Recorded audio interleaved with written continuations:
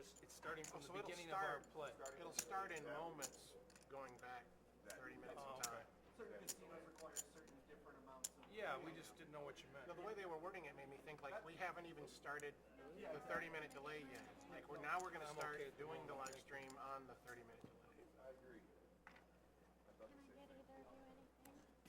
No, thank you.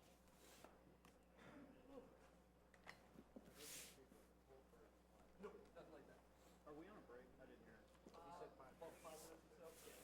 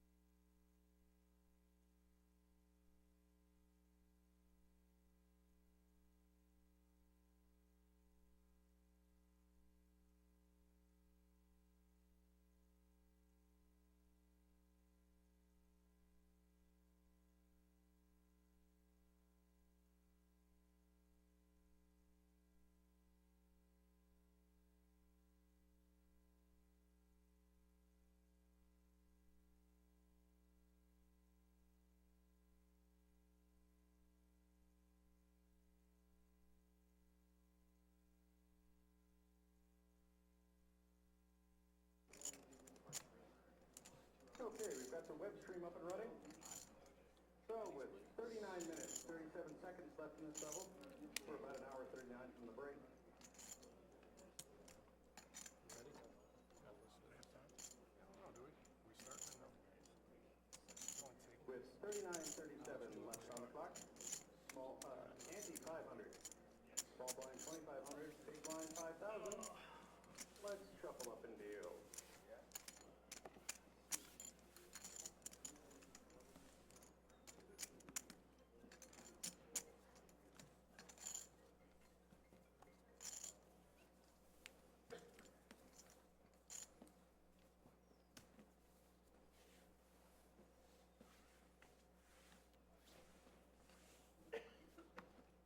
Dan folds to start us off. James comes in for 10,000. Sean folds, Debbie folds. Gil folds. 10,000 is on Craig.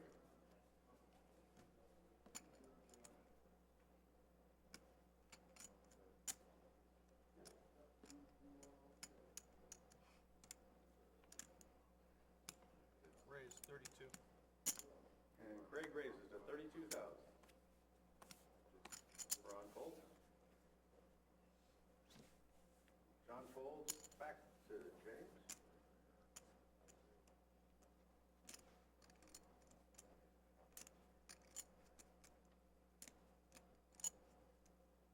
I'm all in. And James moves all in.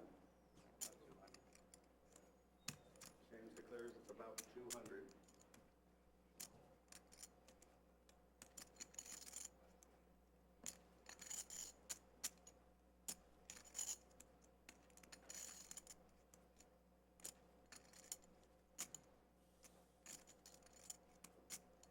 Can you pull in the 32 and count the rest, please?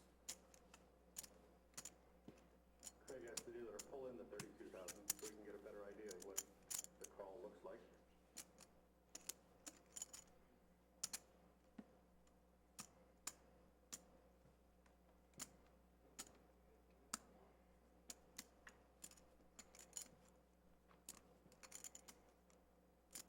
$152 more. Just say the number again. 152,000. It'll be 152,000 to call.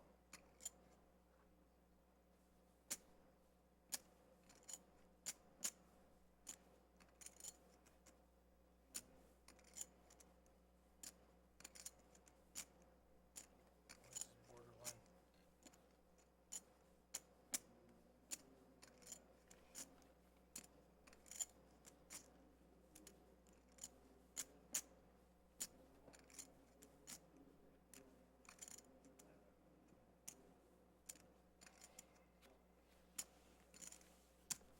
And Craig folds. James will take down his all-in bet.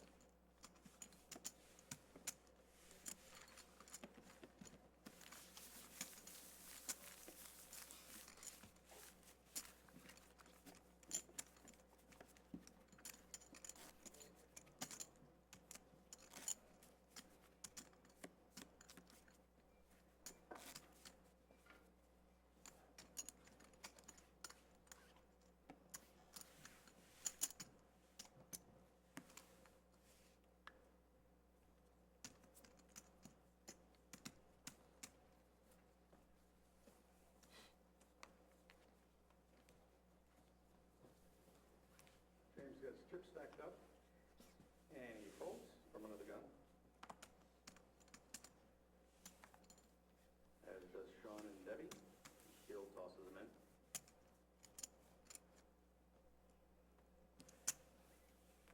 Greg folds.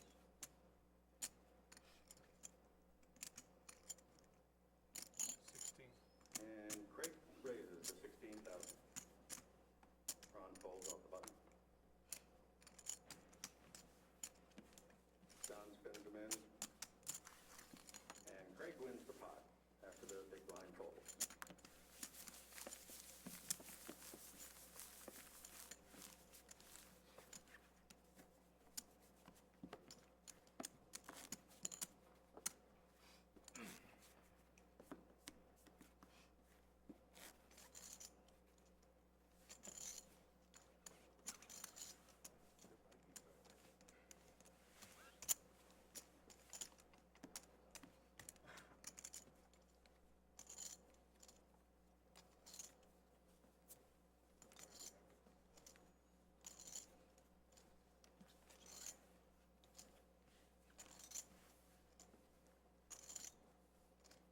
first to go from under the gun. He folds.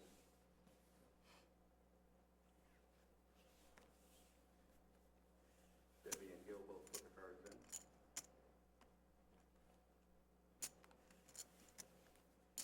Greg folds.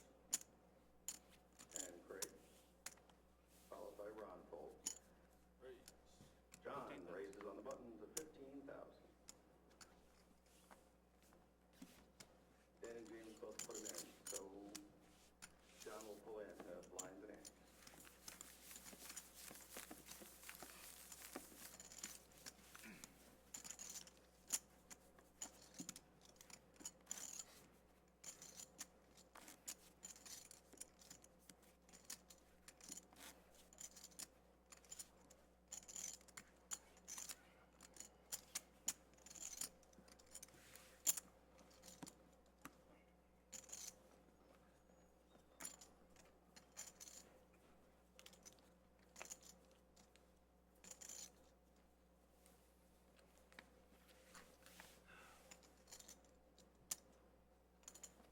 We've got Debbie under the gun this time around.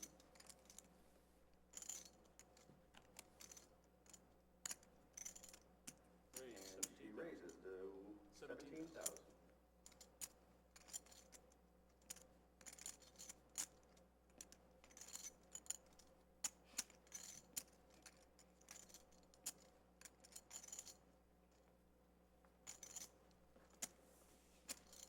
Gil folds. Rick takes a look and lets him go. Important strategy. Look at the cards before. So Kate lets them go. Ron and John put their cards in, followed by Dan. James folds. Saw him on the big blind. Also fold. This time Debbie gets the blind and in.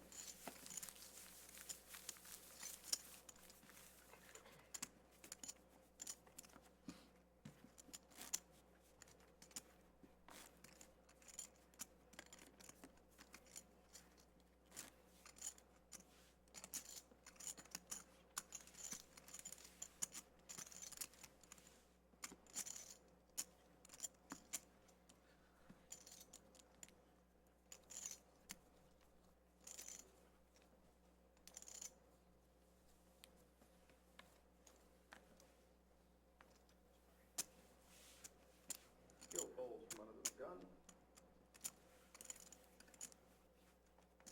Fold from Greg. And Craig. Ron folds. John folds. Dan raises 12,000. James throws his cards over the button.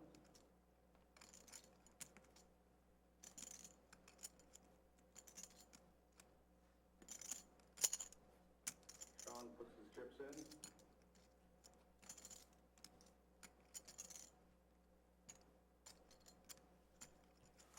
And Debbie calls. We are three-handed for this flop. 10 of diamonds, 8 of diamonds, and a jack of hearts.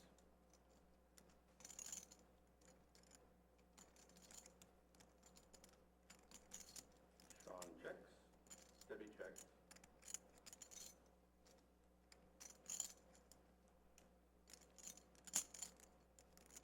Dan puts in 18,000.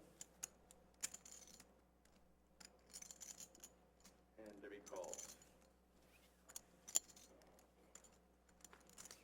And on the turn, an ace of diamonds.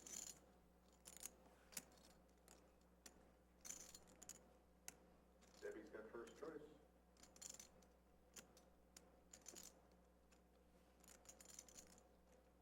She bets out 30,000.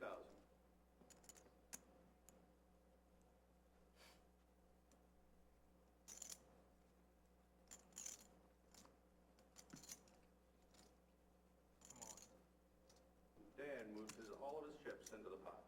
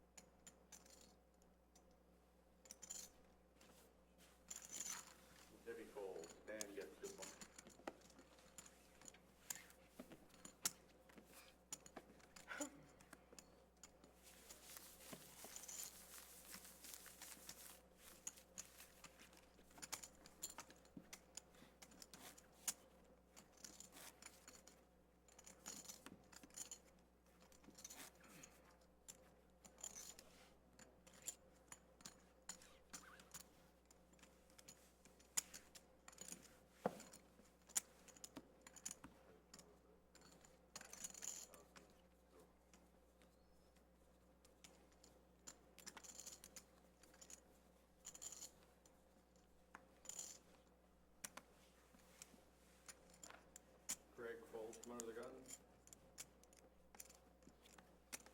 Greg's next, he folds. Ron and John toss their cards in. Dan comes in for 12,000.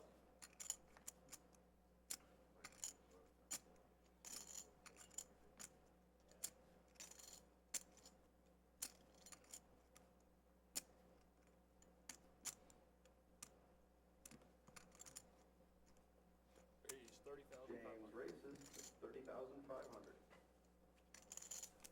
Sean folds his button.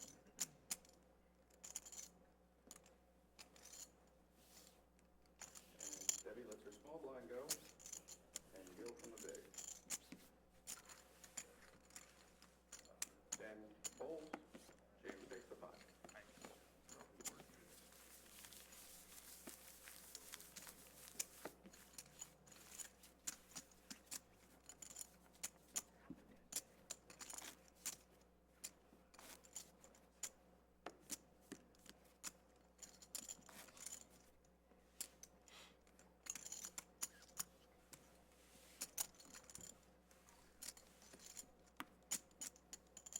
Big blind.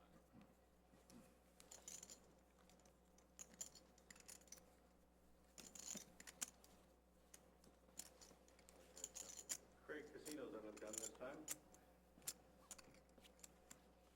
Folds. Ron and John and Dan put their cards in. James lets them go.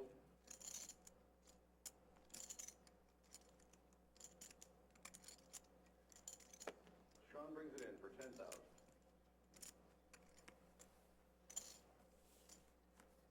Debbie folds. Gil makes the call from the small.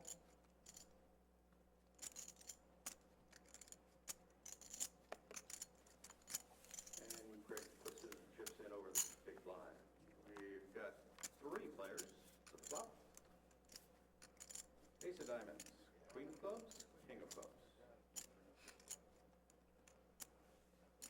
Checked around. And the 10 of clubs.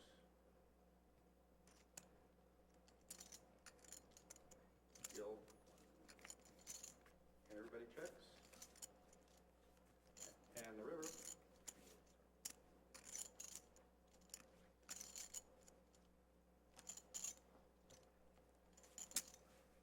Sean chose 2 pairs. Kings and 10s with an ace. 3 clubs out there, right? And that'll take the pot. As Greg folds.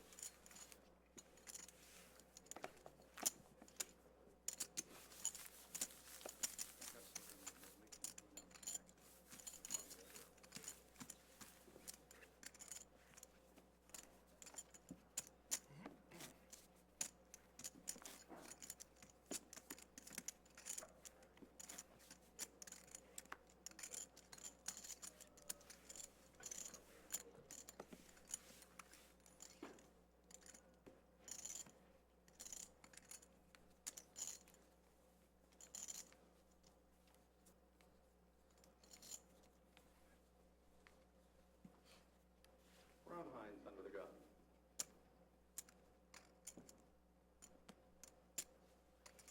Folds.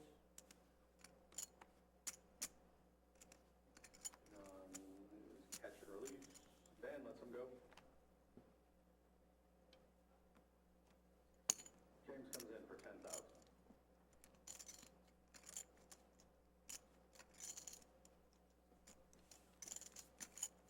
Sean takes a look and folds. Debbie looks.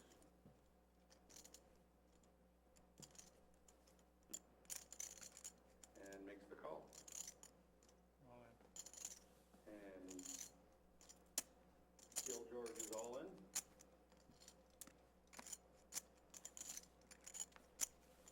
Greg folds.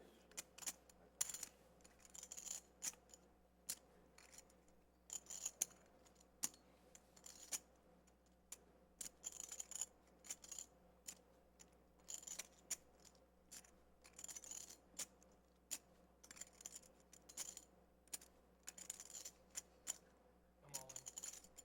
Greg raises all in. James folds. And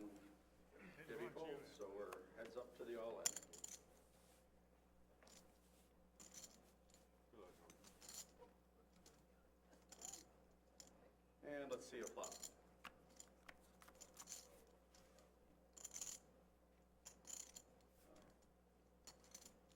We got a 6 of clubs. 9 of hearts, 4 of spades. I probably want you to talk to them.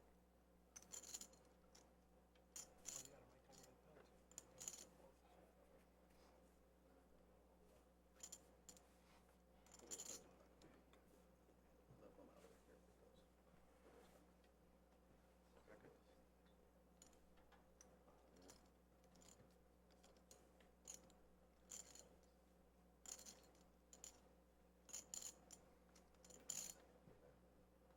Okay, pair of queens are ahead.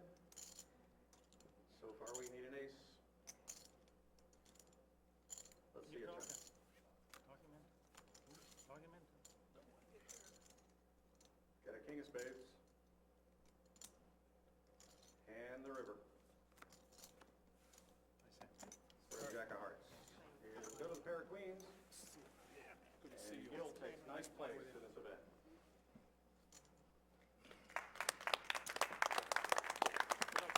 Thanks, buddy. Okay, we're gonna take a short break. Nope.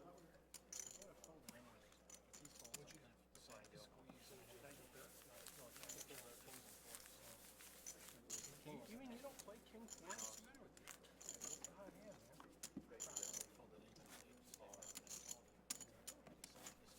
And hold the shuffle, dealer. Now hold the deal. Go ahead and shuffle up and hold. We're doing what's known as a bump to break. The rest of the world will think this is a commercial. But you guys gotta wait just a moment or so while they do the lead in to the commercial over there.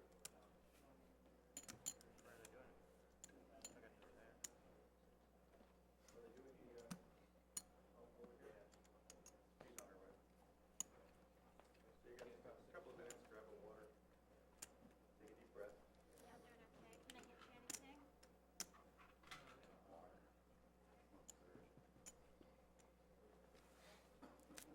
Can I get you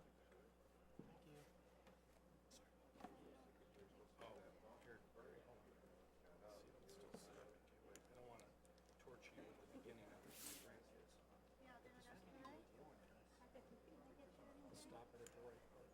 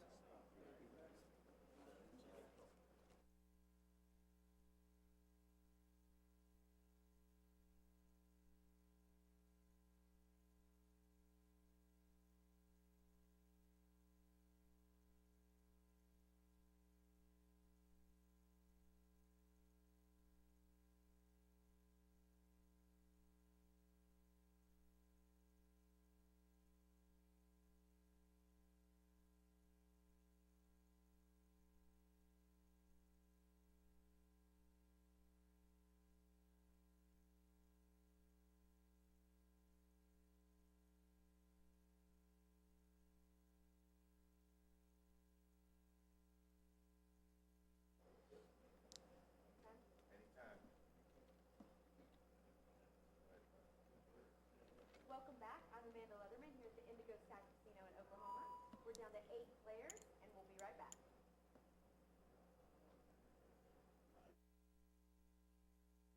Do that one more time. That was really good.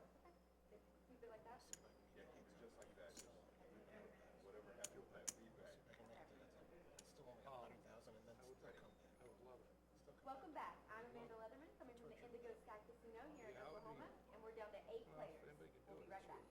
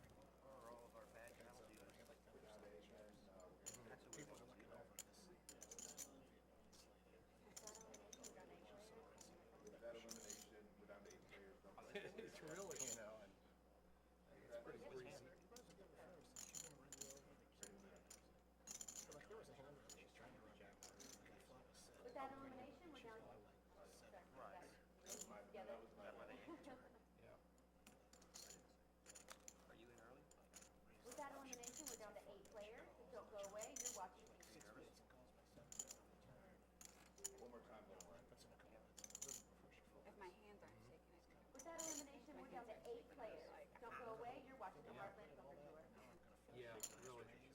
That's the main positive.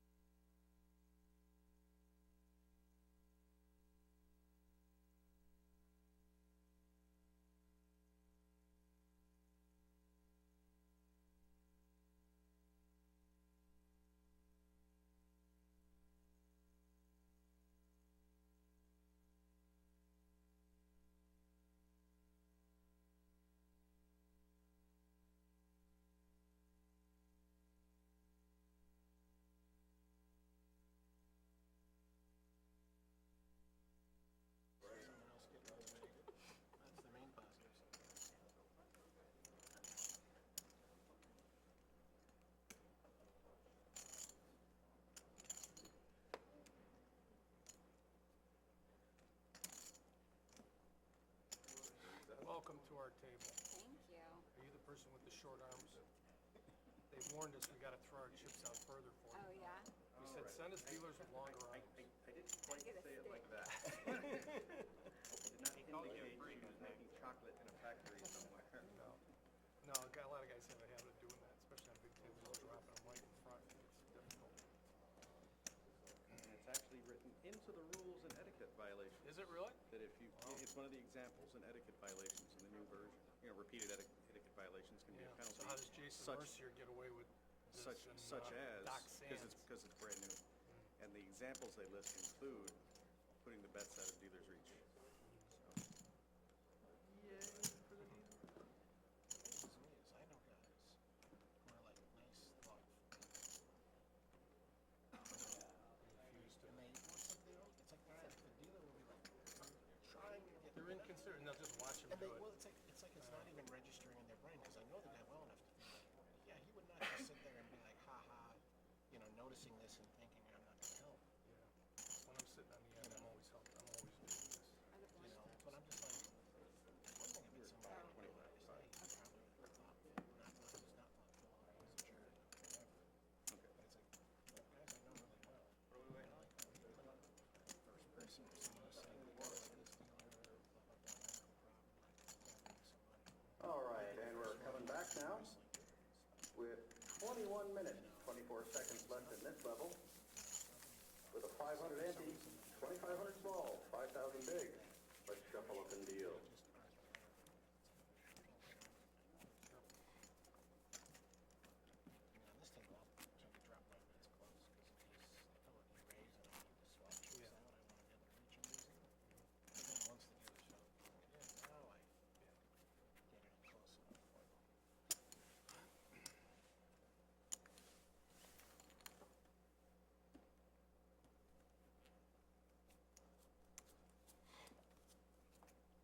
I saw that. That card tilted.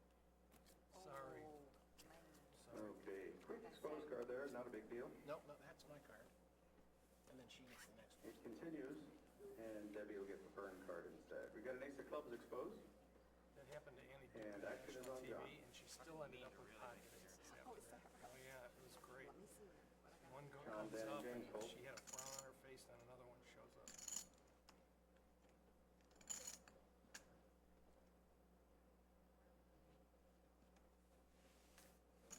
Sean folds, and Debbie folds. This time. Raise. Greg makes a raise on the button to 10,000. Greg folds the small. And Ron calls from the big. We're heads up. Let's see a flop.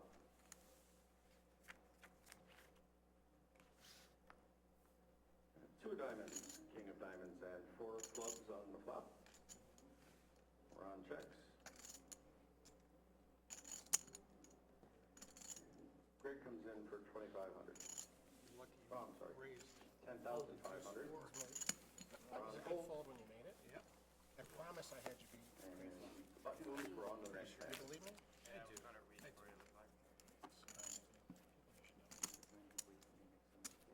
We're gonna have to get you the craps table hooks. I don't know why they don't let dealers use a stick like this long with a, curved thing that they want, and just set it on the I've seen it ground. a couple of times. The What's dealer the has big like a deal? mini croupier stick. Yeah. Your back must be Bringing the sore at the bets. end of the day. I saw a dealer using an empty rack one time too.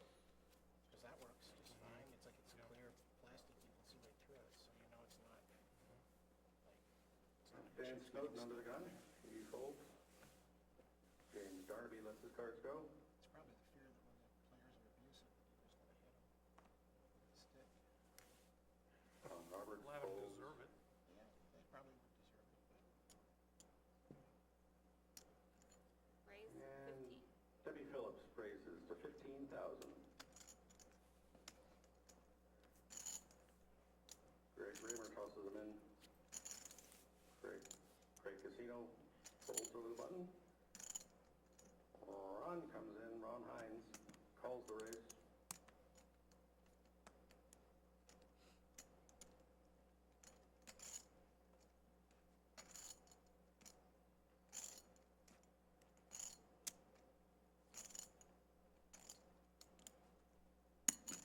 John Land thinks about it and comes on in for a three-way flop. Three-way flop. King of hearts, five of diamonds and a five of spades hits the board. Ron checks.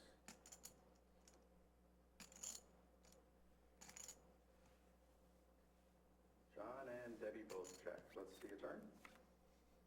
Four of spades.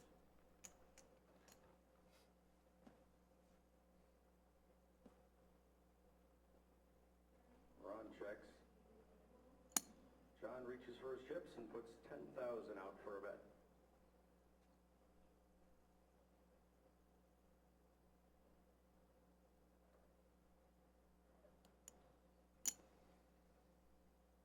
Debbie makes the call, and Ron folds. We're heads up to the river, and a four of hearts.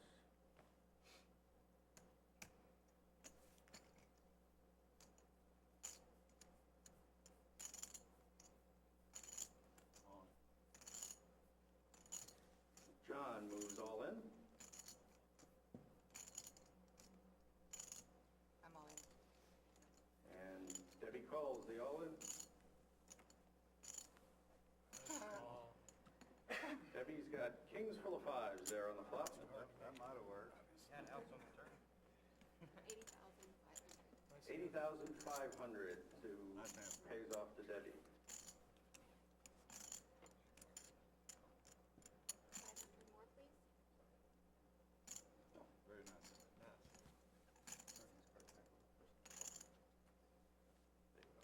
Drawn dead. six of spades. Yeah, you hit it. That was Six the only spades, river yeah. yeah, six of Six spades spades. would have done it. I'm sitting here trying to remember if I folded And queen dealer five or pushes queen the four pot and to thinking Debbie. I don't care. I won. Let's move on to the next Folded hand. king four. Actually, you're right. You had six spades. Yeah. Double up. I'm glad I got it. I was like, when the flop came, I was like, did I fold queen five or queen four? Debbie stacking her double up chips. I'll take you with that. Played that well, When that young river lady. four came up, I thought, holy crap, You got me. no one expected that. I would have done it if you had more chips.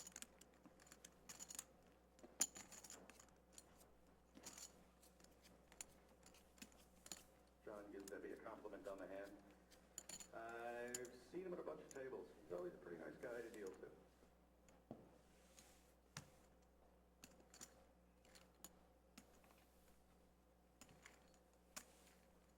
James and Sean fold from their positions.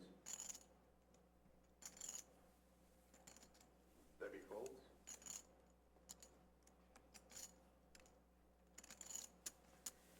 Greg folds, and it's around to Craig.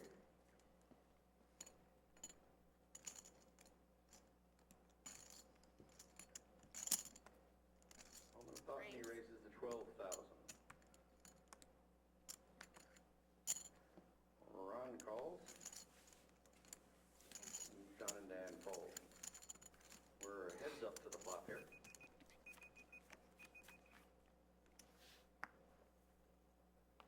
got a king of diamonds, 3 of clubs, and 6 of hearts.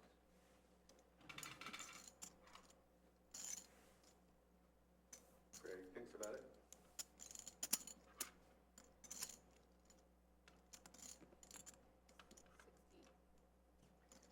And makes a bet of 16,000. Ron calls, and let's see a turn. 2 of diamonds.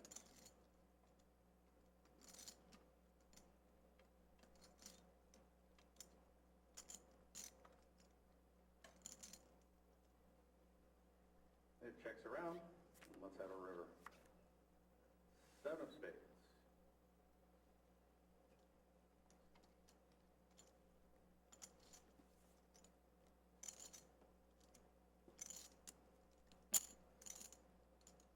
Craig bets 16,000. Ron makes the call.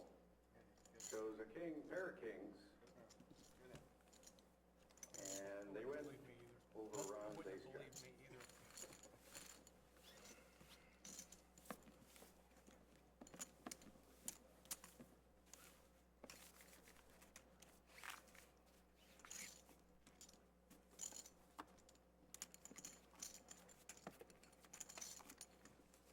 was thinking you might have king jack or something like that there.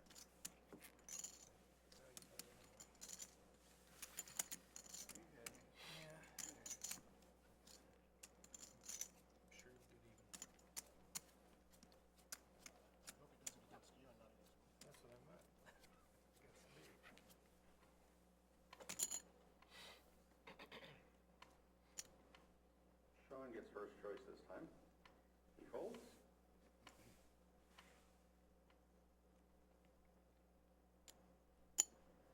Raise the 10. Debbie makes her bet, 10,000.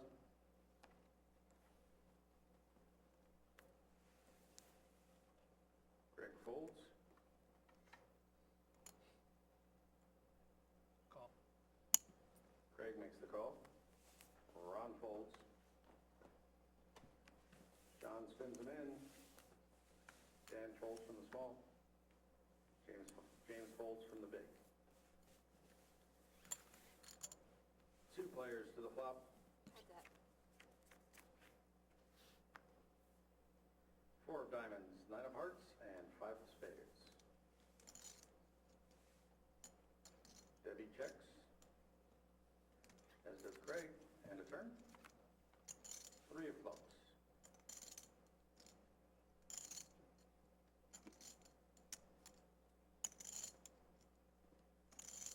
Debbie makes her bet, 10,500 chips.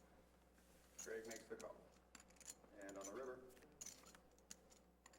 king of clubs.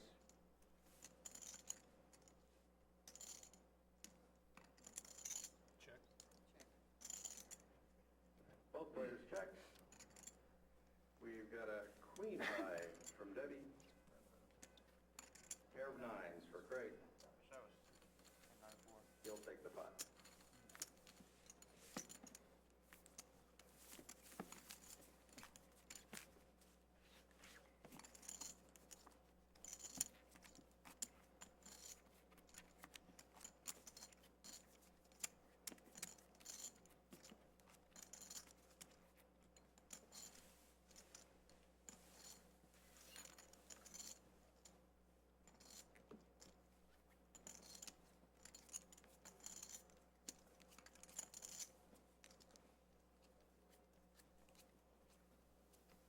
Runs on Dan, puts James and Sean in the blinds. Debbie's first act.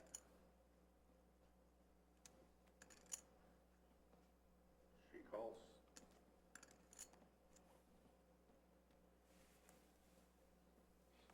Calls the big blind for 5,000. Craig makes the call. Ron and John fall. Dan calls. As does James.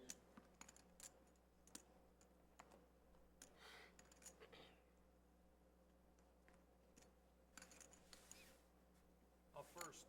And Sean checks his Yes, option. it is. 5 players. We've got 5 players over to this flop. diamonds, 7 of spades, and a 5 of diamonds. James does a check. Sean will make a check. Debbie checks. Craig is checked. And Dan makes a bet of 10,000. James and Sean fold.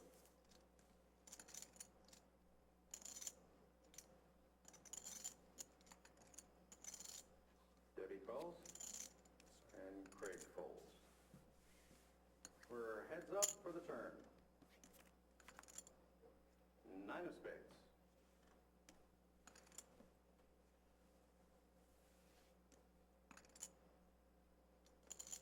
Debbie checks. And Dan comes in for 16,000. Yep,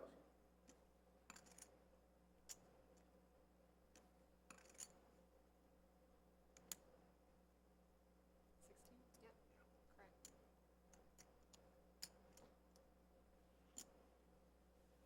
Debbie calls. And let's see the river. Queen of clubs.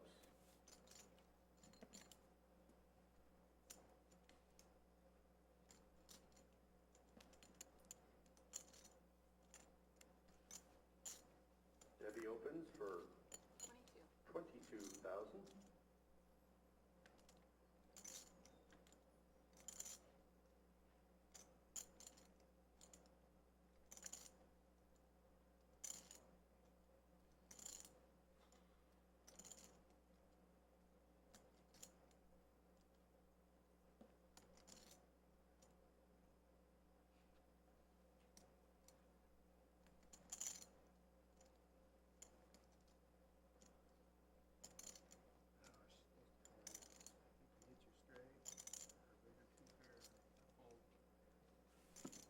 Dan folds his pair of tens. 2 pairs. 10s and 9. Debbie rakes in that pot.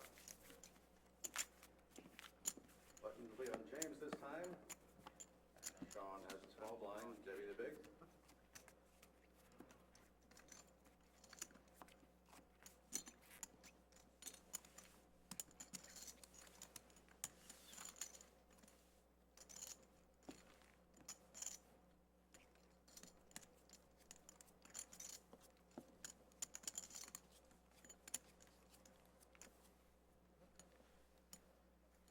First action with Greg. Raise to 10. Comes in for 10,000. Craig folds.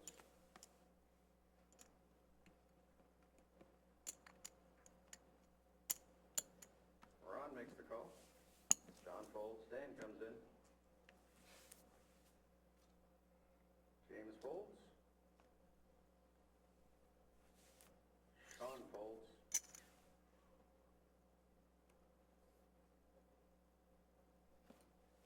And Debbie comes in for that. 4 players. 4 players to the flop.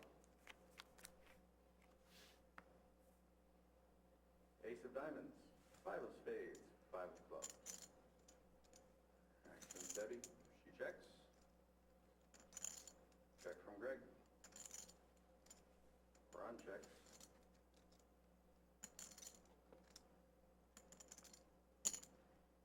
Dan puts out 15,000. Debbie folds.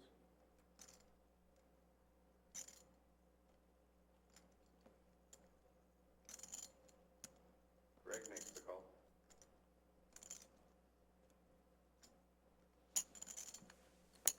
And Ron calls. And the turn? 8 of spades. Greg checks. Ron checks.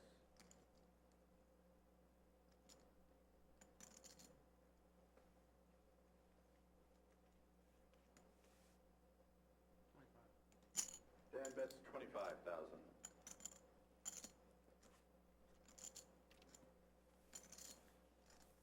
Greg folds.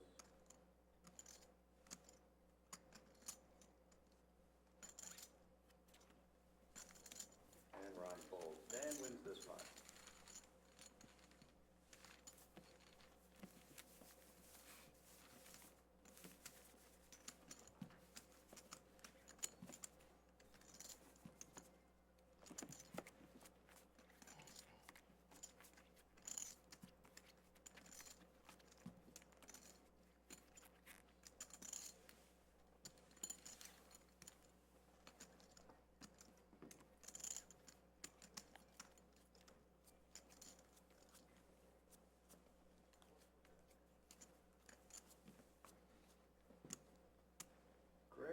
big blind.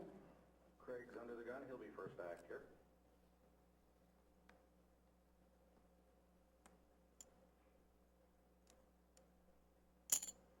Raise.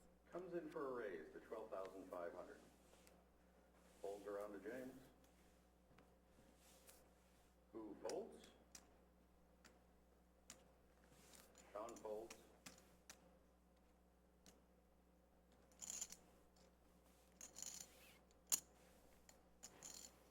Debbie folds.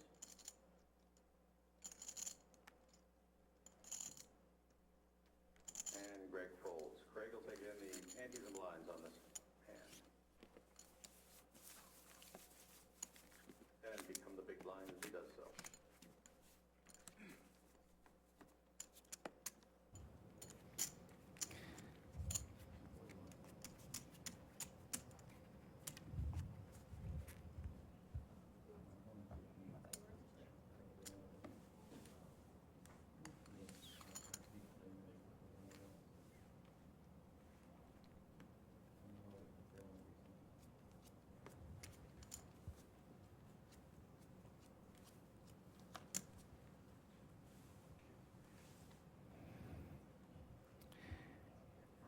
Ron folds from under the gun. John and Dan put their cards in, followed by James. Sean folds. Debbie folds.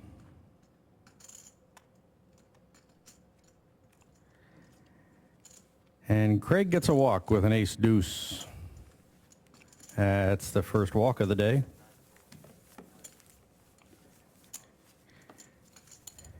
And the button's good. We've got John under the gun now.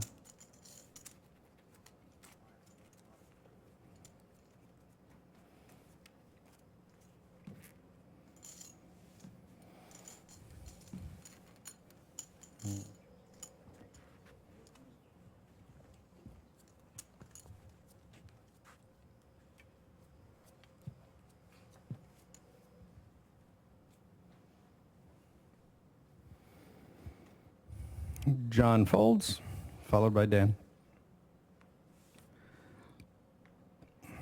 Fold from James.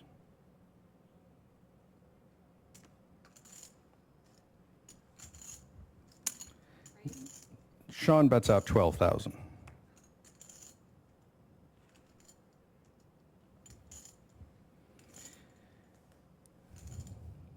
Debbie lets her cards go. Greg folds.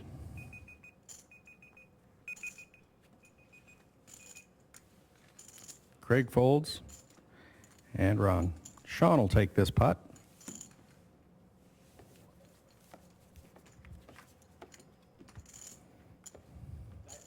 Diet Pepsi.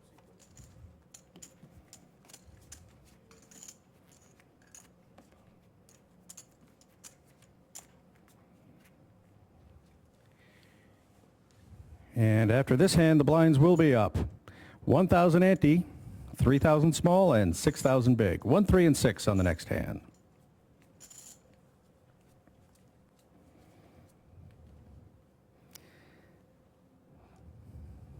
Dan is first to act. He folds.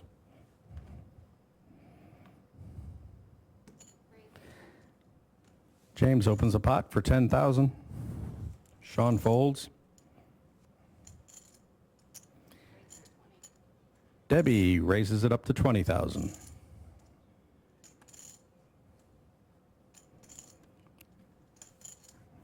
Greg tosses them in. Greg also folds. Ron and John put their cards in. Actions back over to James. And 10,000 more for James, from James for the call. I see 3 players. Look like 2 players. Making sure the pot's right, and here's a flop. 5 of spades, 8 of spades, and a 10 of hearts. James checks over to Debbie.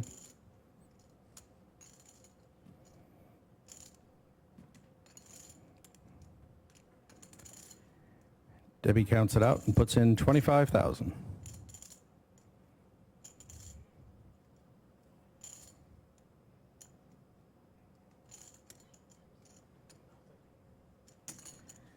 James calls it.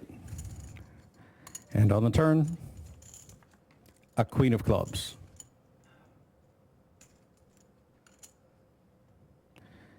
James checks.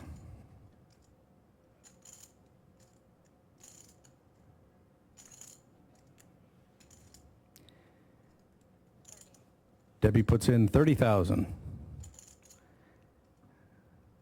It's on James to call.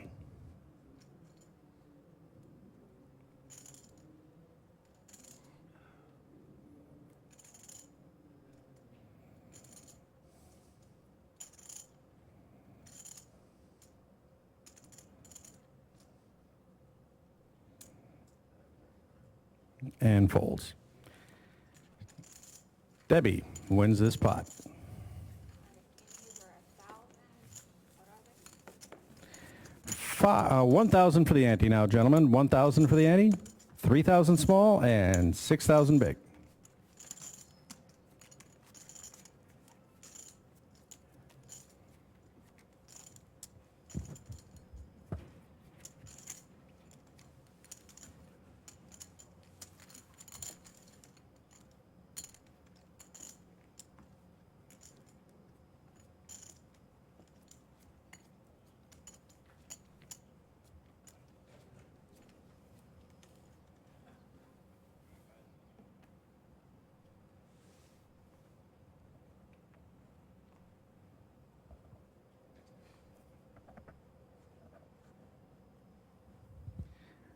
And it folds around to Debbie.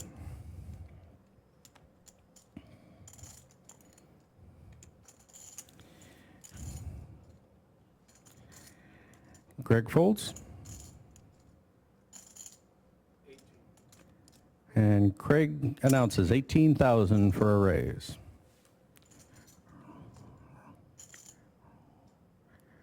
Ron doesn't want to call. He folds.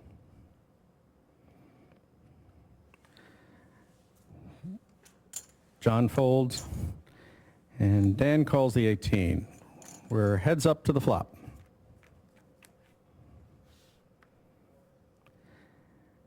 And the board comes out 7 of spades, 8 of spades, and a 6 of hearts. Dan check, and Craig bets 22,000.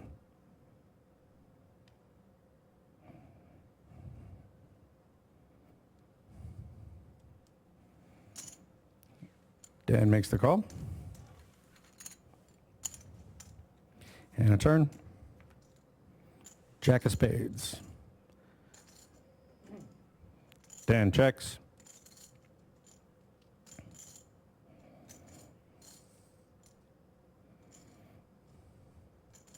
And Craig checks for a river card. 3 of clubs.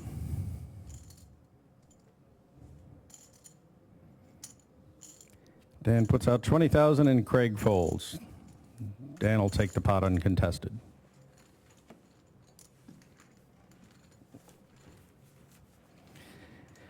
And we got a new dealer coming in.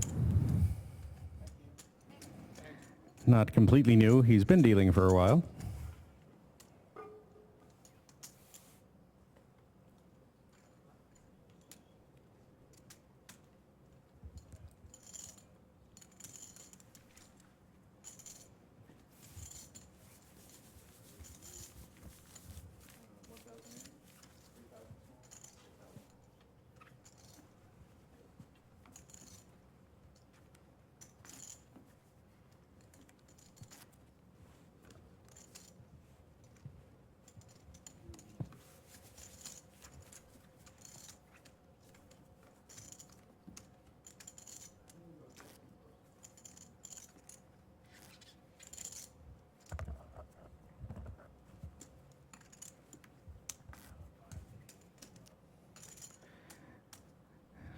John has the button, so Sean's under the gun for this hand.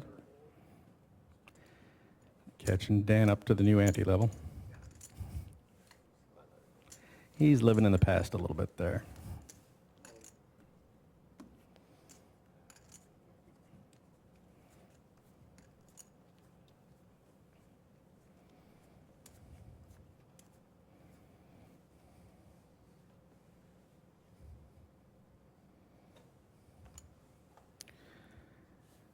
Sean's first act, he folds. Debbie takes a look, puts her cards in.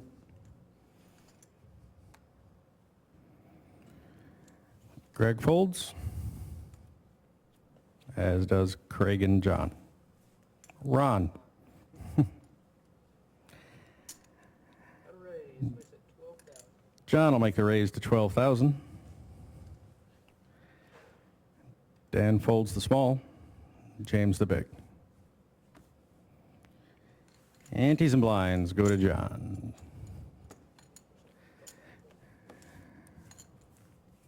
Dan on the button, small and big go to James and Sean. It'll be Debbie first act on this hand.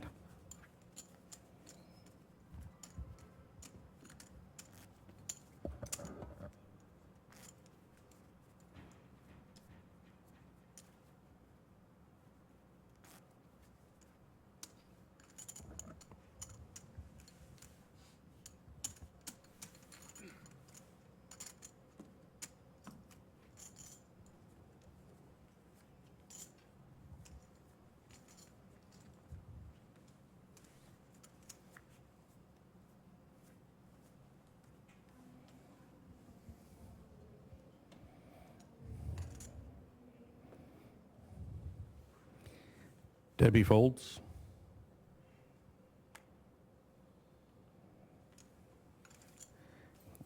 Craig and Ron fold.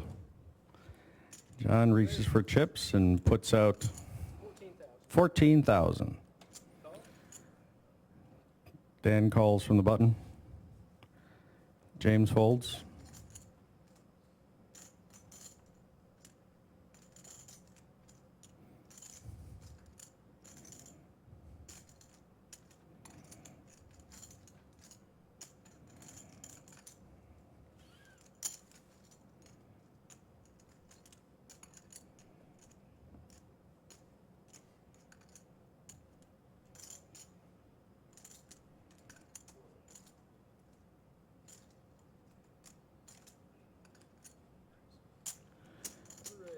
Sean does the math, 3 raises, and that raise wins him the pot.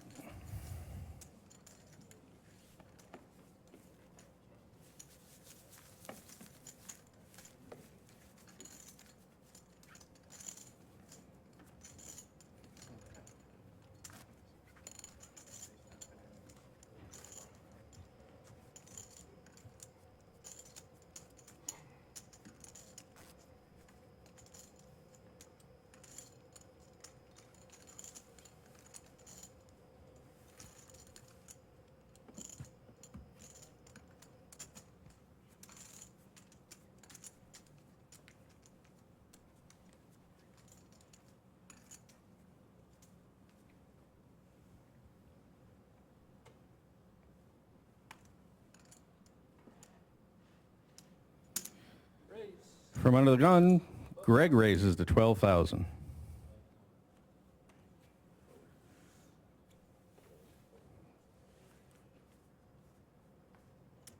Craig folds. Ron, John, and Dan follow suit. And James is all in from the button. Sean folds. Debbie folds, and Greg makes an easy call with a pair of aces. James shows a pair of 9s.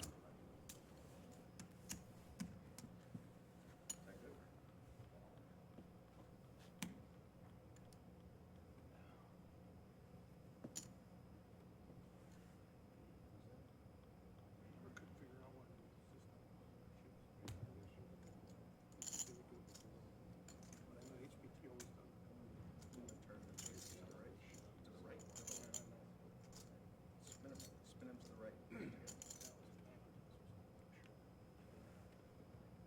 Make the 9s look like that. And bring them down. I'll make them look like aces. They're gonna look better than they did in fact. I hope not, but if it is, oh well. Nothing I can do now. I'm just arrogantly confident.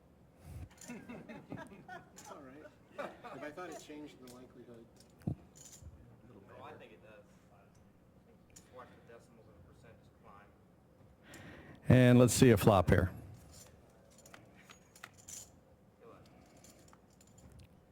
Six of hearts, eight of hearts, and a jack of diamonds. Greg's ace of hearts looks pretty good in the flush race. Got a straight draw for James. Let's see a turn. I almost said out loud, the seven of hearts would be like the most exciting turn card, and I didn't say it in advance. What a card. And that seven of hearts, obviously here, gives James the straight draw. The heart straight flush draw sort of reduces the number of hearts that Greg can get for his flush. And let's see what happens on the river. And a 7. 9s and 7s for James. The ace is up for Greg, so he'll double up on this one.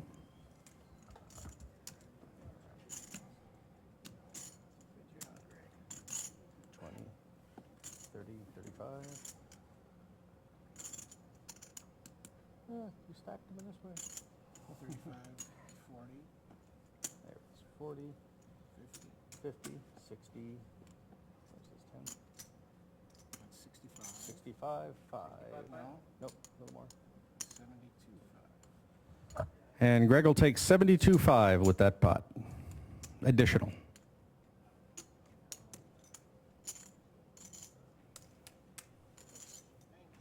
And that's the count. And Greg Raymer gets his double up on that hand.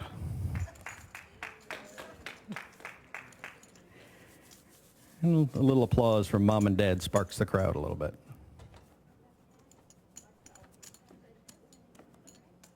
You know what, I'll buy them all like 2 shots of tequila each. Go ahead, I'll keep drinking. And Craig Casino, ever generous man that he is, offers a double tequila to the rest of the players. He's good with his Diet Pepsi, however.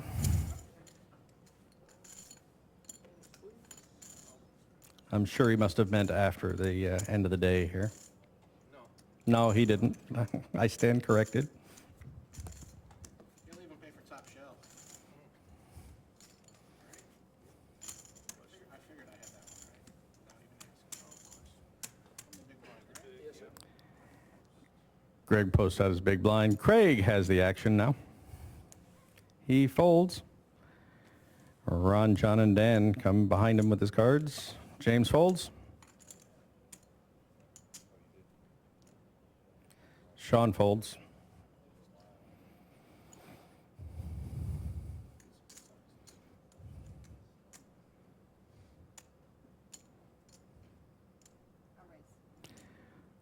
Debbie raises the blinds. 13,000 is the bet.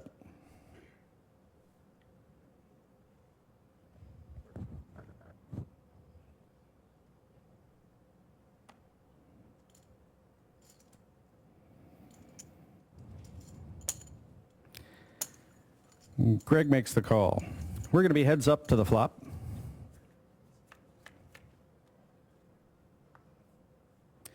Got a 7 of spades, 10 of clubs, and an ace of hearts. Debbie checks. And Greg checks. And on the turn, an ace of spades.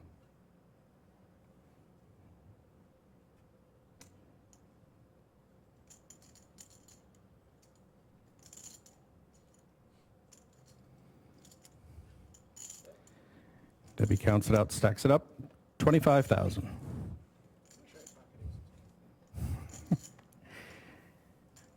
Greg wishes for pocket aces, and Debbie wins the pot.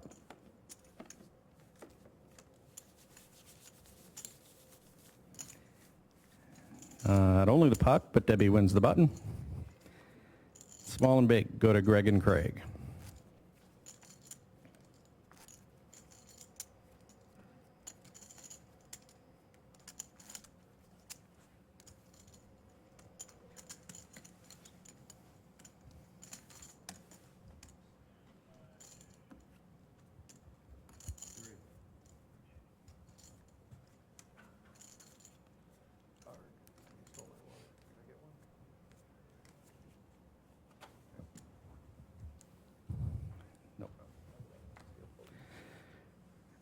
Ron folds.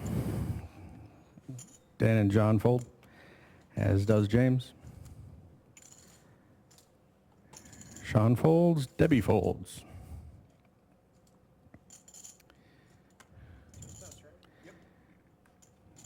Greg confirms it's just the blinds and folds is 84. Craig shows a king 5, pulls in the antes and blinds. 8-4, 9-4. Oh, yeah.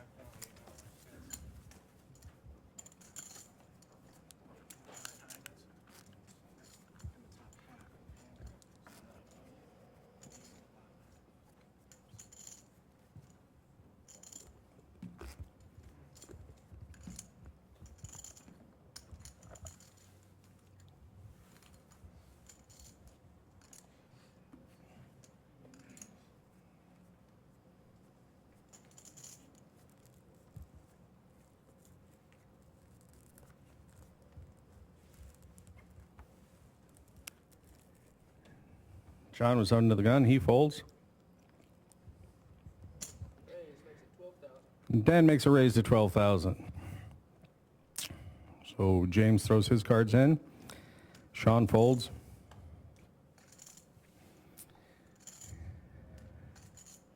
Debbie folds. Greg folds. 4 spades got exposed while he folded. Craig folds.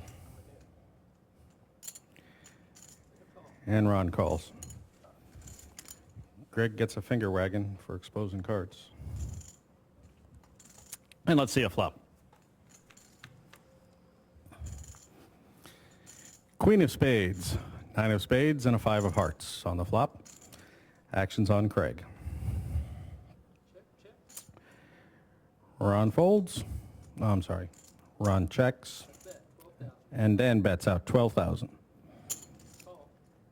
Craig calls. And Ron moves it all in.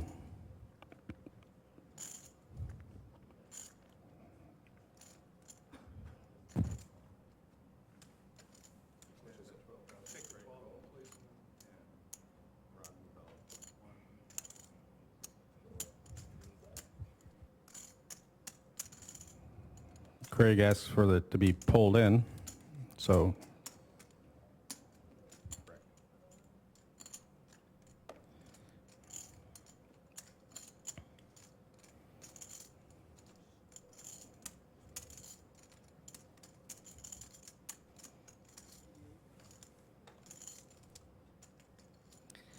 and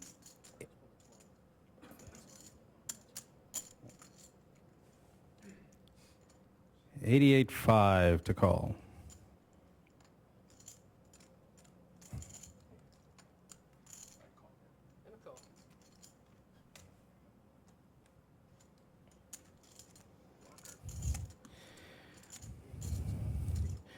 Craig has got his open-ended straight draw, 9-10 Jack Queen. Ron's got a pair of queens. And let's see a turn. 2 pair for Ron. That gives him queens up.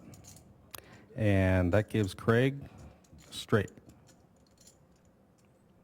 And the river. And a king for a straight to get better. Ron needed a queen or an 8. Didn't quite make it on that one, so he finishes out in 8th place, and that'll pay him $5,382. Good work, Ron. Do you want Ron here as well?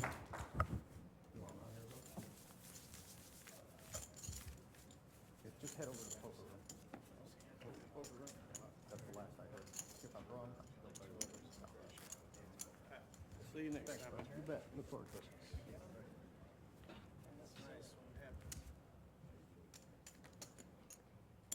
Okay, we're going to hold the deal again. We're going to do another one of those commercial bumps and stop the clock. How long have we got? About 2-3 minutes.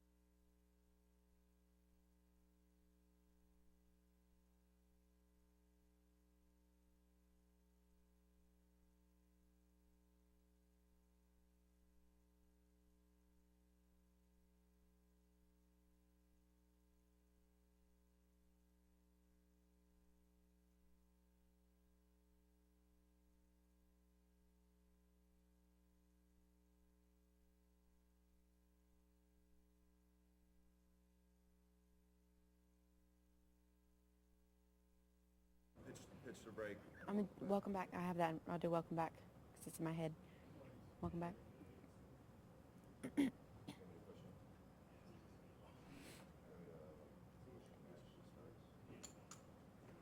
you're ready. Okay.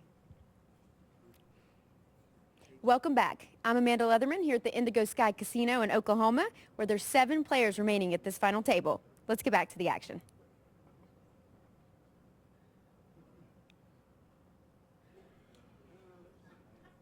One more time for safety. Okay.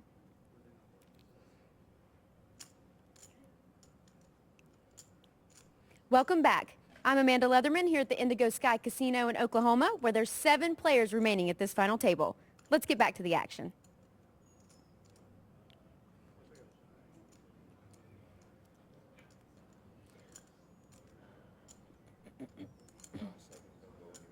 Right. Okay.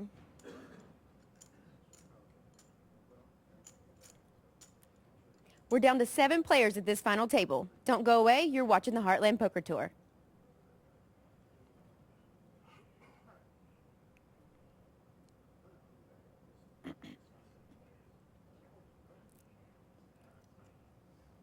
Down to 7 players.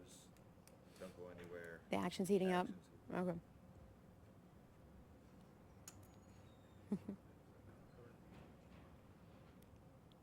Yeah. We're down to 7 players at this final table. Don't go away. The action is heating up. Oh, wait. The action is heating up? Okay. Yeah. Yeah. Let's do it again. We're down to 7 players at this final table. Don't go away because the action is heating up. You're watching the Heartland Poker Tour. That's good. Thank you. Thank you.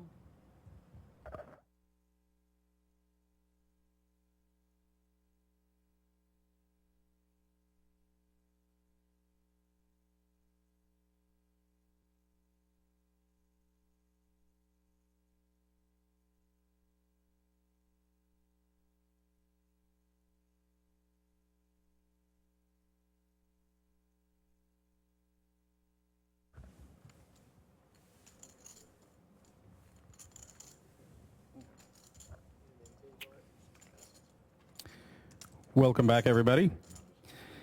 With Ron getting knocked out, that means we've got a dead small now, so John is going to be our single big blind. We've got 33 minutes left in this level, so with the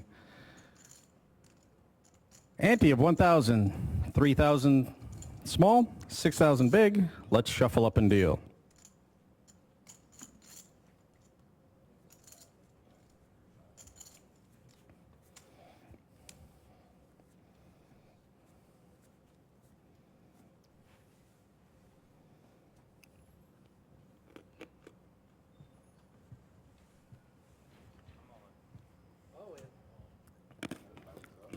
Dan folds.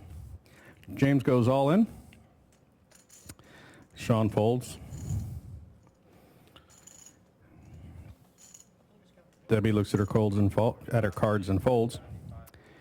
Greg asks for a count.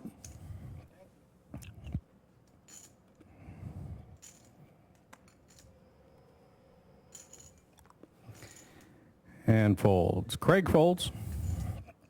Decision on John. And he folds as well. James grabs the antes and blinds to his stack. Blind duh. He has won the minimum. Button's actually dead. It's sitting in between Craig and John now. John is the small blind. Dan's the big. Let's have a vote. You're a chick lady, they always got vote.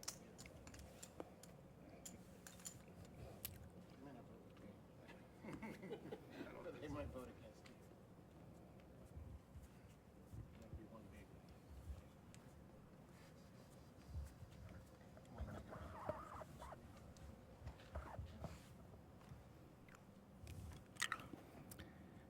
James and Sean fold, as does Debbie. Greg folds.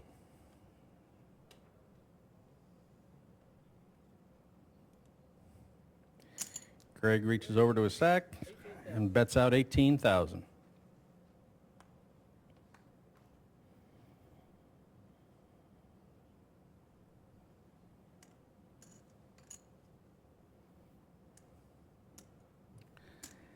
John thinks, shuffles, and raises. We're going to count out the raise, as Dan is already folded.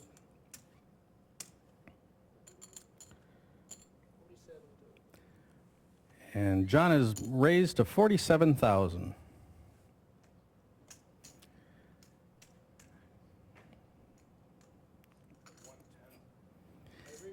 And Craig re-raises to 110,000.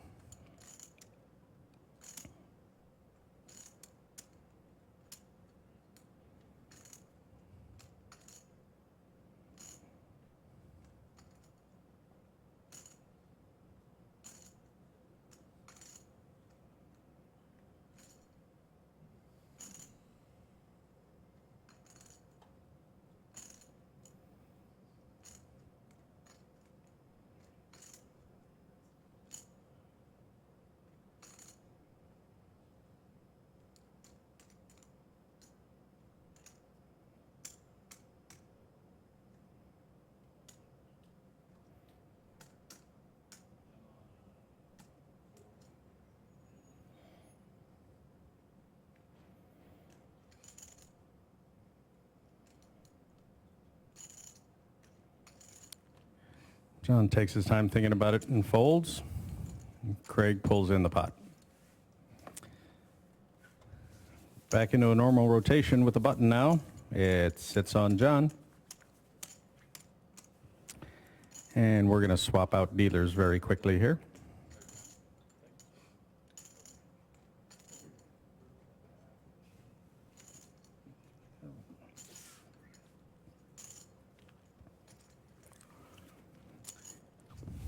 Dealers verify the deck real quick before as they come in. Checking to make sure all the cards are there, as well as showing all the cards to the players.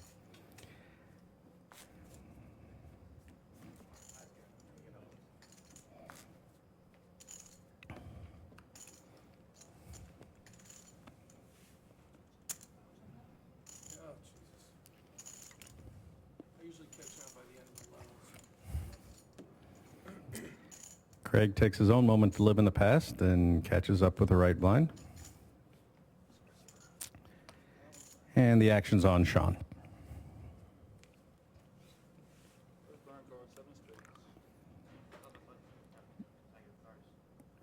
The button can get consecutive cards now. That's been changed lately. So we have a 7 of spades as the exposed card. The burn card went back out into play.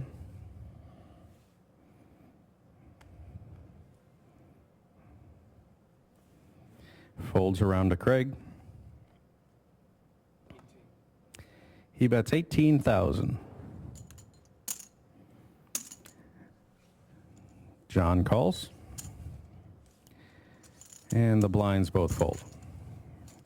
And here's a flop. Two players see a queen of hearts, 6 of hearts, and king of clubs. Craig checks.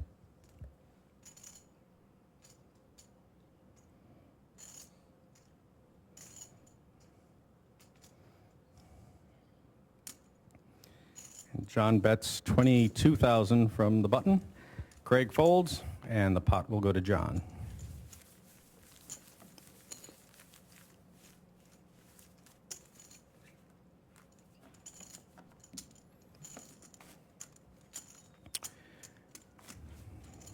That'll give Dan the button, James in the small, Sean in the big.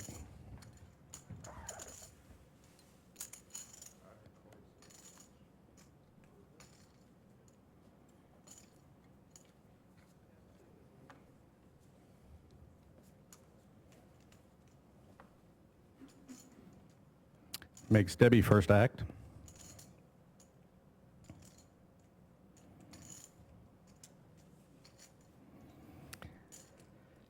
Debbie folds. Greg throws the cards in.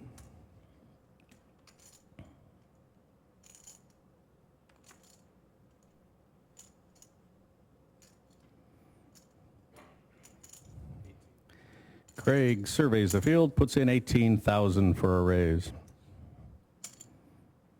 Dan calls. James folds the small. Sean folds the big. We've got 2 players in this hand. Let's see a flop. 4 of diamonds, 5 of clubs, and a king of diamonds. Craig bets out 22,000.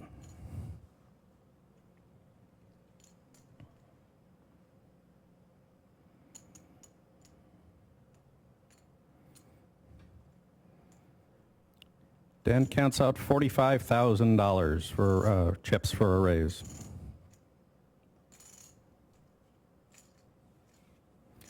And Craig folds.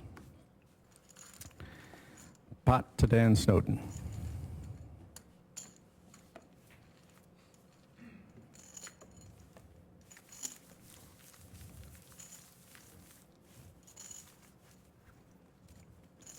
James gets the button now. Sean in the small, Debbie in the big. Greg first act.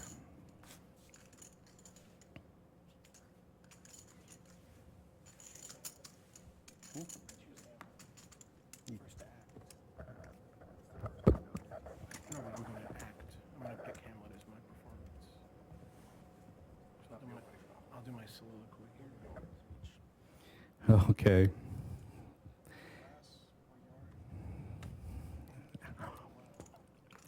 As Greg does his Hamlet soliloquy, he folds, followed by Craig and John. And Dan bets out 13,000, 14,000.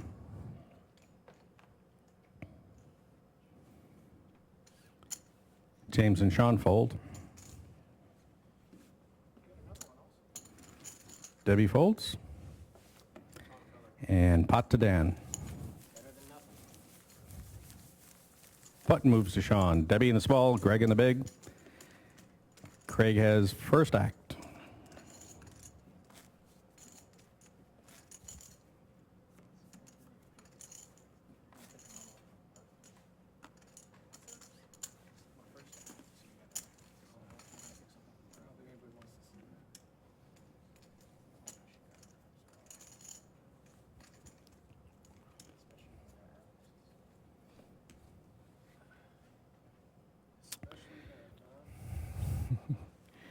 Look and fold from Craig.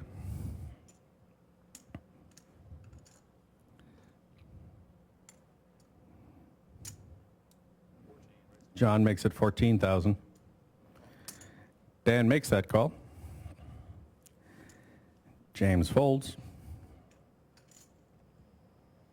14.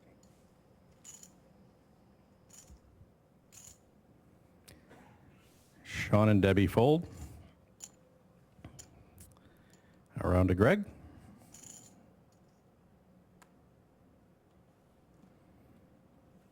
And Greg folds for a heads-up flop.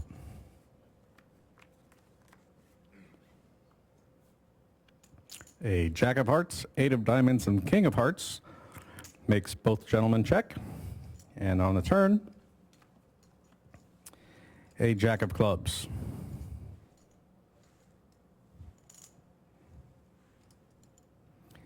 John checks.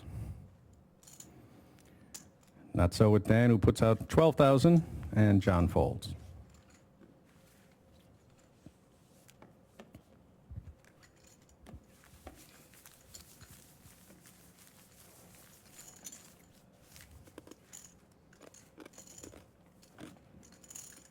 Debbie's got position with a button now. Greg in the small, Craig in the big.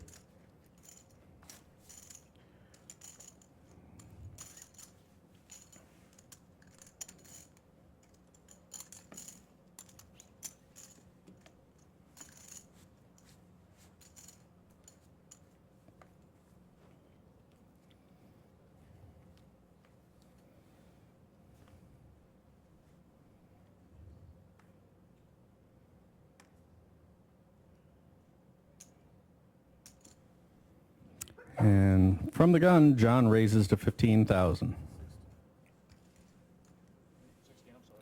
with a chip hiding. Let's make it 16,000. Either way, Dan and James is folded. Sean folds. Debbie folds.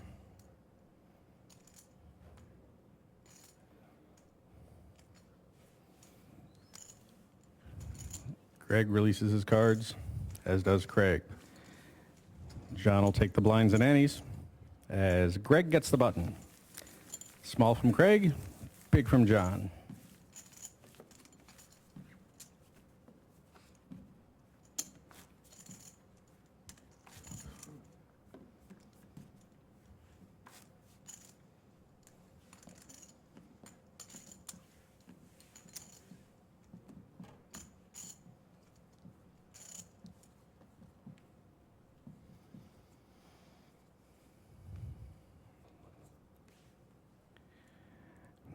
Dan is first act. Bets out 12,000.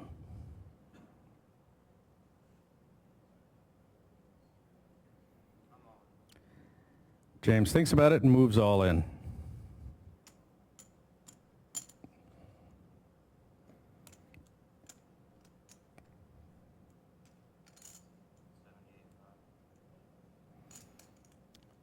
James lets everybody know he's got 78.5.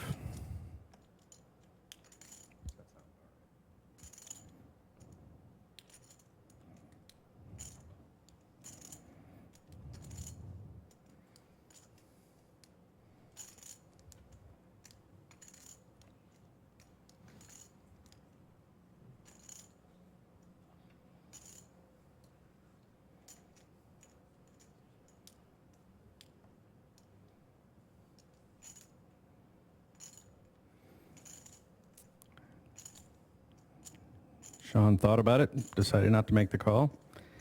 Debbie folds.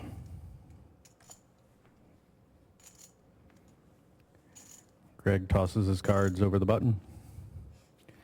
And Craig tosses them over the small. John in the big blind.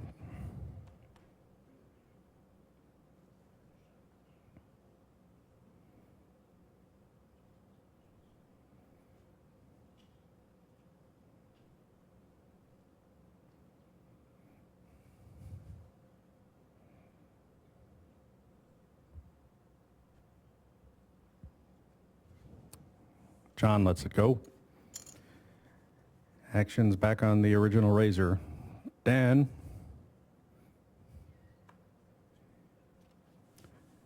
Dan folds, and James will take the pot. Shows everybody that pair of ones known as aces. You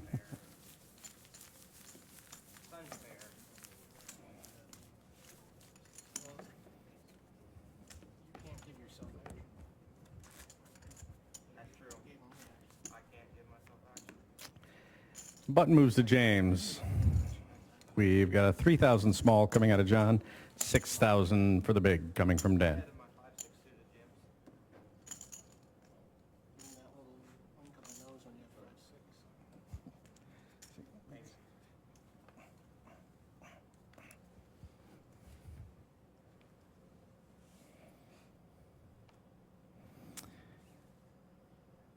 James and Sean both fold from the early positions.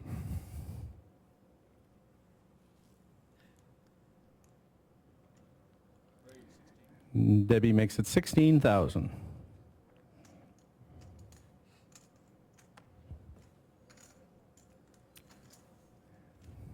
Greg says nope, folds his cards. Craig folds.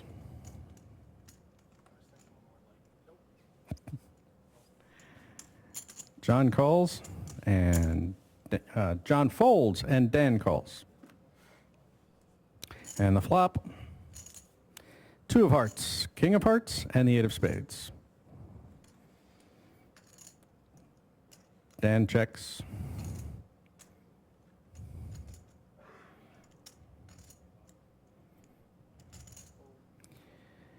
Debbie bets 25,000, and Dan doesn't wait to fold. Button moves over to John. Puts Dan in the small, James in the big.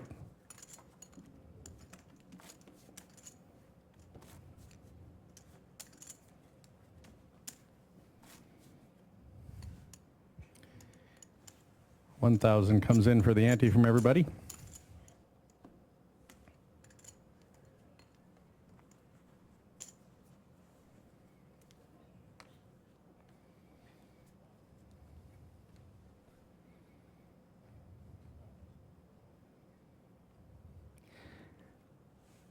James' first act, he folds. I'm sorry, that was Sean's first act, he folds. Debbie folds.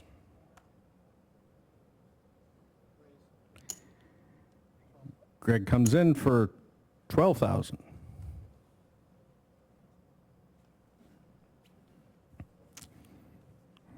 Craig folds. John spins him in over the button. Dan makes the call.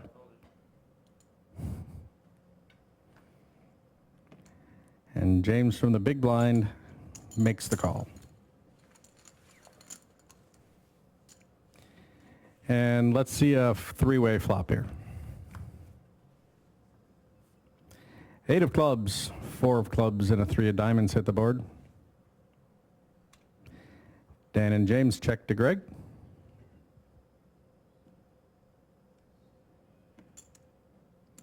And Greg bets 18,000.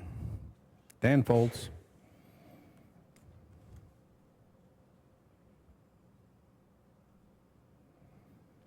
And James fold.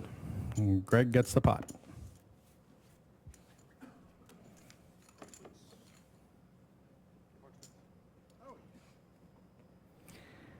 Greg is reminded he didn't win the cards. He has to give those back.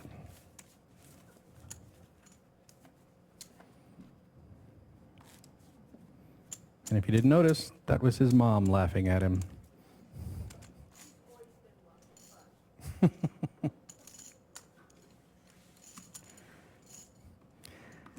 Sounds like mom is where Greg gets his fun from. Mom gets it from Greg, okay. It's true either way. Debbie's first.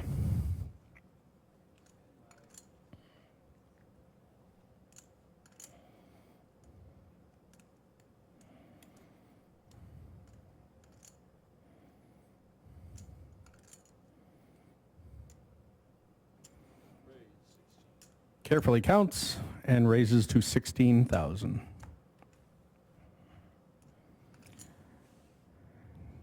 Greg folds. Craig folds. John raises. 35,000. Dan and James have folded. Sean's folded.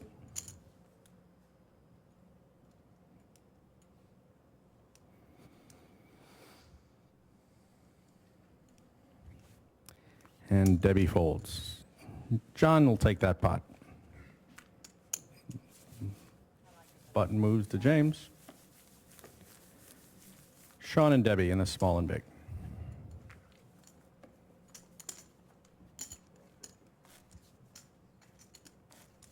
And there is a break after this level.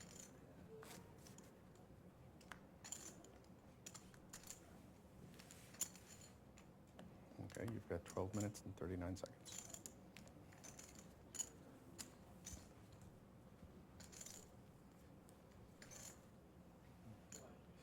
After a 2+ hour, they probably are going to want the break, though. Either way.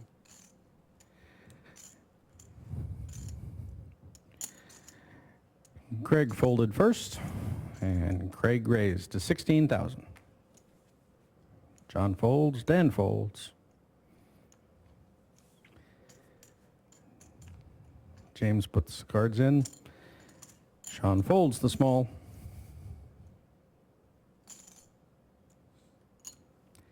Debbie calls from the big.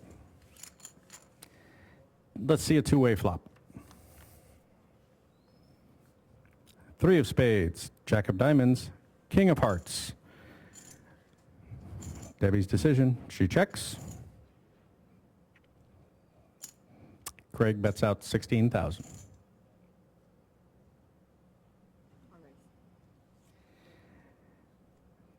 Debbie raises all in. Take it back. She said I raise. Misheard that, sorry. Amount of the raise is coming. 32,000 is the raise.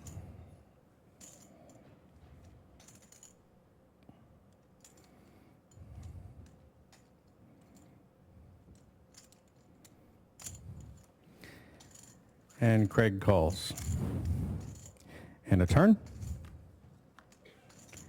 Queen of clubs.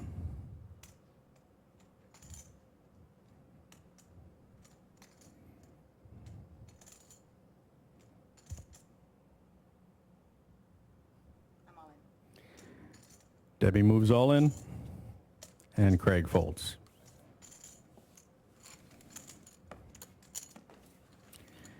Debbie gets that pot. Button moves to Sean, puts Debbie in the small, Greg in the big.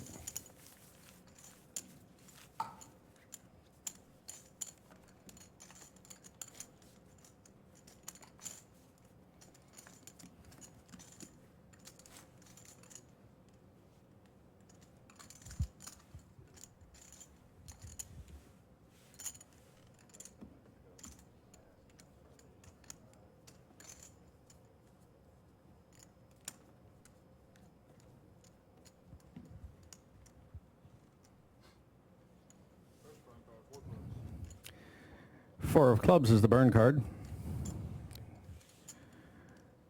Craig folds. John and Dan toss them in.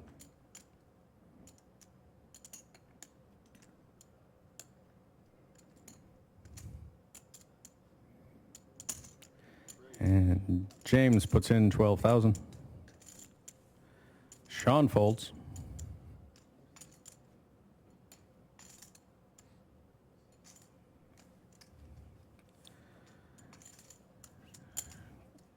Debbie releases the small blind.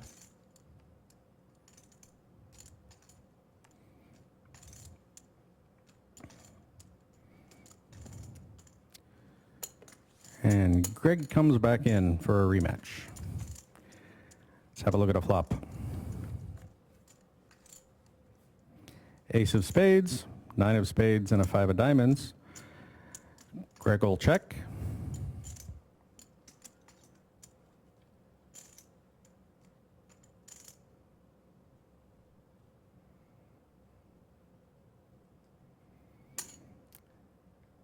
James puts in 11-5.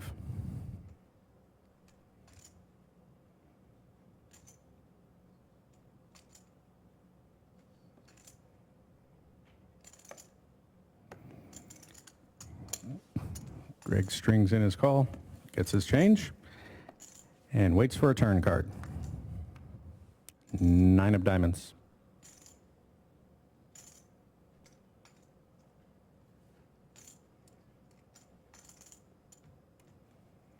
Checks around, and a turn. 2 of diamonds. Greg checks.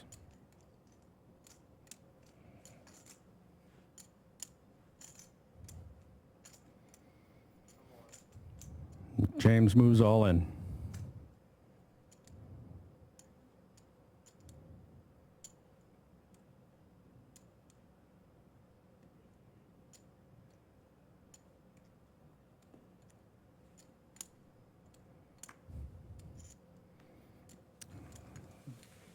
Greg folds. Pot to James. Button comes to Demi. Greg in the small for 3,000. Craig in the big for 6. And 1,000 from everybody.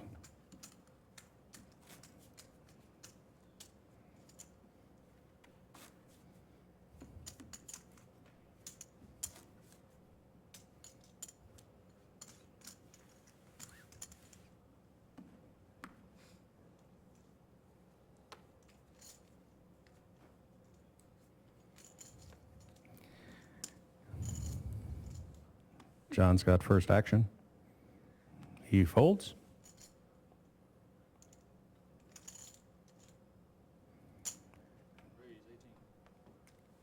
Dan raises to 18,000.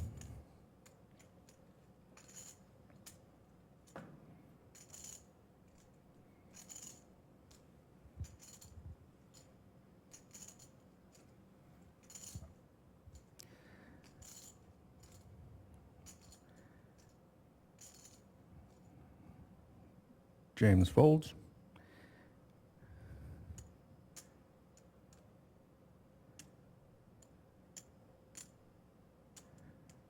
Sean counts it out, makes a re-raise. 48,000. Debbie folds.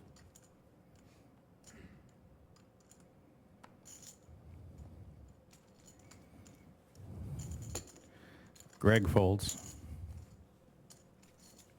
as does Craig. And Dan lets it go. Sean takes that pot. Buttons to Greg. Craig in the small, John in the big.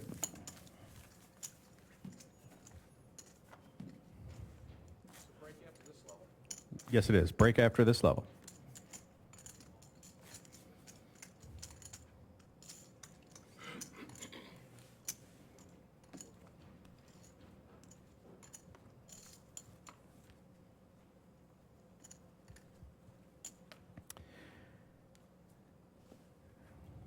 Actions on Dan to open the pot. He folds.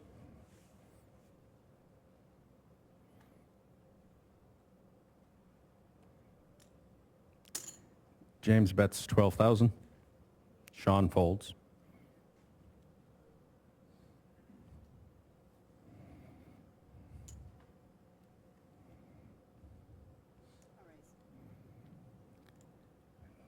Debbie declares a raise. Counts out 24,000.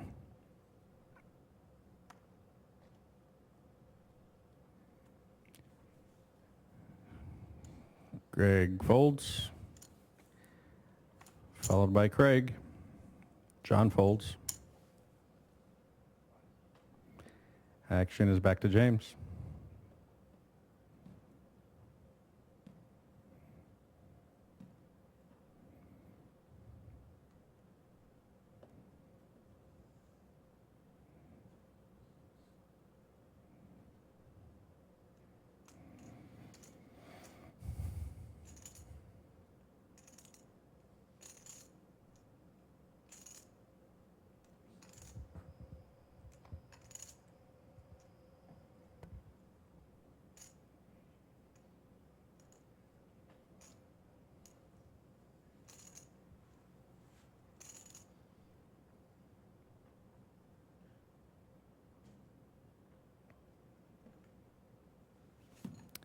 James folds. Debbie will take this one down. Yeah, buttons on Craig now. John in the small, Dan in the big. James will have first action.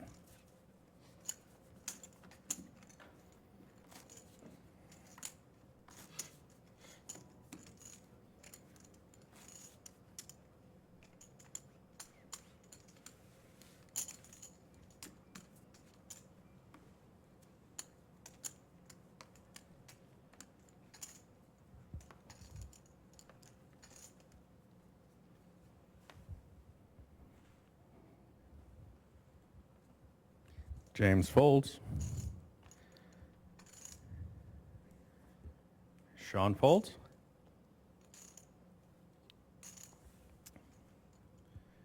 Debbie folds. And Greg raises 12,000.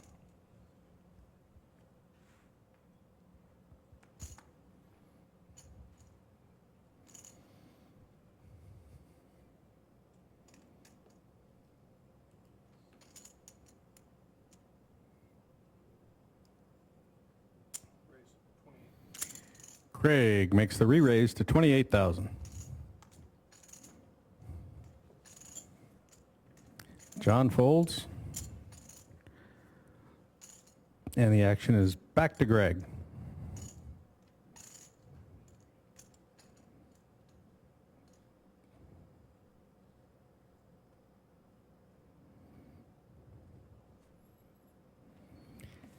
And Greg folds. Craig shows an ace. Wins the pot. John gets the button. Dan puts out the small. James the big.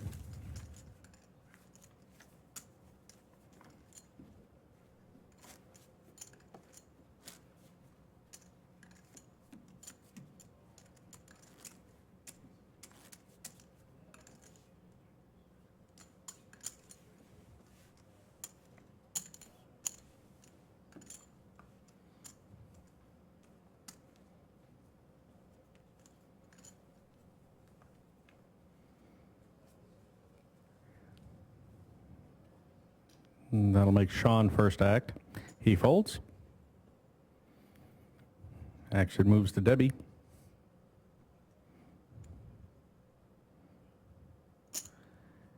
She raises. 12,000 is the bet.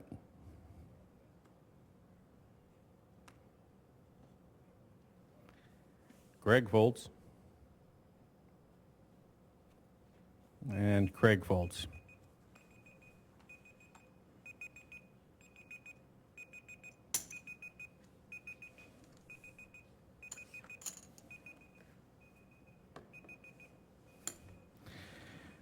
Folds around to James. He calls. We've got 3 players for the flop. John is in. 3 of hearts, 7 of hearts, and 6 of clubs. I'm trying.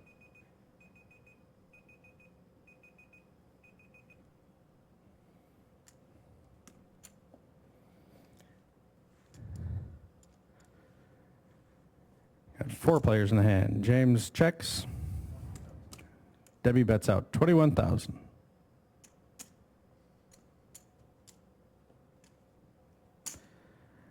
Three players in the hand. John re-raises. James folds. 50,000 is the bet.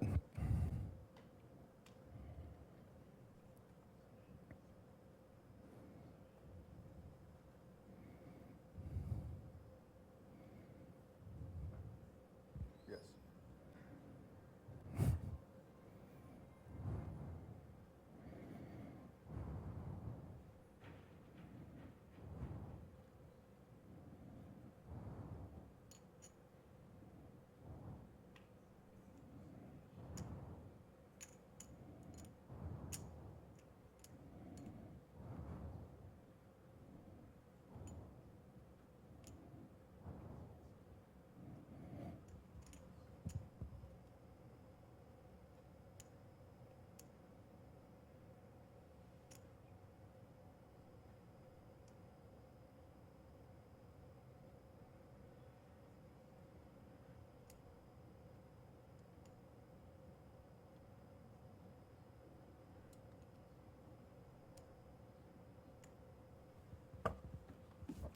And Debbie will fold. That's the last hand for this level. We're going to be on a break for another 13 minutes. Everybody take a deep breath, and we'll be back. Yes, we are racing off the black during this. During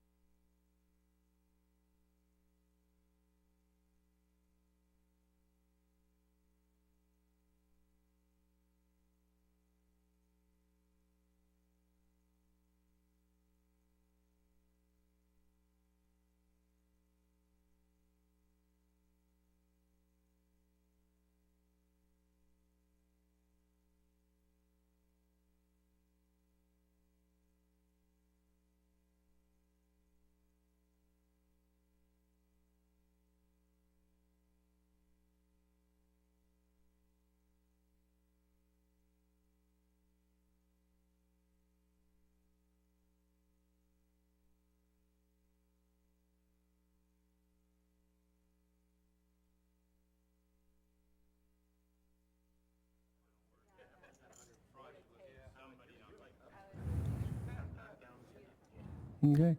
Welcome back, everybody. Welcome back, ladies and gentlemen, to the table.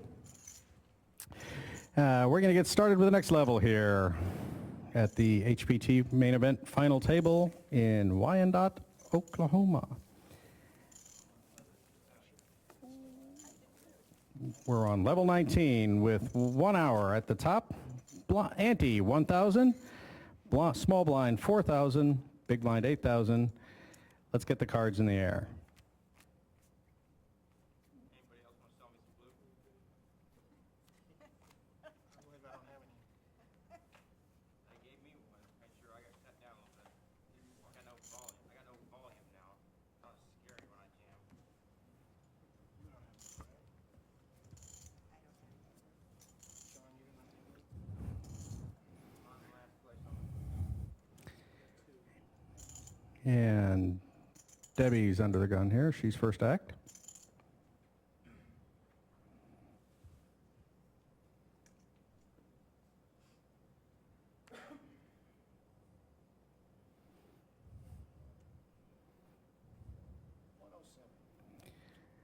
$107. I believe Greg is all in with that bet. Nope, he is not all in with that bet. Craig, John, and Dan fold. James folds. And Sean folds. a 9 for a fold now. Greg takes that pot. No, that answered my question. If my 9 was a bad jam earlier.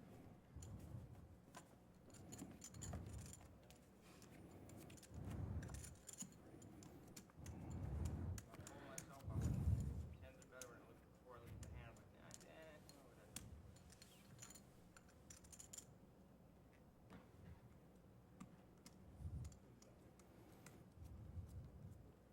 James has the button now. Sean in the small, Debbie in the big. Action is on Greg.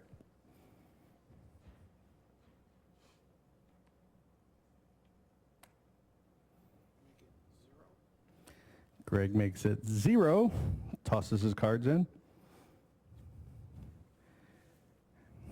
Fold from Craig. No action from John. And Dan raises to 21,000. James folds. And Sean folds. Last action remaining on Debbie.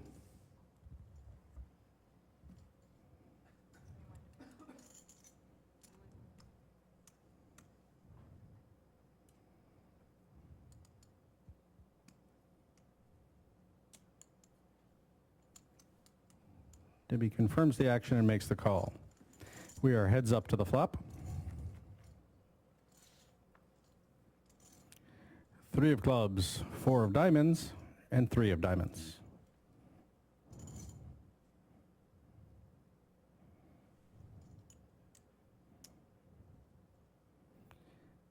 Debbie bets 22,000.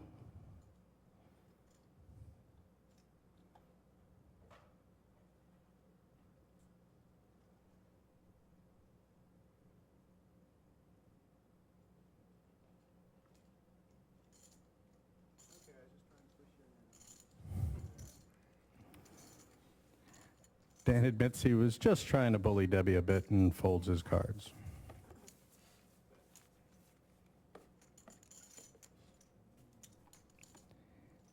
And while the dealers get the cards ready, it's been pointed out to me that I've been forgetting to say ladies and gentlemen for a little while at this.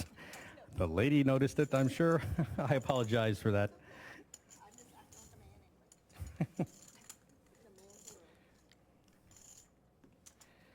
It hasn't been a man's world the way I've been going. Buttons on Sean. Debbie's got the small, Greg the big. Action on Craig.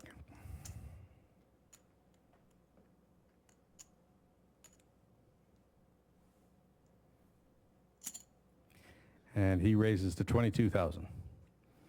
John folds, Dan folds.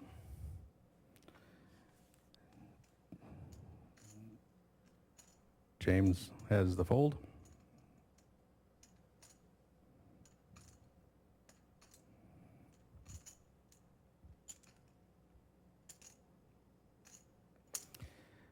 Sean calls 22.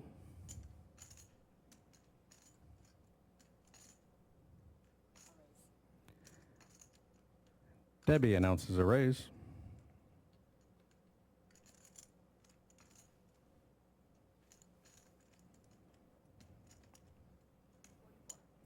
$44,000 is the bet.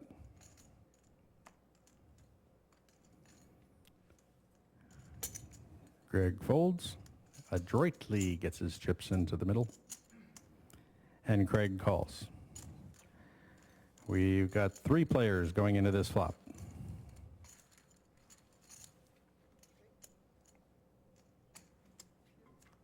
We have 2 players going into this flop.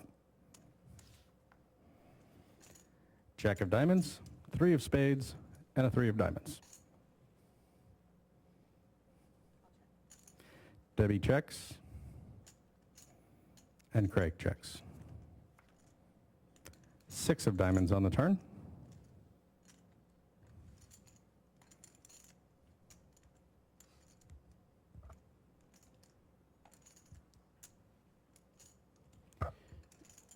Debbie bets out, 28,000. Craig announces his raise and bets 90,000.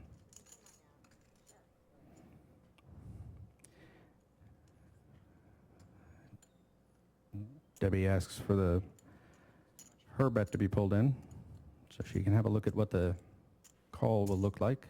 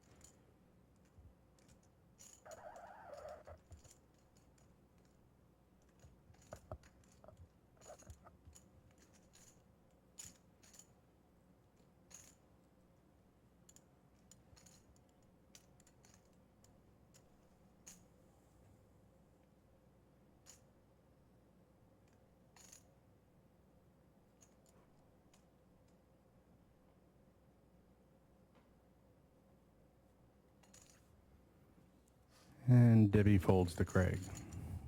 He'll rake in those chips.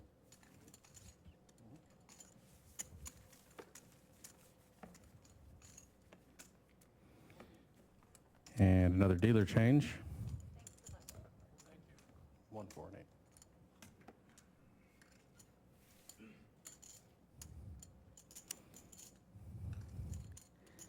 8. A quick check of the deck.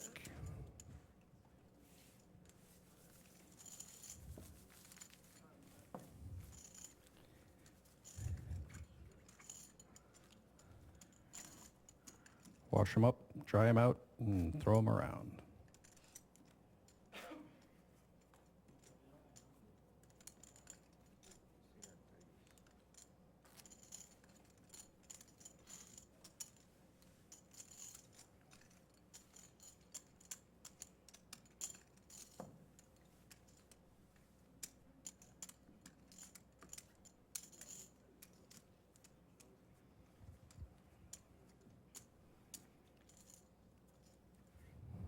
Debbie has the button.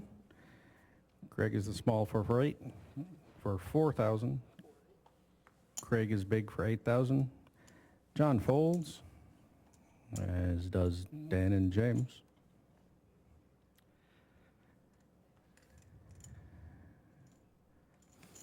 Sean takes a look and puts in a raise. 22,000 is the bet.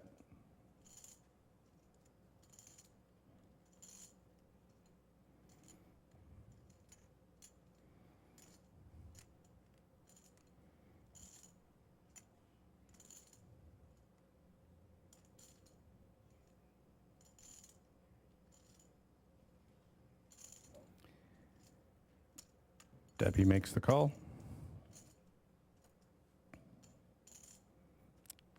Greg folds.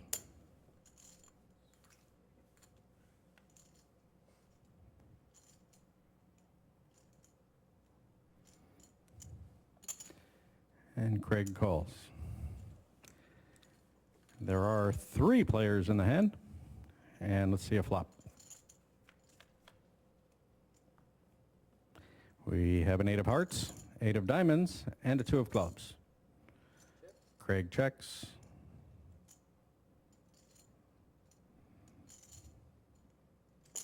Sean bets 22,000.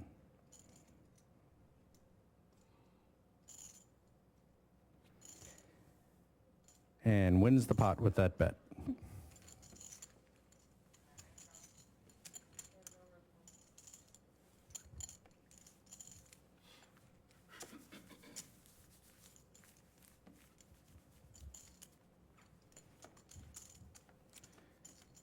And just a quick reminder to the audience, you do have to be quiet during the hands so the players don't get any advice from you. But feel free to cheer and clap as the people you like win. It's okay. I'll cheer for you, John. No, I won't.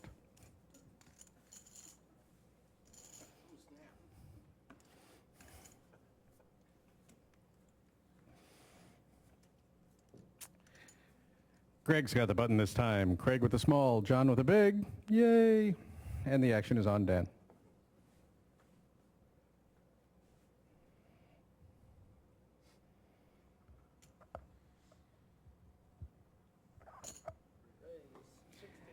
Dan makes the raise to 16,000.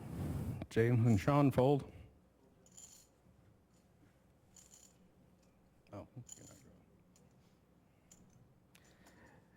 Debbie folds. Greg and Craig fold.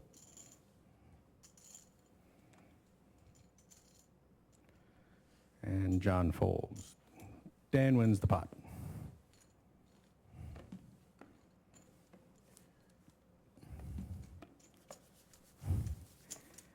Greg displaying his boomerang dealer button ability. Craig getting tired of it and smacking it down in front of him where it belongs. John's got his 4,000. In for the ante. Dan for 8. James under the gun.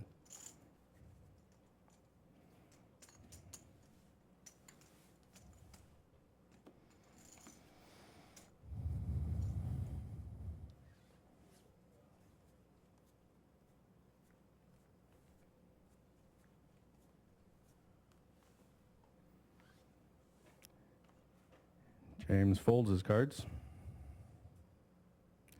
Sean is folded, followed by Debbie.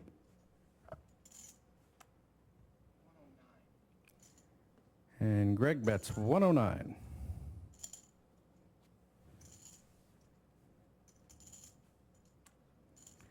Craig folds. John and Dan fold, and Greg rakes in the pot.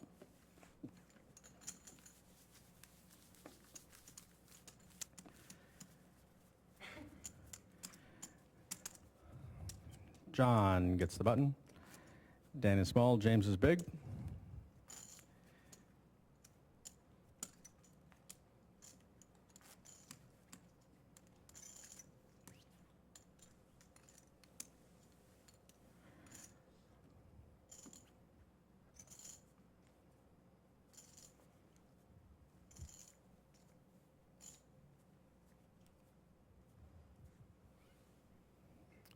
And the action is on Sean. He folds.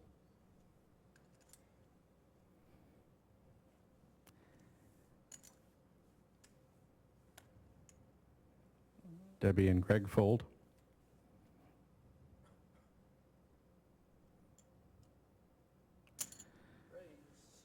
Craig bets 22,000. John and Dan put their cards in,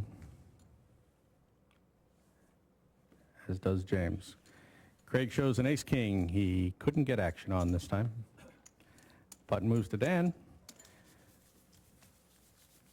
4,000 in the small for James. 8,000 in the big for Sean.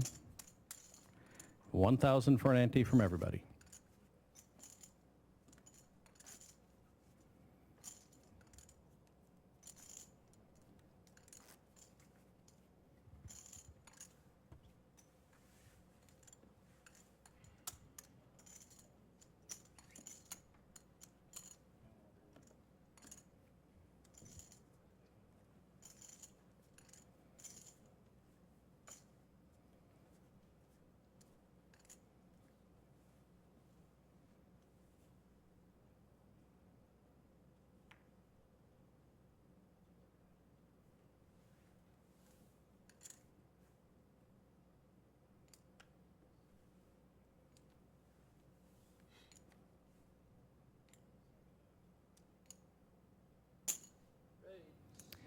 folds around to Craig, who raises the 22,000.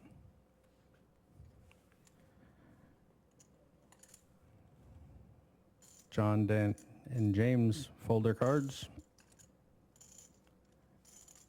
as does Sean. Craig will take that pot, but moves, and we're on to the next one.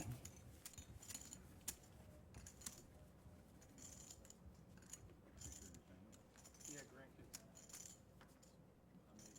Seven. Had none in 5 years, so showed up.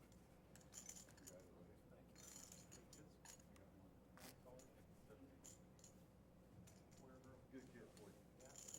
good, yeah. Some kids that age. Very I good. could say that about me. Good so far. You were not a good kid at No, I 17? probably wasn't. I mean, I wasn't horrible. I just wasn't an angel like my mom wanted me to be.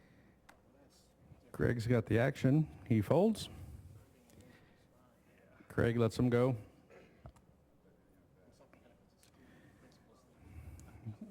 John loses his side action there. Folds, as does Dan.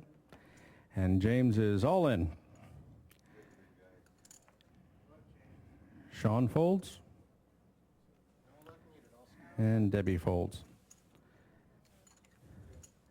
Shows an ace of spades with an eight of spades.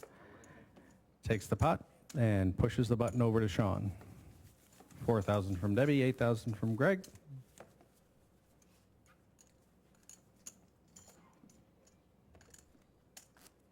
feel much better about my chances.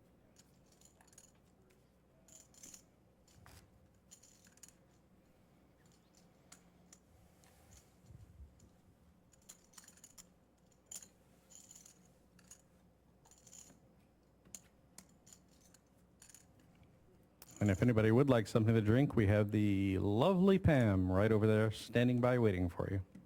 Pam, sit down for a while. Action's on Craig. He folds. John spins him in. And Dan makes it 21,000. James folds. Sean slides him over. Debbie releases the small.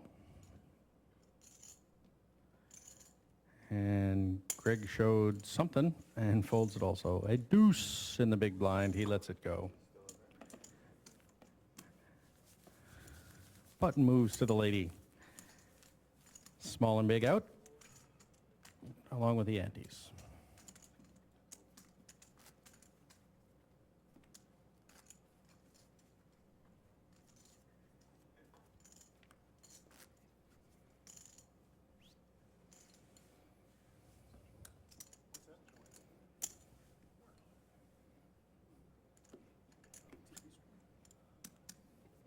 I don't think so.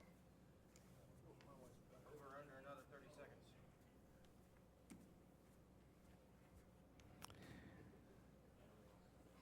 John's got the action. Took all your blues away. You didn't even notice. And he folds. There's no math needed because I didn't have Folds to James, who puts him in. Action's on Sean. Better double check them. All you gotta do is check them all. no matter how much you search me, you won't find it. Better raise to 20,000. Sean makes it 20,000. Debbie folds her button.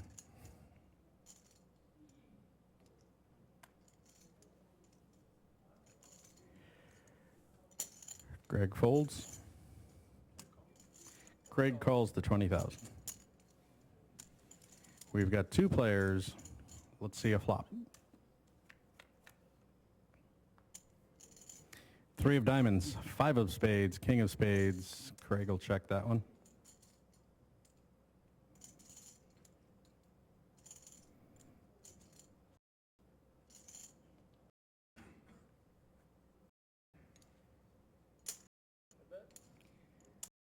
Sean bets out 30,000 and Craig folds 25,000. Craig folds. It's a pretty queen ten club.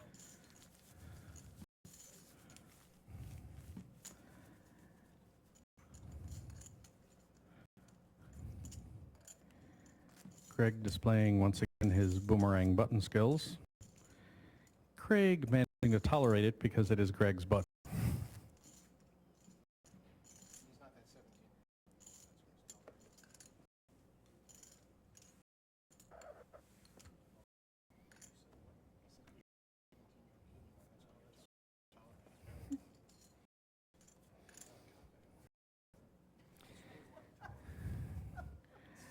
Under the gun, Dan checks his cards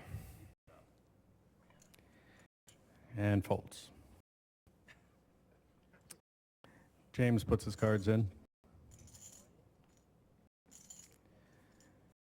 Sean folds to Debbie, who folds.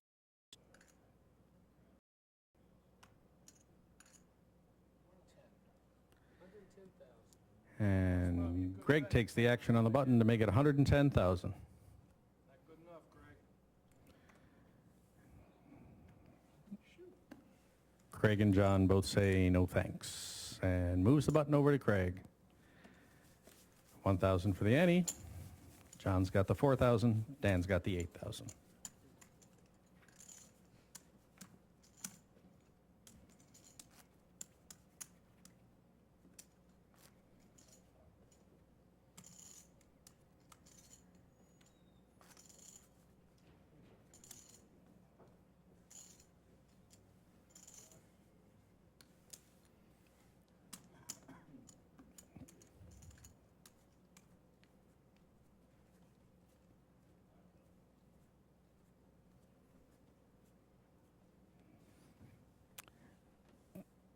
James is first. He folds.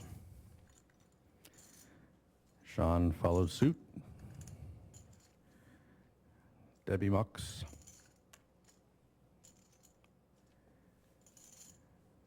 Greg tosses him in. Craig scoots him over.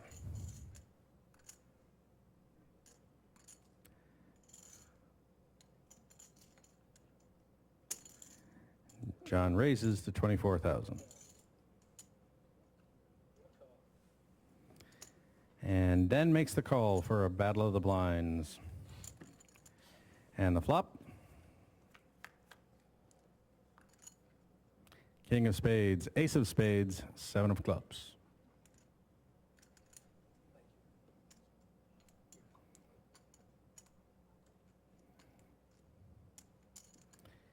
John bets 18,000. And Dan calls. And a turn. It is the Queen of Spades.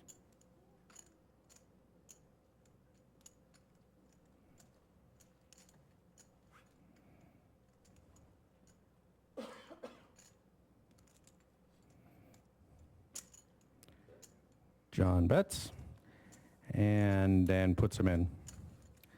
And John takes down the pot. Can we have a little applause for John winning a pot here? Thank you. Thank you.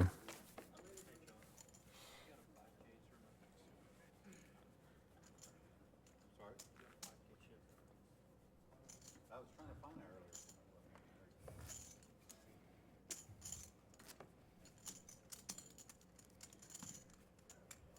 Sean has foiled John's attempt to block the hole cam with a 5K chip.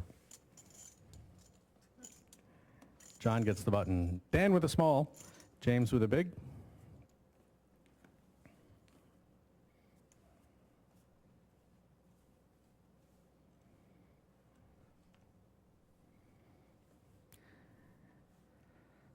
Sean's under the gun. He is folded. Debbie folds.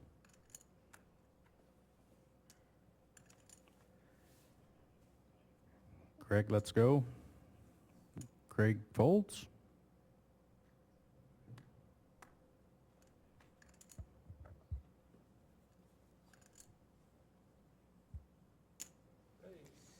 John raises to 25,000.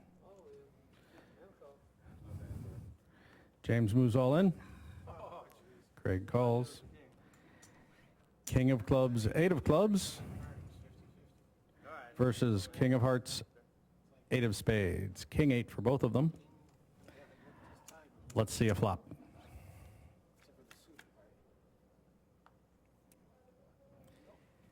We've got a 10 of diamonds, Queen of hearts, 9 of diamonds.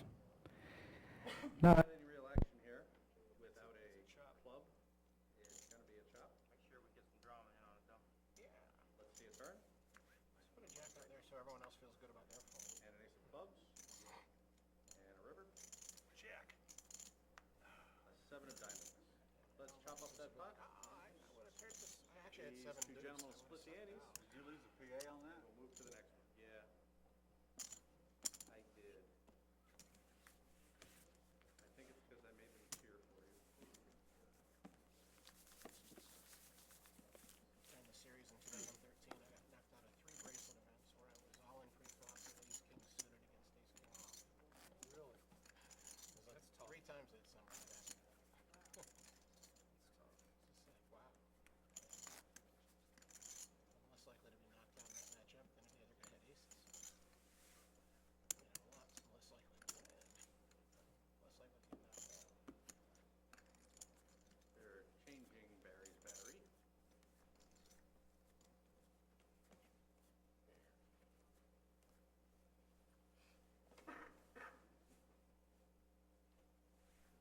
Debbie folds.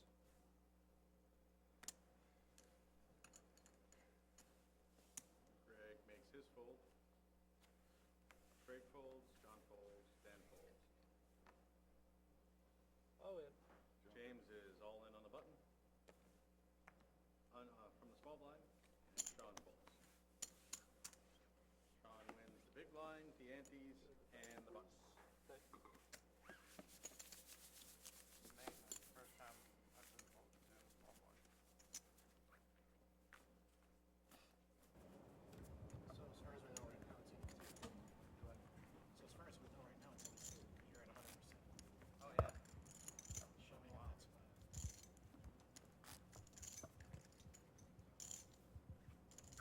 Pretty sure it's any two anyway. I hate it when I call someone might they have a big hand and then I'm like, man, I don't even know what the bottom of their range is. Was I wrong? And I never should have called it this hand? and my microphone is working again for all you people that missed my voice.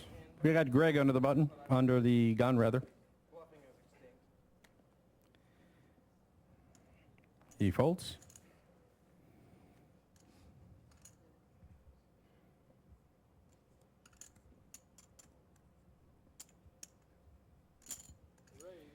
Craig raises to 22,000.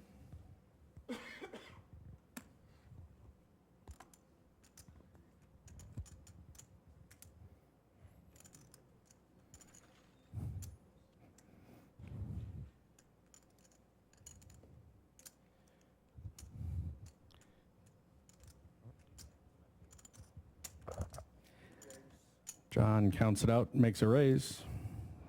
Dan and James fold as we count the raise up. 55,000 to call. Sean folds. Debbie folds.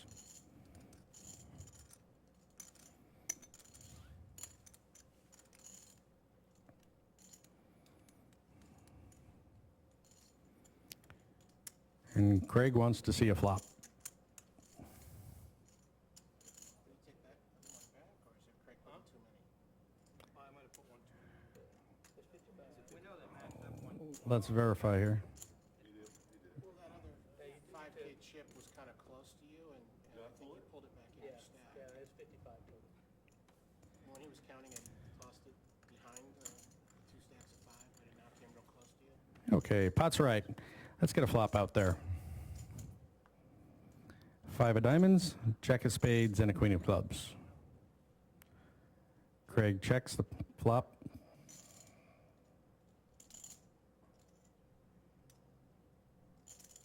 John checks also.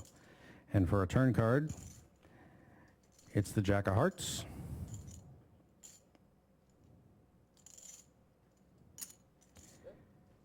Craig Craig puts in 30,000.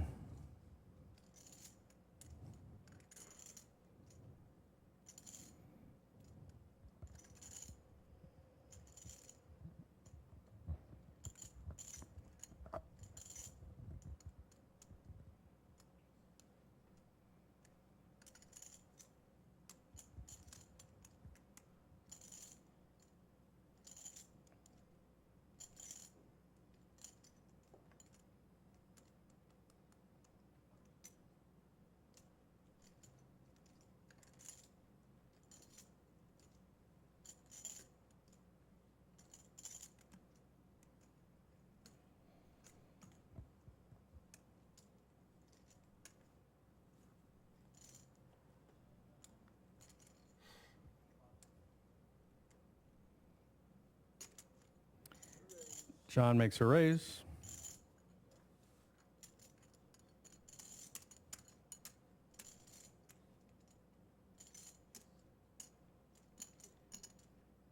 $70,000.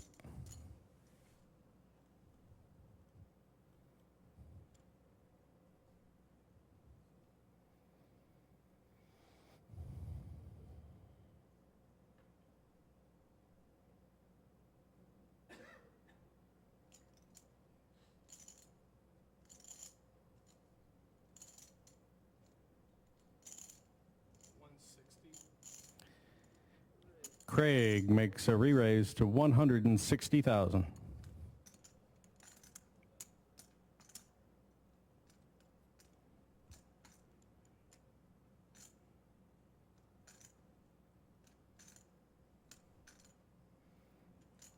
We do have the blue chips in play now. Those are 25,000 each.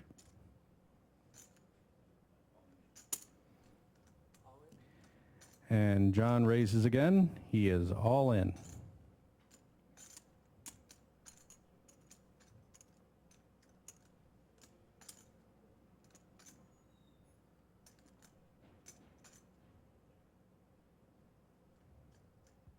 What's left, Igor, please?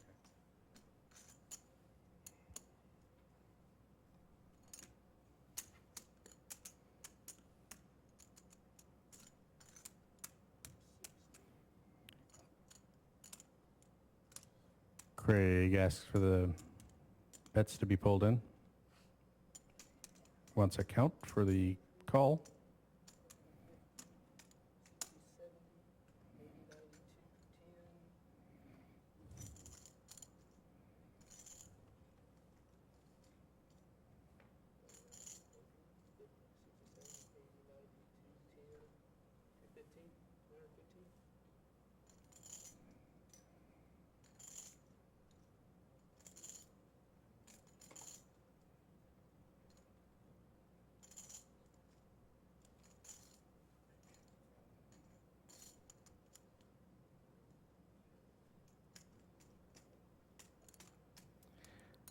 10. $215,000 to call.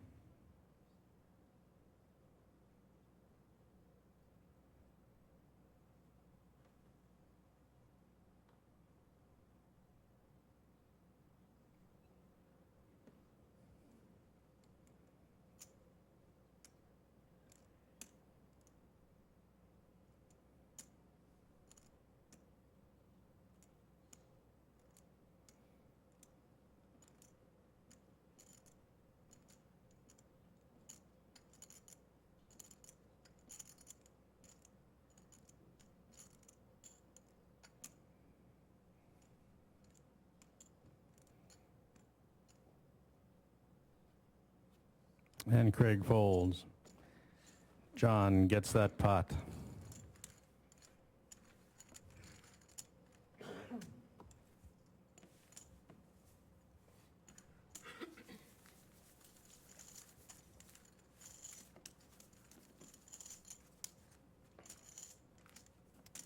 Sean gets the button this time. Debbie's in the small for 4,000, Greg for 8,000. All the players are on the hook for a 1,000 ante.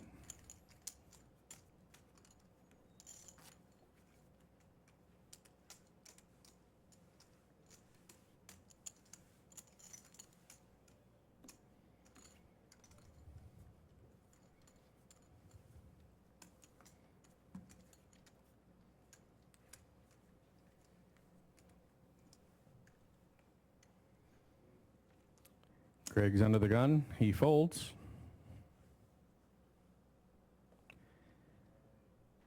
John finishes stacking his chips from the last pot, takes a look and lets his cards go. Dan folds. James follows suit with a fold. Sean folds.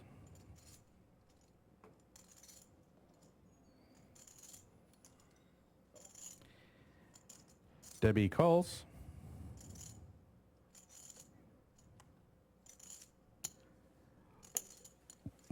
Greg helps out by giving Debbie her change. And let's see a flop. King of clubs, 2 of spades, 10 of hearts with the action on Debbie.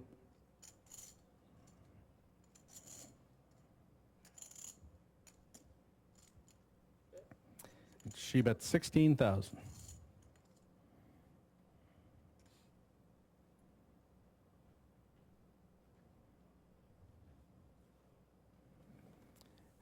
Greg folds. Debbie wins the pot and the button.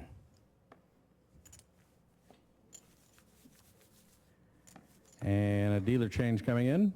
Gives everybody just a moment. And Pam the opportunity to see who's thirsty.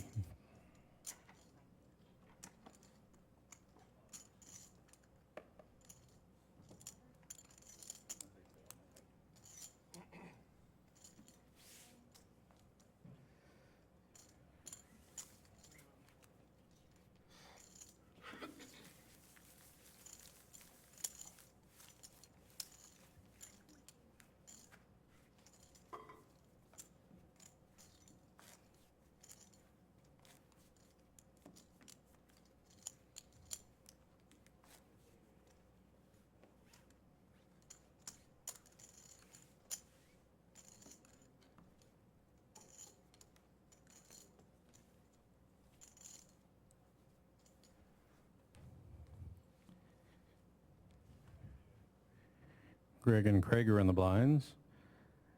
Actions on John. He folds. Dan and James fold.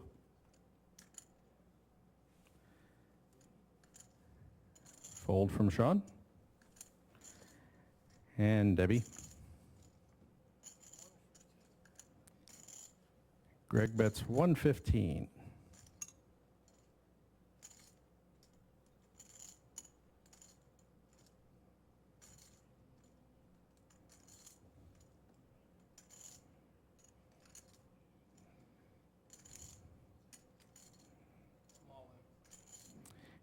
Craig announces he's all in. Greg says he's priced in. And let's have a look at those cards.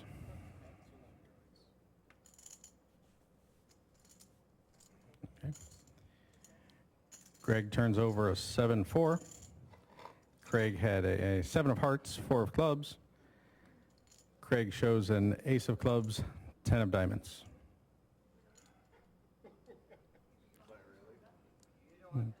Greg checks with his mom for a little moral support. And let's see a flop.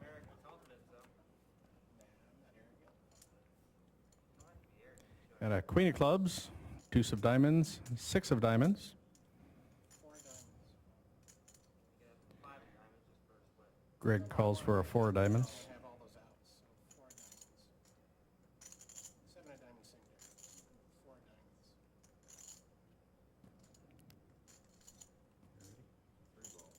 And let's see a turn. 5 of diamonds, which James managed to call was coming. 3, 4, 7, 8. Any 3, any 8, a 4 or a 7.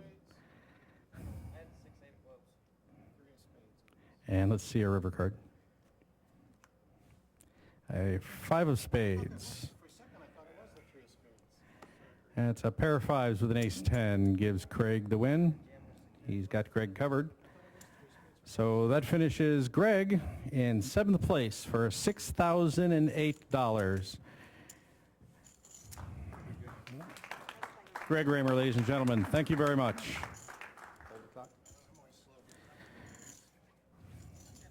We're going to take a quick pause again. 5 minutes. Everybody stretch a little bit. Let's have the players stay at the table for the moment.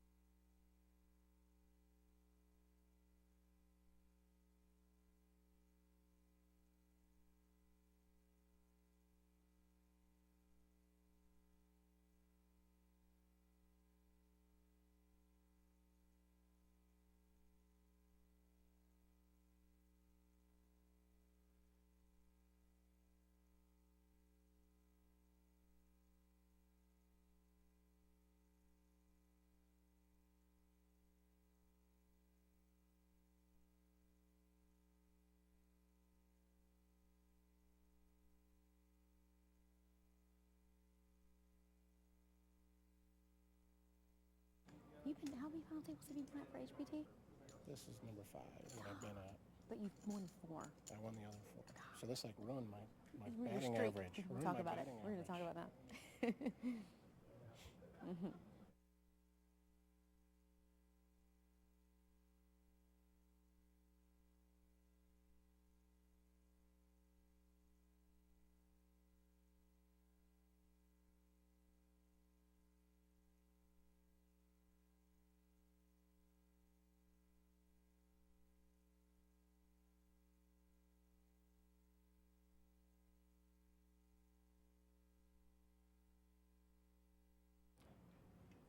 Hey guys, I'm here with Greg Raymer, who has just busted out in 7th place from the final table, and you just told me something. You said this ruined your batting average. Yeah, so far I was 100% at the HPT final tables. I was 4 final tables, won all 4, so now I'm only 4 for 5. But you got to be happy with that. I'm happy with the decisions I made. The cards really didn't cooperate all week, amazingly, to even get this far. But fortunately I was able to pick up some chips here and there each day, and never was able to really get things going here. I had that double up, but I'd already lost a bunch of chips before then, so I don't think my stack today ever got above like 150, which is way below the average. Yeah, I was going to say you came in as a super short stack and lasted until 7th, which is pretty good.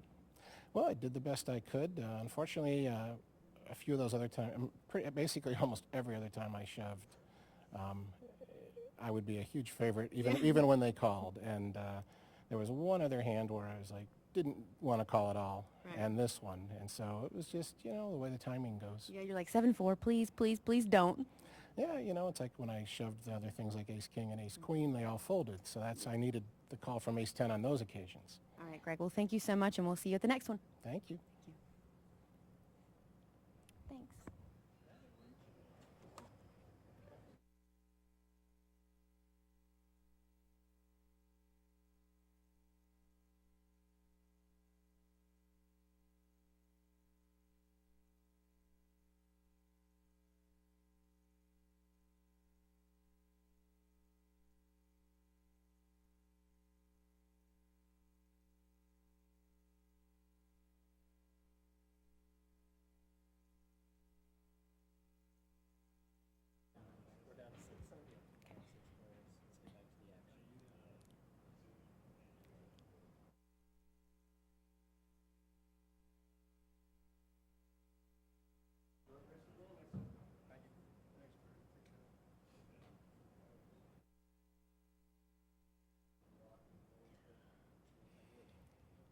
Welcome back. We are down to 6 players. Let's get back to the action.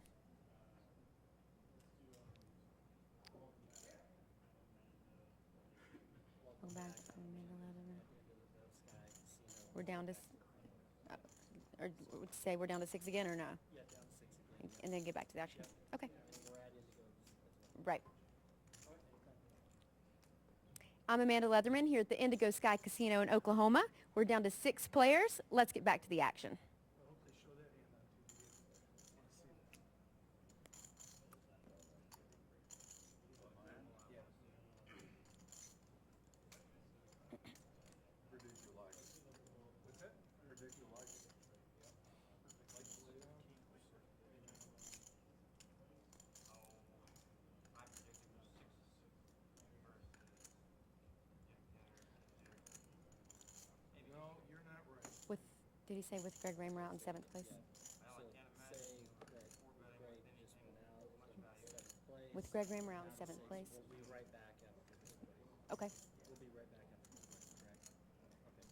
So should I say, hey Greg, this guy's eliminated? With Greg Raymer out in 7th place, 6 players. Okay. Sound good? Okay. Okay. Whenever? Okay. With Greg With Greg Raymer eliminated in 7th place, we are down to 6 players. We'll be right back after this break.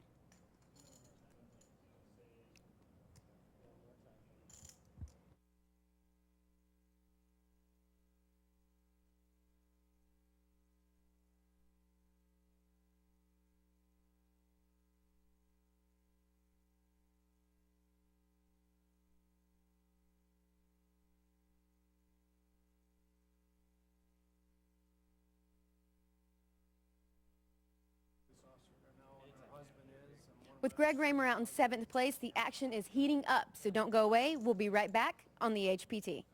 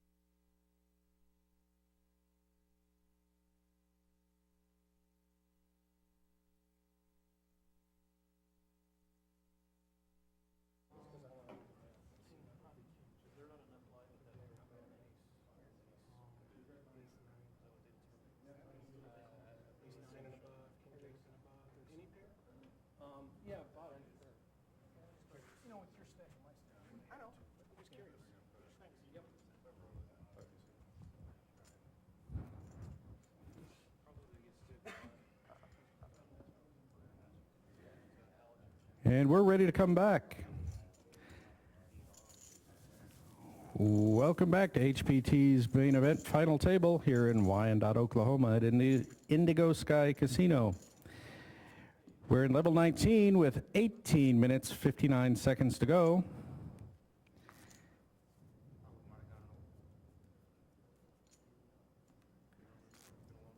With 18:59 to go, with 1,000 ante, 4,000 small, 8,000 big. Let's play cards.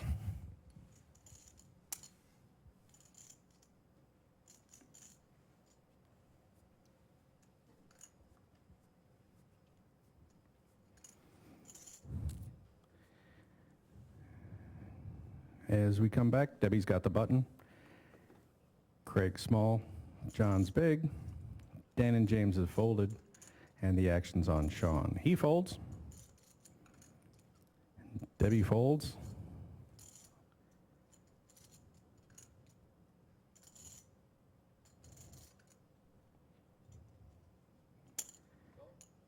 And Craig calls from the small blind. John checks, and I think that might be the first limp pot of the evening. Blinds are battling. Let's see what the flop looks like.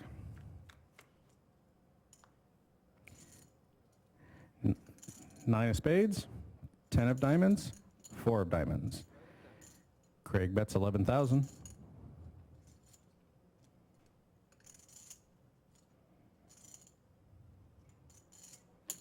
And John calls. And the turn card shows us a 2 of diamonds. Action's on Craig. Checks. And John checks. Coming up on the turn card, the river card, King of Spades.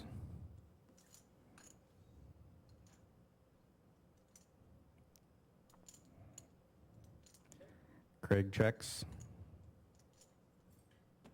And John checks. At the showdown, got a pair of 4s from Craig. 8 of hearts shows.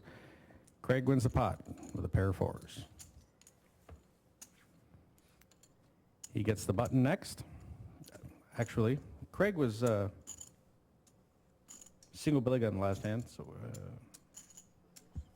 play that last time? Was it small and big? He's the button now. Yeah. He was small one last time. okay. And the button moves to Craig. John in the small, Dan in the big with 4 and 8,000.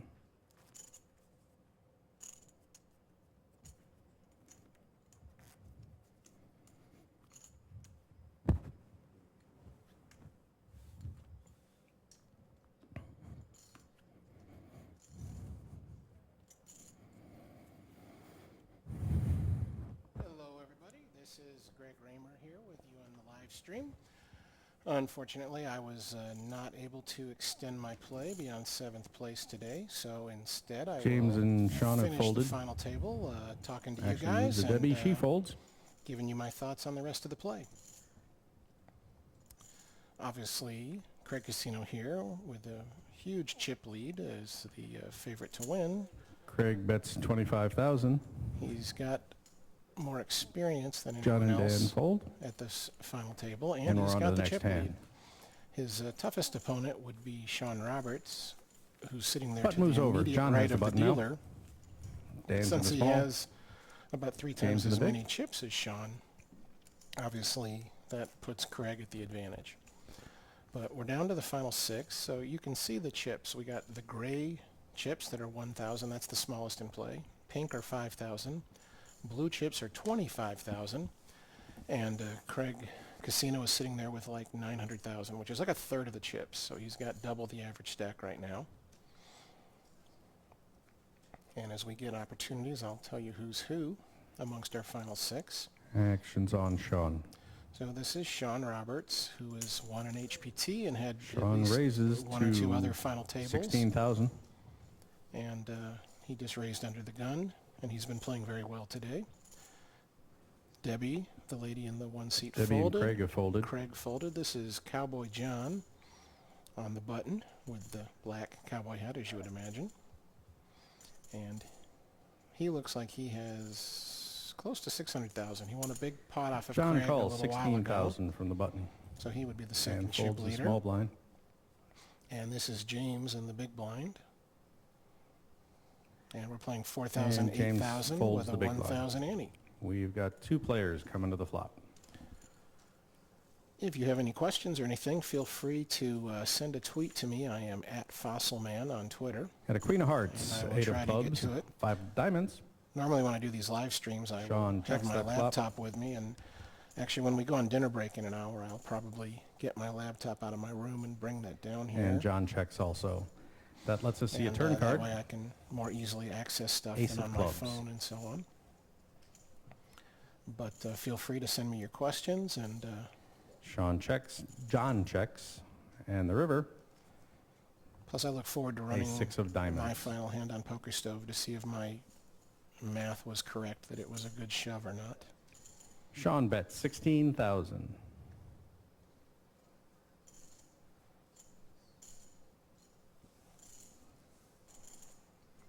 So like I say, Sean's been playing very well. He has not been involved in any big hands, any big pots up till now. He's been able to just slowly build his stack, just grinding it up a little at a time.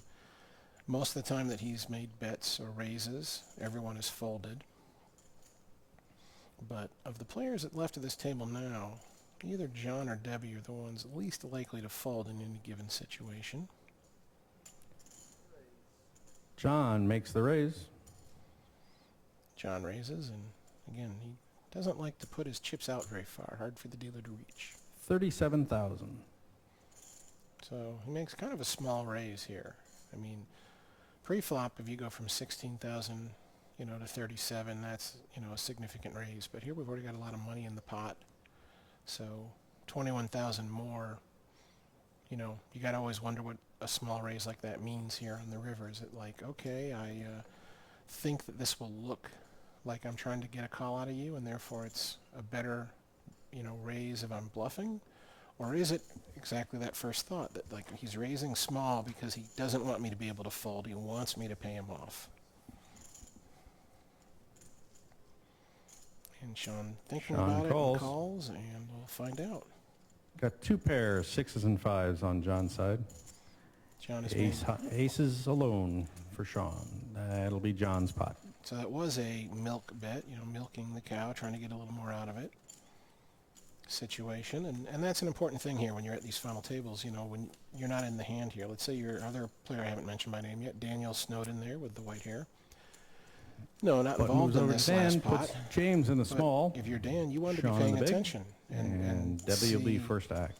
if you see a bet sizing like that, a raise like that from John in the future, you will probably, your first thought will be maybe he's doing the same thing again.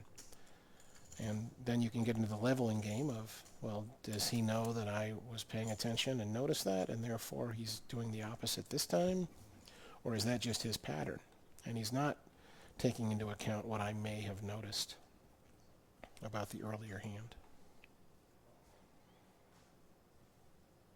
So you always do have that issue of, what level, where the player is Debbie thinking. folds to Craig's position.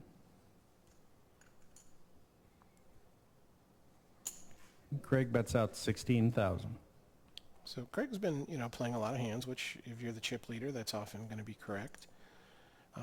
He's been mixing up the size of his raises. Usually he hasn't done this min raise. So right now he just min raised 8,000 more, but previously he was doing lots of raises that were bigger than that. John calls. Dan comes into the pot. James folds his small. I think it might be, I think the size of Craig's raises might have a lot to do with who's in the big blind. I think he expects that Sean in the big blind. Nope, hold on.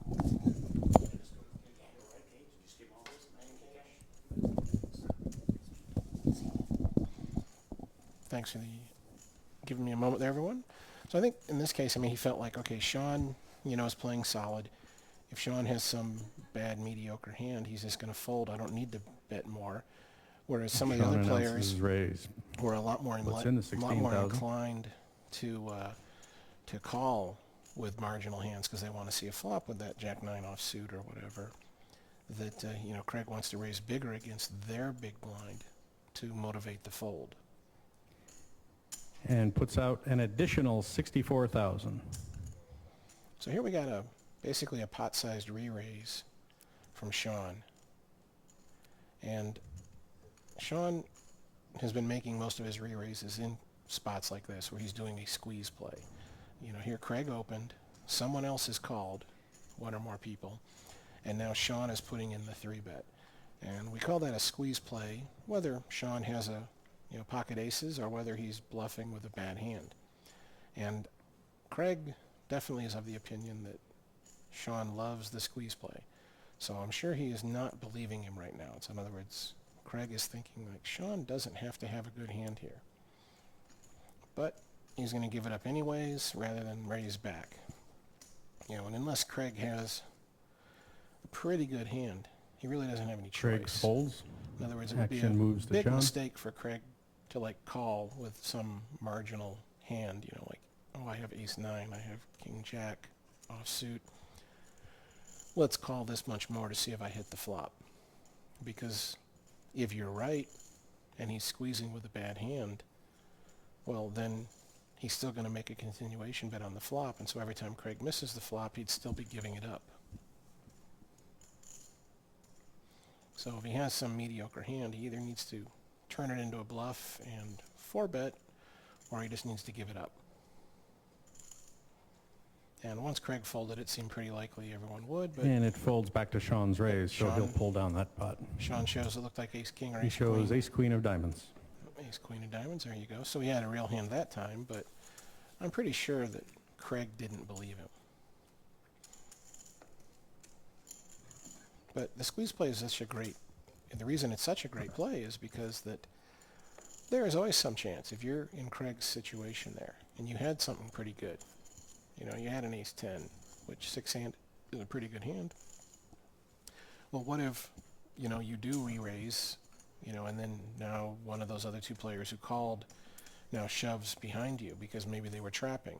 You know, especially James the gets the first button guy now. when Cowboy, Sean in the small, when John Debbie in the there big. called Craig initially, maybe he was trapping. Craig takes a look and folds his cards. So if you're Craig, you're like, well, John even if I'm folds. right and Sean is just doing a squeeze play, I could Dan folds, action moves re-raise, to James, which would work against Sean, and James moves all in. and then, you know, trap myself against John. Sean folds from the small blind, and Debbie from the big. So we got the open shove from the Sean short rakes in a stack. few. James rakes in a few chips with an ace-jack offsuit. James takes that pot.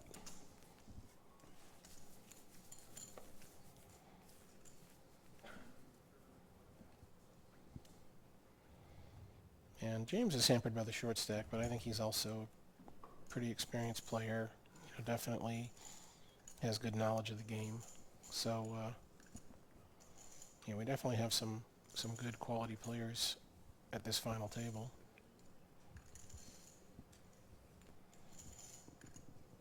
But it was a very nice starting field.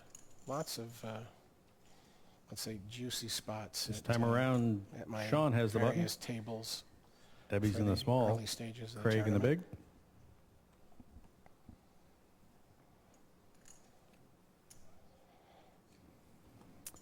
Folds around to Sean on the button. Yes. Yeah, you got the button. That's wonderful. Then you got the chip leader and the big stack. Sean in the raises big it up blind. to 20,000. Not really what you want.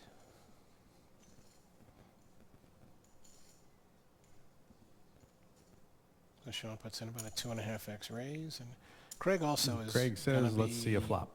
You know, pretty loose. He's going to be defending here with lots of hands. He is not going to be, you know, he's going to be, you know, like 9 of spades, 2 of clubs, 4 of hearts. Craig really Craig checks that flop. couldn't have 2 pair on this flop, but, you know, if we made that like deuce 4 6, now we could have like 4s and 6s.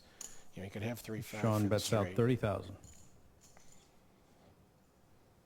Sean C bets 30, and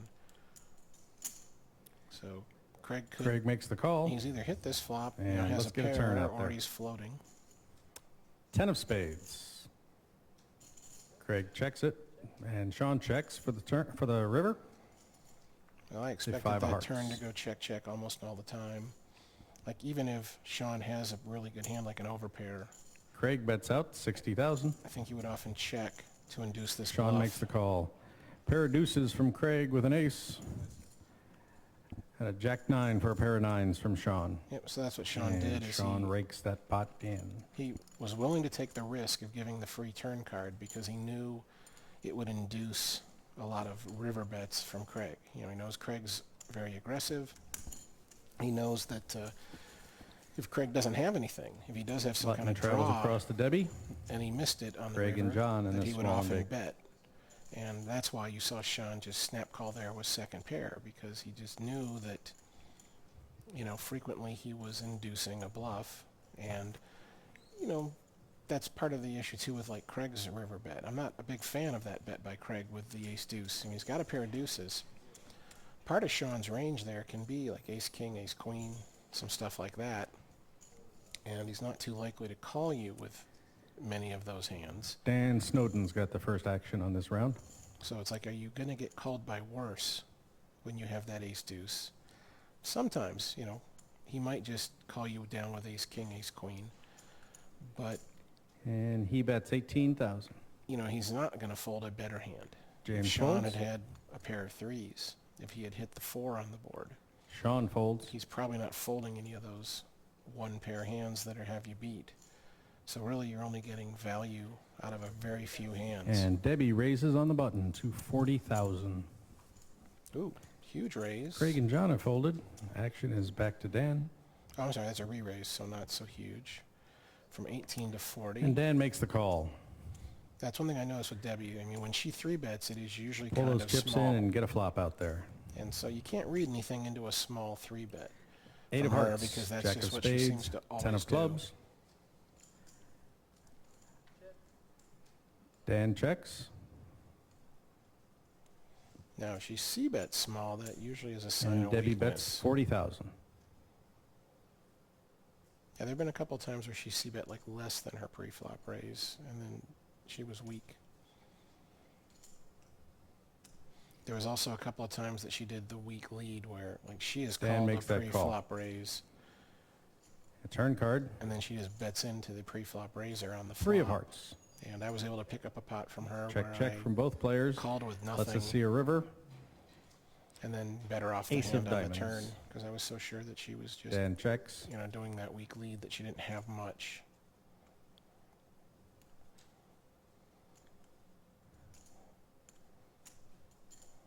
Debbie puts out 60,000 for the bet.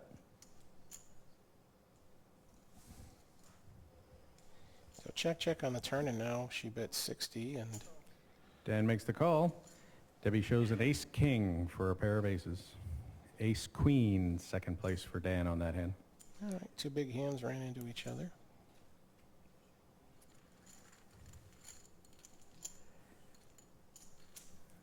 Debbie starts stacking. Button moves to Craig. John in the small, Dan in the big. Can't really figure out I couldn't figure out if she was tight or loose, because she seemed to be playing lots of hands, but when she showed cards, she seemed to always have a pretty strong And starting this will be hand. the last hand at this level. So it's not like she was playing lots of starting hands. Next but then, hand, the you blinds know, will be moving up. she's not like calling raises with like Jack 9 and stuff like that, really. So that, at least not that we saw. So it's like she seems loose, but she may just be getting hit by the deck to some extent today, as opposed to actually being James loose gets first and action. willing to play lots of hands. And he calls all in. So under the gun, all in. Sean folds. Asking for a count. So she's got to Debbie have asks. something. James lets her know. It's 96,000. So 12 big blinds here.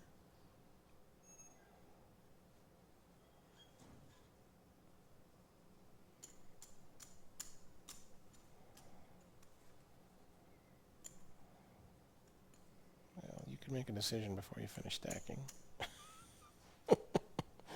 unless you need to count your stack because you're not sure.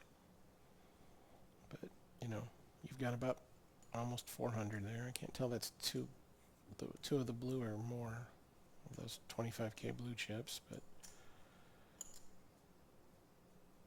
you got close to 400. So it's like you don't need to know really whether you have 380 or 390 to make this decision.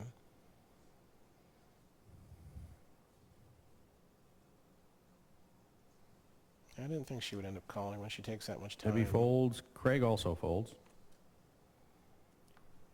John folds, and Dan does also. James will take these antes and blinds. John will get the button. Dan is the small, and James is the big. Our new structure here is 1,000 for an ante, 5,000 small, and 10,000 big. 1, 5, and 10. There you go. You heard him. 1,000 ante still, but 5 and 10,000 blinds, so not a big increase. But it does make a difference. Now, even with the pot that he just was able to take, James still is at like 12 big blinds and is probably going to be planning on either shoving or folding until he gets more chips.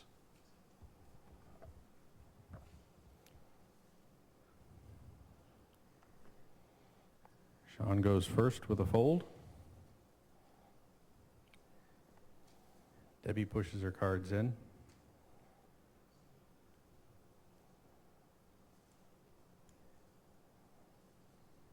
Craig takes a look and bets out 22,000.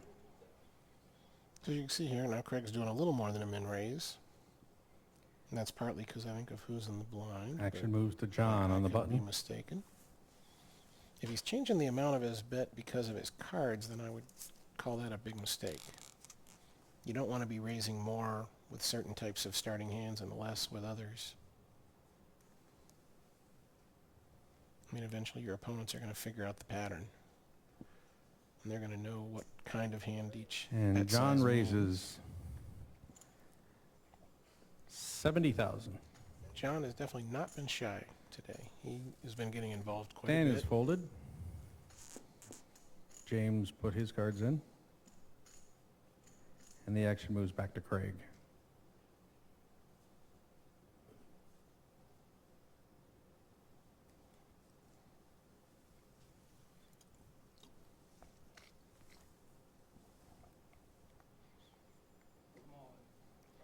Craig announces all in. There's a shove and a fold. And a fold for Craig to take that pot. I mean, that's a spot, you know, for John there to, even if he's sitting there thinking, you know, I've Dan got a gets good the button hand now. and Craig is Puts James maybe in the small full for of it. 5,000. Maybe Craig is just Sean in trying the to big for bully 10. me. The ICM of this situation. You know, if you're John right now, you're the second biggest stack. But if you call here and lose, whether you're right or wrong, you know, even if you correctly make the call and you've got the hand that's winning at the moment, if you lose, you just, you know, lose so much equity. I mean, his stack right now is worth so much more than sixth place money. And so, but if he wins the pot and becomes the chip leader, well, that obviously does a ton for him. That really does a lot to improve his situation. Debbie gets to go first this time. His She increase folds. in equity is And action nothing. moves to It's Craig, so much who less folds. than the loss of equity that he's going to suffer if he calls and loses. John raises to 20,000. So he has to be a lot more than 50% sure he's going to win. You know, he might have Dan to be, and James fold. you know, over 60% likely to win. And Sean makes the call. And for a flop, So John raises, Sean calls. 2 of clubs, king of diamonds, and a 2 of hearts. So here, if Sean I'm checks, and John, I'm always John going to bets out bet. 15,000. Sean makes the call. For the turn, Queen of Hearts. All right, significant card. I Sean mean, checks. either player may or may not have hit a king, and they certainly may or may not have hit a queen, but those are both the kinds of cards that are reasonably checks. likely to hit their hands. So it's a free river card. And that could be a great check, 9 of almost diamonds. no matter what he has. Sean checks. you could be given a free card by mistake here to a straight draw or a flush draw, but more often than not, your opponent isn't going to have that many outs to improve. So, like if I'm John, I could check behind with a king, could check behind with aces, And I could John check behind checks. with any other decent hand. Sean turns it over to show an ace for Ace 10. deuces with an ace king. Well, to now win the that pot. changes everything. Now, if I'm John and I cannot beat ace high, then I think he probably wanted to bet. And we've because got a new dealer coming in Sean now. calls you on the flop. It's like, yes, he could have a king or a deuce, but the deuce is highly unlikely. The king is possible, but unless he has a king with a bad kicker, he might have been planning on check raising or something. So there's a good chance that he doesn't have a king, that he either has a pocket pair or a hand like he has, a good ace. And so when the queen comes, it's like, yes, if he has a queen, he's probably checking the turn as well. But now that's just another great scare card. In other words, if in hindsight, if John bets the turn, Sean probably folds his ace-10. He's not going to call for because, I have a jack to make the nut straight. You're not going to get the right price for that. So, bet half the pot James has the button this time. on the, bet half the pot. And we got a misdeal because 2 cards flash. Got Sean in the small, Debbie in the Um, big. You bet half the pot, and you're probably getting Sean to fold well over half the time. And so, whatever is out there, in other words, if there's, Yes, there was. well, in that case, it was 20 pre-flop, 15 on the flop, so there's 70 plus the other money, there's 80,000 out there. You bet 40. If he's folding half the time, well, half the time you win the 80 that's out there, and half the time you lose your 40 that you just bet that he didn't fold. So obviously, he only has to fold 1/3 of the time for it to be correct for you to make that bluff. Craig folds from first action. The only exception here would be if John had had a slightly worse ace. But to be honest, that can't be the case because the board was deuce, deuce, king, queen. So the 10 didn't play. So that means John should not have, unless he mistakenly folded a hand like ace-9 or ace-8. Or whatever, an ace with a low kicker. He John might have puts in a raise of misread the board and not realized 24,000. that the 10 didn't play. But otherwise, 25,000. unless John made that mistake, that means he didn't even have ace high. He didn't have a king or a queen, so he had jack high or worse. James goes all in over the button. And if you're going to bluff, that's the time to bluff, when you feel like you have no Sean chance of folds. winning at all. In other words, if you think the opponent's going to fold often And enough, Debbie folds. then John makes the call. we got an all-in and a call. James turns over king of hearts, queen of hearts. King, John queen of turns over a hearts. pair of tens. So we got a flip here. This is very close to 50-50. King, queen of hearts for James, our short stack, and then pocket tens for John, who is the second stack. You see right now with the cowboy hat, that's John. James is the And youngest let's guy see a at the flop. table. And pretty close to 50-50 here. 10 in the window, though. And there's a 10 in the window to give And- James a set. I'm sorry, gives John a set. So James is drawn to runner straight or runner King for gives a bigger John a full pair. house. He Let's see a needs turn card. King, queen, jack, ace, 9 to be alive, and there you Queen go. for 2 pair. So now he needs a king or a queen on the river. Gives James 4 outs for a full house. King or queen on the river, otherwise And a James is river. out in 6th. And a 3 of spades. And no such luck. That brings James out in 6th place. He'll be collecting $6,884. Good work, James. Nope, that's like it's almost $900 more than me. I should have waited him out, right? So I can collect That 900. brings us down to 5 players now. So when they finish And we're this going to level, take a there'll be quick a dinner pause break. for that commercial bump. And action freezes here a little bit while they film a, exit interview and stuff maybe. And so if you're on Twitter and you have any Go ahead and questions or shuffle, but anything, hold any the deal. comments, you can tweet to me at Fossilman, and I might answer your question here on the live stream.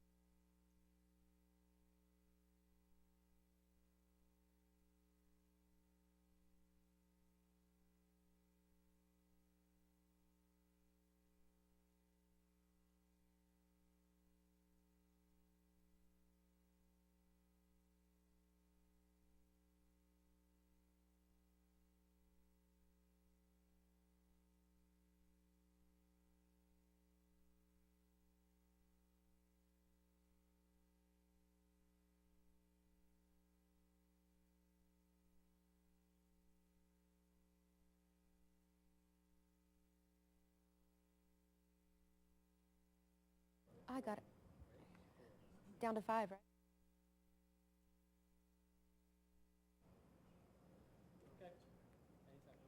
Welcome back. I'm Amanda Leatherman here at the Indigo Sky Casino in Oklahoma, where we are down to 5 players at this final table. So don't go away. You're watching the Heartland Poker Tour.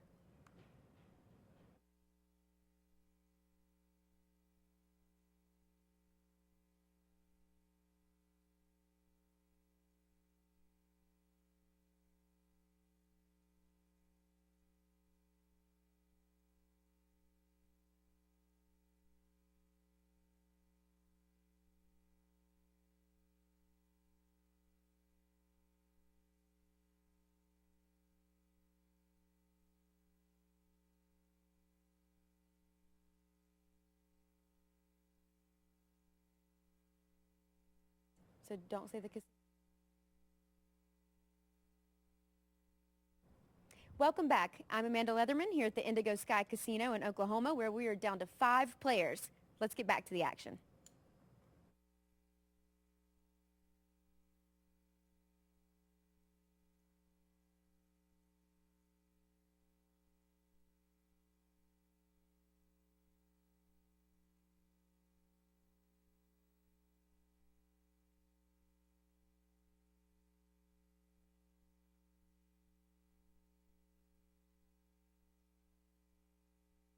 Down to 5 players here at this final table. Don't go away. You're watching the Heartland Poker Tour. Good. One more time. Okay, same way. Yep. We're down to 5 players at this final table, so don't go away. You're watching the Heartland Poker Tour. I'll tell you, poker doesn't teach you patience. This final table sure will. This televised table. Jesus Christ.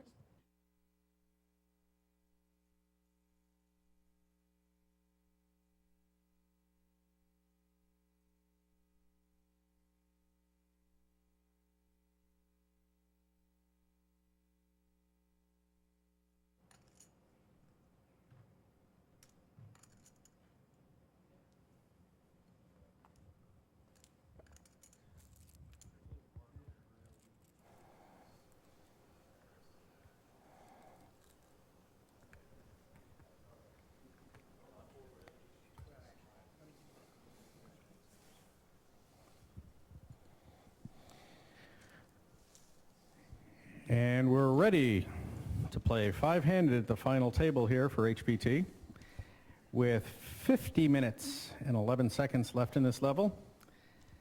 1,000 for an ante, 5,000 big, 5,000 small, 10,000 big. Let's put the cards out. Hey everyone, welcome back. This is Greg Fosselman-Raymer, recently out 7th and now giving you the live stream commentary. Down to 5 at this HPT Indigo Action's Sky on John. Casino final table. We just lost James He in folds, 6th followed by Dan. place. He had been a short stack like me, had been doing either shoving or folding like me, and ran into a slightly better hand. Sean and bets out didn't 20,000. get there. Debbie's in the small, and she makes that call. Expect Craig to call here with a lot of hands for 10,000 more. He's going to be seeing that like 60,000 in dead money. He's getting a good pot odds.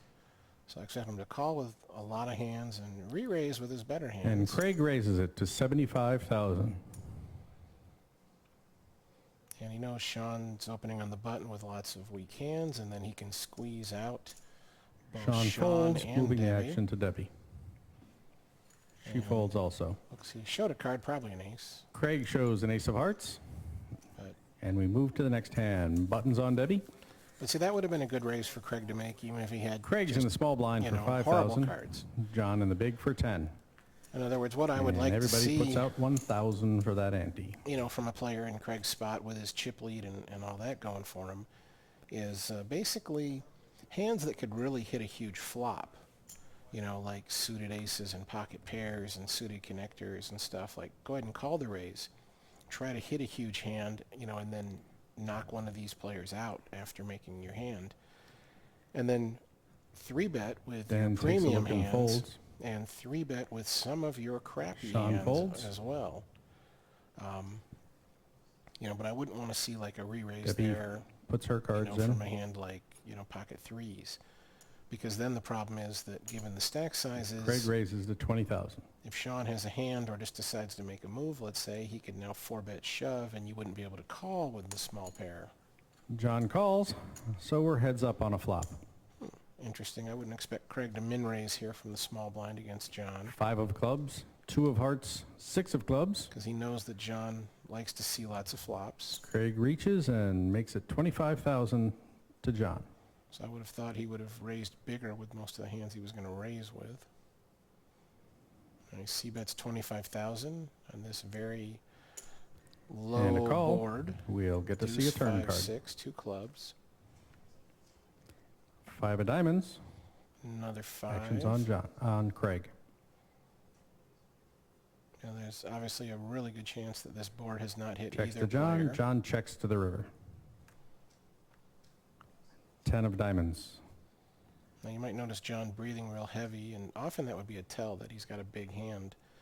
But I'd seen him give off that adrenaline tell several times where he then just folded. So obviously didn't have a really big hand. So in his case, I think it's just adrenaline because he's involved in a hand. Craig bets 60,000. So a pretty big bet here, more than double his last bet. So to me, that's going for value. John makes the call. Craig shows a 7 tray. Ace queen takes the pot. Oh, and he calls with just the ace high, and it's good.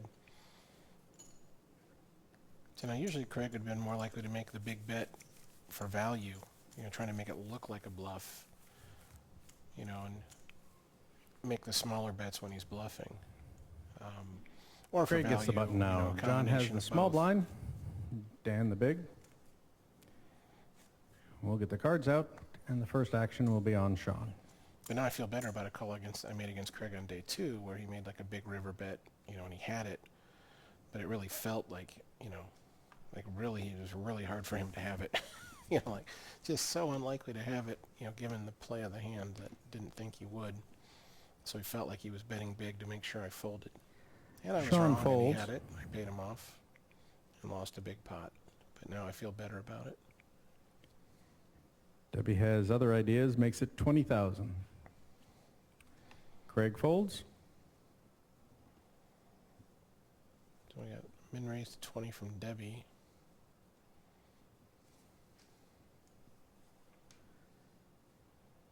I said John plays lots of hands. John makes the call from the small blind. Dan calls from the big. We have 3 players going into the flop. Daniel's kind of an interesting. I mean, it's like tends to 6 be of tight spades, 8 of hearts, and about 4 of coming in diamonds. initially, but once he comes in, he tends to be sticky. John checks, followed by Dan's check. And especially if he has something. And Debbie gets 30,000 in the pot. I would not try to run Dan off of like top pair. Like if I think he has like top pair bad kicker or something, he would not be the guy I would try to run off of that hand, because I think he would just stick to it and call me down pretty often. So Debbie raised pre-flop, 2 calls from the blinds, C-bet John makes that call. 30,000. Yeah, and so that just means Dan Dan has puts his nothing. cards in. You know, if he had hit something, So we've he got probably 2 wasn't players gonna to the fold. turn card. So The Jack of Hearts. really actually a dry flop, even though a straight's possible, because, you know, no flush draw, and those are cards you generally expect people not to be playing, though that would not be the case here. Like John could easily have hit John that flop, checks. because he'll play a wide variety of hands. Now Debbie's taking her time like that. And Debbie checks. We'll see a free river card on this one. A 3 of spades. It shouldn't change anything. No one should have hit that card, so whoever has been ahead is still ahead pretty much every time. Now, John bets out tiny bet from 15,000. John, and Debbie snap makes the call. from Debbie. John shows a king with a pair of 6s. Debbie's got a pair of 10s to take the pot. So Debbie was scared of the jacks. You know, that's, I think, the kind of thing where the better players really you know, show their John stuff. gets the button for this hand. I mean, you've been called by John Looks on the 10 in 4, the 6, small, 8 flop, and the and jack Sean comes in the on the big. turn. Now, if you are checking the turn, if you're Debbie with pocket tens, if you're checking that turn card because you want to induce a bluff on the river, that's a good reason. But if you're checking because, oh, I'm worried that you hit a jack and now have my pocket tens beat, then that's generally a big mistake. Because a lot of the hands that he would have called you with on the flop would be like one pair hands. You know, like he hit the 8 or the 6 or the 4. And you might have a6 suited. He might have something like Debbie is 8, folded. 9. Craig folds. And a lot of those hands are not, you know, if he was willing to call you on the flop, he's probably still willing to call your bet John on the bets turn. in. And so 26,000. it's like go for value. In other words, going for that, you know, I don't even know if I'd call that thin value, to be Small honest. blind that folds. You know, but like slowing down just because you are worried about the card and not going for the value bet that's probably going to get paid off reasonably often, you know, not a good reason. And that's where a lot of the better players are really make the difference and, you know, build their stacks because they know when to go for those value bets as And Sean opposed makes to that slowing call. down. Let's see a flop. Just because it's an overcard doesn't mean it's a scare card. You know, the ace, much scarier. 5 of diamonds, Card 4 of hearts, that, you 4 know, of spades. Any opponent is much more likely to have played and therefore hit Sean checks. to beat your pair of tens. You know, king, somewhat scary, And John but checks. way less We scary get a than free an turn ace. card. 3 of diamonds. So she probably could have gotten a lot more value out of that hand since he did have a pair. If she had bet the turn, he probably calls, and if And she John bets checks. the river, he probably And a calls. turn card, river card. So instead of winning 15,000, 9 of she might diamonds. have won, you know, Sean 80 or checks. 100,000 with those 2 bets. John shows an 8 with a king. King 8. Sean shows a 2 pair, 5s and 4s. So that's the kind of thing to pay attention to as well here. Like, okay, you know, John opened the pot with king 8, and that's 5-handed. That's very, very reasonable to do. You got king high. You might have the best hand pretty often. You know, but you want to be looking for all the patterns here. You're like, what hands is my opponent, you know, opening with? How frequently are they opening? How much? You know, is it the same amount, or are they varying it? You know, how willing is he to, like, c-bet? Button sits in front of Dan Even now. if he missed the flop. Sean's 4,000. if he does I'm sorry, c-bet, Sean's You 5,000. know, how often does he bet the turn, bet the river? Debbie's 10,000. You know, does he give up Actions on Craig. if he doesn't have, you know, some kind of hand that he's hit reasonably well? You know, look for all these patterns and Craig folds. tendencies, see what your opponent does. You know, especially amongst, like, more amateur players, you'll find a lot of John them makes it who 20,000. will almost never, Which makes Dan fold. like, c-bet the flop after they miss, Sean folds. and then essentially, like, bluff again on the turn, bluff again on the And river. Debbie moves all in. Whew, wait, that's horrible. Sorry, Debbie, horrible play. You've got, he just raised to 20,000, and you just went all in for 430 or something. You know, he showed 2 John pink. shows a king jack. Oh, king jack. Yeah, I To mean, that's, Debbie's showing for that shove, it's an easy aces, fold. pair of ones. Yeah, a pair of aces, so she lost all of her value there. And yeah, she avoided him getting lucky. Maybe she raises, you know, to 50,000, and he calls, and maybe he ends up making 2 pair or better and cracks her aces. But, you know, it's a lot easier for him to flop 1 pair and then pay you off. You know, it's not, if he's going to flop a pair with Sean king jack, becomes the it's button usually now. top pair. So now he might get it all in, or at least Debbie get small, in, you know, Craig big. 150, 200,000 chips John will be first and pay act. her off. And so that's another area where, you know, the really, you know, the top players, John you folds know, it. they're willing to take a Dan little more folds. risk in order to get a lot more value. And so the only reason she should have ever shoved there is if she had some tell on him that he actually had a really good hand and was going to call.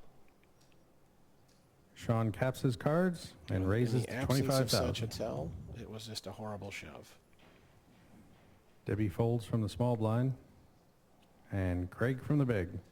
Sean will take the antes and blinds. Debbie will get the button. Craig small, John big. And that 1,000 ante from everybody.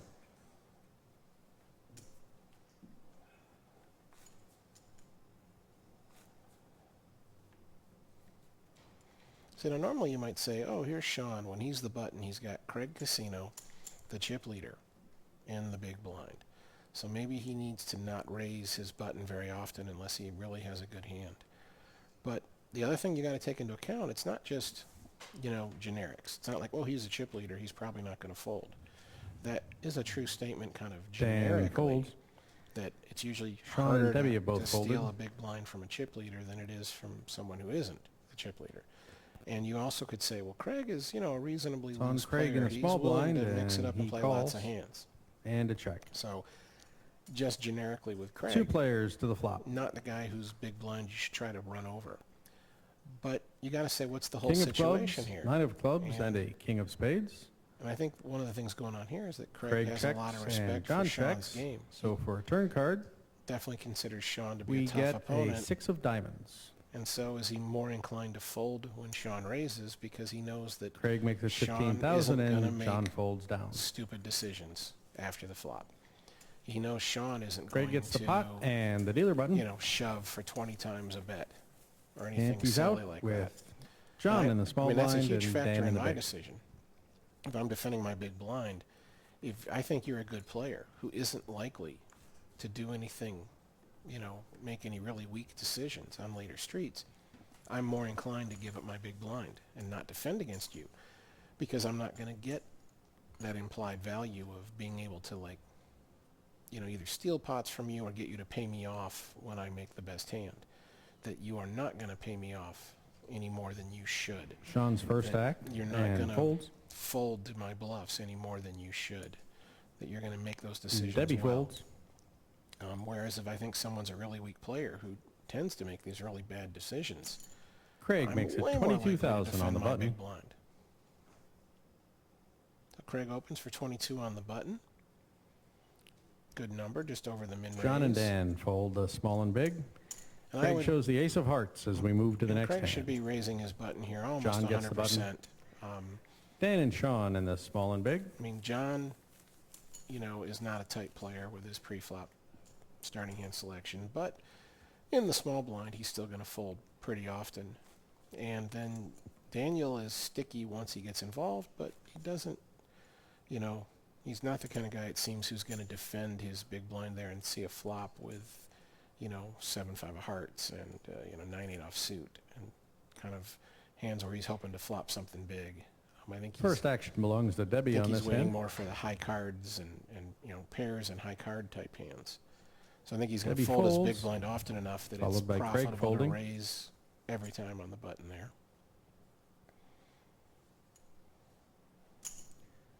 John raises to 26,000. 26,000 from John. Dan folds. So now Sean is chipped up. And I can't Sean tell if he's got calls. 3 or 4 stacks of pink We've there. got a heads up flop. So that's 4. So he's got $500,000. He's got an average stack now, and he'd been on the shorter Jack side of diamonds, 2 of clubs, for and a pretty 5 much of the whole diamonds. final table until now. I mean, he wasn't short. He wasn't like me, or James, one of the shortest stacks, but he was below average all day until recently. So now that he's, an average stack, John he's gonna be a bounces much out tougher 28,000. target.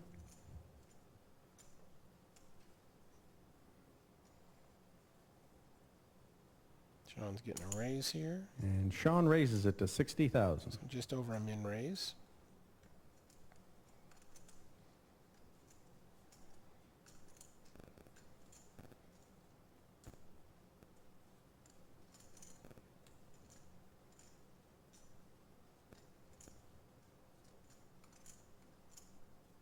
And so obviously for a small raise like this, you never expect the guy to fold if he has something. But, the reason those raises can be really good is because sometimes, they don't have anything. John So makes it's that like, call. even for a so we've small got a good amount pot going more, for the turn. Are they really going to call? And so on this board, Queen of Jack, diamonds. Deuce 5, you got that flush draw going, but nothing really else. And so you're kind of like, how likely is John to have hit this? How likely is he to have a jack? Sean bets out or to have a 60,000. couple of diamonds in his hand? And will he continue with, ace 8 that he might have raised the button with, or king queen or something? Now, the turn card here is very scary for anyone who didn't hit it. It's like, you know, if Sean was bluffing when he raised the flop, it might have been bluffing with a flush draw. And if he was bluffing, he might have had a queen in his hand. And the same thing, though, if you're Sean, if you didn't hit that queen of diamonds on the turn, it's like, well, when John called you, he could have called you because he had a diamond draw. He could have called you because he didn't believe you, and he did have, you know, ace queen, king queen, or something like that. And of course, either player could have just really hit the flop strong and, you know, have two pair or a set or something.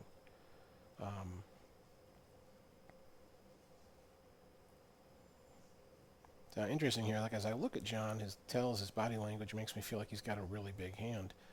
But I've seen him look like this where it feels like he's got a huge hand and yet fold on several occasions. So he's kind of got that, you know, adrenaline type tells going on, but it seems like he's like that whether he has a hand or not. Just like the fact that he's involved in the pot. John calls the 60,000. Yeah, we seem to see And that. for turn, and for the river, ace of spades. Actions on Sean. Well, that could be a big card. I mean, you could have one of these Checks, players who's and been John either checks. bluffing or calling with Sean an shows ace high because they thought it set was of good. queens. 3 queens on the turn, so he Wins the pot. slow played pre-flop. Queens 3 with an ace.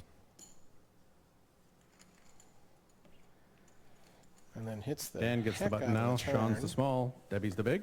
And see, that's the question there. I mean, Sean did not check that because, oh, I'm worried that you have king 10 and made a straight, or I'm Action will worried be on Craig. that you have a flush, and that when you just called me on the turn, you were slow playing your flush.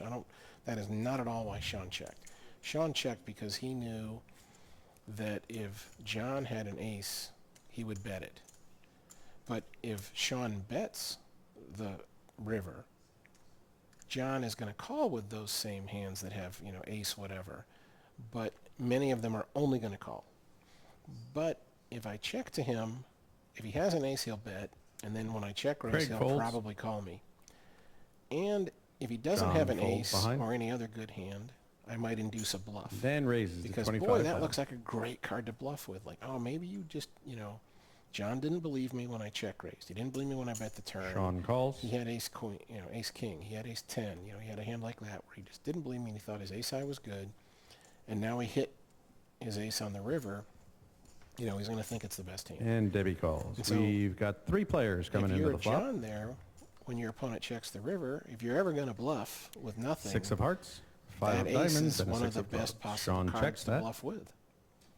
So it would have been a prime time for John to bluff when he doesn't Debbie have an checks. ace. So Sean knows all And that. Dan moves all in from behind the button there. Sean has folded. So John shoves the button. Debbie takes another look and folds. Dan gets that pot while Sean gets the button. Debbie will be small blind and Greg will be big.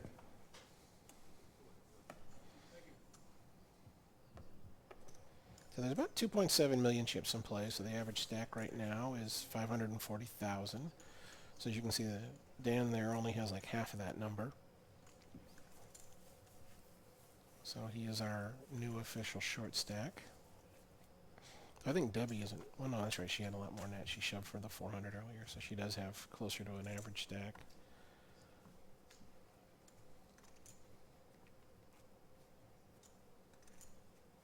I think we're seeing a bad shot of Craig's stack from behind the rail. It's a strange shot. There we go, pulling up now. Yeah, there's Craig's stack. Sean gets first action this time. He folds. Dan raises the 25. Sean folds.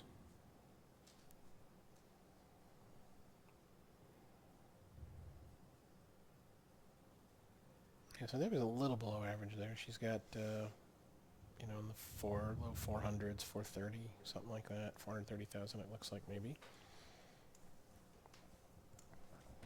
So a little below average, and Sean's a little above average, and John's a little And above average. And from the Craig's small way blind, below, Debbie way raises above to average. 55,000.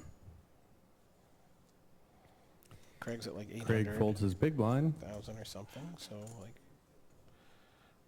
Close to And a third of Dan the chips. says, let's see a flop.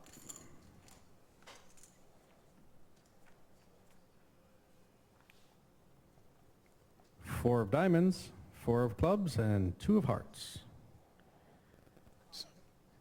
Debbie calls all in, Debbie and Dan announces all folds. in, Dan folds. Debbie wins and- that pot and the button. So now there it's a little different because, I mean, you know, you're not worried about her stack. Craig in the small, John in the big. It's the pot size compared to Dan's stack. So shoving there is not so bad because his whole stack was like, I think, less than double the pot. So if you make a normal bet you might make there of half the pot, you know, 2/3 of the pot. Well, now he might go all in and you might not like that. You know, maybe she shoved there because, like, let's say she'd had a hand like pocket fives, you know, so a pair just above that very, you know, shabby board, 4-4 deuce. It's kind of like, well, I want to make sure he lays down his ace king, ace queen, ace jack, king jack. Dan has 10, first jack action, 10, he all folds. those two big cards before he hits the Sean turn raises to 25,000. card. You know, and if I bet and he goes all in, I'm going to have Debbie to call. and Craig fold. Then he's going to get to see the turn in the river to try to hit one of those two overcards and make a pair to beat me. So shoving there might not be bad at all, depending. And John If folds she the had a big blind 4, for though, Sean to if take she the had a 4 in her antes and hand, blinds I on that hate one. the shove. I think it's a horrible play if she had a 4. Ante up as hand. Craig has the button. John and Dan in the small and big for 5 and 10,000. It would be a lot more fun if we saw the whole cards for this, but I understand why we don't. They don't want to deal with that security issue, and it can actually be a little bit unfair. I mean, you know, if you're playing the main event final table of the World Series on November 9, you got 4 months to like line up help. You know, you hire coaches or get friends that are going to help you, and they'll be watching that live stream, Sean the folds live his TV action. show with the whole cards. And then they're, you know, on that half-hour Debbie delay, folds they're hers. feeding the information to you. So every time you, Greg that's why you'll see folds. the players at that November 9, you know, they fold under the gun and they run over to the rail to talk to their friends who are watching, you know, on their iPad or something, watching the TV And broadcast. John raises to 30,000. And they're getting feedback about those hands that happened Dan goes 30 all minutes in. ago. So we got a raise and a shove for And like John 160, and John quickly folds, and Dan shows an ace. Dan shows an ace of diamonds as we move the button over to John. Dan becomes the small for 5,000. Sean becomes the big for 10,000. Generally speaking, you know, don't show cards. It'll be Debbie's turn to go first. But if you are ever going to show cards, that's a good time. It's like, okay, I shoved, I show you an ace. It's kind of like, hey, you know, I did have something. You know, I'm not just making a move on you. You know, so you can feel good about your fold. And because you feel good about it, maybe you're a little more likely to fold next time when I go all in. Because, you know, I wasn't just bullying you that last time I went all in. So if you are ever going to show, you know, your cards or show a card, that's, in my opinion, the right time. Is when you have a good hand and everyone folded. Well, confirm Debbie to them takes a you peek made a and good lets her fold cards go. and try to create that mindset of, Craig folds. yeah, it's good to fold against me. John bets 20,000. So John opens the button for 20. And I'm going to like this Dan raise folds. by John no matter what he has. If he has 2 horrible cards, then that's still good because there's a good enough chance everyone folds. And there is 20,000 already out there in the blinds and antes. So if they're both folding half the time, then you win 20 Sean every time folds. they fold. So John collects And that of course, pot. when they don't fold, sometimes they call and you know, make more money after the flop. Buttons on Dan now. So it's not like you lose the 20 every time they call. Sean has the small. Debbie in the big. So, I mean, personally, I don't make that raise with really horrible starting hands, you know, the Jack-5 offsuit and 9-4 offsuit and stuff like that. But if I think my opponents are going to fold half the time, then it wouldn't be horrible for me to raise with those kinds of hands. It's just that I do want to not raise 100% of the time. I don't want them to decide that, oh, he is just raising every time no matter what and play back at me. I want them to think that I have a hand. Craig gets when I first do it. action on this one.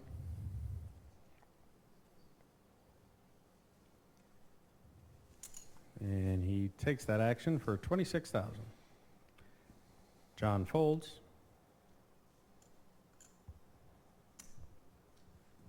And Dan calls. Dan Sean has folds his small called. blind. Wow. So it's 26,000.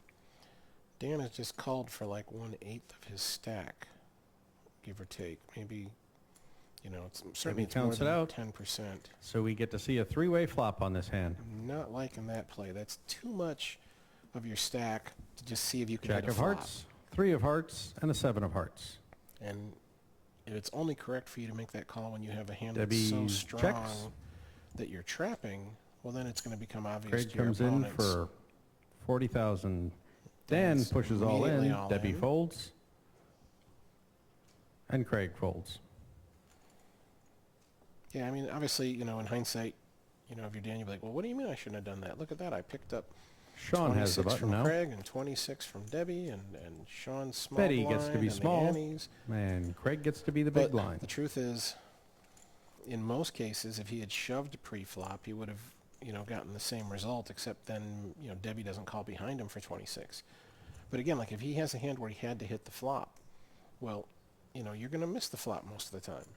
And some of the times you're going to hit the flop and still not have the best hand. And of course, sometimes you're going to miss the First flop action goes to John. and yet have the best hand, but since you don't He know folds. it, you'll fold. So it's just generally speaking, it's Dan going to be a folds. huge mistake there. Now, if you're in Dan's spot there and you call Craig's Sean raise gives his because cards to there the is diva. someone behind you who you think And is he calls likely the to big blind. raise and you want them to, that would be very different. Then it might be a really good call. And Craig checks so we can see the flop. So we got a limped pot here, blind versus blind. A 3 of hearts, 6 of clubs, and 2 of hearts.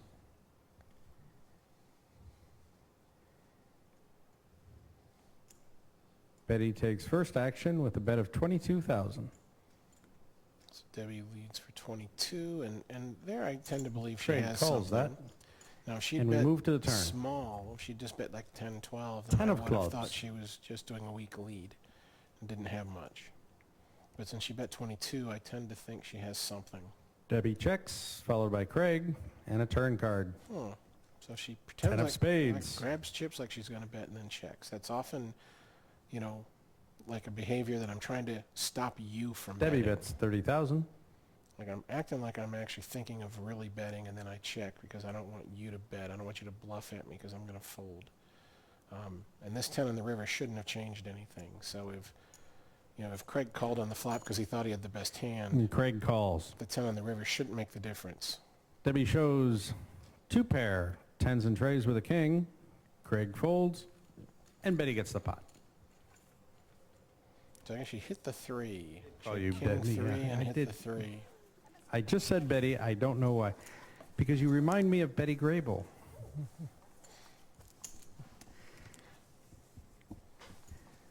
For you young kids out in the audience, she's an extremely attractive actress.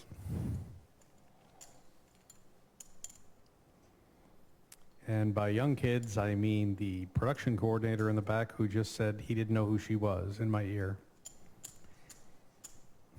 Yeah, not excited about the play of that hand. I'd be interested to see what... John's got the big blind. Dan's under the Craig gun. He called with, folds.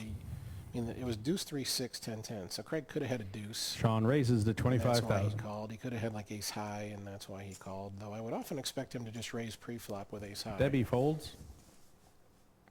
When she limped in. Craig calls.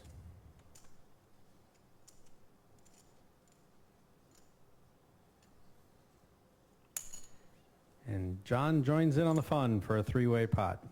All right, 3 ways for 25,000 Let's see a each. flop. Jack of hearts, king of diamonds, 9 of spades. Craig checks, John checks, and Sean checks for the turn. Ace of clubs. Now that's a flop I usually would have c-bet if I was Sean. It's like when you're thinking about it, like who is more likely to have hit that flop? It The checks guy around. Who raised, We get a or free the turn guys card. who called a raise? 5 of king, jack, diamonds. 9. It looks like a good flop for me, so I want to c-bet it, let them fold. Check, check. But he probably has a little Sean something. shows so, a jack for a jack. pair. So he's got John jacks. shows a kings for a pair of kings. Yeah, so that's the reason Craig Sean folds. checked behind. He's like, John I hit wins the second pot. pair. King, jack, 9, I have a jack.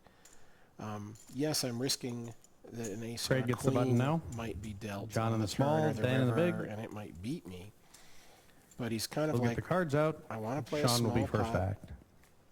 and I don't want to bloat it with middle pair. If they don't both just fold when I see bet the flop, then there's a pretty good chance I'm beat. And the only value he's really getting betting the flop is that someone who has some kind of draw, you know, to an ace, to a queen, to a straight, you know, or even if they just have like, oh, I have pocket threes that I called with, and now I hit a three that you let me see for free. You know, but they probably don't have that many outs.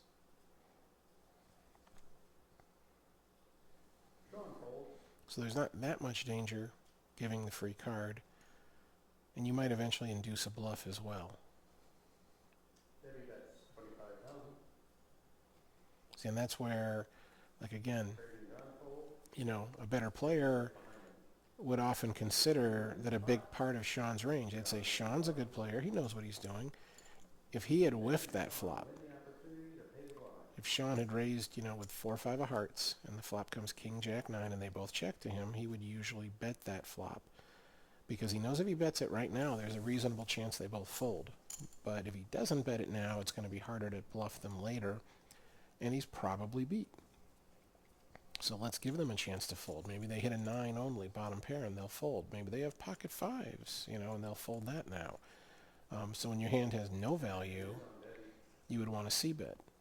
And if your hand hit, you would want to c-bet.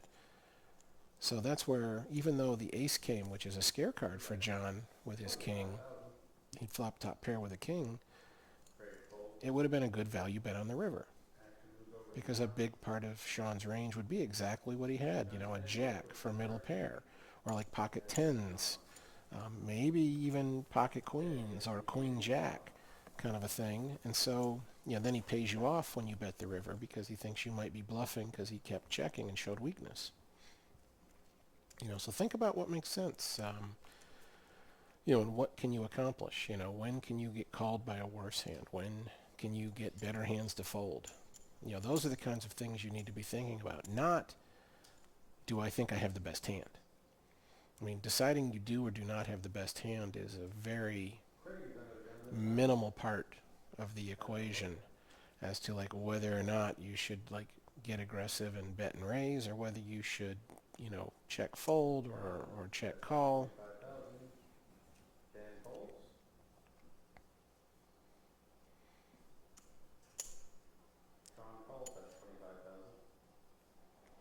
So whether it's, I think it's probably because his stack size is moving up, but, you know, Sean was super tight when we were full, when we were 9-handed, 8-handed. Now he's playing a lot more hands. And partly, I think it's just because, you know, we're short-handed. You're supposed to play more hands 5-handed than you are 9.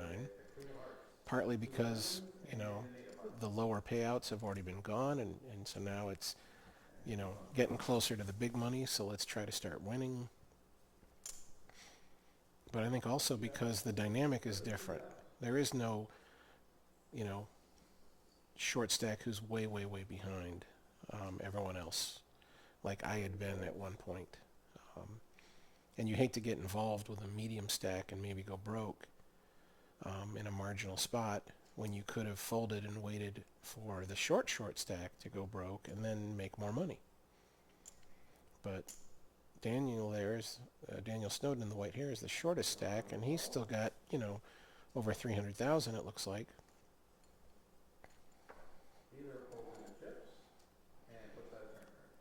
So John has called the flop bet. 3 of clubs shouldn't change anything for anybody. Sean is betting again. So obviously he either thinks he has the best hand or he thinks he's going to get John to fold. But I don't expect John to fold here really, because the 3 didn't change anything. The only reason that John would call the flop and fold now is that he doesn't believe you.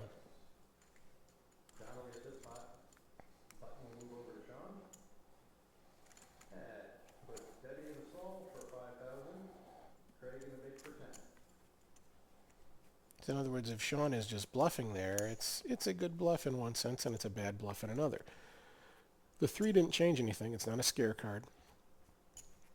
If John folds it, it will not be because, oh, you know, the 3 scares me or whatever.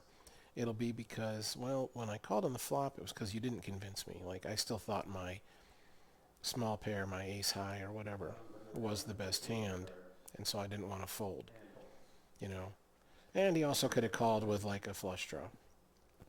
But when you bet the turn, the only reason he's going to fold is because now you've convinced him that his ace high or his small pair is no good, or because it's like, okay, now I'm not getting the right price for my draw. And since Sean folded quickly to the all-in, he probably was bluffing. He probably didn't have a value bet. He didn't have, you know, oh, I have pocket 9s and this deuce 8 queen flop, you know, looks safe for my pocket 9s. I doubt he snap folded because, oh, you raise the turn all in, you must have that jack, you know, or something else better. It was probably that he was bluffing. And Dan takes a look at his cards here. Yep, less than 300 for Dan, actually. It's more like 265 or so. But he still, it's like 20, you know, 26 big blinds. You know, that's plenty of room to maneuver. Certainly not shove or fold. And it works. Everyone folds.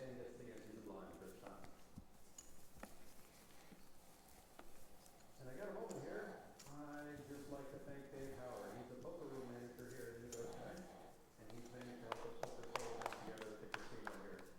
Great guy to work with over there. Yep, David is a really nice guy. He's been a great host for me here the last few days. Definitely cares about doing the job right.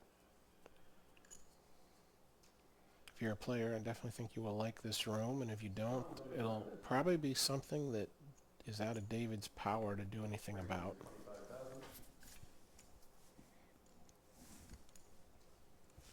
Debbie folds. Craig and John put their cards in, and so does Dan. So Sean grabs another set of antes and blinds.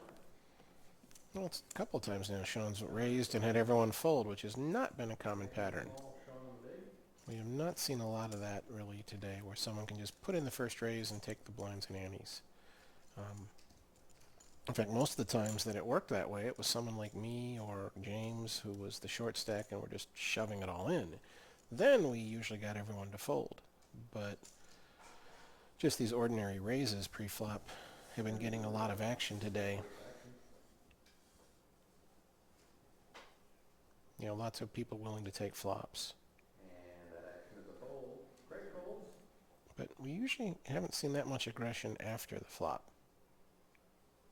Most of the players have been, at least as far as appearances go, more straightforward. Sean puts out 21,000 over the button. You know, betting and raising post-flop when they have it. Over the button. Dan calls from the small blind. So Dan's calling, and that's a big chunk. I mean, it's, you know, 8-9% of his stack here just to, like, see a flop out of position. So again, And for the flop this time, not a big fan of that call with the vast majority of hands. 7 clubs, 10 of clubs, and the 7 of spades. Dan will check that flop. I mean, that call by Daniel is more likely to be correct when he actually is trapping and he has a big starting hand than it is that he has something like, oh, I have Jack 10 and I want to see if I can hit a flop. Because see, now if he was going to, like, if he was wanting to raise there, he's pretty much limited to shoving.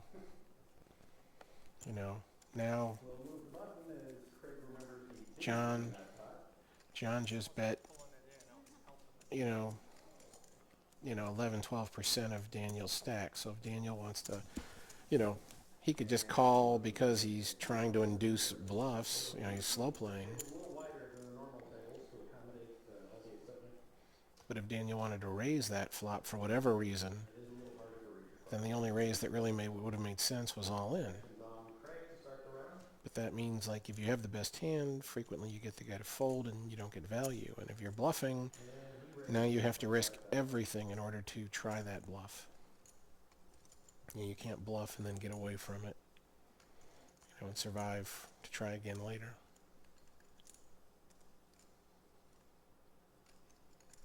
So Craig is open for a raise, and John has got something worth thinking about.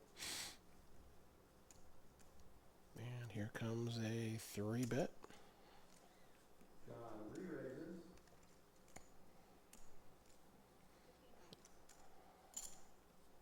Makes it bet 59,000 to call.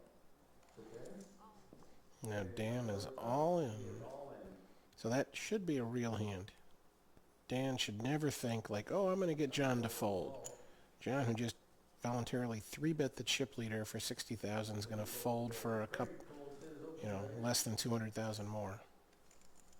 Oh, and John's thinking, so he is kind of full of it. Unless he's thinking about a big laydown here, he's like, he can't have much. It's like, why are you 3-betting the chip leader light?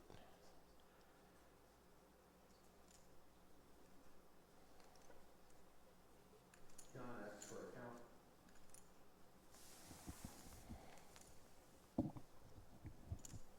count. If those stacks are the 20 tall that they're supposed to be, then this is 250 to 260. We're looking at 256,000 to call for John. So a couple 100,000 more. I mean, it's not a small call, but usually if you're 3-betting the chip leader, you have a good enough hand to call with here. Unless you just think Daniel has to be huge. And John makes that call. John shows a pair of jacks, jack of hearts, jack of diamonds. Oh, that was a snap call. Got an ace clubs. Pocket jacks. Yeah, if he has aces, kings, or queens, you just say FML and hope I get lucky. That was almost like a slow roll to a small extent. It wasn't completely, but obviously he really believed Daniel had to have the goods. Like how often do you ever even have this matchup, that you don't have ace king, ace queen. And let's see a flop. So ace 10 against jacks, 70-30 favorite, but boom, there's the ace. And 9 of spades, 4 diamonds, ace of hearts. So Dan jumps to the lead with ace. Huge lead. Less than 10% for John now.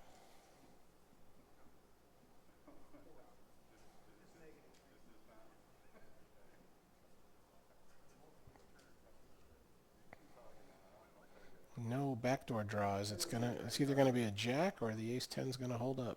A 6 of diamonds. Doesn't help either of them. No card was. Unless it was a jack, it wasn't gonna help anybody. A 4 of clubs. Jacks and 4s for John. Aces and 4s for Dan. So he'll hang around for a little while yet.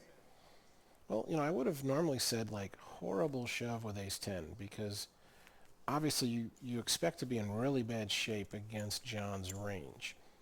The chip leader has raised. John has a good stack, and yet he's willing to 3-bet the chip leader. And then you're going all in for an amount where, he's just not that likely to want to fold. He's just getting too good of a price for him to fold very often.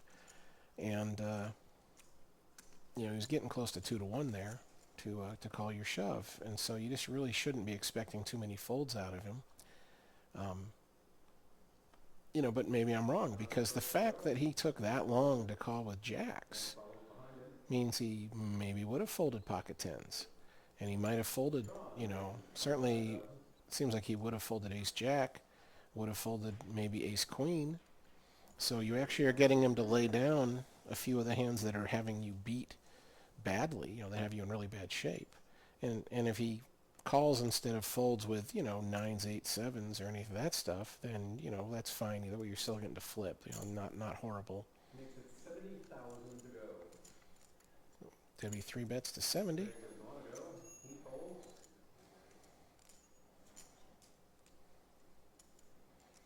So Sean opens the button for his 25, the amount he's been doing frequently. Debbie, 3 bets.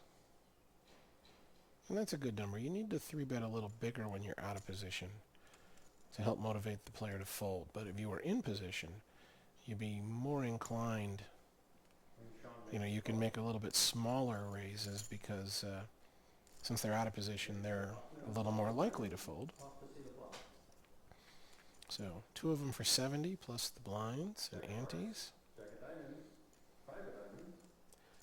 Great flop for Debbie, more often than not, because it's unlikely he has a jack. You know, it's just hard for him to have a jack. There's just not many hands that have a jack in them there, as opposed to all the other hands that he would have also played this way. And she's making a smaller bet.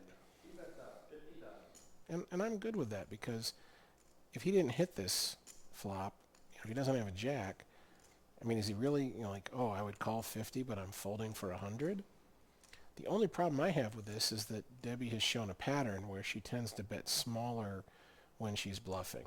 Like, I feel like, it seems to be like she's thinking to herself, I feel like I'm supposed to bet here, but I don't want to risk too many chips. So I'm making this small bet. And I'm hoping that will work. You know, whereas if you see me doing the same thing there, or maybe I make a bigger continuation bet on a flop like 5-9 jack than I do on a flop of 5 jack jack, it's because now it's a lot easier for my opponent to have hit something.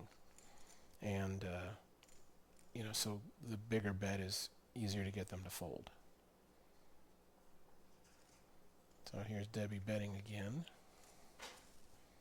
Now the fact that she's betting again actually probably increases the chances that she's trapping. You know, like she bet small on purpose because, ooh, I do have a jack. So I think if Sean has felt the same way about her patterns. And Sean calls it. And on the river, we see a 6 of hearts.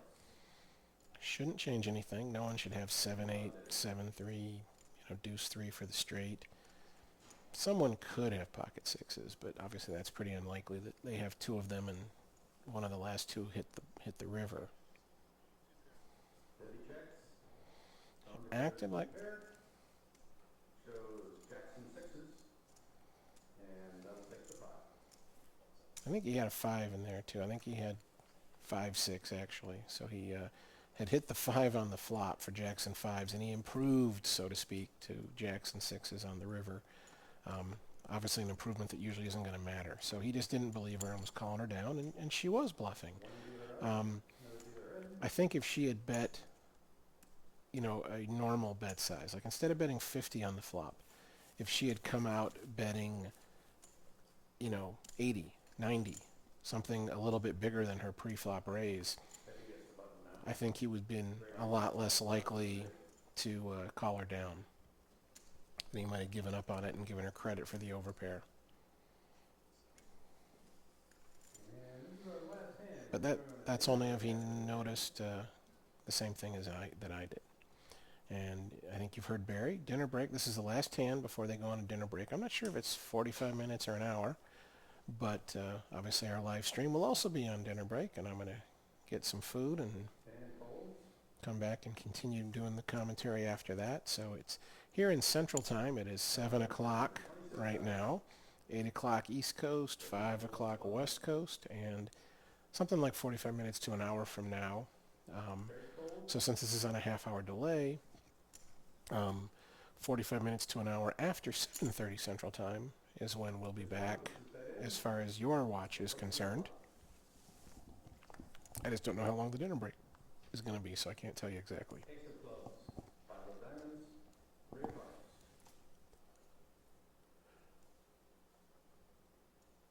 So any flop with an ace is always full of danger. If you have an ace, you're hoping, you know, you're feeling you have a good chance of having the best hand, but, you know, you're always worried about kickers and stuff. But all right, so we'll go on dinner break. 45 minutes to an hour from now, we will come back, and we will also have like updated chip counts and stuff for you. Before we all go, I just want to say thanks to the dealers here at Indigo Sky Casino. They've done a great job. All right, so we got some interesting dynamics at this table, and we'll come back to 6 and 12,000 blinds, and we will see you then after the break is done. This is Greg Fosselman Raymer, and talk to you again soon. Don't forget, if you have questions, you can tweet me at FossilMan. And you can also go to my website, fossilmanpoker.com or fossilmanpokertraining.com, and see my upcoming schedule, where I'm going to be, where I'll be doing my training sessions, and I hope to see you there. Back in a bit.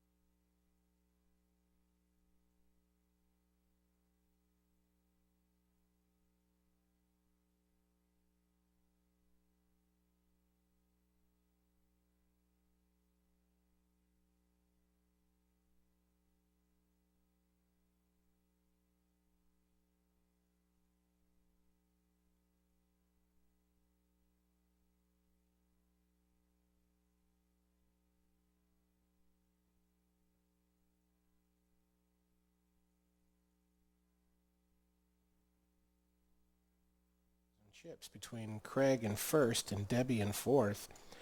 And then a significant drop down to John, but still not so much that he can't, just win one good pot and be the chip leader. So very tight now, and that makes things, in my opinion, in some ways more interesting. Certainly, everyone here knows that if they sit back and wait, they have enough chips to, wait for a good while.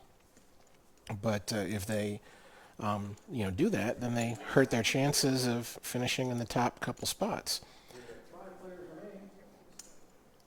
For level 21, where the small blind is 6,000, large blind 12,000, and the ante of 2,000.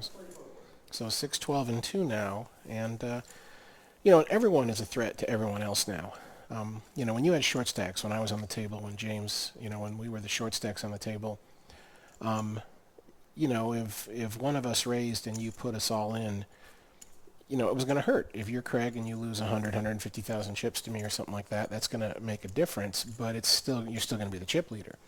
But no one now can lose a pot of any significance without either becoming a short stack or getting knocked out. So everyone has to watch out for everyone else. Everyone has that ability to intimidate. And you can't just be the chip leader, Craig, and just try to push people around. Because to be honest, whoever wins this first pot, unless it's John Land, they're going to become the new chip leader, basically. As soon as they win that, 20, 30,000. So like if Debbie here raises and takes the blind, she's not going to become chip leader. But she's going to move up pretty close.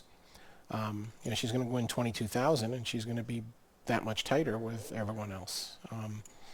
If Sean or Daniel were to win the blinds and antes this pot, they'd become chip leader or really close to it. So everyone, it's almost like you're starting this tournament from scratch in the sense that everyone has almost the same stack. And she does get the blinds and antes, so she picks up 18,000 in blinds, 2,000 each in antes. So she gets 26,000 chips, more than she started the hand with, and so that would put her at 567,000. So she's still in fourth, but she's less than one big blind behind Daniel and just a couple, 2 or 3 big blinds behind Sean and Craig. So it really just doesn't take anything now to have a new chip leader.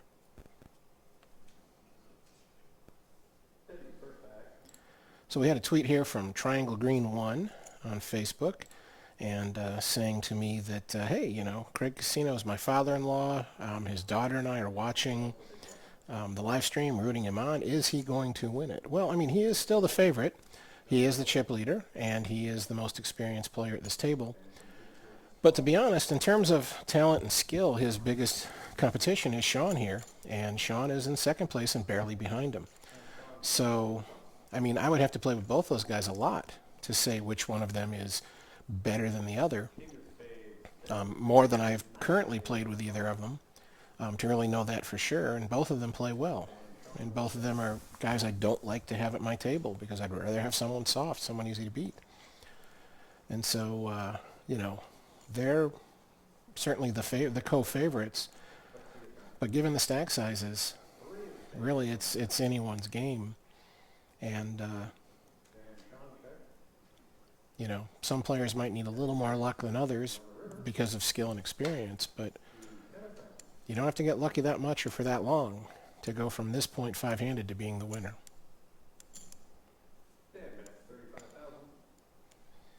So we have check to the river. Sean calls the bet from Dan.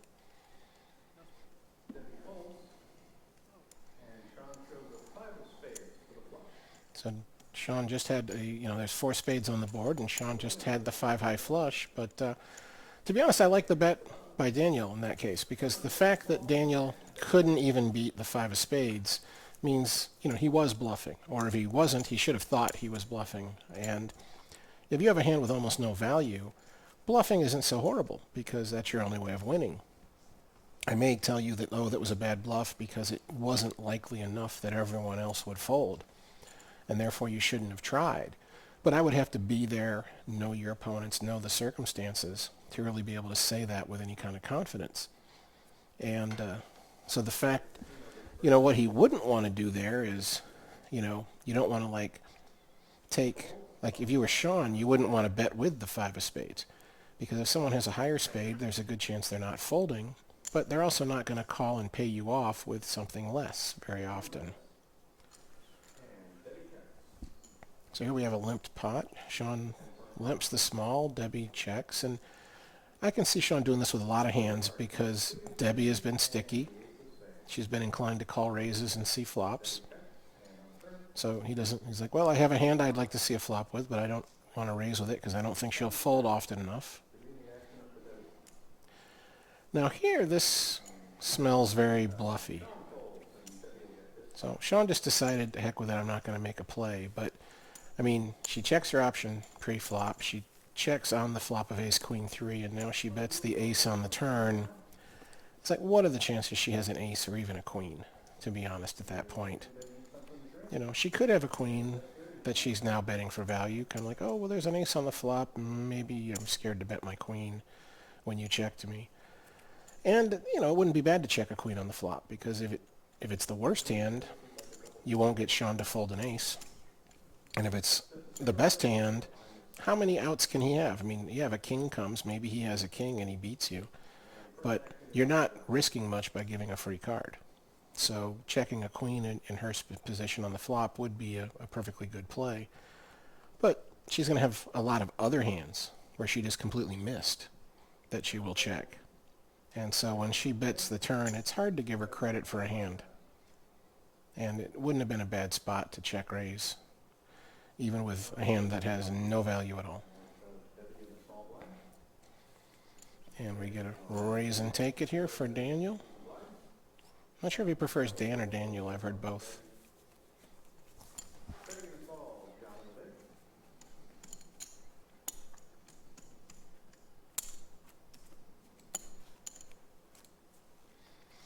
So I did do some math on my elimination play. When I got knocked out, I open shoved the small blind against Craig with 7-4 offsuit, and he called me with ace-10 offsuit, which I think was, you know, a very correct call on his part. And he had said something to me when they were like on the little break after I got knocked out quickly, and I had taken the opportunity to ask him, like, what would he have called me with? Like, would he have called me with ace-9, ace-8, and so on? And he told me he probably would have called me with any pair, and he would have called me with ace-9. Didn't think he would call with ace-8 or worse, that he would call with things like king-queen, maybe king-jack and stuff. So when I, you know, run those on Poker Stove against my 7-4 offsuit, which of course is a horrible hand, it turns out that when he calls, I only win 30% of the time, which really isn't that bad, is it? You know, he never ever calls except he has me beat, and yet I still have 30% equity when he calls. But the thing is, if he was telling the truth, and that was his true range, he's calling me with less than 15% of all starting hands. I mean, literally, he's folding like 6 out of 7 times. So 6 times he folds, and I win the small blind, the big blind, and the antes. And that's usually like, you know, 2.5 big blinds worth of chips. And I was shoving 15 big blinds. So when he calls, there's now going to be about 31 blinds in the pot, because my 15, his 15, plus the antes. Well, I'm winning back 30% of the 31. So I am winning back, 9 blinds out of the 15 I invested. So I'm like losing 6 blinds when he calls. And I'm winning 2.5 blinds when he folds. But if he's folding 6 times for every time he calls, then that's like 6 times 2.5. So that's like plus 15. And then when he calls, I'm minus 6. So out of like 7 trials, I'm winning 9 blinds. So I'm profiting with that shove. And given ICM and stuff, now, the play maybe is just break even at best. But I felt that his range would be pretty tight, that he would call me with what he said, or maybe even a little less. I actually thought maybe he'd only call me about 10% of the time. And so that's why it ends up becoming this profitable play. And the thing is, I'm sitting there, it's folded to me in the small blind. Well, if I just call to see a flop, unless I hit pretty good, now what do I do? I'm out of position with 7-4. So even if I flop a pair, it's almost never going to be top pair. So it's not like I'm going to king 10-7, I'm happy with my hand. So I'm in a tough spot. And then if he raises pre-flop, now what do I do? You know, I can't afford to call to see a flop. And if I now raise all in, you know, he's priced himself in maybe. He might feel like now he's putting too many chips and then he has to call. So I don't like calling. And if I raise something less, well, again, now the problem is if I raise 2.5 blinds and he shoves, I'm going to have to fold. And I've lost a sixth of my stack trying to steal the blinds and antes. And I think there's a lot of hands that he might re-raise with, just hoping to get me to fold.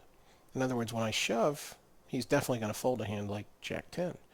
But if I just make the first raise, he might shove Jack 10, hoping that I will fold, and knowing that if I don't fold, he often, you know, isn't in bad shape, that he has 2 live cards, or maybe I have pocket 9s and he has 2 overcards and stuff like that. You know, he'll feel like on average he won't be in a horrible spot. So when you look at all the different ways I could play the hand, most of them are ways that are going to lose. Whereas if I shove, I'm making a profit. So it seems in hindsight now, you know, and assuming Craig is being at all accurate about his range, that, you know, it was a good spot for me. And unfortunately he had a hand to call with, and unfortunately I didn't get lucky and suck out. So I should have paid more attention to this big pot brewing, so I could tell you what correctly tell you what all the action was up till now. But they're pulling in like 100,000, and now they're counting. So Craig is a small blind.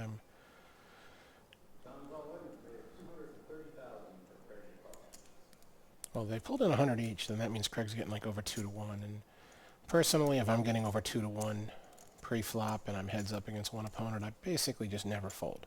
I mean, we just mentioned my 7-4 against the range of hands that he had, which was like a top, you know, 12, 13% hand. That was his entire range, was top 12, 13%. And 7-4 offsuit had 30% equity. So, you know, if I have a hand that I've been willing to make all these raises with, then I probably need to call. John shows 9s full of 7s, and we do have to see all the cards on an all-in. So John had hit the... 5, 6 of diamonds for Craig. So the board ran out 9-5-5, 9-7, and John not only had the 9, but, you know, this is the spot where Craig is feeling unlucky, even though, like, he had the worst hand pre-flop, because, you know, on the flop it comes 9-5-5, and he has now got John drawing to 2 outs. Basically, like, you have to hit, you know, a 9, or you have to hit 7-7, or you have to hit, you know, and you can't even make a straight, because if you make a straight, my, you know, 5-6 is going to make 5s full. So he's got John in horrible shape after the flop. But then when the turn card comes, another 9, you know, now, of course, John has him drawing to 1 out. And just to make things even more comfortable for John, he hits the 7. So that if he was somehow against the case 9, you know, he just got lucky, because instead of them both having 9s full of 5s, John would have made 9s full of 7s. And so it's like lucky flop for Craig, horribly unlucky turn. But that's going to, like we mentioned before, that's going to turn John into the chip leader. He's now going to have close to 800,000, and Craig is now gone from chip leader to short stack with, looks like, under 300,000. You know, he'll have like 240 or something.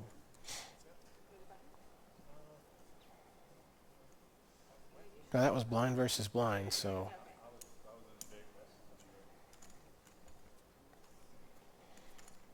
So they weren't sure about the button, but they did get it right. Otherwise, I'd have to go running out there and say, whoa, whoa, whoa, stop, it's wrong. Button's in the wrong place.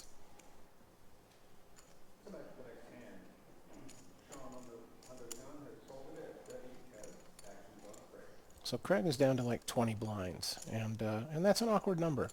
It's way too many for him to correctly just shove right now for 20. It's just too much. But if you just do your normal raise right now, you know, you make it 25,000 or whatever, little 2 blinds, 3 blinds, someone might just re-raise you all in, and now you're the one facing the tough decision of whether or not you should call. And then here, even if you just get called by Daniel, it's like, okay, that's better than him raising probably. But, you know, if you're in Craig's shoes and you miss this flop, now what? You know, do you want to invest in more chips? But if Daniel checks, Craig should c-bet. So Craig made it like 26 or something. You know, he should bet a little more than that right now. If he raised to 26 pre-flop, he should bet like 28 now. Not a big fan of that check, almost no matter what Craig has. I would like to see a bet there. If this is a great flop for him because it hit him, then let's try to get some value.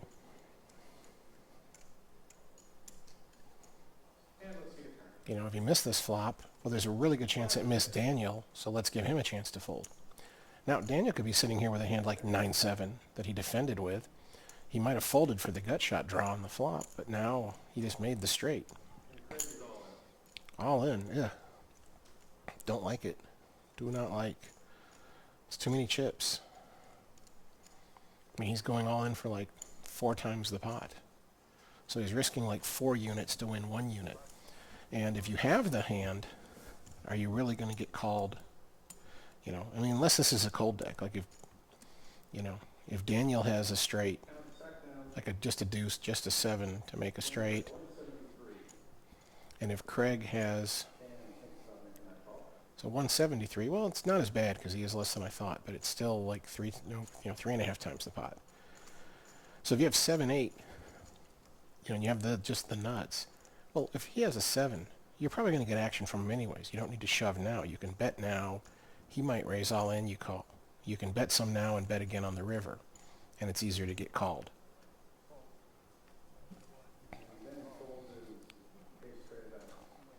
So I had bottom pair, and Craig had the straight. So it's like, yeah, I don't like it at all because you had him drawn to a chop. If a deuce came on the river or a 7, then they both made the same straight. But if you just make a bet there, he might think a pair of 3s is good. He might think you're trying to bluff with a hand like ace-king, ace-queen, ace-jack, ace-10, king-queen. All those kinds of hands that his pair of 3s beats. So he might call you if you just make a normal size bet. And he might even call you again on the river. Or he might decide to turn his hand into a bluff and try to bluff you, and then you just call, and if he has the 7, you just, you know, FML, hope I do better next time.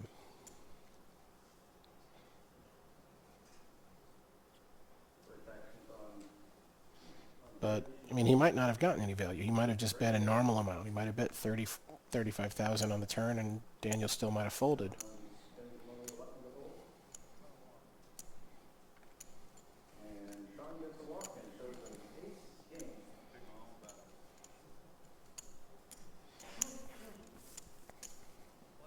It always feels like a waste. You know, you had a premium hand and just got to walk with it. But it doesn't matter. It's not like he's less likely to get another premium hand this time or any other time.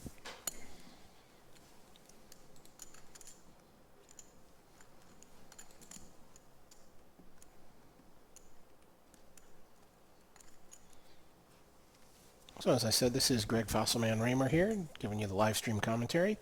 I had hoped to be unavailable for all of this, and since I started this final table, but I was the short stack by far. I was in last place out of 9, and 8th place had double the stack I had, and you know, 7th place had like triple the stack I started with. So unfortunately, it wasn't likely that I was going to go deep, but played for several hours before getting knocked out in 7th.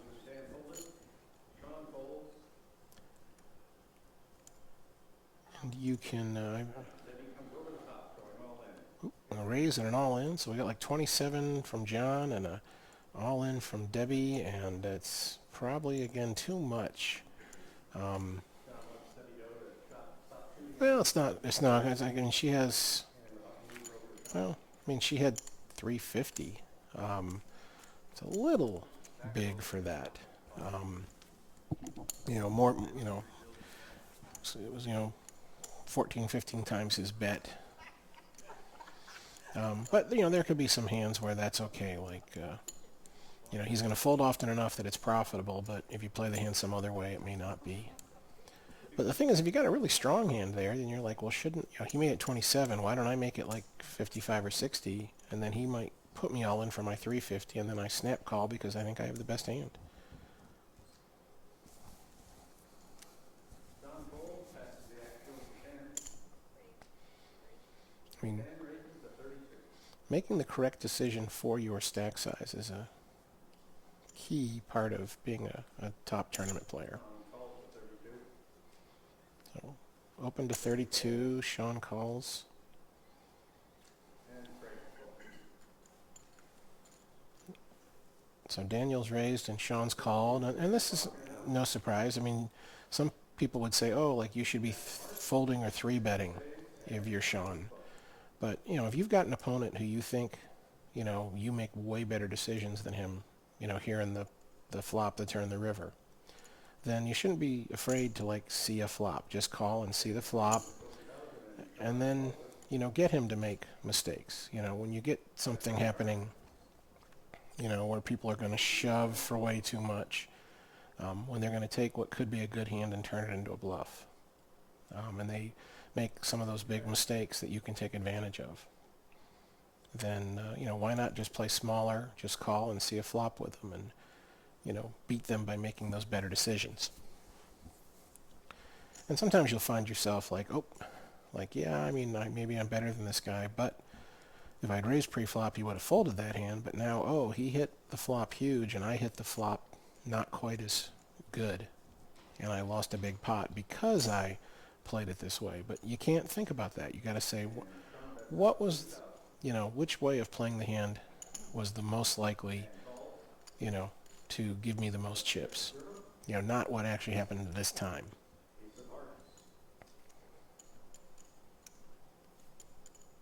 It's an important skill in poker to, like, divorce yourself from the result.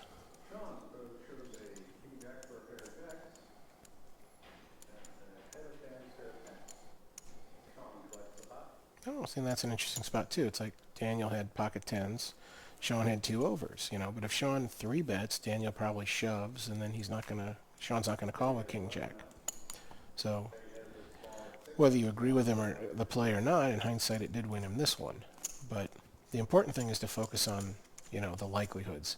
You know, what's probable, you know, as opposed to what's possible. And certainly what's probable as opposed to what actually happened this time.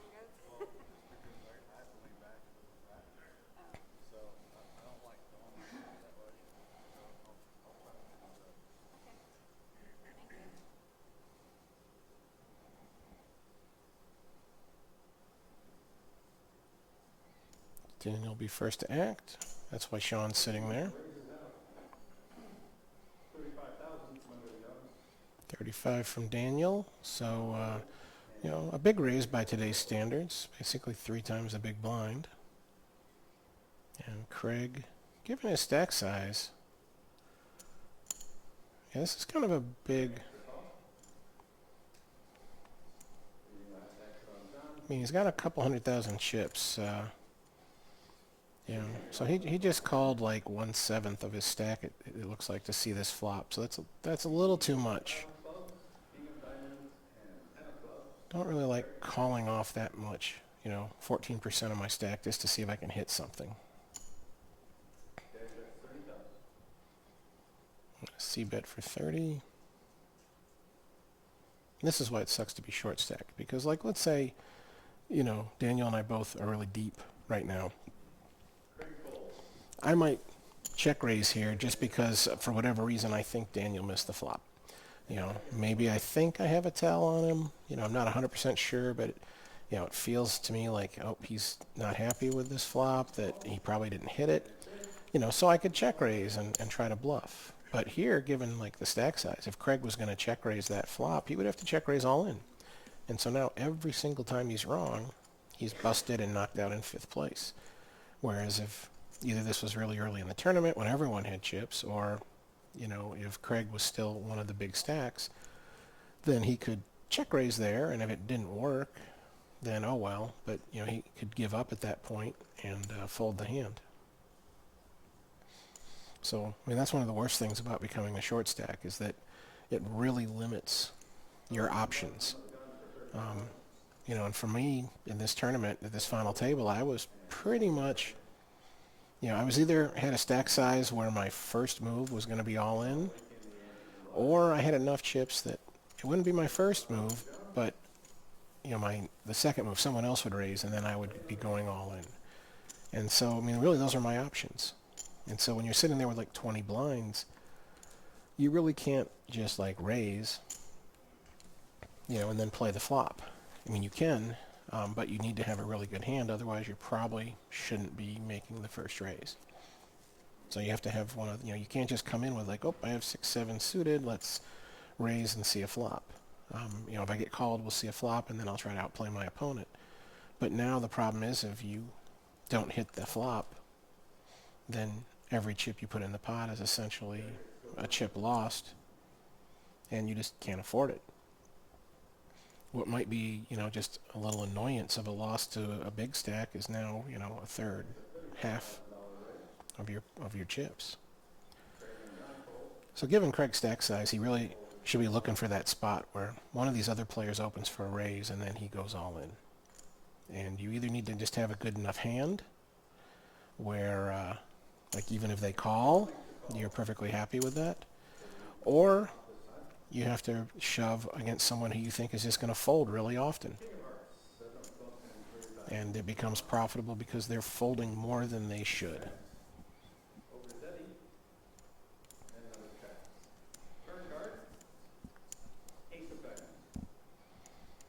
So again, that's a spot where, in my opinion, Debbie should have c-bet. You know, she raises, Sean just calls, king 7-3. Looks like a good flop for her range, and a bad flop maybe for his range.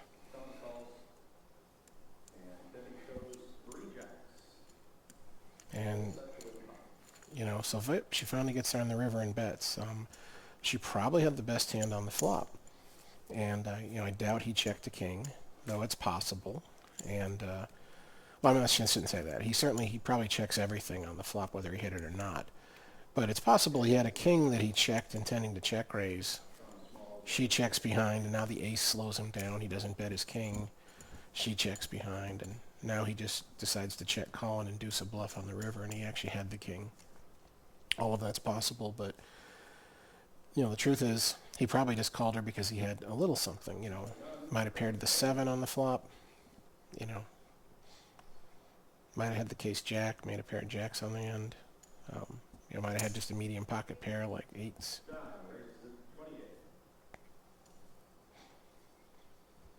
But I'm a huge fan of c-betting. When you only have one opponent, I think you should pretty much always c-bet. Because there's just too good of a chance that they didn't hit anything and they're going to fold. So I got a 3-bet here from Dan, 65,000.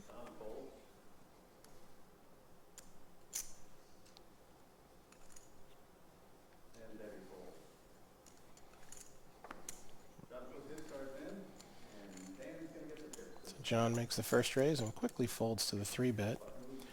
And that's something important to take note of again. You know, when someone gets 3-bet, how often do they, you know, give up? How often do they call? How often do they 4-bet? Because if your opponent is giving up a lot, then it really doesn't matter. I mean, even if they're getting dealt really good cards and they're never raising with something horrible, if they're still folding a lot for whatever reason, then you want to be 3-betting them a lot and give them that chance to fold. A lot of your equity is getting other people to fold. That doesn't even necessarily mean you're bluffing. You know, sometimes you're raising or betting with what you figure is the best hand. But frequently, even when you think you have the best hand, it's not so strong that you aren't happy for just having everyone fold.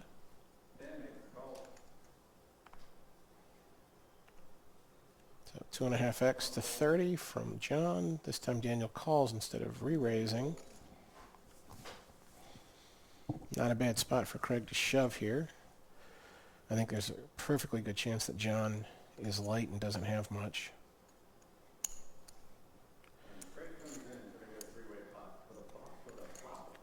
Definitely some hands where I like Craig's call, but I think any hand, of all the hands that I would say he should play, I I think a majority of them would be just 3-bet all in. And there's a pretty good chance you get both these guys to fold. And we're 5-handed, and John has been by far the most loose aggressive.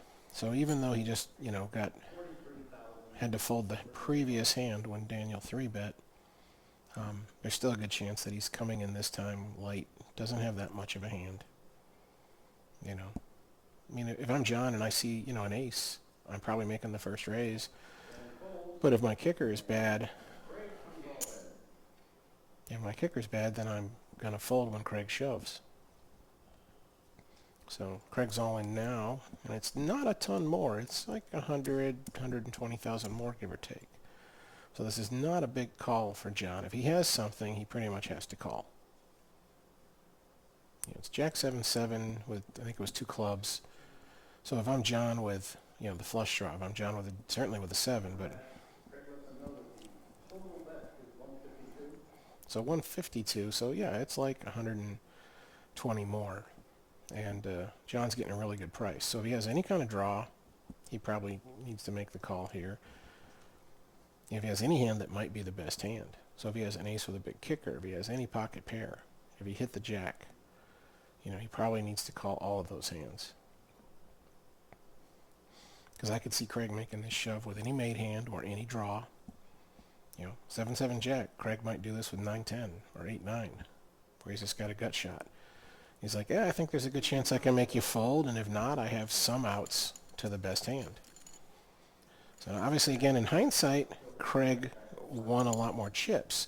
If he had followed my advice and shoved pre-flop, it probably works to get everyone to fold, but he doesn't win that 33,000 bet that John made on the flop. But, sometimes you got to just be willing to risk it all. And sometimes that's actually the safest way to play the hand. You get some players who, get like a really quite good hand. At this stage of the tournament, like an ace-jack. And someone raises and they're like, I don't want to shove it all in now because she might have a better hand and call me. They might have a small pair and they call me now, but if I wait until I hit the flop, But sometimes it's just safer to shove it in now because they might have all kinds of hands they're going to fold right now. But some of those hands that they would have folded now, you might hit the flop and they hit it better. So you don't want to just I'm going to call to see a flop with ace-jack.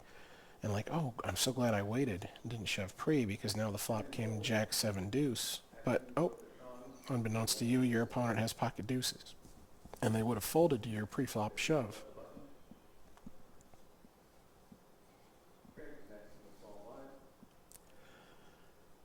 So, Craig limps. That's often a good check by John there. What John wouldn't want to do there is raise with some mediocre hand. And again, for stack size reasons, if he raises, then it's going to be something like 10% of Craig's stack, which would make Craig a good stack size to just re-raise all in. Craig bets 12. John min raises to 24. And Craig can only fold here if he's just stone cold bluffing. So doesn't have an ace, doesn't have a king, probably doesn't have a 5 or anything like that either. And again, I like that bet when he has absolutely nothing. It's like ace, king, 5. There's probably a really good chance that John doesn't have an ace or a king and that he'll just fold because you might. I mean, to be honest, I think Craig is more likely to have an ace or a king than John in that situation.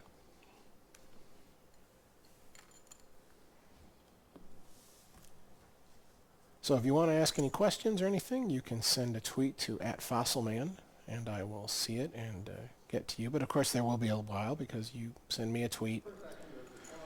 And even though I can get it the instant you send it, and even if I answer instantly, it'll be a 30-minute delay. So you won't get an answer anytime too soon if I choose to respond. If you are interested in any of my upcoming stuff, you can see my calendar at fossilmanpoker.com. And I also have another website, fossilmanpokertraining.com. I'll be in Daytona Beach, the Daytona Beach Kennel Club, in a couple of weeks, and I'll be doing some training seminars there. If you are going to be in that area and are interested in participating, call the Daytona Beach Kennel Club and ask for Amy Alvarez. She's like the tournament director and is also in charge of the stuff I'm doing while I'm there, and she'll be able to help you get signed up for one of the seminars I'll be doing.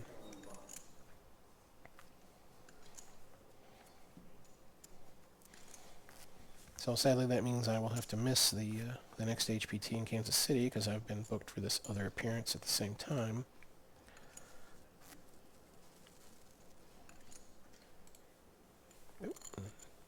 If you are tweeting at me and I don't respond, it might be because I seem to have lost my internet access here. Hopefully I'll get that back soon. But I will be at the Daytona Beach Kennel Club from like Thursday, March 19th till Sunday the 22nd.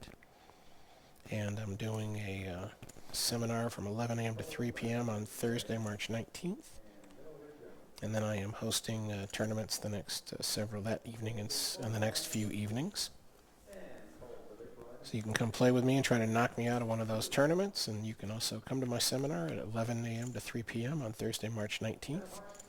Just go online and go to DaytonaGreyhound.com and get their phone number and ask for Amy Alvarez.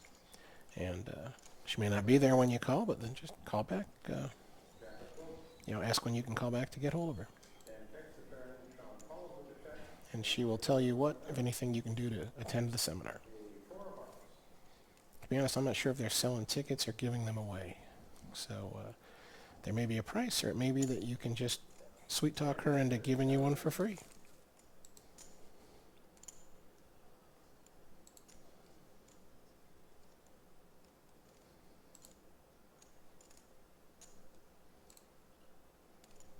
Let's see if I can reestablish my internet access. So that way if you are tweeting, I can see it.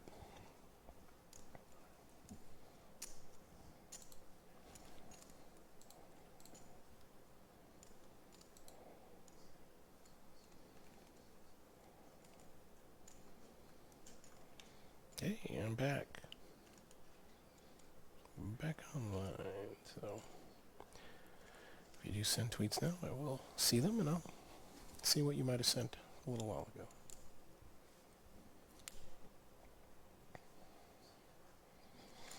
Sean doesn't look happy. And he shows a made hand.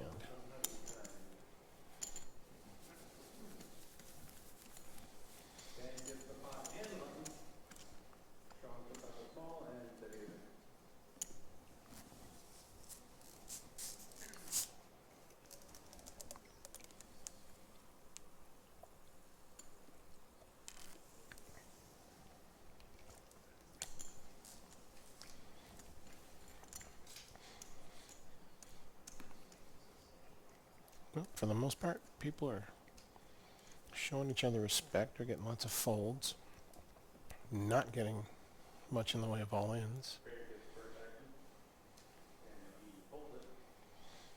So Craig's there at like 250, a little bit more, which is still the short stack. Daniel's at about 350, give or take. Sean's sitting there with 750 or more. Average stack right now is like 540. So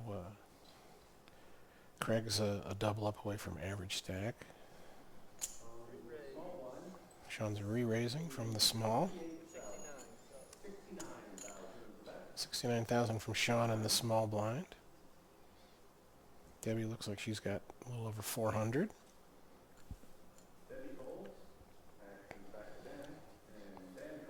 It's like more like 400 for Dan.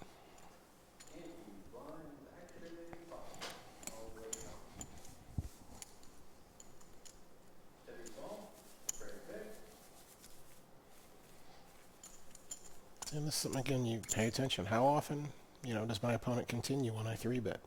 Now, to be honest, what I've seen today is like most of these players, like Daniel, especially Daniel, Debbie, Craig, John, all of them seem very inclined to like at least call when you 3-bet them. They're not too eager to fold, which, indicates, one of a couple of things. One possibility is just they're too loose, so to speak. Like once I come in, I just don't like to give up. So maybe they're a little too sticky. But it also, might mean that like, well, these are appropriate hands for calling a re-raise, but, sometimes you should be raising with a hand that it isn't appropriate to call a re-raise with. So maybe you need to raise a little more often. Usually it's going to have to be one of the others. If you're almost always calling when someone 3-bets, then you're either not raising often enough, or you are calling too often, with hands that shouldn't, aren't good enough to justify calling the 3-bet. Here 5-handed, I might be, raising with all kinds of, weak aces and medium kings and stuff, suited connectors, possibly whatever, if I have enough chips. But, if I make it 2x to go, and then you re-raise me and you make it, 6x, I'm not going to call with my 7-5 of hearts just because, I'm not going to let you push me around. I would need much better reason than that to call. So that would indicate that I'm, raising with lots of hands, but, sometimes, not insignificant amount of the time, folding when I get 3-bet. But if I was calling every time, never folding, let's say, every time you 3-bet me, then I'm either calling with hands that I should fold, or I'm just never raising with those, suited connectors and other marginal hands.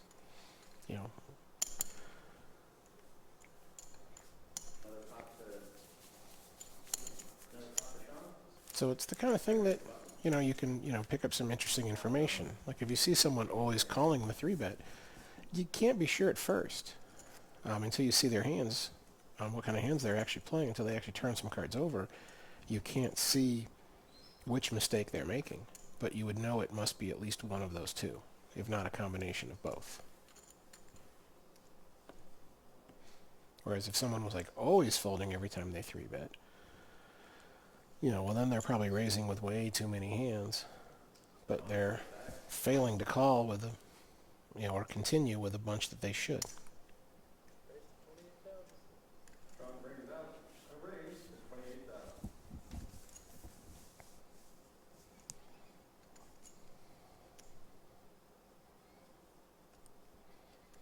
Sean opens for 28, and for a second I thought she was counting out a re-raise, but it's a call.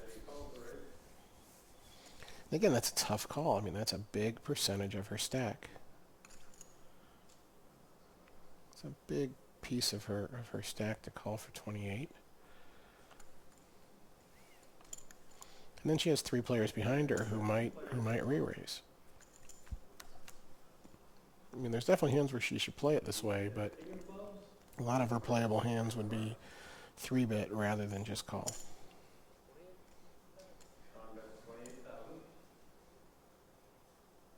And Debbie calls. Well, so she either has an ace, a king, or a heart draw.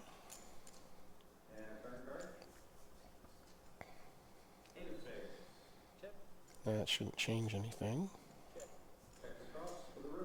And she still could have an ace, a king, or a heart draw. And now this is where you got to decide, like, how good a hand do I need if I'm Sean to go for value? I don't expect her to fold. If she has an ace or a king, I don't expect her to fold. She has flush draw, and it's like, well, unless I have nothing myself, I don't need to bet, because that means she doesn't have a pair, so I can get her to fold. I mean, I can win the pot at showdown if I have even a little something. So he should be value betting here, or he has air and he's bluffing. She's thinking hard. It looks to me like she probably has the king. She might have had a flush draw and she just hit one of those other cards to make a small medium pair. But probably a king. probably a king that she's trying to decide, like, oh, would he, you know. And that's the thing. He would check an ace on the turn frequently, and so 100% he could have been value betting an ace there in the end.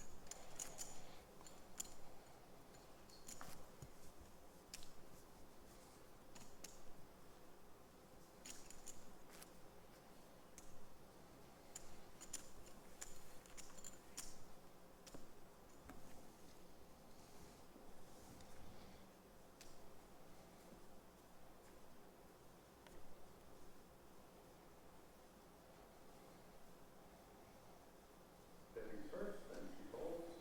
Over to Greg.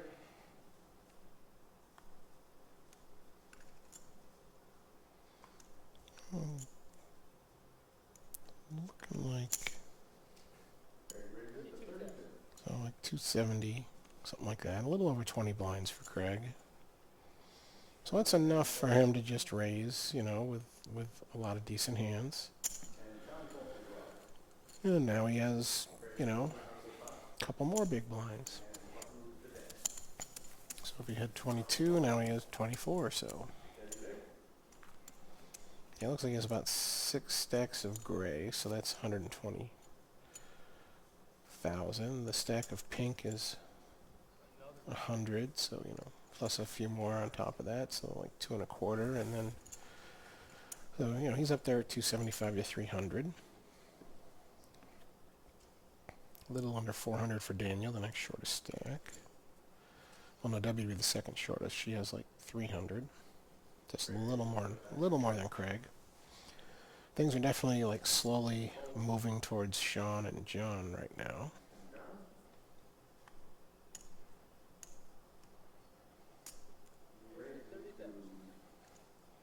Looks like 35.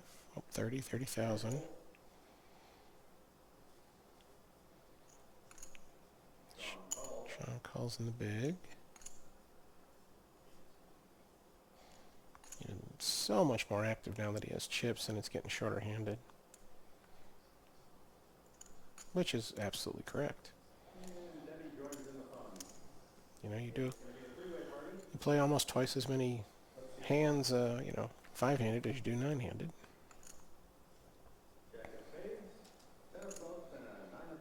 Actually, you play probably a little more than twice as many.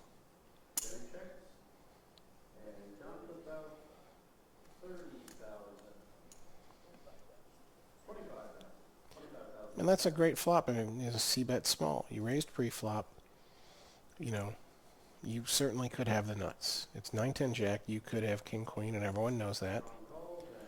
So if they've whiffed, if they don't have anything at all, they're going to fold for 25 just as much as they're going to fold for 50.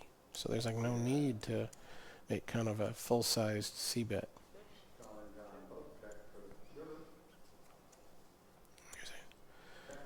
And John does not have to have been bluffing the flop to check behind on the turn.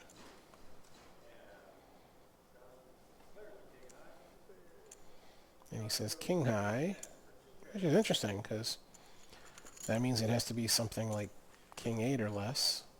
Because if it was king queen, it's the nut straight, and if it's, you know.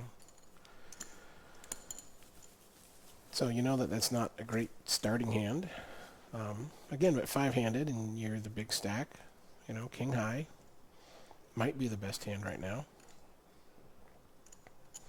And Sean definitely played that conservative. He had ace-10. He would have been perfectly reasonable for him to re-raise pre-flop.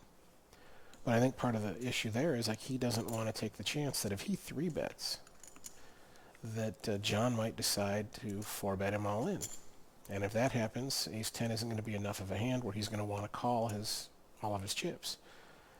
And so that's his big concern. He's like, I don't want to be like 3-bet and then get 4-bet off of my ace-10. And if you call me, I'm out of position, so if I don't hit the flop, now what do I do? I have tough decisions to make if I don't hit the flop really well. So he's, again, taking a more conservative line, and he's also, I think basically it's as if he's saying, like, hey, I know I make better decisions than you guys, so I'm happy to see more flops and make more decisions. And actually, Sean is probably the chip leader, not John, because that's over 900,000, close to $1 million. He's got 800,000 just in the stacks of pink on the bottom. Yeah, that's over $1 million that Sean has out of 2.7 million. So I think that's a bit more than John has, so he's the chip leader. It's like John's stacks aren't necessarily 20 tall. I'm pretty sure Sean has 20 chip stacks, so they're easy to count. Not sure John's are 20. I think they're kind of random heights.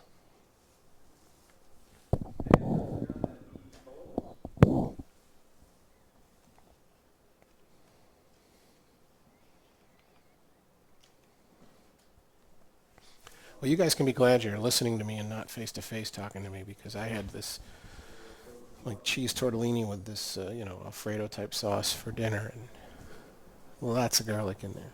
So I'm pretty sure my breath is pretty horrible right now.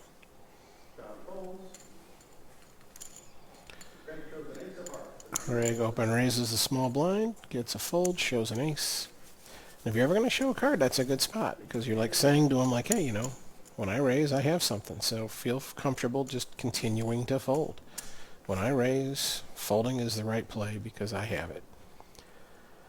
And it's funny, because if you like show an ace this time, and then you don't show a few times, someone might say something like, oh, so you don't have anything this time. Like, you showed the ace before when you had it. So if you didn't show me this time, you must have squat. And they'll think that, but still memory tends to be very visual. And so, an hour from now, they still tend to remember that, like, man, every time I see this guy's hands, he's got an ace, he's got a good hand when so their memory is still going to fixate more on what they saw than what they thought.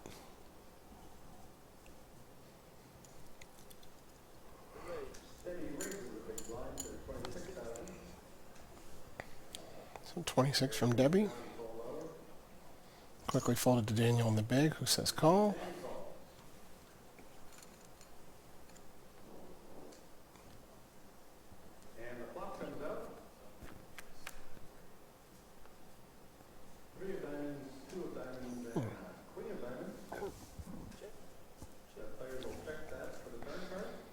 Check, 2-3 queen.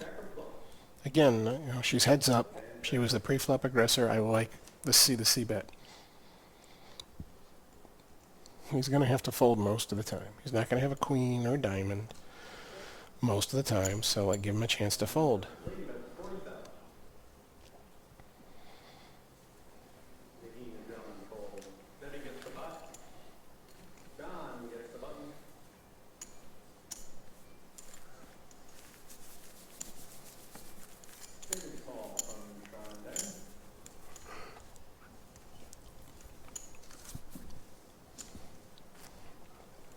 Another good reason to c-bet there is he might have a hand.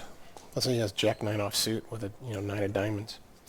If you c-bet, he might think, well, I probably don't have the best hand with Jack-high. And not only that, but if a diamond does come, my 9 of diamonds might not be good enough. You might have a bigger diamond. You might even have the ace of diamonds, and maybe that's part of why you're betting. So he might fold. But now if you check behind, and another diamond hits the turn, now he might not be willing to give up the 9 of diamonds. The fact that you checked, makes him think you're weak, and he might be more inclined to call you down when you bet the turn in the river.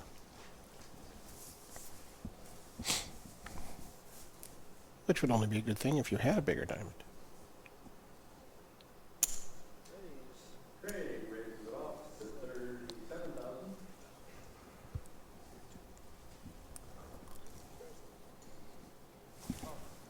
Well, I hope the action ramps up, because I'm supposed to pack up my stuff and drive to my parents' house in Kansas City, which is 2.5, 3-hour drive. It'll take me at least half an hour to pack everything up and get out of my room. It's even if they knocked out 4 people and, the next couple of hands, it would still take me be over 3 hours before I got there. It'd be midnight.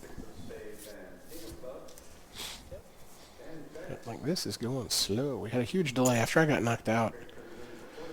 It was probably close to an hour before I got back to this room, and they still hadn't played a hand because there was a technical problem. And they played for a while before James got knocked out in 6th. And now they just can't Can't seem to get two people with really big hands at the same time. Or one person with a big enough hand and one person who's willing to bluff it off.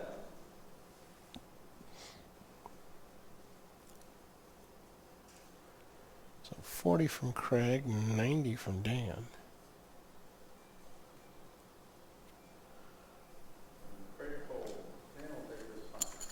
So that leaves Craig with only a little over 200,000.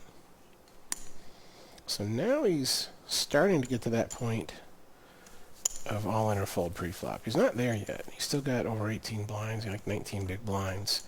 So he certainly isn't at that spot. He still has a stack where what he wants to see is someone else raise and then he shoves. Because then he's risking, you know, an appropriate amount, so to speak.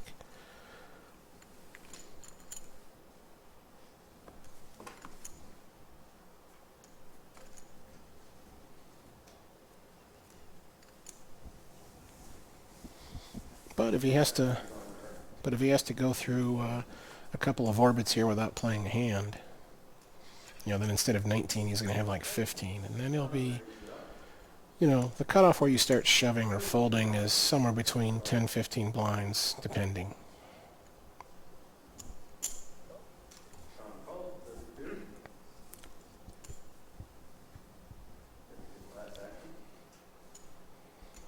Got a raise to 32, a call. And another call.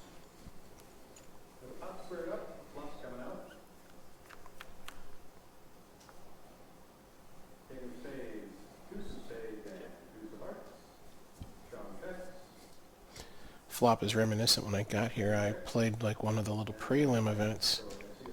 You know, they just had some cash tournaments, you know, with like there's like $150 buy-in.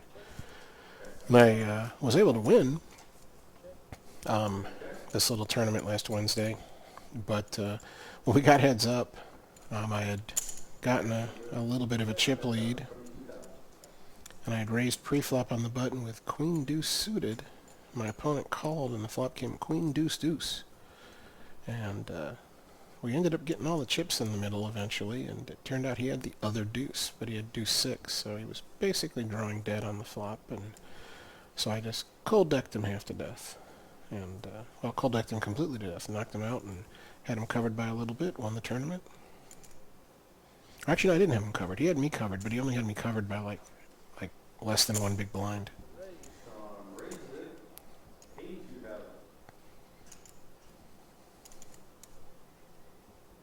All right, we're getting some action here.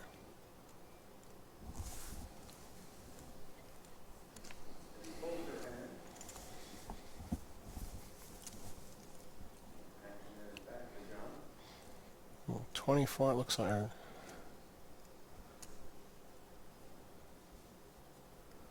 John bet 22. That's 82 from Sean. Can't tell for sure. There's a call.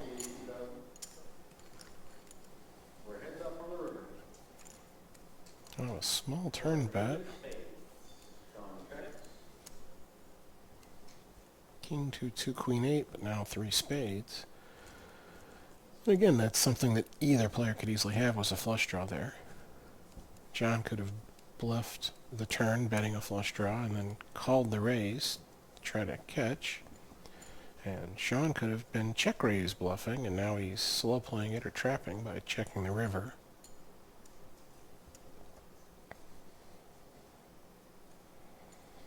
And he's going to get a bet, whether he wanted it or not. Looks like 95. So Sean just check raised bluffed there. He had nothing. He snap folded, and the only reasonable draw, well, I guess not true. I mean, there was king queen, so it could have had like jack 10, something like that for a straight draw. But you know, basically the draw didn't get there, so he could have been check raising with the draw, and he gave up when he missed. But more likely, Sean had nothing. He probably would have just called with a draw, given that he's playing like a more, you know, he's playing tighter in the sense of being like, you know, let's not take chances here. on a big pot.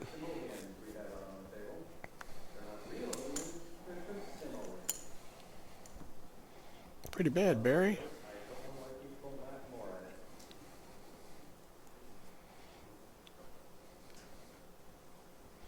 Must be the delivery. Must be the delivery. So speaking though of what they're playing for, the next person out's going to get 8,700. Fourth place almost 12,000. Third place over 16,000. Second place a little more than 25,000, and the winner is going to get just over $40,000. So a lot nicer than my $6,000 payday here. Would have much rather had the 40,000.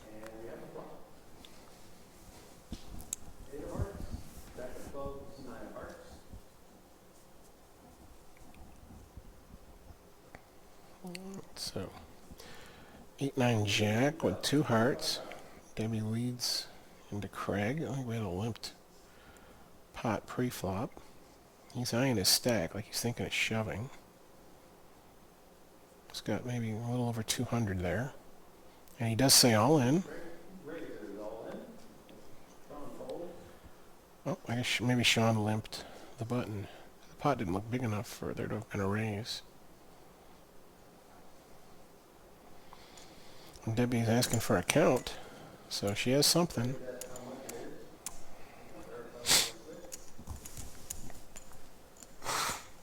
Excuse me. So 196 is the number. So she's not getting a good enough price where she can just say like I have a draw. You know, like if she somehow has a hand like 10 deuce, so she has the open and straight draw but nothing else going. It's not like she can really correctly call, you know, for the straight draw if she thinks that's the only way she's going to win is by making the straight. And similar if she does just a flush draw. You know, if she has like 2 small hearts. You know, she has 5, 6 of hearts, and she doesn't think she can win by making a pair. She thinks she's going to make the flush or lose. You know, she's not getting that 2-to-1 price you would need. So it would be a really bad call if that's all she has. But if she had something like a pair and a draw, you know, where, hey, there is some chance I have the best hand right now. You know, like if I have 9-10 for a pair of 9s with an open and straight draw, well, maybe Craig has something, you know, like Ace-10, where, you know, he has the same straight draw as me, but he doesn't have a pair.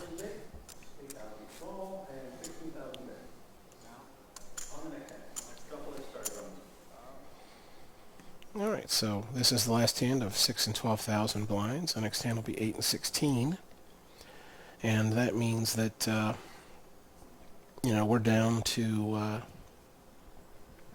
about 160 blinds on the table. So the average stack is going to be only like a little over 30 big blinds. And so that really should lead to some eliminations in this next level. So 36 from Daniel, 3 times the big blind.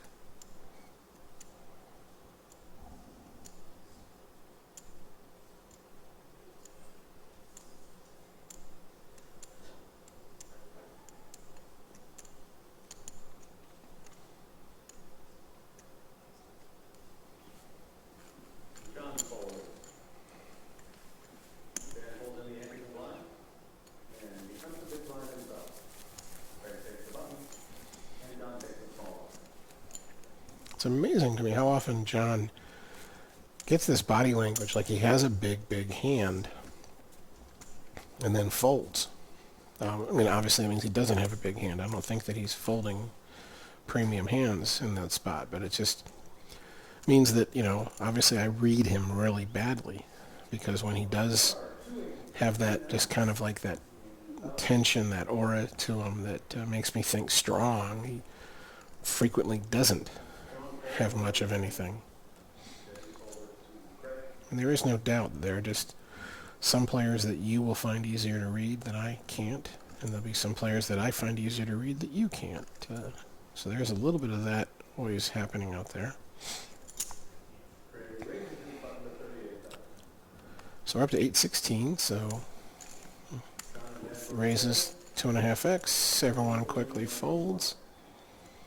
And, you know, that's a big pickup. I mean, you got, you're picking up 32,000 strange when you do that. You know, you raise the blinds and antes, and you're winning your ante back. You're winning their 4 antes. You're winning the 24,000 in blinds.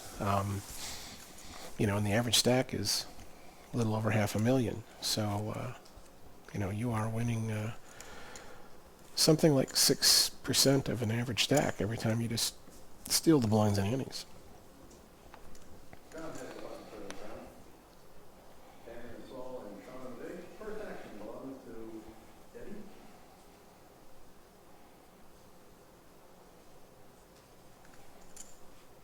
That's the action over to Craig.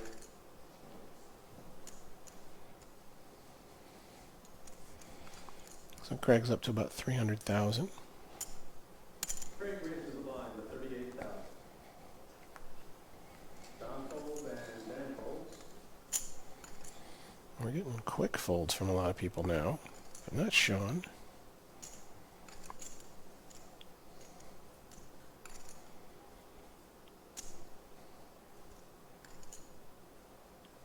Getting a call from Sean, and it doesn't really surprise me.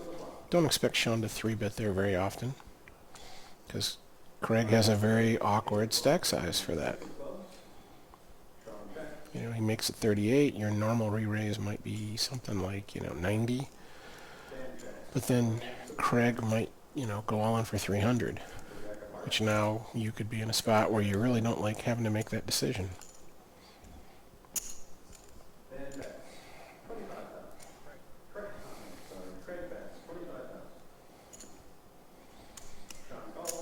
So small bet here. We got check on the flop, and then this small bet on the turn by Craig. It's certainly making me wonder if he doesn't have a huge hand. Sean checks and Craig checks. Sean shows a pair of eights with a jack 10. Craig folds. Top moves to Sean. And Sean paired the 8, but So we have Sean's ball line and betting the bet.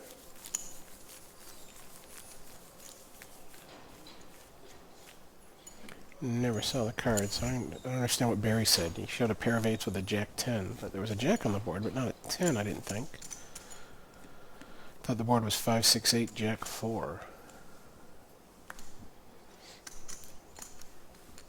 Or we had 10, 8 for a pair of 8s. Maybe that's what Barry meant. Craig is under the gun, so he'll have first action. And he's about 240. It's about 15 blinds.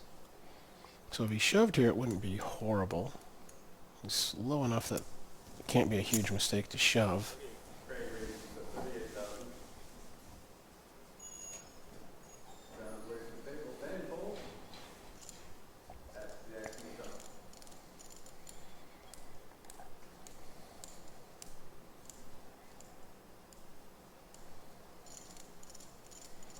So this is a spot where, given the stack sizes again, if Sean thinks there's enough chance that like Craig's going to fold, he could just basically put them all in here. And of course, you got Debbie in the big blind, who might wake up with a hand, but usually isn't going to. And it does look like Sean is putting together a 3-bet.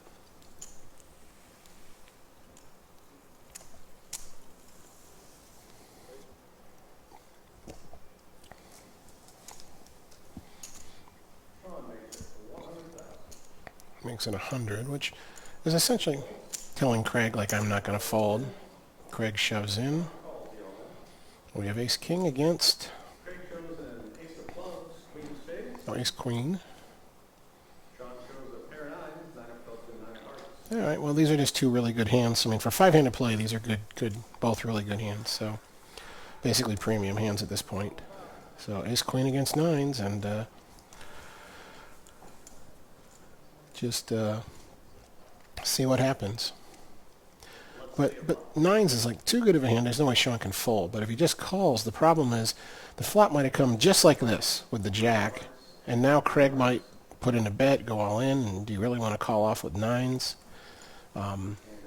but then you could get bluffed, as well. And that's a big card because now the ace of hearts and the queen of hearts is no good. So Craig is going to have to hit the ace queen that is not a heart. Craig asked for ace of spades. Yeah, that's what he needs. But nope. And nines are going to hold, and Sean is going to win. And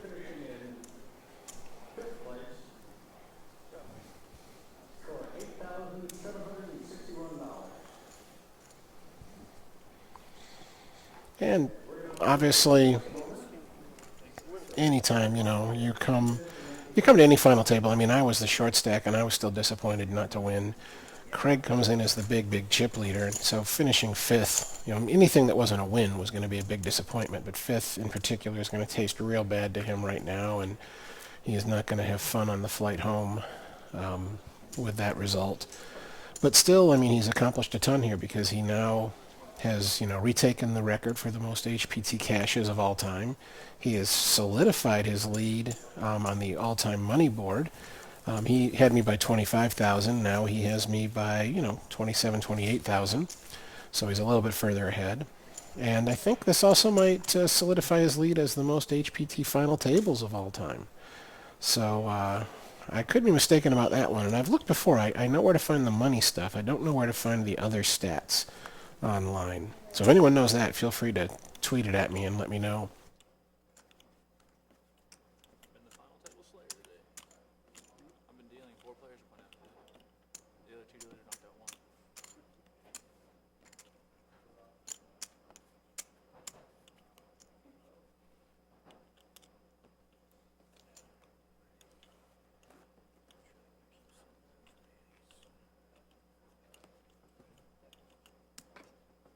I'm here with Craig Casino, who just busted out in fifth place. Craig, how's this turn for you? Well, I can't complain. It was a lot of fun. It always is. So I would like to finish a little better than I did, of course, but definitely complain. No complaints from me because we just lost track of how many final tables you've actually had here at the HBT. Am I right? Yeah, I've had a few, so it's been fun. You gotta tell everybody how many have you had. I think it's over 7. So. Okay, someone told me 8 and you said 7. Yeah, It's 7. Okay, and I have to ask you this, and I know that you get it all the time. But you just feel like you were destined for poker with that last name, Casino. Sometimes. Sometimes. Not at the moment, but yeah, no, it's fine. It's an unusual name, and it kind of gives everybody something to talk about, I guess. So it's all right. I was born with it, though. I didn't have much to say Yeah, about you it. didn't make it up. No. Yeah. Well, have a good night. Okay. Thank Thank you. you. All right. See you guys. Enjoy playing. You too. Oh yeah. I want to take it home. Of course.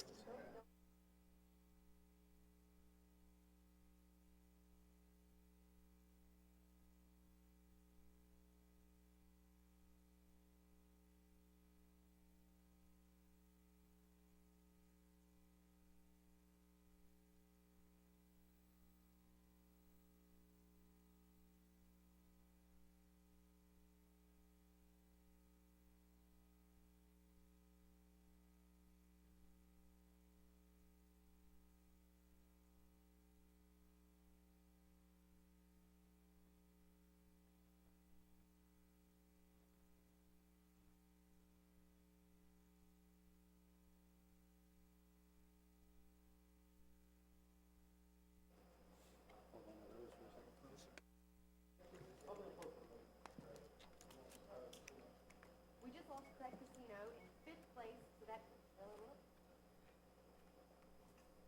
We just lost Craig Casino in fifth place, and that puts us down to our final 4 players here today. Little bit. Oh, sorry.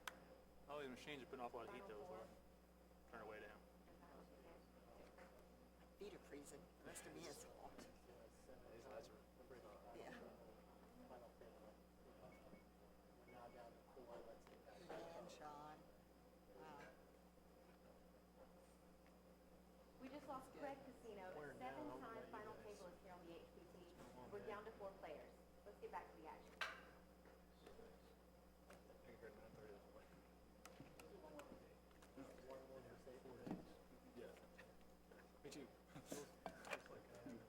We just lost Craig Casino, a We're now down to 4 players. Let's get back to the action. Welcome back.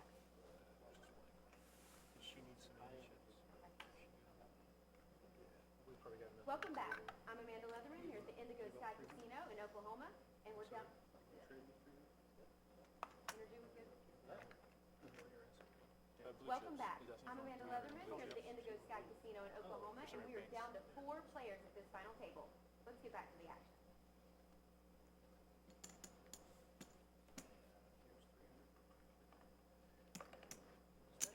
Good.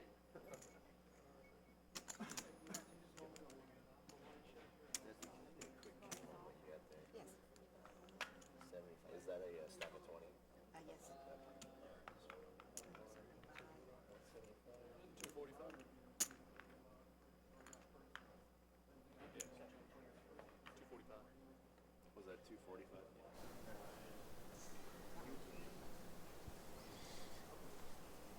Hey, I think you have me back. This is Greg Fossilman Raymer here, and my good friend Craig Casino unfortunately just got knocked out in 5th place, which I know is disappointing to him. He had, though, as we learned in the interview, 7 final tables so far here on the HPT, which I think is the record. And he definitely has the record for most money won on the HPT, and as well as, I think, the record for most cashes on the HPT. So, obviously, calling him Mr. HPT, which he does sometimes get called, is not a mistake. You're going to give that name to someone, he is the right guy. I think I'm going to go look up the money result for us, because I know where to find that one, but I do not know where to find the details on, like, a chart somewhere that says how many final tables everyone has made, how many times they've cashed, stuff like that. Unfortunately, I seem to be out of internet again. It's like the Wi-Fi here at the casino seems to be going in and out today, so we'll have to wait for that information. But he does get paid $8,761, and I've sent him a text letting him know that if he's up to it, he can come join me here. He was kind enough to do some commentary with me at the Ameristar East Chicago HPT live stream, and we had a lot of fun with that, so I'd love to have him back again. And yeah, I'm just going to have to wait, I guess, till the internet returns and hope that that works out eventually. But we're down to 4, 2.7 million chips. That's almost 700,000 in the average stack. And Sean is definitely going to be the chip leader with that knockout.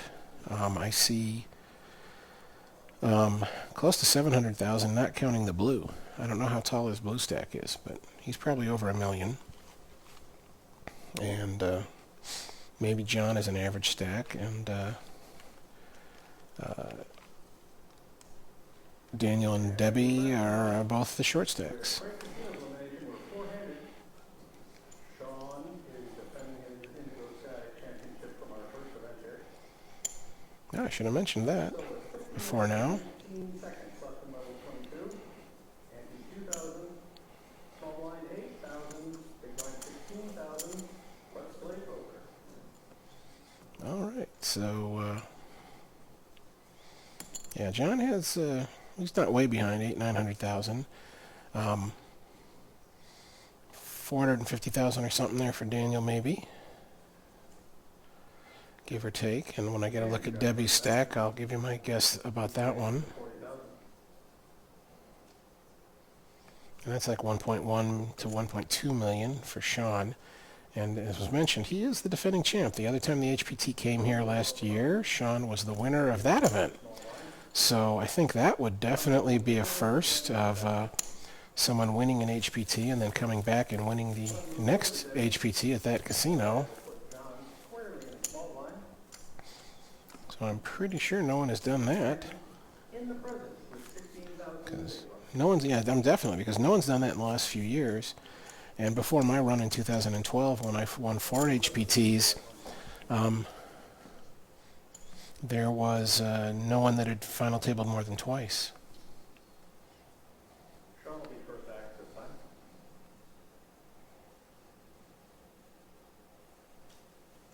Sean does fold.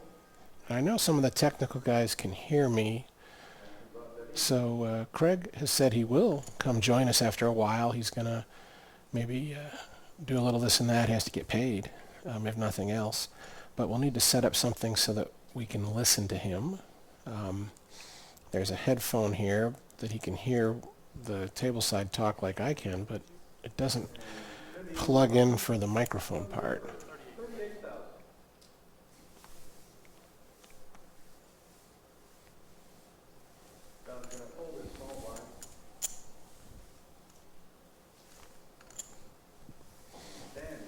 So we'll see if we can make that happen.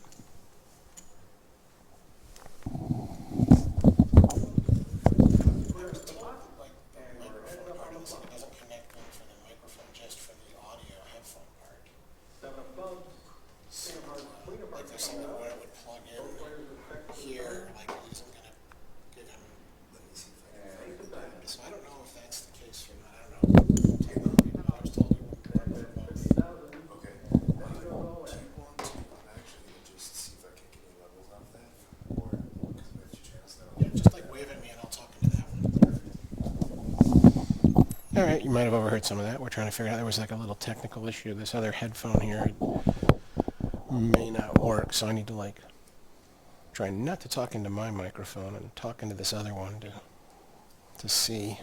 Of course, it needs to be connected. Oh, I see the problem.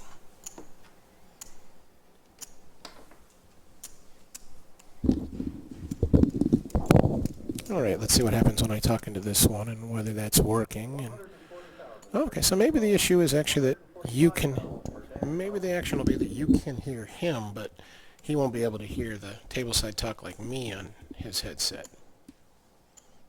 Something like that, maybe. Might be what's going on. Because there was some adapter issue with part of it. But that'll be okay. I can clue him in. So that'll be a little while anyways, but that'll be fun when we can make that happen.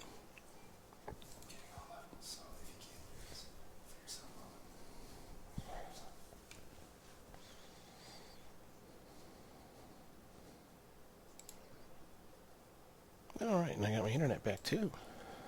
Everything's coming up roses.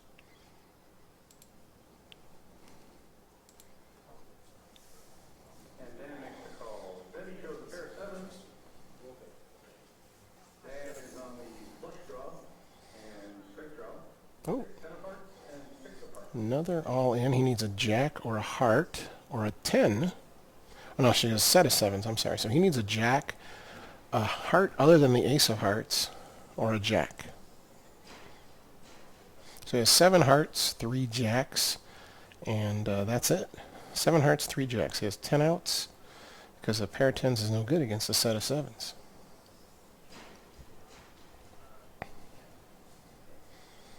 And let's see that river. 9 of hearts will work. And that's going to win Daniel a double up. Or no, he's going to knock out Debbie, I guess. So that sucks. I mean, you got an opponent who has like nothing really.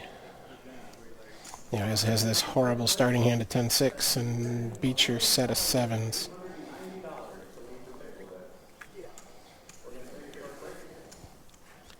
That'll be a break in the action. So, you know, that's the reason sometimes you sit back at a table, because, you know, by letting someone else get knocked out first and taking that 5th place money that Craig got of $8,700, now she gets $11,900. You know, so she gets this over $3,000 raise because she was able to just outlast, even if she didn't build up the big stack. You know, and like almost double what I got paid by just lasting longer. Of course, it's not that Debbie was shirking away from the action either. She was not folding her way to 4th place here. She was getting involved a lot, mixing it up. But a nice payday, and we're down to 3.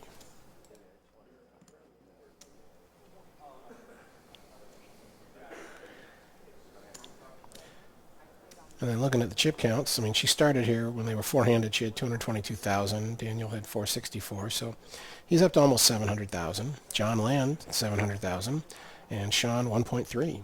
So it really is like one chunk, 700K for Daniel, 700 for John, and almost double that for Sean. So Sean has about a half the chips almost, and the other David or John and Daniel have about 1/4 of the chips each.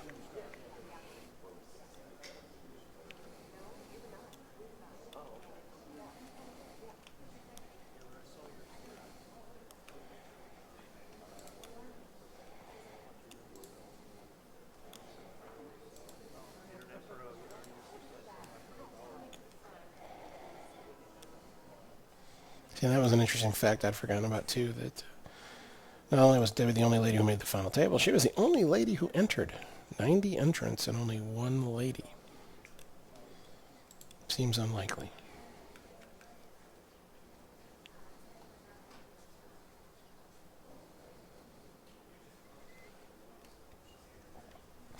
So before this final table started, I was number 2 on the HPT all-time money list with just under 400,000. And so now I have just under 406,000, whereas Craig had 425 and change, and now he has like 433, almost 434,000. So he maintains his spot at number 1. I maintain number 2, and we distance ourselves a little from the pack.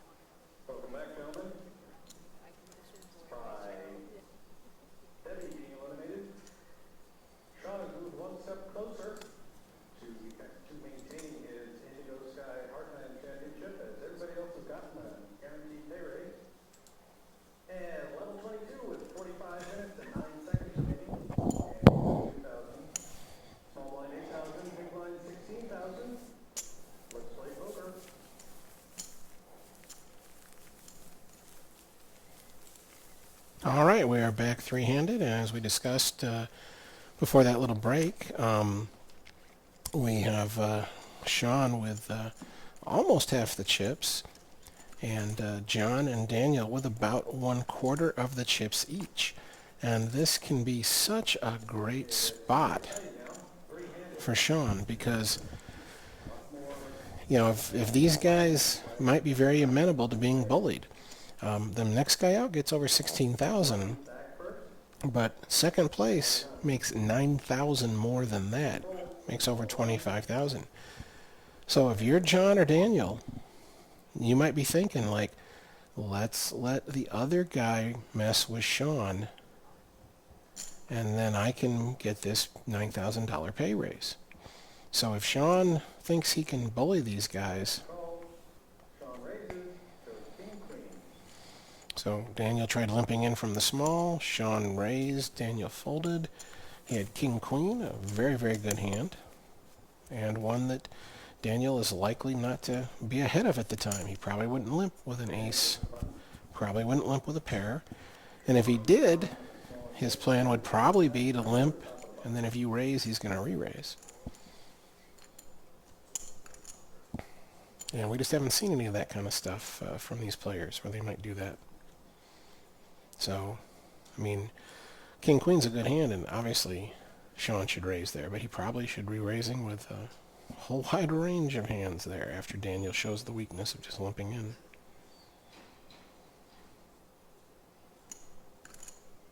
So blind's still 8 and 16,000. And Daniel was putting together a raise of some sort. Is that 37 maybe? Yeah, so a little more than a min-raise. Not quite 2.5.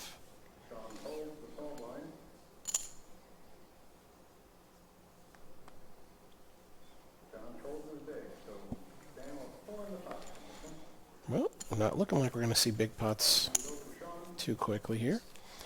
We've had a single raise take it down twice in a row.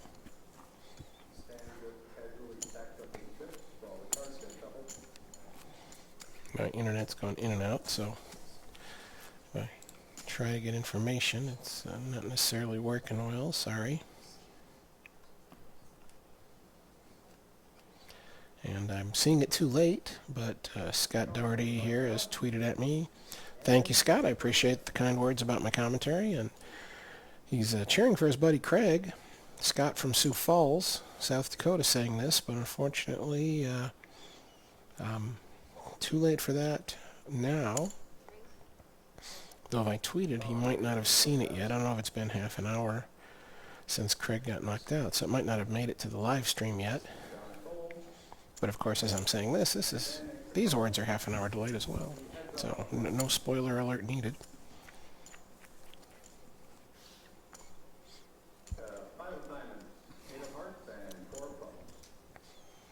4-5-8 rainbow. Sean c-bets against Daniel, and Daniel's thinking it over here, rubbing his lips, and not a big fan of this stuff. I mean, you notice like Sean is just sitting here, I mean, he's shuffling chips, he's not moving. And Daniel's sitting here rubbing his lips and thinking, and when you move around like that, that's when you're giving off tells. So we have a rainbow board, 5-8-4 jack. So Daniel called the flop and has checked to Sean. It's like, now you got, if you're Sean, you're wondering like, well, if I was kind of bluffing, like if I didn't have anything on the flop, I mean, maybe I had a good hand pre-flop, you know, an ace high, a king high, but I missed that flop. Do I want to put this jack on the turn? Might be a good bluff card, you know, and represent hitting a jack. 3 of spades shouldn't change anything. I mean, 6-7 makes a straight, but it already was there on the flop. The only difference is that ace deuce and deuce 6 make a straight. Queen 5s for a pair of 5s, queen 5 off. So Sean definitely opening way up now. It's like 3-handed, and I'm the chip leader. So, I mean, if he's going to raise his button with queen 5 off, he's probably raising with almost everything. And here is Mr. HPT, Craig Casino. And Craig, we have a headphone for you, and they can hear you, but I'm not sure you can hear them. Meaning, I'm not sure you can hear the table chatter on that headset. But whether you can hear them or not, we can hear you. You're definitely on as far as we can hear you. You can hear us. There you go. Probably.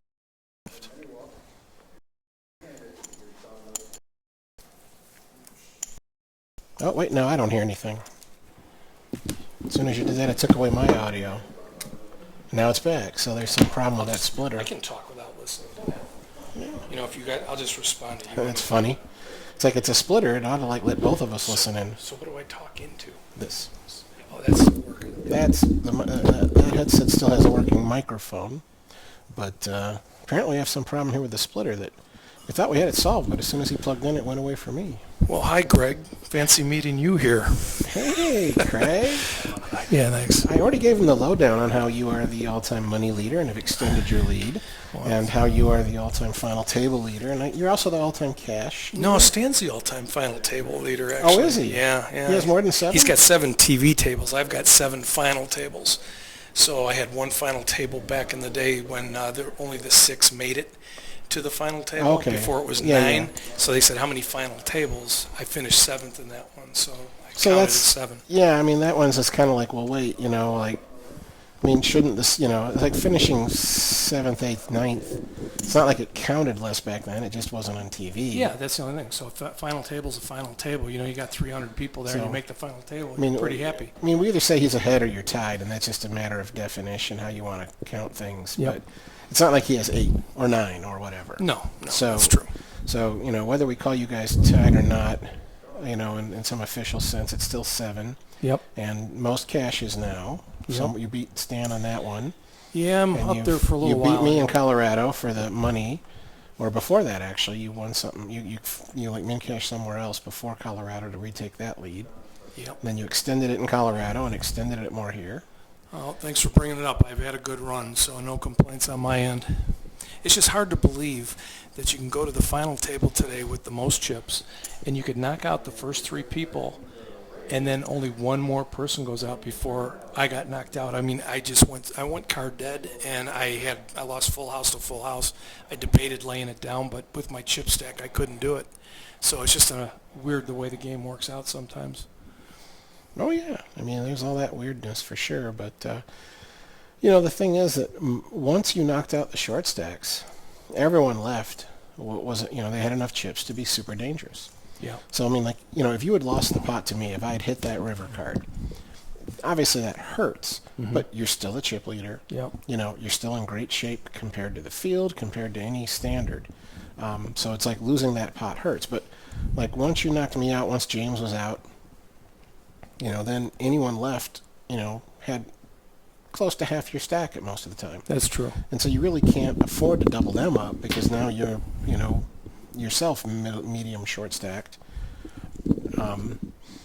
You know, so it just doesn't take much in poker. I mean, Nope, people don't quite understand if they don't play the game, they don't understand the fluctuations. It's hard to explain it to my wife and my kids, you know, what the blinds mean in relation to your chip stack and all that. But I don't know. I'm sitting here watching Sean play. This guy is unbelievably talented at poker. He's very, very good. yeah, he's good. He's making the right moves at the right time. Yep. I mean, he's definitely making some decisions that, like, without seeing cards, you know, or knowing what's going on in his head, it's like I don't necessarily like it. Yeah. Like failing to see bet in spots where I think it's pretty much mandatory. Stuff like that. But, you know, because he makes so many good decisions, I have to presume that, you know, if I knew what he was thinking at the time, I might go, oh, well, actually, no, I do like that, you know, because of why you're doing it. And there was a case of that where he had flopped like second pair, like king, jack, something, and he had a jack, and so he's checking behind, and it's kind of like, you know, he didn't mind risking the free card, and he knew that he might get paid off by a worse hand or get a worse hand to bluff. he never minds risking the free card, and if he doesn't think he's got the best hand, he will check, but then he'll call you. You know, if you make a bet at him and he thinks that his bottom pair might be good or his ace is good, he'll call. He'll make those tough calls. Yeah. There was one hand that he played against Barbara that it just, I couldn't. Debbie? Or Debbie, I meant. I'm sorry. Okay. I couldn't quite figure it out. I think he had 6-7 in his hand, and the 6 didn't hit to the river, but he was calling her down at 50,000 at a crack with nothing. So I figured he was going to try to take it away at the river. Then when he hit the pair, I think they went check, check, and he ends up winning with 6s. He hit the 6 on the river, and there was 2 picture cards on the board. So I don't know. Yeah. He's very good. Well, that's definitely, like I said, you have to assume that he was planning on making a move rather than like I am drawing to a pair. Yeah, yeah, exactly. with overcards. Yeah, on he the had no board. straight draw possibility there or anything. So it was interesting. Well, I one of the pots that I did manage to win against her was one where I had raised pre-flop and she called from the blind, and then she did the weak lead, the donk bet into me on the flop. It had come queen 9 with 2 spades. Mm-hmm. And I had ace-5, so for that flop my hand sucks, and I just, as soon as she did the weak lead, I was just like, okay, I think she either has maybe she has a 9 and she feels like she has to not give a free card, or maybe she has some kind of draw, or she's just bluffing. I don't feel like she ever has a queen. Yeah. And so I just called, not because I'm necessarily thinking ace high is the best hand, and not because I'm trying to draw at an ace or my runner heart flush, but I'm just going to call on the flop, and then depending upon if she doesn't, if my opinion doesn't change on the turn, then I'm going to make a move, even if it possibly means shoving, getting called by a queen, and looking like an idiot. Sure. And fortunately, the king came and she checked, and I bet and she folded. And I don't know. I mean, unless that hand makes it on TV, I won't know if she had air, if I got her to fold a 9, if she had spades, and decided not to call again to try to hit the river. I'll never know for sure. But she just when someone who doesn't seem like a top tier player does that weak lead, that donk bet. Yeah. It just seems like normally you're going to be able to take it away from them. Yeah. She finished 17th this year at the seniors event in Las Vegas at the WSOP, and I mean, you don't get there by accident, getting that far usually. But no, I thought she was a good player. She made some questionable moves. I'm sure I made questionable moves. Big difference in playing with chips and toward the end playing without them when you're on your heels a little bit. But I don't know. I shoved when I thought I had to, and it's about all you can do is do what you think is Me right. too. Yeah, I know.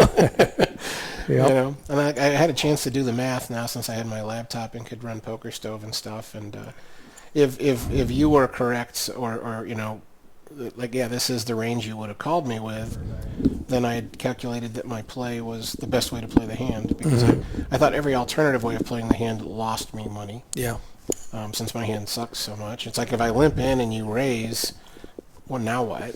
Yeah, If exactly. I limp in and you check and I don't hit the flop, now what? If I raise, 2x, what do I do if you don't fold now, what do I do? Mm-hmm. So it just seemed like almost every other way of playing the hand's a loser, but the range you said you would have called with, you're folding 6 out of 7 times. Sure. And so it's 6 times I win the blinds and antes. And then when you call, the range you said you'd call with, I actually still had 30% equity. Yep. So that's 31 blinds in the pot, and I win back 9, having risked 15. And you probably had more equity going into the river. Well, but with your straight draw, some of your range would have me, Yeah. you snap call me with the aces, the kings, the queens, the Yeah. jacks, the tens, and now I'm like, ah. Yeah. I still don't have that much equity on the river, but it's just the kind of thing that, people often forget about the fact that, my hand sucks, 7-4 offsuit. Your range that you said you'd call with was top 13%. Yeah. And yet here's my hand near the bottom against only top 13% hands, and yet I win 30% of the money on average when it all goes in. And that's the reason that you can make some of those moves, because it's not like every time you call me, it's like, oh, that's it, I'm done, I'm out. Mm-hmm. 30% of the time I score the double up instead. Hey, I wanted to say for the folks listening at home, I was talking to my wife, and she said that she could hear Greg speaking at the same time as the announcer, and I told the technicians about it, and they said everything's okay on their end here. They can't figure out what might be happening, but there may be a double feed, so it sounds like you guys are talking over each other at times. So I'm not Me sure. talking over Barry? No, my wife could hear Barry talking, announcing the table, and you at the same time. Yes. Barry and I are talking over each other. Okay. And like right now, you're talking over Barry, even though Oh. you can't hear. Okay. But when he's saying whatever the bet is 20,000, we're talking on top of him. Well, maybe that's So what bothered my... it wasn't that they're hearing us at the, like you didn't hear No, me. no, of course not. So it's just, Maybe she was just, it was bugging her because she wanted to hear what was going on in the hands because I was playing, because she's so directly involved in my play. Yeah. So that's probably just what it was. and it's also, see, it's like I hear this stuff in my ear, but I don't know like how loud everything is. Yeah, I don't either. So in other words, even though I'm hearing Barry with my headphone right now, I don't know how, when I talk over him, I don't know if it's like me a lot louder, him louder, us equal. She didn't say. I don't know. So that's unfortunate, but there's not a really good solution for that because it's not like Barry and I can see each other so that I can like, oh, he's about to talk again, so I'll shut up.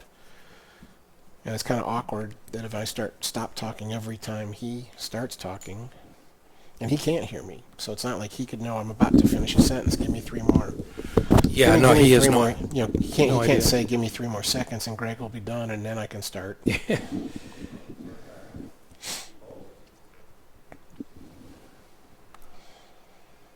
So when they started three-handed, it was about half the chips for Sean and about a quarter each for John and Daniel. And I got to give Sean more than 50% to win. I think so.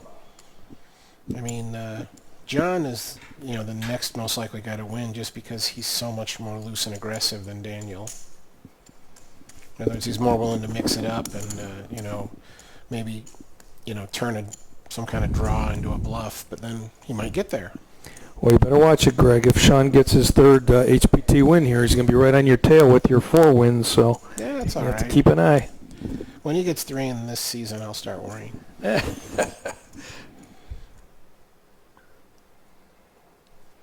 But, he won this event last time it was here, so that's a first if he wins this. I think that's the first person ever to defend successfully at an HPT stop.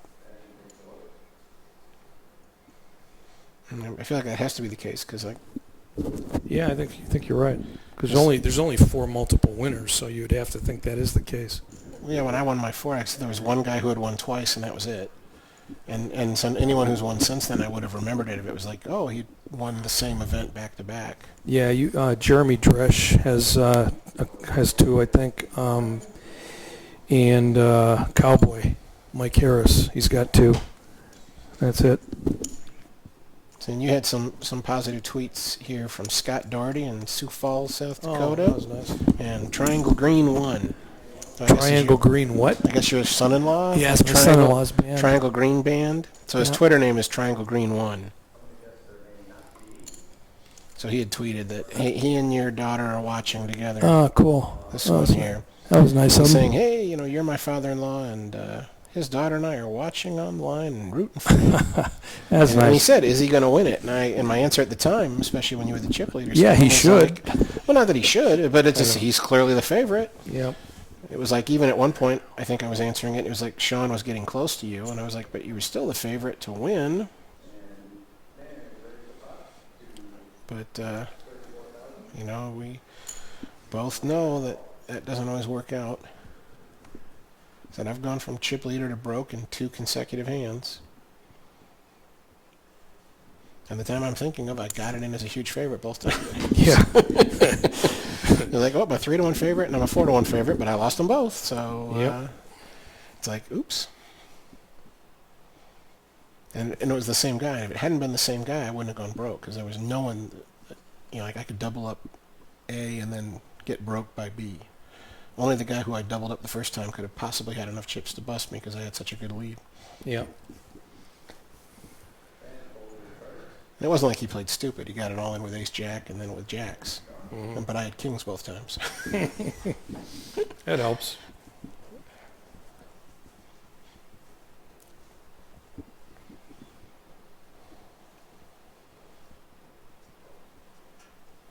John's basically a local boy. He's from Springfield, which is one of the main target metros for this casino. And Springfield, Missouri, I think is closer to this casino than Tulsa, Oklahoma is, even though we're in Oklahoma. It's like an hour and a half drive to Tulsa, and I think it's less than an hour to Springfield from here. So that's what your wife might have been unhappy about, is she couldn't hear you. Like, we can hear Barry pretty well, but Yeah. we cannot hear the players very well. Because I think we only hear them from what, does get picked up by Barry's mic. Yep. So, hearing what they say is really unlikely, even if none of us are talking. 116 called by Sean. And a flop. So all pre-flop here. That definitely could be a dangerous flop for many hands that these guys would be playing. Either one of these guys could have a queen or a jack or an overpair. King of hearts. There's some drama. Anyone could easily have just the ace of hearts and decide to get aggressive with their draw. Either one of them could have a king. Check, check, though. Sean has a jack, in my opinion, and I'm not sure what John has. I think Sean might have like ace jack. Maybe pocket tens. I think John must have like a smaller pair than that. Oh no, there's a paint in there.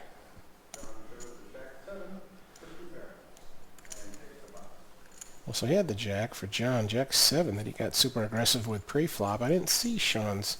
I mean, I saw it. I could see it was no paint cards, but I couldn't tell what it was, and Barry didn't tell us. I mean, it wasn't 9-10 because it would have made a straight. It might have been either pocket 9s or pocket 10s. I couldn't tell. 8-9, pocket 10s, pocket 8s, something like that. I mean, it looked like two bigger cards, 10 and like 7, 8, 9, 10. It's probably a pocket pair, but I mean, that's definitely a key. I mean, if you got an opponent who's gonna 3-bet or 4-bet or whatever with jack 7, you gotta take that into account as you play against him.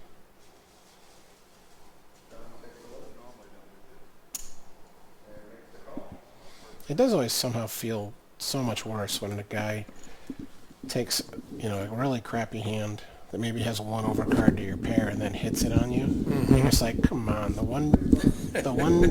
guy only has the 1 freaking overcard and he has to hit it. He can't hit like the undercard and pay me off. Yeah. Instead, he has to hit that overcard.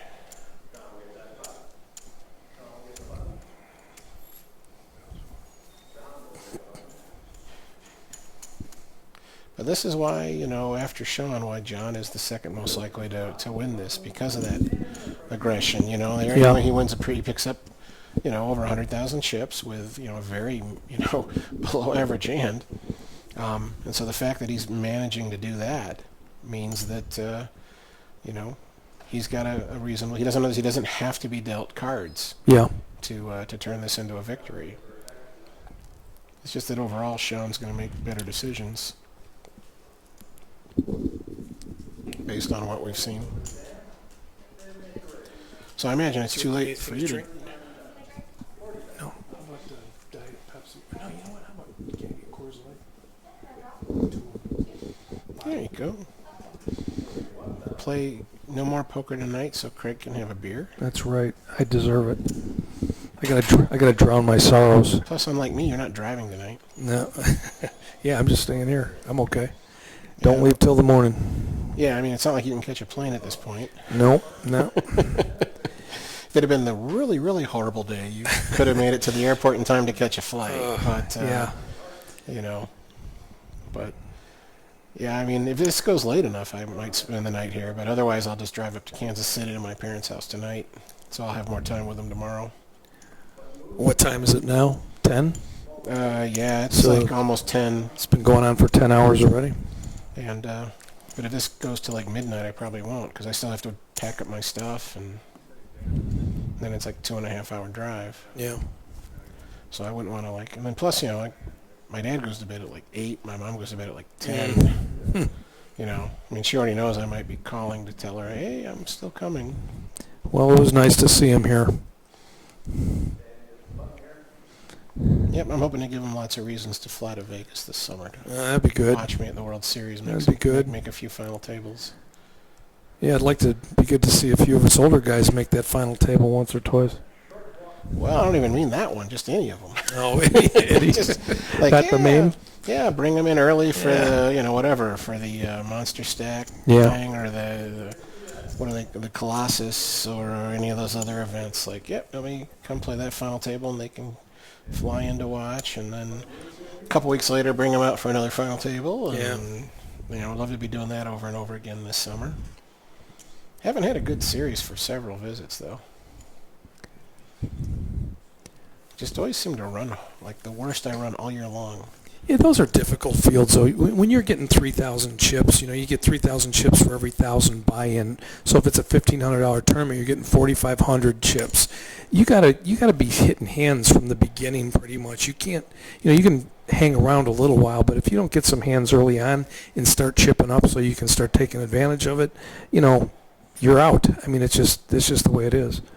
Well, but I just seem to run extra horrible. Mm. You know, this last summer, it's like 3 of those like lower buy-in events, I'm all in pre-flop the very first hand I play. And I lose aces to kings twice, and I lose kings to ace-king on the third time. Summer before, I had 3 of those events where I'm all in pre-flop with ace-king suited. You know, not necessarily at the beginning of the tournament, but you know, when I'm all in, I have ace-king suited against ace-king off and get knocked out. And just silly little things like that just seem to happen to me more often at the series than they do everywhere else. Well, you kind of had a good run at one point, so Oh, yeah. you're okay. I mean, I'm not saying, like, oh, feel sorry for me or Oh, like I know that. or that, like, oh, like, obviously I'm just unlucky. You know, I'm just saying it's just more like how strange, you know. Like, ace-king suited all in against ace-king off and you get eliminated. You're kind of like, wow, that's really unlikely. You know, and I'll say that and someone's like, I've never had that happen to me ever. Oh, Kind of a geez. thing, you know. Well, And then you don't play very much. well, but, you know, it's just like, it's so unlikely. I mean, first of all, you have to be, Yes, thank you. you know, first of all, you have to, like, be all in, How much? you know, in that exact scenario. And then you got to lose it, which is only going to happen, like, 2-3% of the time. Hold on a minute.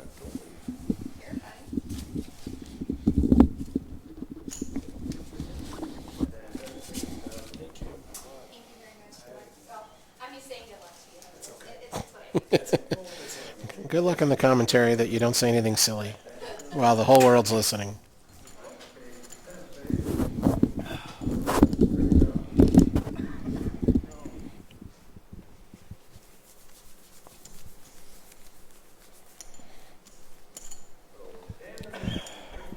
Well, I'll tell you, of all the final tables I've been at, to me, this was the full of the best players as far as number of really good players. Yeah, you know, it's funny. I think I can say the same about my final tables as well. The toughest final table I had back in 2012 was the last one at Belterra that, and now I'm blanking on names. I should just, like, pull it up here on my computer to make sure I get it right. But Jake Baisley. That's the Oh, name I should- Jacob? Yeah, you know, he's tough. very, very, very good player. And there was another young kid who got knocked out like 5th or something. Like, I was able to beat him, like, you know, like, basically he shoved with a hand that he should have shoved with, and I had a better hand.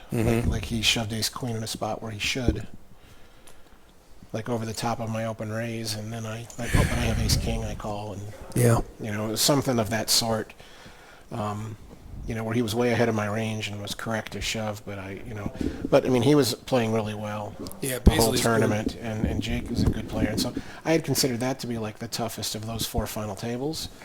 But this one, you know, had, you know, like you and Sean played really well. I thought the kid James seemed to play really well.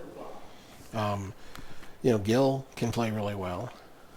Sometimes Gil just tortured me, though, man. He just tortured me at the end of day one. Just, it's like he either had the hand and I had something good enough to pay him off, or he'd be trying to bluff me. Twice he was like trying to bluff me with baby pairs and then Oh, hits a really? set after he's trying to like raise me off my hand.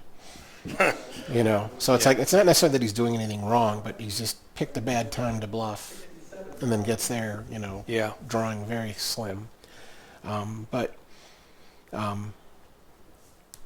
You know, which is strange, just that you'd have this tough of a final table, because to be honest, I considered, you know, the starting tables that I played at to be pretty weak overall. And we only had 90 players, so like, how many good players can you have? I know.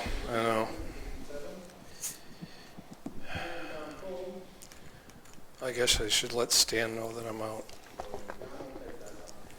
Well, if he's not watching you online, then heck with him. No, he went to he had to go to a movie with his wife, and you know how that works out. You got date night, you better go on date night, not sit home watching poker.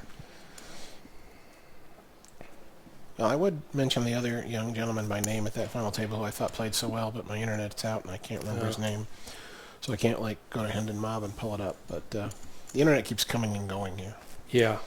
for me. I'm trying to like do things like telling people they can tweet at me, but you can't tweet at me if I don't have internet. I mean, you can, but I don't see it until later.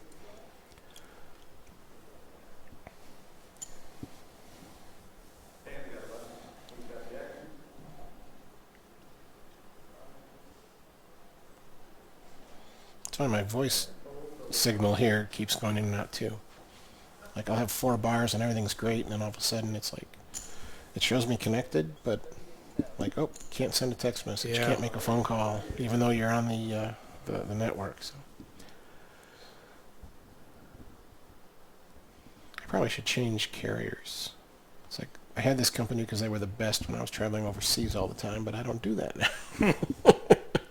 You know, so it's like, who cares if this company has coverage everywhere in the world I go to, when I'm only going within the U.S. now for the most part. Well, I don't want to mention names, but there's a couple companies I don't like at all that I had to get away from. Yeah, I avoided mentioning their name. Like, I'm like, oh, I'm dissing them and complimenting them in different areas.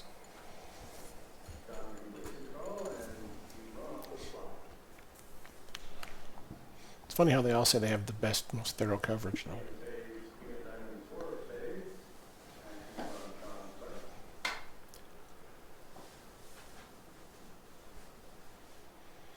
So things have not been going Sean's way lately.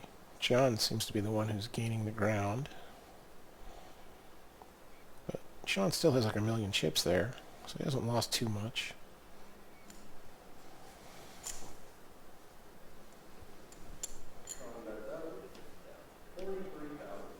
I don't know what kind of connection there. I was able to send a text to somebody.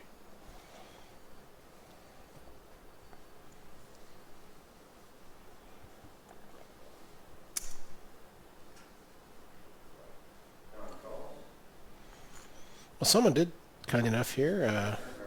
James Wilson tweeted that you have 17 caches on the HPT according to the Hendon Mob. Yeah, I do have 17 caches, but I only have 7 final tables. So Well, that's I what was we're wondering though, like, I mean, I can go to your name on a Hendon Mob and I can just count how many HPTs Yeah. are there, but I'm like, is there like a list somewhere that says like, you know, here's Craig at 17 and here's Stan at... No, they've been talking about making their website better at the HPT, but with the changes recently, they haven't done that. They claim that they're working on it, and I sure hope they do because they need to. But yeah, you should be able to just type in a player's name on the HPT site and look up their history, and you can't do that.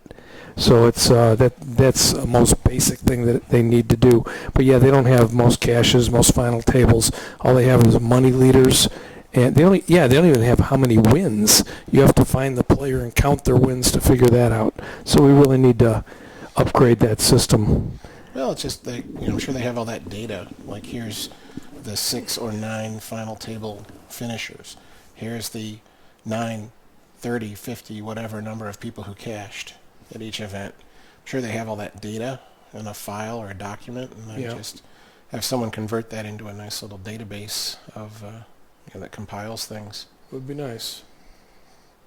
But it was funny. Someone like tweeted at me earlier, before I was doing the commentary, but it was saying, so, thanks, you gave me some great advice, da-da-da, at the HPT in Daytona Beach back when, and I made the money, and I was trying to, like, put a face to the name, and so I was, like, looking his name up on the Hendon Mob, and I couldn't find, like, that name with an HPT result. His first name was Glenn. And then, I found it later.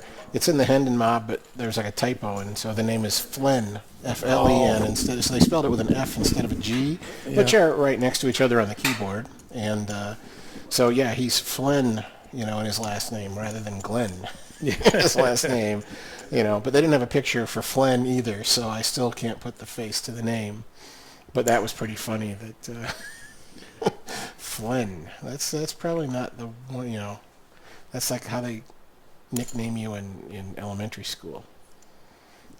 Oh, you're not Glenn Smith. You're Flem Smith. Yep. It's Flynn. No, it's Flem.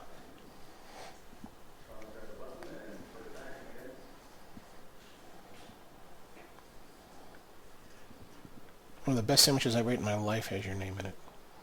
It's called the Bocasino. Oh, yeah? It's over at I've never even heard of it. It's at the casino where they have the EPT Barcelona event. It's not gonna be one you eat for your health. It's like a sandwich with like a grilled pork steak in it, and like bacon and sausage and a fried egg and like grilled peppers. Oh, man. And then cheese. I love that egg idea, cooking the egg and putting it on top. Yeah, it's like the fried egg, and it's like some kind of sausage, and then like just the chunk of like some kind of pork steak, kind of a thing, and the bacon, and the cheese, and then the big chunk of like a grilled like Anaheim pepper or something like that, Yeah. It was like, I was kind of like, and I couldn't believe how cheap the thing was, because in Europe everything's so expensive, and then in the casino usually more. Really? It's like I was there getting lunch before the tournament the first time I was there, and they have like a bar with that serves food next to the poker area. And I'm so used to everything being so expensive. Like I see the menu, and it's like they have all these sandwiches listed that are like, 2.5, 3 euros. Yeah. And I'm like, oh, these must be like little finger food things, because honestly, what I've come to expect in Europe is that, in that kind of a location, it's like even like a normal, just what you would consider to be like, yeah, it's a perfectly fine serving size. Yeah. I would expect it to be like 10 euros. So I'm like, oh, I'm really hungry. I don't want to order a sandwich and have some little thing that I eat in 2 bites. Yeah. And then want to order another one. I don't have time. So I ordered like 3 different sandwiches. and the waiter's looking at me, and I said, yeah, I just want to try some of each, Yeah. And he brings them out, and every one of them is like, 8 inches long. And so I'm like I cut off a piece of one that was like a smoked salmon thing, and and had that, and then like, hey, here, are you hungry? You want the rest of this like salmon sandwich? And Sounds good though. but I ate all of that Bocasino, man. It was like the bomb. Yeah. And where do you get that at? That was like the Casino Barcelona in Barcelona, Oh, Spain. jeez. I mean, it's good. Probably not worth the trip just for the sandwich, though. So Well, then how good can it be? I mean, if you win the Powerball and you have a private jet, Then you go. well, but Or send the jet and have no-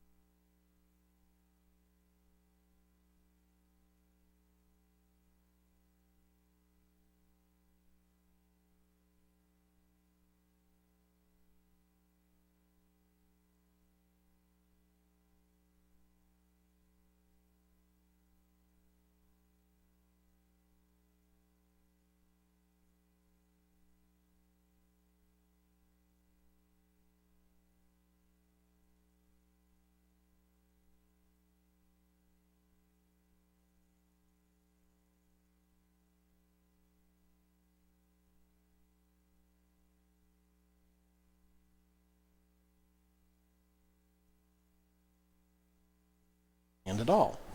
And so, given my stack size, I had, like that 20 blind or less stack, maybe 15 blinds or something, and I didn't go all in.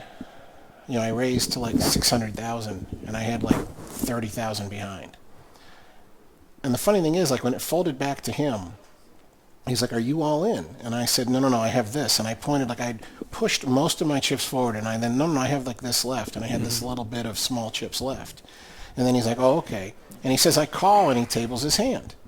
And it's like, "You just asked me if I'm all in." Yeah. And I said, "No," and then you like call table your hand. I wasn't Yeah. trying to induce anything like.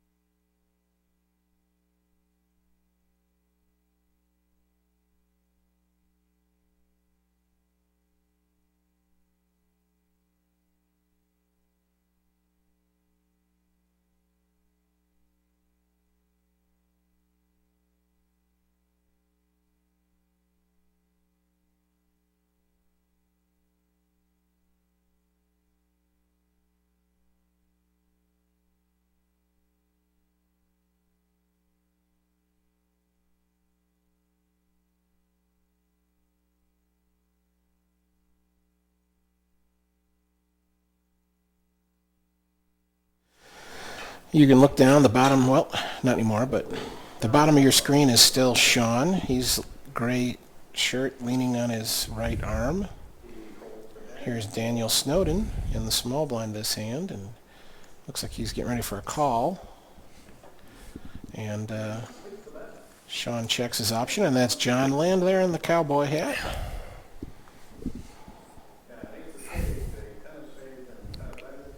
Well, this looks like a flop that wouldn't have hit anybody since we had a, just a limp check pre-flop. So I like that bet with every single hand. What bet? Just the fact that Sean's betting there after Daniel checks the flop, because I mean, Sean can absolutely have a 10. Yeah. I mean, no reason to think he does, but he can. And, you know, Daniel just limp pre-flop. Daniel checks to him. What are the chances he has an ace or a 10? You know, so you're giving him a chance to fold. So whether you have deuce 3 or whether you have a 10. If you have a 10, go for the value. If you don't have a 10 or an ace, then, you know, try to get him to fold. Yeah. It's tough getting these guys to fold, though, I'll tell you. Yeah, a lot of floating nowadays. And that was the play. Like, I used to float back when no one ever did it, and it was so profitable. Nowadays, though, people are always like, oh, he's calling me with nothing so he can bluff the turn. Yeah, they're expecting it. So it's a lot harder to get away with it anymore.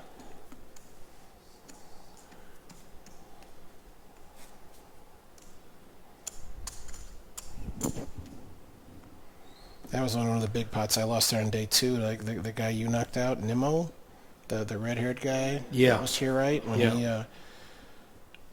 he called my raise pre-flop. I raised under the gun. He called from the button with what turned out to be 5-6 of clubs. Mm-hmm. I c-bet the flop of king of diamonds, jack of diamonds, deuce of clubs. He called.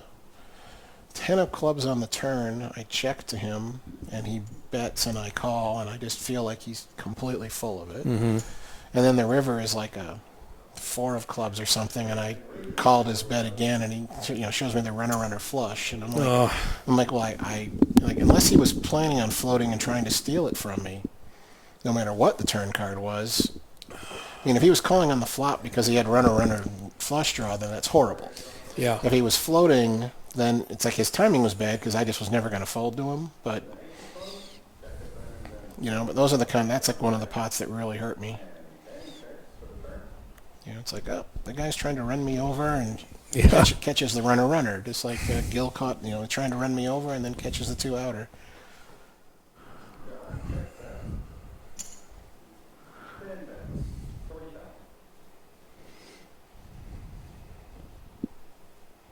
So a modest pot here, but could be building.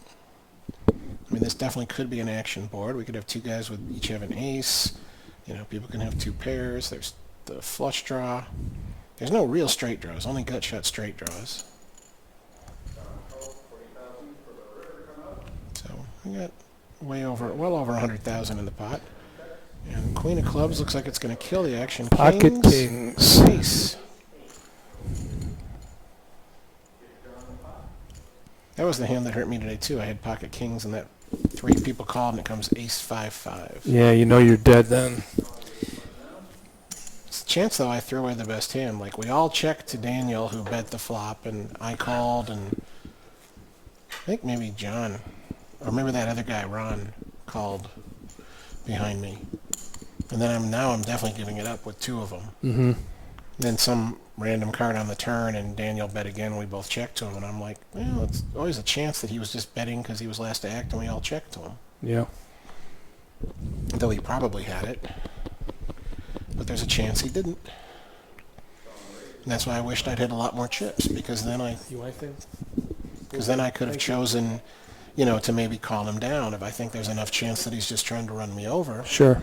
But now it's like if I try to call him down, I'm broke. I'm knocked out of the tournament every time I'm wrong. Yep. So you can't do I think I'm actually going to win this half the time if I call him all the way. And therefore it's profitable. It's like, well, it's that ICM concept. The chips I'm losing at the final table are worth more than the chips I'm winning. So I have to think I'm winning a lot more than half the time.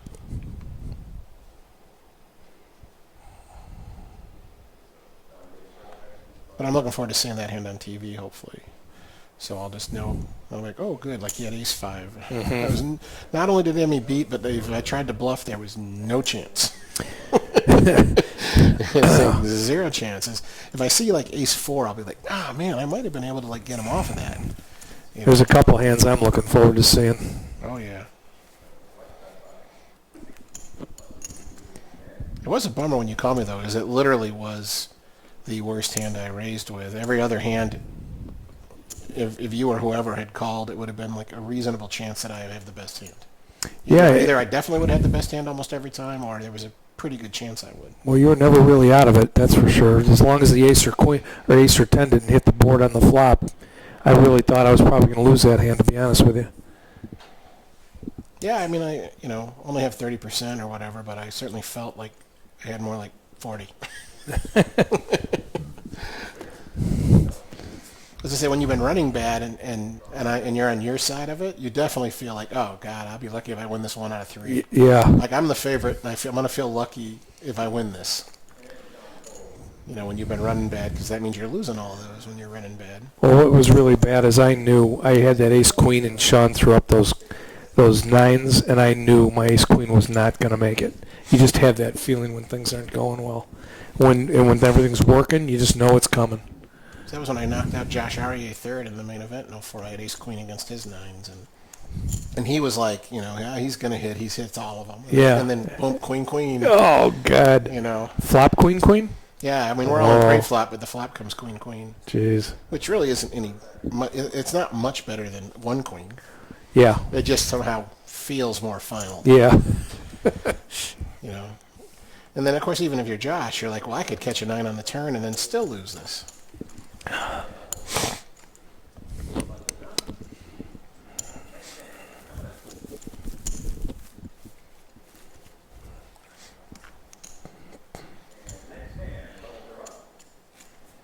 So this is the last hand of 8-16, and then we're going to go to 10 and 20,000 blinds with a 3,000 ante. And that is going to be... That's going to put about 140 blinds in play, a little less than that. So our average stack here is going to be about 45 big blinds per player, which is still very, very playable. I mean, to be honest, that's like pretty comparable to what you see almost like at the main event final table. Yeah. They'll get down to where they're like 50 blinds or so in the average stack. I mean, not a lot more than this. Maybe 50, maybe 60 for the average stack. So it really shows you, the structure's, quite strong. Well, my wife and kids are watching. They know the blinds are 10 and 20, and they see all those chips. They don't understand it. It's like, big deal. Look at all those chips. What does 10 or 20?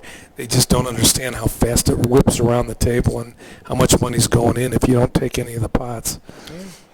Well, just the one orbit, 3 hands, 39,000.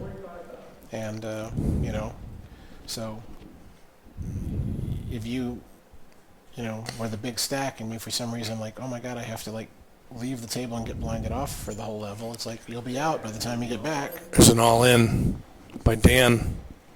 All right, Dan's all in for like 300, a little more than that, 350 maybe. John's asking him to bring it in. Bring it in, and so it looks like 270 more, give or take. Maybe I'm wrong. Oh, did he have his chips? He might not. I think his chips are higher than 20 to a pile. Well, maybe not. Maybe not. 285, so it's almost 300. Yeah. It's actually more than 300, maybe.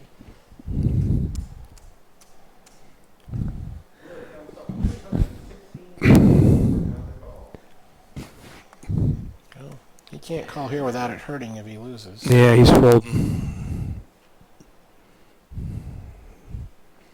He's going to fold. I've had a hard time reading him. It's like something about his body language.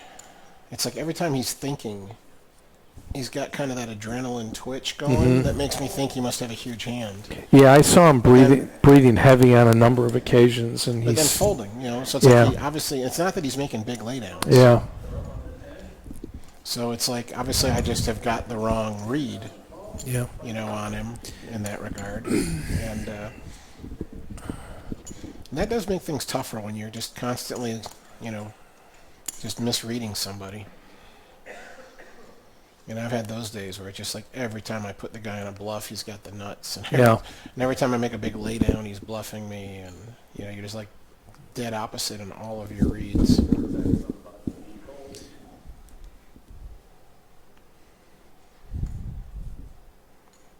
we got the button folded and the 45 from Sean into John. I don't expect John to fold here very often.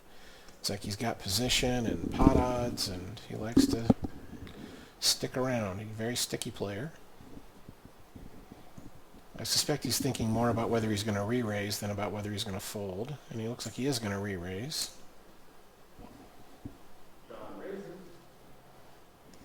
And then kind of lets out a big... His mouth kind of opened up like he's... Yeah. You know, but the thing is with him, like, often I would think that's a big hand. But again, he keeps doing things that make me think he's strong when he isn't necessarily strong. So a little over 100. Sean's eyeing the stack, and that's a pretty big fold against John. Yep. I don't like showing that at all. I don't really like that show. Because now, I mean, ace-9, you know, you're three-handed. That's like laying down ace-queen at a full table, at least, if not ace-king. And you're just saying, like, yeah, just go ahead and keep running me over. Yeah, but if Sean is thinking that John, if he's got a read on him and he thought that he is a good chance he was beat, he's giving him a different signal too. He's telling you, I know what you're doing. So, and he's trying to make him be disappointed, you know, that he folded that hand. So. No, you're right. But the thing is, it's like, even if I had like ace-king or aces and I'm disappointed, Yeah. I'm still going to be like, oh, but I am going to start 3-betting your ass more and more often because you're letting me run you over. Yeah. So I think it just is going to backfire too often. It's kind of like when people show a bluff. I mean, like, especially I find it amusing when people like make a bluff and I fold and then they slam it down like, ha-ha. Yeah. And I'm like, what, do you think you're going to tilt me? I've been playing this for 22 years. Yeah, it's the first time I've ever been bluffed. I've been bad beat in pots worth millions of dollars. It's like, I you know, you can't tilt me by showing me a bluff. Yeah. But I might have seen something, but I wasn't sure enough that I was going to rely on it to make the play. And so I folded, and now you've confirmed my read. So the thing is, like, if showing the bluff or whatever doesn't put the guy in tilt, then you didn't. All you did was maybe, you know, you gave him information that may be useful. The only time I show hands is when I know I've been playing a lot of hands, and I'm thinking the guys are starting to think that I'm bluffing, and so then I'll show it because, you know, I never show a bluff, ever show a bluff. No, But I'll show big hands if I know I've been playing a lot, or I'll just show that, hey, I've got it. So next time you got to think about it. Don't be thinking I'm trying to run over you with nothing here. Well, you showed, like, you made a raise or a re-raise and then showed an ace when they all folded several times. So what was that again? You had several hints tonight where, like, you've made a raise or a re-raise, they all folded, Yeah. and then you showed an ace. Yeah, I just wanted them to know that It's I'm, like, hey, you know. I'm not just bullying you. Exactly. Like, reinforce that it was a good fold, Yeah. and hopefully they'll continue to fold. I don't know what your feeling is about that, but it always seems to work for me. I don't know. I just what I do, but No, I agree with you completely. I mean, it's the only hands I really ever show too. Like, if I raise the button and they're eyeballing me before they fold, I'll be like, you know, or Yeah. I'll take that ace and like hold it up on my forehead like, phew, Yeah. rub my forehead like I'm wiping off the sweat. yeah, Phew, thank God you guys folded. You know, I got away with that one, you know, as I'm showing them the ace of diamonds and, you know, whatever it is, but, you know, I'm showing them that, like, yep, I'm just bullying you. sure. You know, show them the ace. You know, just, you know, give me a big hand on the button and I'll be trying to push you around. So I never push anyone around unless I think it's going to work. Yeah. You know, ever. It's like, why would I try to bully someone if I don't think they're going to fold and I don't think I have the best hand? I might value bet thinner. Yeah. If they're not going to let me push them around, I'll make thinner value bets, but I'm not going to try to bully the person who won't fold. Not if I know that's them.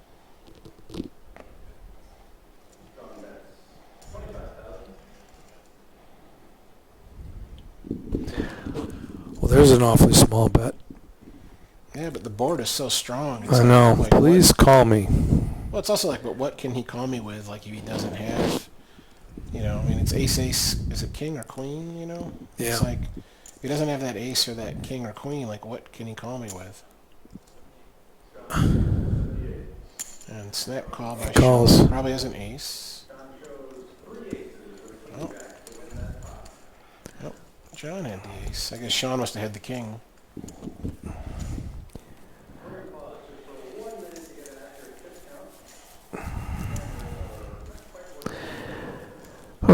I have to get up at 4 a.m. and this could go till 4 a.m., buddy. Not very likely, but No, I I'm know. more and more likely to be having to take a break here and call my mom and say, yeah, Mom, I'm not going to make Yeah. it. Because like right now, even if they somehow finished up here at 11, it's 11:30 before I get out of here, then I could just barely make it. Yep. But if they don't finish this up in the next couple of minutes, you know, basically then it gets too late that I don't want to be driving at 3 a.m. No, I don't blame you. after playing the final table. Well, maybe everybody at home would rather be watching instead of listening to us anyway. Who knows? So I'm going to sign off. Good night, everybody. Hey, well, thanks for coming by, Craig. Thank you, I Greg. appreciate it. Congratulations on extending all of your HPT No, records. that's all right. Thank you. And I hope to crush your records soon. Yeah, I hope you do.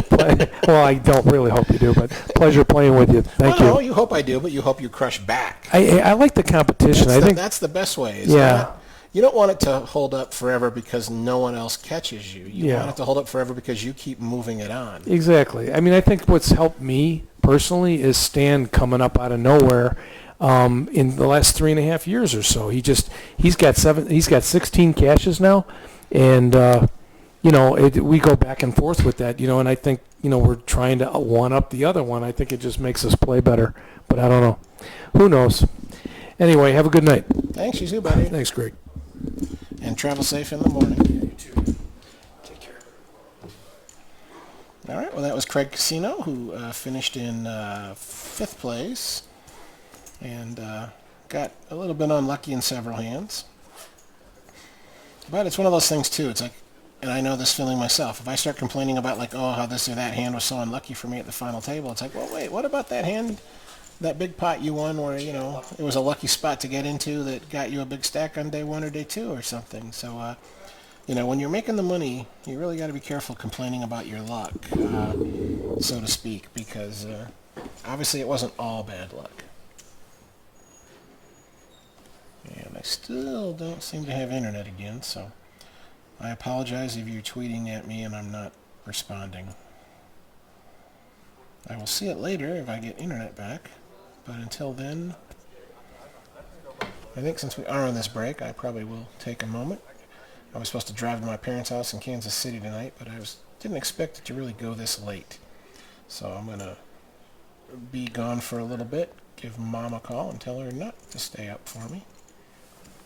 This is Grant Fosselman Raymer. I'll be back, hopefully not too much longer.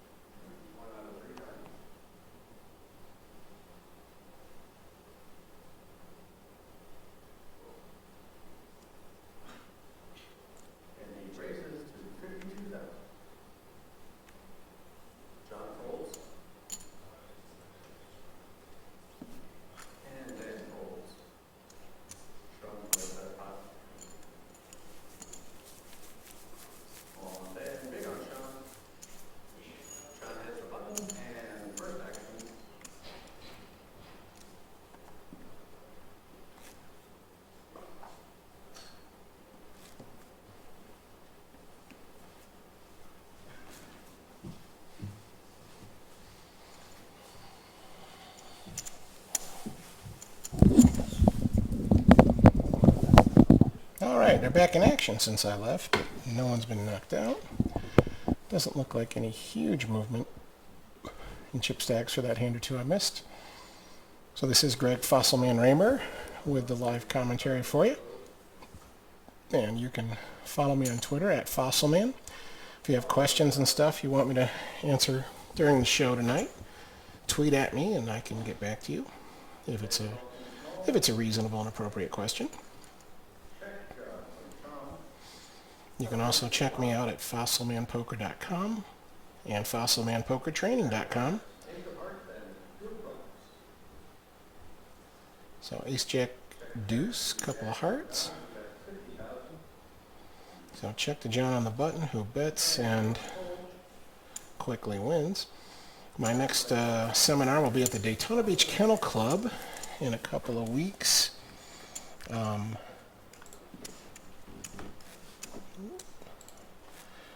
pull this up, make sure I give you the right information. So Thursday, March 19th, I'll be doing a seminar boot camp at Daytona Beach Kennel Club from 11 a.m. to 3 p.m. And if you're interested in being a part of that, then go to DaytonaGreyhound.com, the website for the Daytona Beach Kennel Club. Get their phone number and call Amy Alvarez and tell her you want to be one of the students and see what you can do to get in. I'm not sure actually if they're selling those seats or giving them away, but she can tell you how to get in if you're interested. And then you can go to my calendar on my websites, fossilmanpoker.com or fossilmanpokertraining.com, and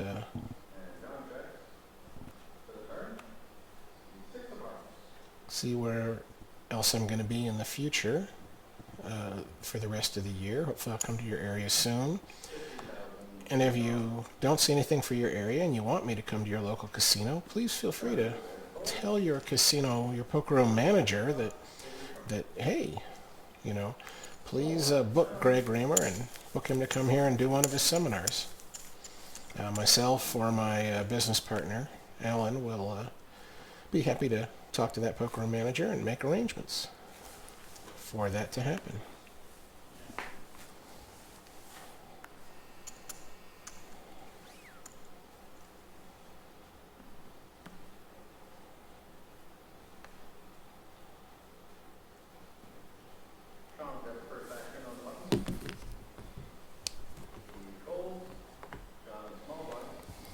Sean folds his button.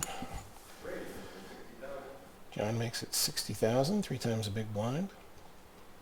Now normally I'm a big fan of the min raise instead of the kind of the old-fashioned 3 times the big blind raise, but you know, there would be the case where you want to make it a little bigger. When you're the small blind versus the big blind, obviously the big blind has got that much more incentive to call your raise because he will have position on you, you know, on the next 3 rounds of betting. Whereas when you raise from every other position, the big blind knows that not only does he have to call this raise now, but he will be out of position to you, you know, on every street. So because he has more interest in calling, since he'll have more interest in calling against you from when you're the small blind, then you raise bigger to make it more likely that he will fold. So you don't do it because of your cards. It's not like, oh, I have a weak hand, you know, I'm going to raise more to try and get him to fold. It's because of the position. And so if you always make that, you know, 2.5 or 3 times the big blind raise in that spot, but then you do the min raise every other time from every other position, you're not giving away the strength of your hand, but you still are incentivizing him to fold.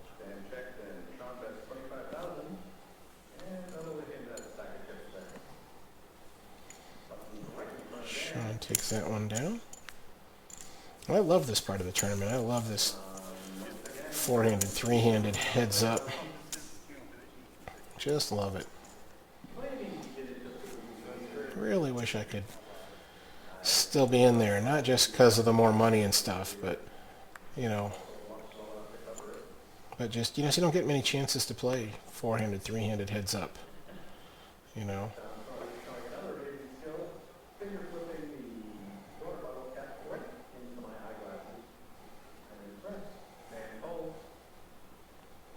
Dan folds the button.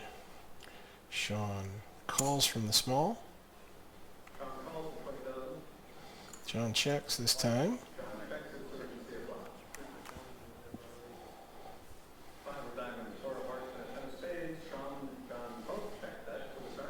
Check, check. 5, 4, 10. Ace of hearts comes out. That's a good spot for Sean to bet. John checked his option from the big blind pre-flop. It's very unlikely he has an ace. But Sean, while you normally would expect Sean to raise coming in if he has an ace in his hand, he also might want to limp in some of the time. I mean, if Sean's ever going to limp in opening from the small blind, then he should limp in some of the times that he has a really strong hand, because he's hoping that John will raise and then he can re-raise with his really strong hands. So to protect himself for the times that he limps with something weak, he needs to also occasionally limp with something really strong that he will 3-bet with. And so he still, he can represent an ace, and it's certainly possible that he has one. But it's really hard for John to represent an ace.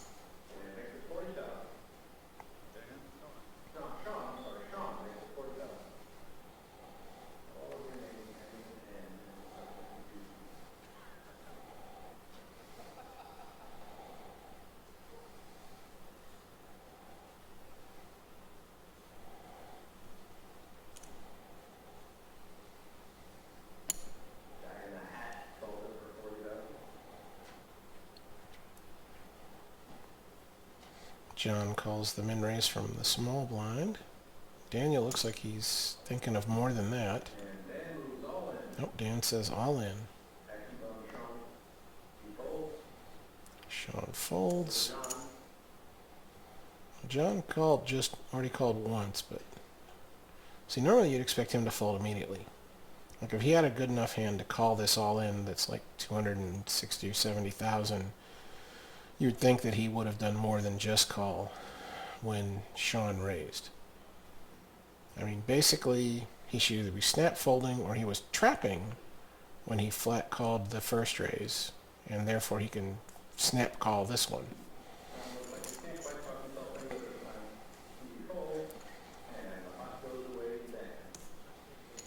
I mean, other than that, a hand so strong that he was trapping when he made the first call, it's hard to see like what else is it you could have that would be correct for you to call the first time and then correct to call Dan's shove. Basically, you'd have to have some kind of like middle-ish small pair, like sixes, and you think Dan's full of crap, that he's just trying to steal this pot and doesn't necessarily have anything. So in other words, it's not that Dan will have nothing, but Dan might have something very marginal like, ace 5, where he only has one overcard to your sixes, or he might have deuces, where you're a huge favorite with pocket sixes. But the problem is, if you had a hand like sixes, I mean, Dan can be full of crap and then turn over, jack 9 and have 2 live overcards. 40,000 from John on the button, and Dan looked like he was going to snap call, but then he hesitated before calling, and great spot for Sean to like re-raise. So now this should be a hand for Sean. If he's just going to flat, that should be a hand that isn't a great hand, but can hit something pretty good.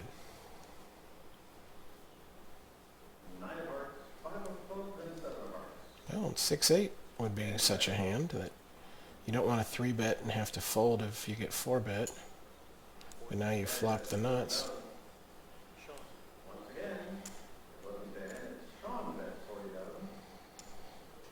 We're going to have to put name tags on him for Barry.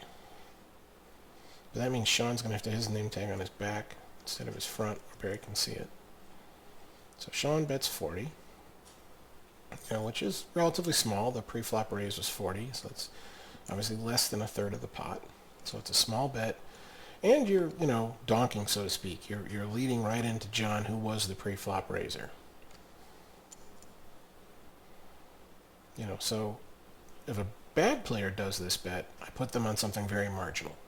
The flop is 5-7-9 with a couple hearts. If Sean was a weak player, I would assume that he had something like he had paired the 5 or the 7, or he has some kind of moderate flush draw. Dan says all in, and everyone folds. So, I mean, Dan, can't remember the last time I saw Daniel shove and get called.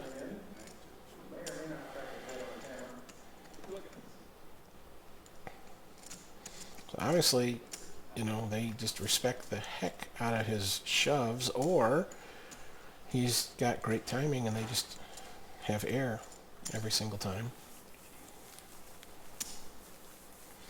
But Dan's on the button. And Sean and John are the blinds.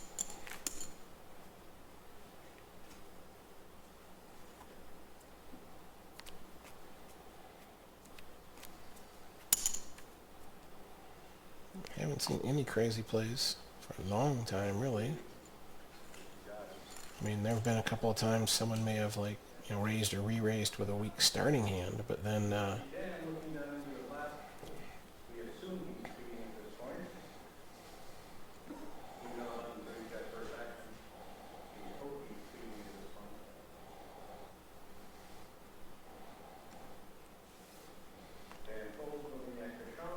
and John gets a walk.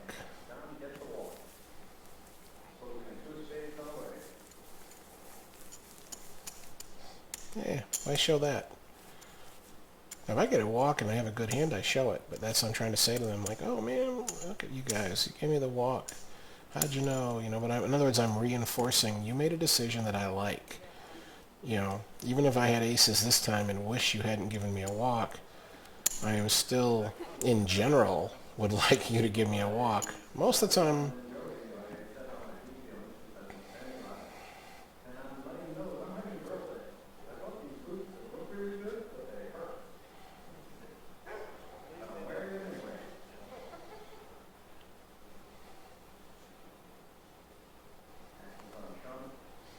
by showing that deuce, you're telling them, like, oh, see, you should have tried to run me over. It would have worked this time. Sean raises, min raises to 40 and fold, fold.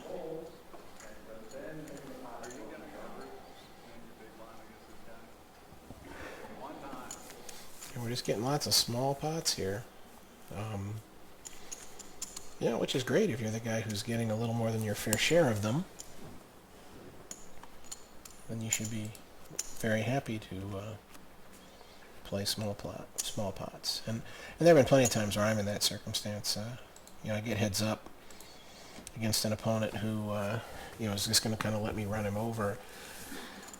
So I'll just, you know, I'm open raising my button the majority of the hands, and they're folding or they're calling, but then they're checking and folding every time they miss the flop. And so I'm just grinding them down, just gaining like one big blind every hand or two. And I'm very happy to win that way if they allow me to do so.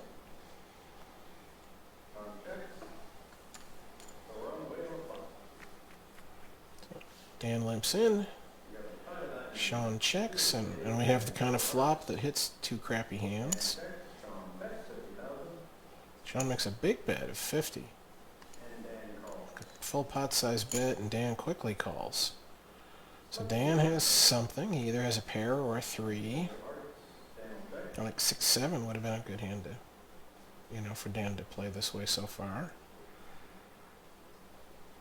I mean, either of them could have the nuts right now. Either of them could have nothing.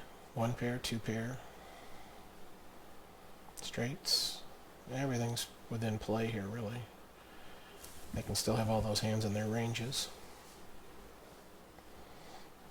Dan's like really thinking this one over. And he checked quickly on the flop and quickly called the 50. I guess Dan checked because he must have checked verbally, and Sean finally checked.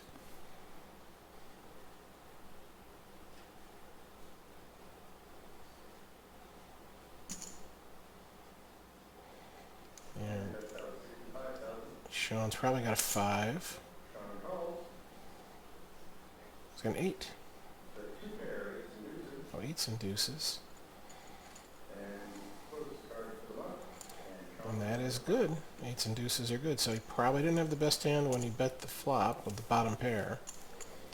But again, that's something very interesting to take note of. It's like he made that bigger bet than you would typically expect. You know, and he had that very, very vulnerable, you know, bottom pair with a not great kicker. And, you know, I really want you to fold. So, you know, next time you're going to wonder about that. Like if he makes a bigger bet, is it because he's trying to get me to fold? And that's one reason I like to teach, you know, generally speaking, like bet consistently.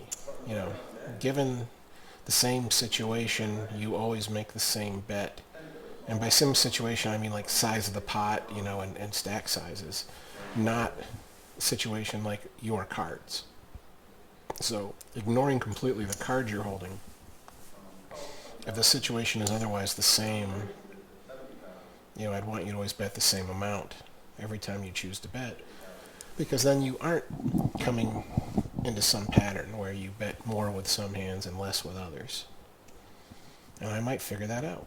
So we had a limp from Sean. John made it 50,000 more, and now Sean raises like 170,000 more, and John shows ace-8 and folds, and so ace-8 gets folded by John. Sean shows an ace that he limped and re-raised with. And the main thing there I'd say is I didn't like John's bet of 50,000. It's more than he needed. If he had made it 30 or 40,000 more, that probably would have worked just as often to get Sean to fold. And with 50,000 more, now he lost 50 instead of 30 or 40 when he had to fold to the re-raise. And that's something, again, you always want to be thinking about, is by picking a consistent number that's on the smaller side, you know, you lose less when it doesn't work. Sean limps his button. Never a fan of this play, really, with any hand. No matter what Sean has, I'm not really a big fan of limping in. You know, if he raises, he's got a reasonable chance of getting everyone to fold.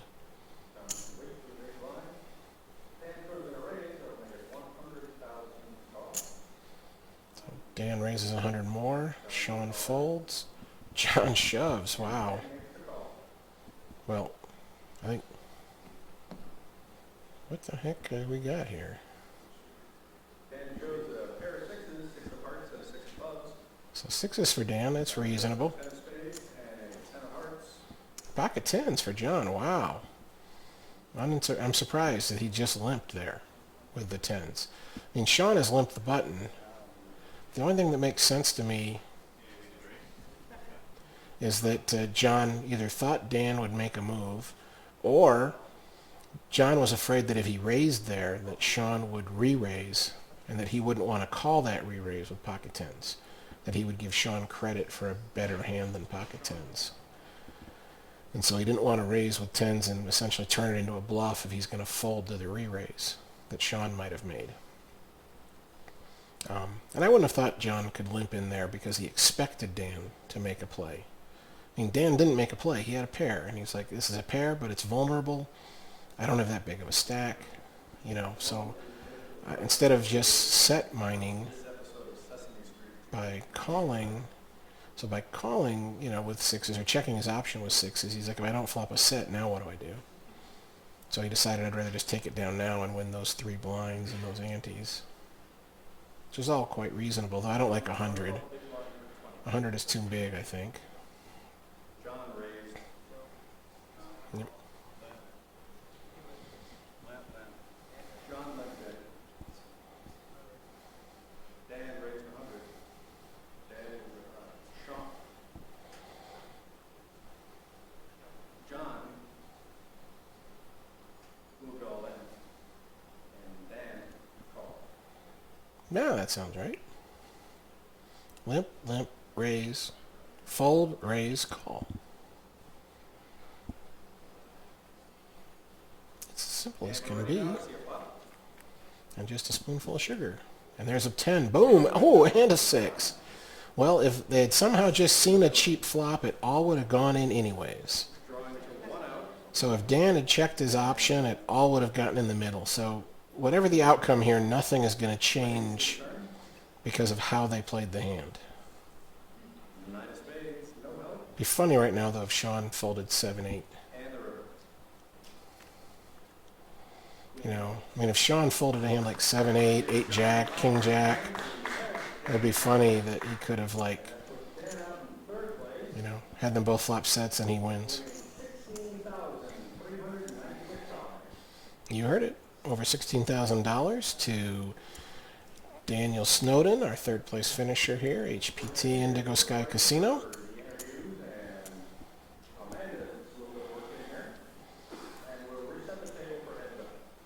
Yep, it'll probably be at least 10 minutes before we have cards in the air, but that's just my personal guess. Lots of possibilities. But they're going to move them both to like each end of the table, sitting opposite each other, and as well as like interviewing Daniel and blah, blah, blah. And we'll get you some chip counts, I'm sure, but by then as well. In fact, since my internet's down, if one of the production guys could bring me those chip counts, please.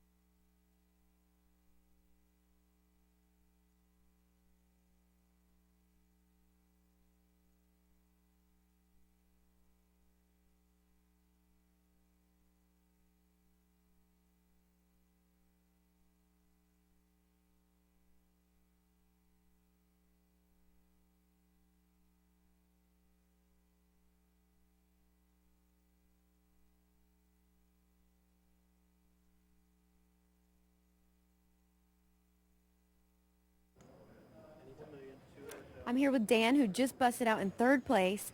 Dan, how do you feel about your play in this tournament? I played okay. Yeah. Okay, I didn't make any huge mistakes. Yeah, I don't think Until so. that last hand. You seem pretty solid that whole time. It was fun. It's a lot of fun. Yeah. So this is not your first HPT. You've played a couple before this, right? Right. This is the deepest I've gone in an HPT event. Are we going to see you around it some more? Oh yeah, HPT. They do a great job. I love playing. It's a structure's great, and everybody's real friendly. Yeah. But there's no party for Dan tonight because he just told me he's exhausted and he's going to bed. I'm an old guy. It's time for bed. It is. All right. Thanks, Dan. Thank you. Back to you, James and Maria.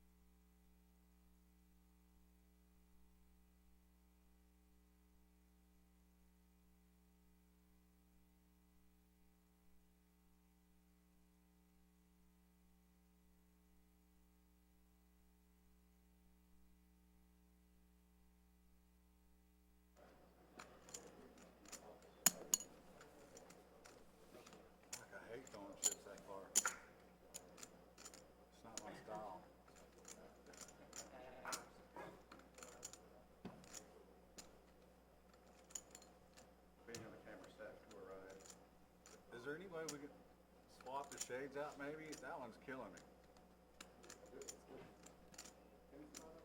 Unfortunately, none of our shades that we have right now fit on that, because we had to go to one of the ones that is a backup. I wish we could. There you go. Very jaunty. Go right now. Dinosaurs, remember? I don't know, I can't look. Hello, this is Greg Fossilman Raymer, and we are almost ready to go here and start our heads-up action. We have Sean Roberts from Springfield, Missouri, who has been the chip leader for a long time, but is now slightly in second place. He has 1.25 million chips. And to the left of your screen, Cowboy John Land has about 1.45 million. So he's got a couple 100,000 more than Sean, but blinds are 10 and 20,000. So that's only 10 blinds. That's just one kind of medium pot away from, swapping places. I mean, that's 10 big blinds difference, but, if Sean wins 5 big blinds, they're basically tied at that point. So really it's just, one very ordinary pot to even things up. So this is, reasonably close to 50-50, and we will just see what happens.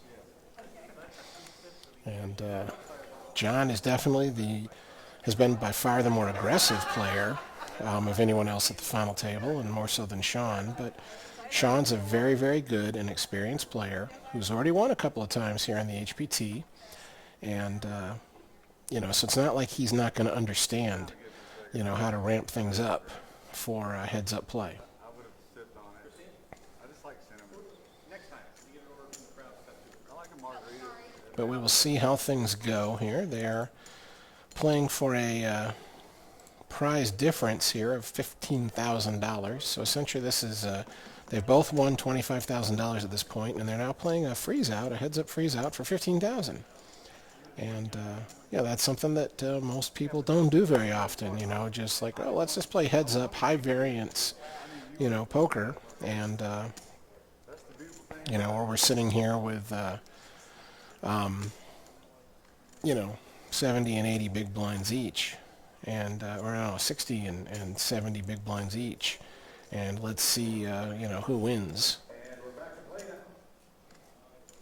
I don't have a mic. There it is. We're back to play now. We're down to 2 players playing for first place of over $40,000. Sean's defending his Indigo Sky Championship from last year. Awesome. That was last year, huh?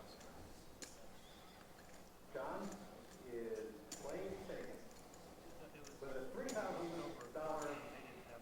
Sorry, with 3,000 ante, 10,000 small, 20,000 big. Let's play poker. Over 100 players. And in case anyone watching isn't familiar, once you get to heads up, the cards are dealt in the normal order. The button gets the last card and all, but the button is the small blind. Small blind and first action. So John's going to act first here pre-flop, but with the button he will act last on the flop, turn, and river betting. And he is the small blind for 10. Sean is the big blind for 20. And it's makes it 3x, 60,000. And Sean caps his cards and puts in a call.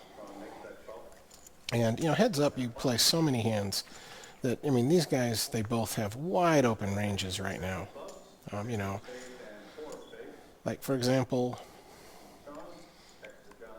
I would not be playing Jack 6 or Jack 4, but I would be playing 4-6 most of the time. So on a flop like this, that's the only 2 pair I would really ever be likely to have is 6s and 4s. But, straight draws, flush draws, overcards, and, so there's just so many things. No matter what the flop is, you can never just say, oh, my opponent couldn't have hit that flop. You cannot say that, because it just doesn't work that way in heads up. My starting point, like right now, if I'm in Sean's spot, I'm the button, I'm first to act. I am going to open for a raise, and I'm going to min raise still on the button. Because again, since I have position on every other street, I don't need to really raise any more than a min raise. If my opponent is going to fold here for 50,000, he's probably still going to fold for 40,000, even though it's a min raise, because he's out of position. So does he really want to call me with, you know, Jack 5? And if he does, that's fine as well. He can call me with, you know, with really bad hands. But I am going to open for a raise with as many as 90% of all my hands, and I'm going to fold the other 10%. So I'm going to, you know, that's my starting point. I might adjust as I get to know my player, but that's where I'm probably going to start, is, you know, in that neighborhood of 90%, certainly at least 85% as a starting point.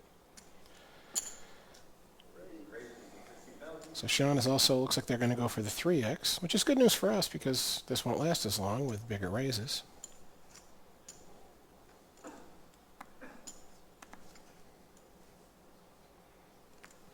And John folds.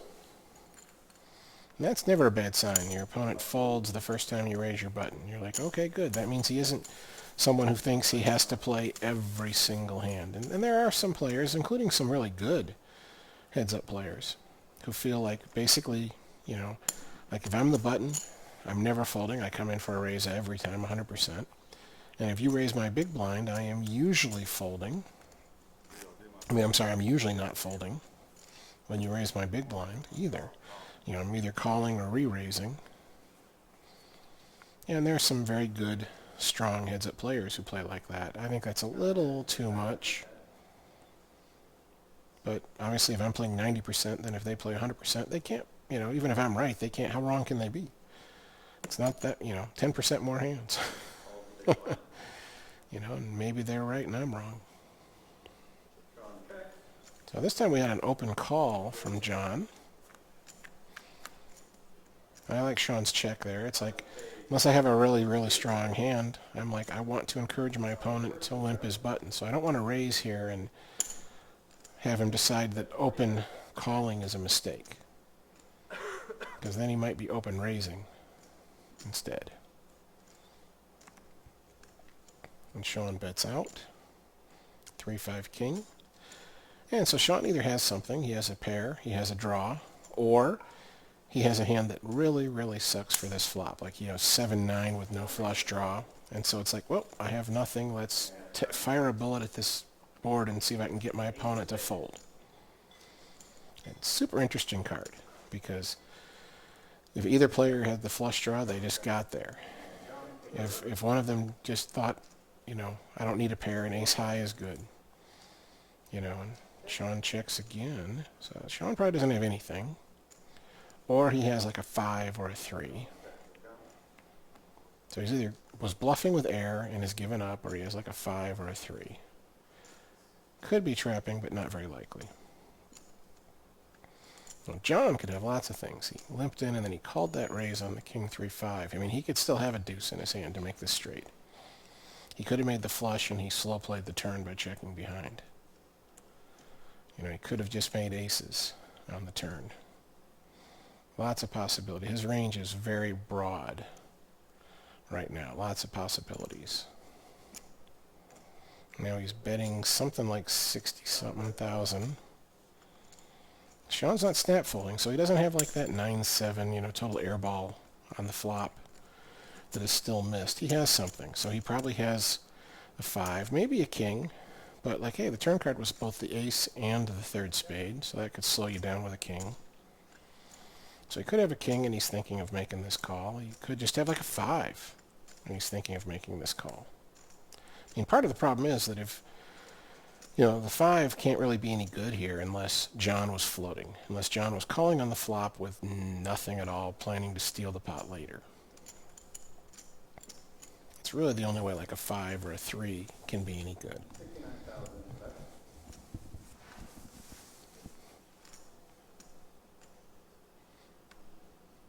And it looks like he wants to, oh, I thought he was going to like turn over like a 5 and throw his hand away or something.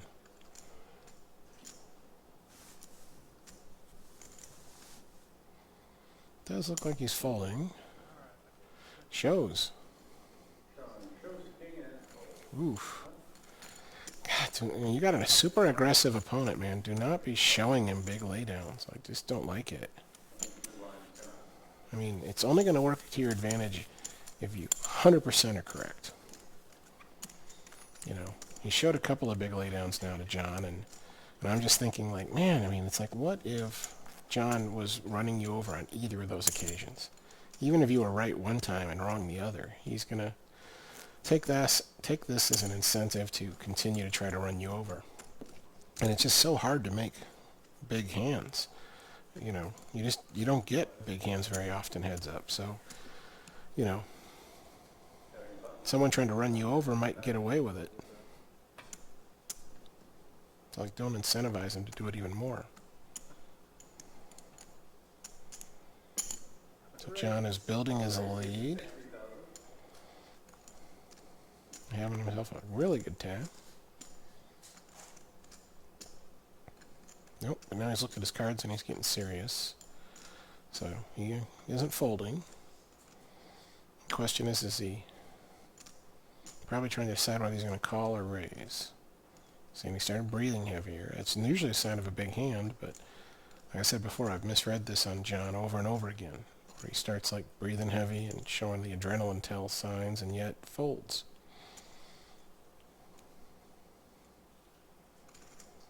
But it's like, you know, he's laughing and talking to someone off on the side there. And then as soon as I looked at his cards, he like stopped talking and got serious, you know.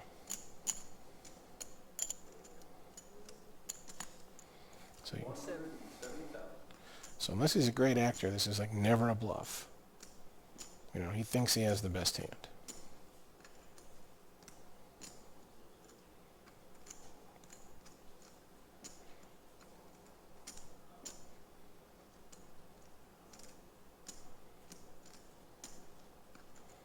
It's a pretty big re-raise. Sean made it 60, John made it 170. So almost 3 times the bet. And a re-raise.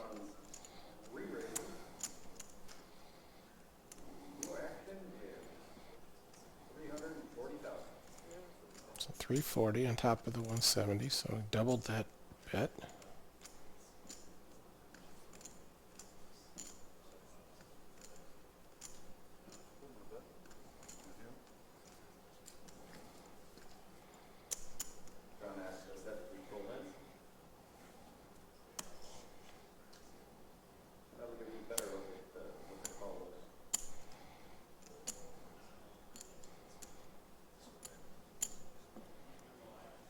Well, we got a serious hand here.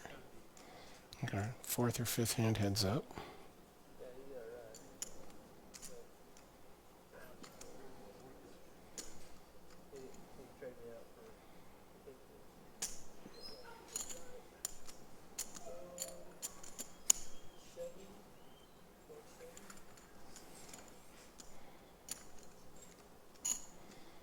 Well, the math is easy. It's 170 more. And there's 340 in the pot plus the antes. So he's basically getting 2-1 on the call. And if he's going to raise again, it's basically put Sean all in. Sean's whole stack to start this hand was like 1.1, maybe a little more than 1.1. So Sean is now committed something like over 30% of his chips right now. So basically, though, you really don't expect him to fold.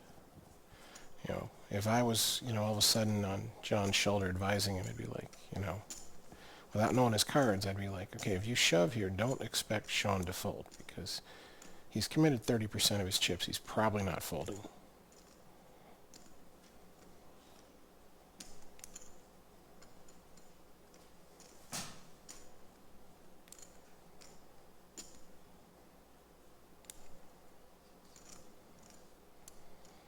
You know, and Sean thought that through too. I mean, in other words, when he made the raise to 340, he had already considered, what am I going to do if John puts me all in?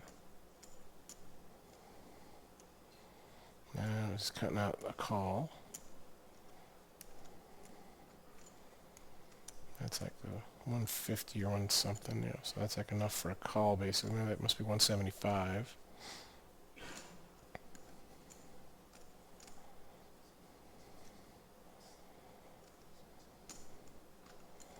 So there's the 170.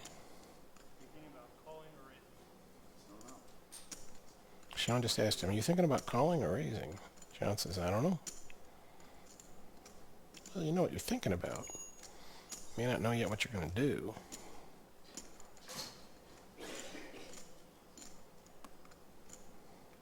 He now folds, was that pair of eights? Wow. Eights versus nines. He got away from it. Usually not a good fold, heads up. Medium pair like that. But in this case, if he had shoved, Sean would have called, and Sean would have been a 4-1 favorite to double up and take an overwhelming chip lead. You know, Sean would have had it like 4-1, 5-1 chip lead if that had all gone in, and the nines had held up.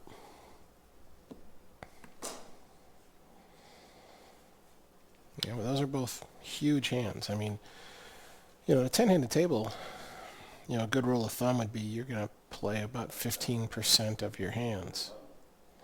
You know, and that's the way to do that math is to say, like if it's a 10-handed game, you know, normally 2 people are going to play, you know, 2 out of 10, 20%, but you want to be a little tighter than average, so, you know, maybe you're 15%.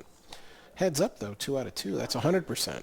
So being a little tighter than average, you know, you're playing 90%, 85%, something like that. You know, so when you think of it that way, I mean, you know, you're going from 15% to as much as 90%. It's almost like, you know, you're playing 6 times as many hands.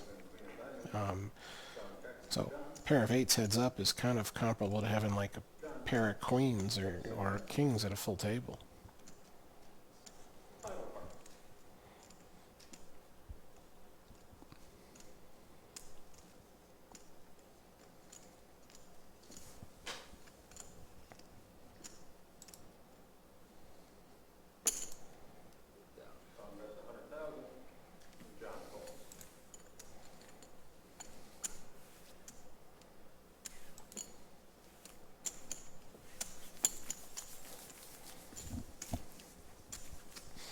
Well, still no internet connection for me, so I apologize for anyone sending a tweet that I'm not answering.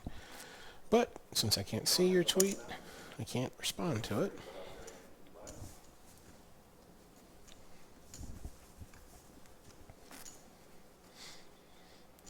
A lot of my heads-up matches have gone very quickly. When I won the main event, David Williams and I were dealt, I think, 7 hands, heads up. And 6 of them, somebody won like 1 or 2 big blinds. And then the final hand, where I won about 70 or 80 big blinds off of David, his last 70 or 80. So only 7 hands there, and when I won the HPT in St. Louis, we played 1 hand heads up. Very first hand heads up, and Ryan and I got it all in pre-flop, and he had queens and I had kings. So a pretty cold deck there. When I won the HPT in New Mexico, we were all in the first hand. I had him all in the first hand, and I was the favorite, and he won that one. Otherwise, I would have played 1 hand. Instead, we played maybe 30 hands after that, or something. It would have been very bad news for the HPT, because it only took us something like 7 or 8 hands to knock out the other 4 people. That was back when the HPT did 6-handed final tables for the TV show. So in something like 7 or 8 hands, we knocked out the other 4 players. And then the very first hand of heads up, I have him all in pre-flop with the worst of it. And but he got there and doubled up. And then it took me another, 30 hands to get the chips. But almost a very, very short final table. Would have been a disaster, like I said. We definitely would have less than, if I'd won the first hand all in, my hand had held up, it would have been certainly less than 10 hands dealt. And yet HPT needs to make 2 hours of TV out of it. Tough to do. Tough to edit, like 8-9 hands into a 2-hour show. Or even 2 1-hour shows.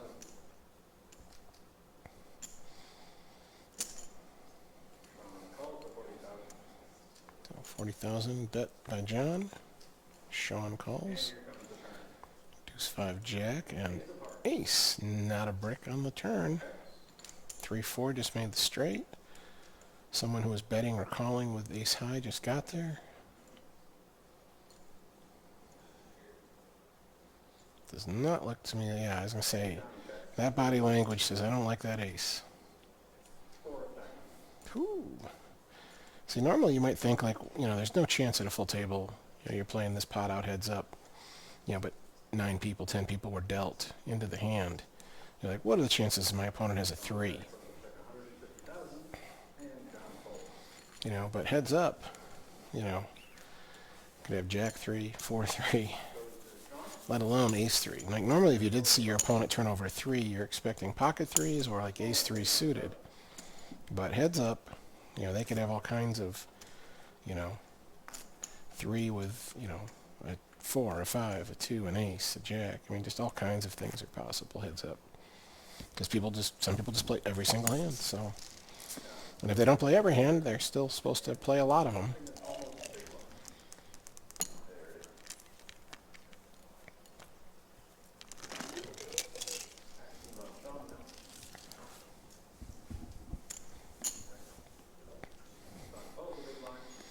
So Sean just calls from the button. Not a fan of that as a basic strategy, but against some opponents, there'd be reasons to do it.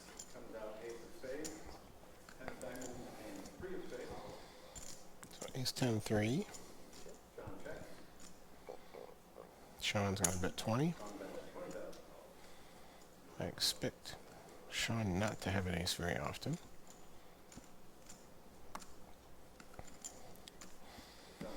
But that doesn't mean he shouldn't bet, because John also doesn't have an ace very often, and unless he happens to have a 10 or a 3, he's probably going to fold.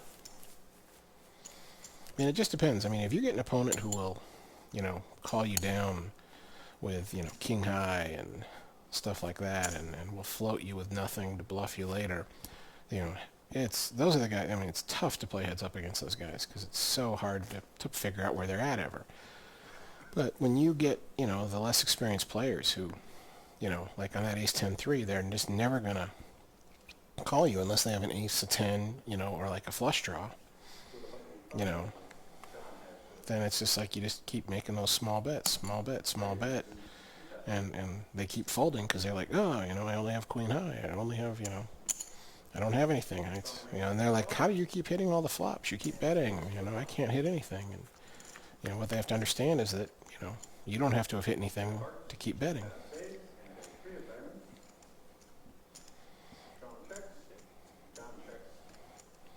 So John raised his button, Sean called. 10 10 3 and a deuce.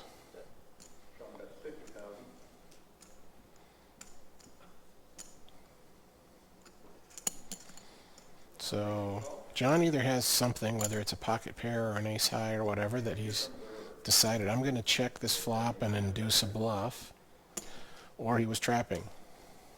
Sean bets again. Didn't really expect that.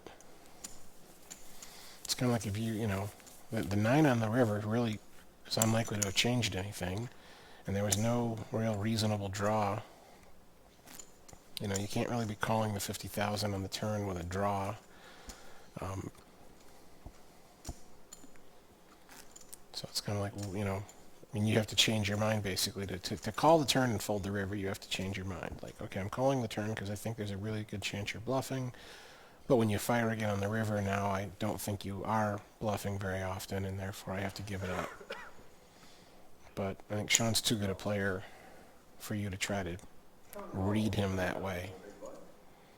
So Sean calls his button, and now John puts in a big raise, 70,000 more.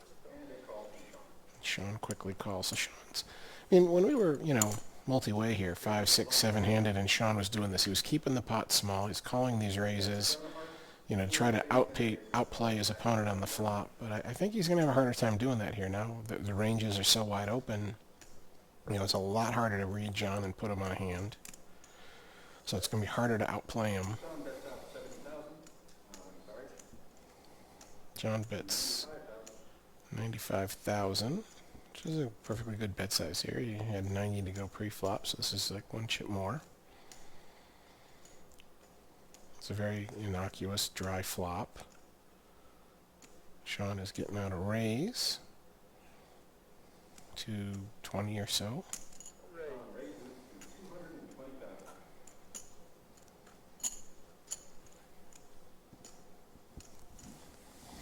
All kinds of possibilities here. Sean could have been slow playing. He could have just hit this flop that he thinks he has the best hand. Or he could just be making a play like, hey, it's 10-7 deuce, you know. You raised pre-flop. There's a good chance you don't have any of that. It's like unless you started with like a good pocket pair, you probably don't have a 10 or a 7. You probably didn't improve. So this is just a spot where I feel like I can bluff you. You know, I can risk this 220 and there's more than that out there. So if I can get you to fold half the time, it's a good bluff.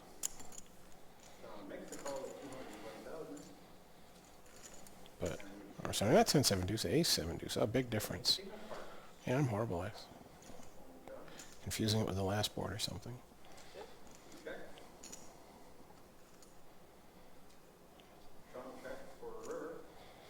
So now this could be that Sean still has an ace, but he's like, yeah, why bet again?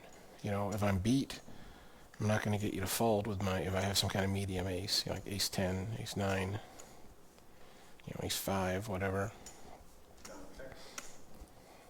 Sean shows. Just pocket sixes. John has an ace.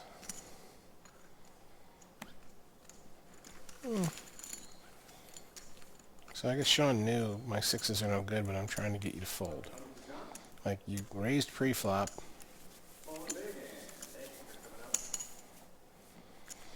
But so that would be a case, I mean, so, you know, any pocket pair is a really good hand pre-flop. So if Sean had, you know, limped the button, John puts in that big raise, and then Sean comes over the top pre-flop, I very much doubt that John calls with ace-8, given what we've seen. So this is a case, at least in hindsight, where it's going to be like, yeah, I should have 3-bet, because he's folding a lot of the hands. But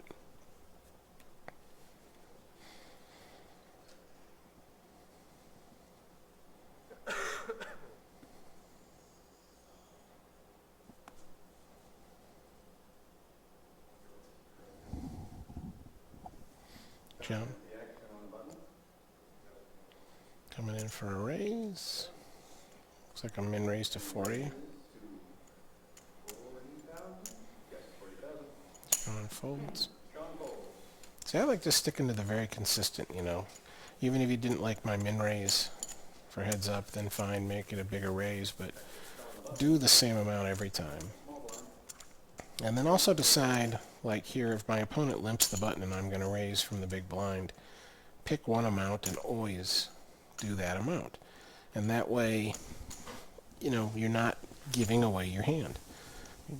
Part of the reason for that big 70K raise might have been, like, I have ace-8, I probably have the best hand, but I really, really want you to fold.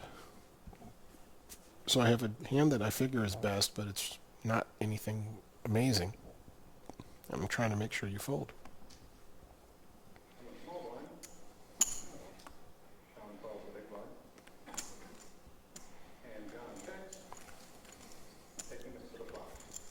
Not a fan of these limps, Sean. I think you got to get away from that. And things are going John's way lately, and I think that's affecting Sean's like mental state a little bit.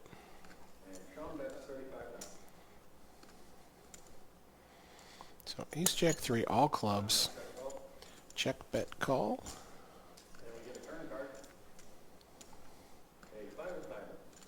Alright, that shouldn't change anything.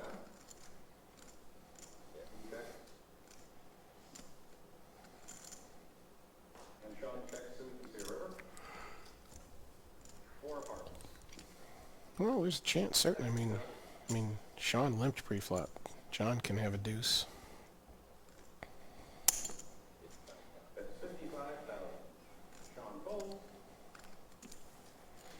Yeah, I want to get in there so bad. Come on, guys. I want to play heads up. I want to be in there competing for the big one.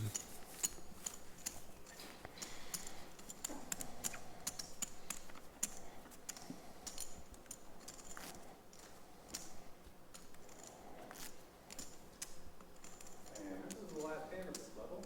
We are going to go up on the next hand. Well, last hand of 1020. It's going to be 1224.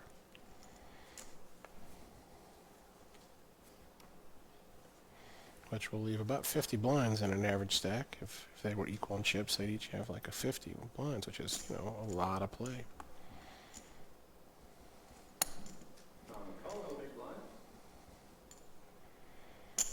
Sean raises to 80,000. 60,000 more and a big re-raise.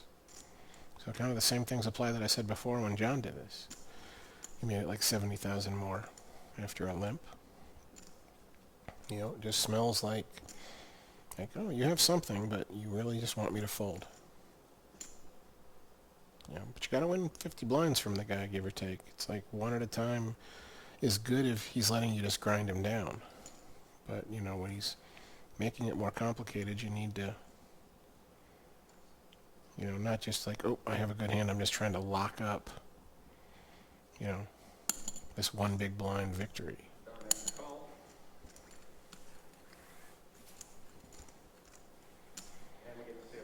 So 80,000 each. Gives us a 6 of diamonds, 3 of hearts, and 9 of clubs. 3, 6, 9 rainbow, very innocuous. Of course, like I said before, any flop could hit either player in a heads-up match, but this one is as unlikely as any flop to have hit somebody.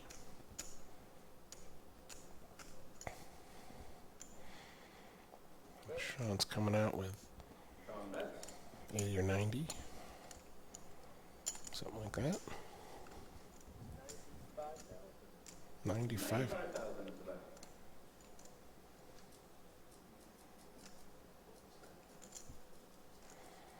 And John lays it down.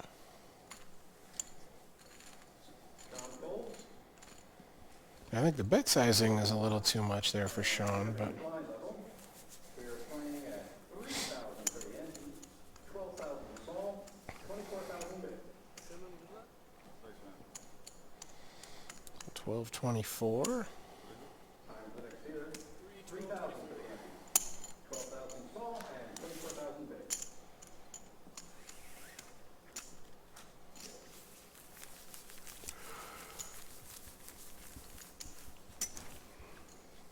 Not a, oh, he's the button. 12, he does have enough out there. I was about to say, oh, he didn't put out enough, but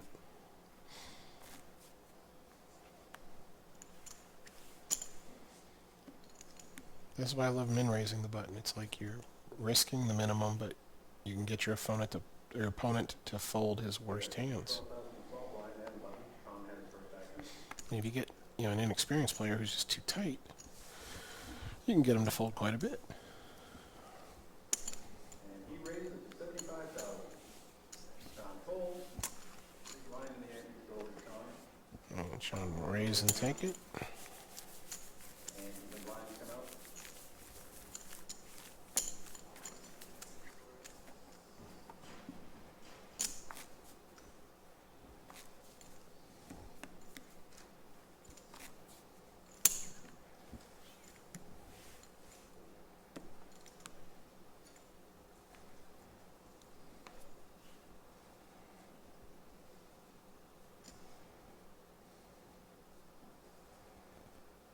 John controls the action right now.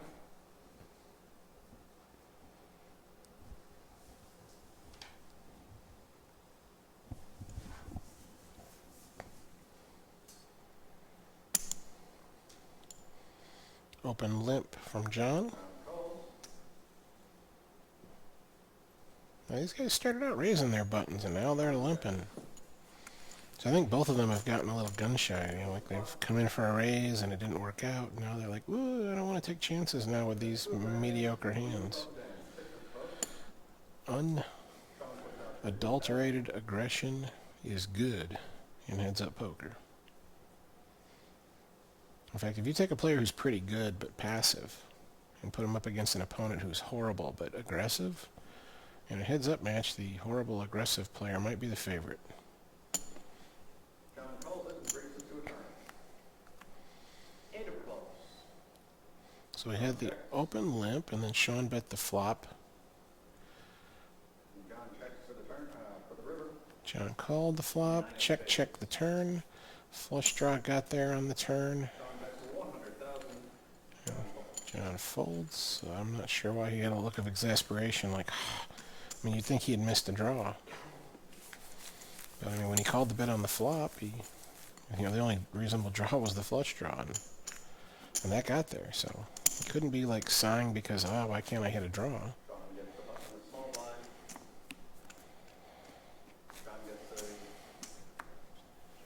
big blind. And he's out. And card coming. John first. I think they're about 50-50 now. Sean's stack looks like it's about that, 1.3, 1.4 million. So his stack is easier to count because I know he's got his pinks and stuff in 20s. So, I mean, they're pretty close to even now. So Sean has managed to, he was losing ground to John earlier. Now he has come back and gained a little ground till they're basically 50-50 or close to it here.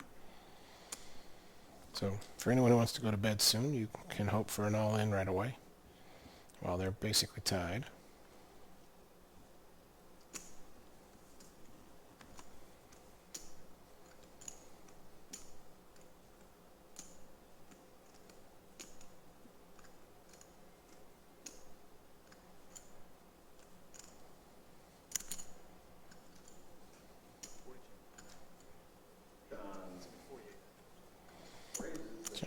John tries to raise, but he doesn't quite make it enough, so he has to go to 48. So he min-raises to 48 by accident. Not sure what he intended it to be. And Sean calls. Sean calls. Gives us a jack of spades, 10 of diamonds, and 3 of hearts. Sean checks to John. John checks back, bringing us to the turn. A 4 of diamonds. So check on the flop. Jack 10-3, and then a 4. 75,000. No, Sean, is just showing a little bit of, Sean is showing a little bit of aggression, and John just keeps folding, whereas before he was playing. So it makes me wonder, I'd gotten the impression, since John was involved in most of the hands and showing, making some bets, making raises, that, he was either he had it or he's bluffing, some combination. But like, hey, I'm going to be in here pretty much every hand because if I have it, I'm betting for value. And if I don't have it, I'm going to try to get you to fold. And that's not a bad thing, heads up. But now I'm wondering if he wasn't just making hands, at least one pair of hands before, and now he isn't hitting anything. And so he's just giving up. And if so, I mean, that's what you want in a heads-up opponent, a guy who just gives up every time he doesn't make anything.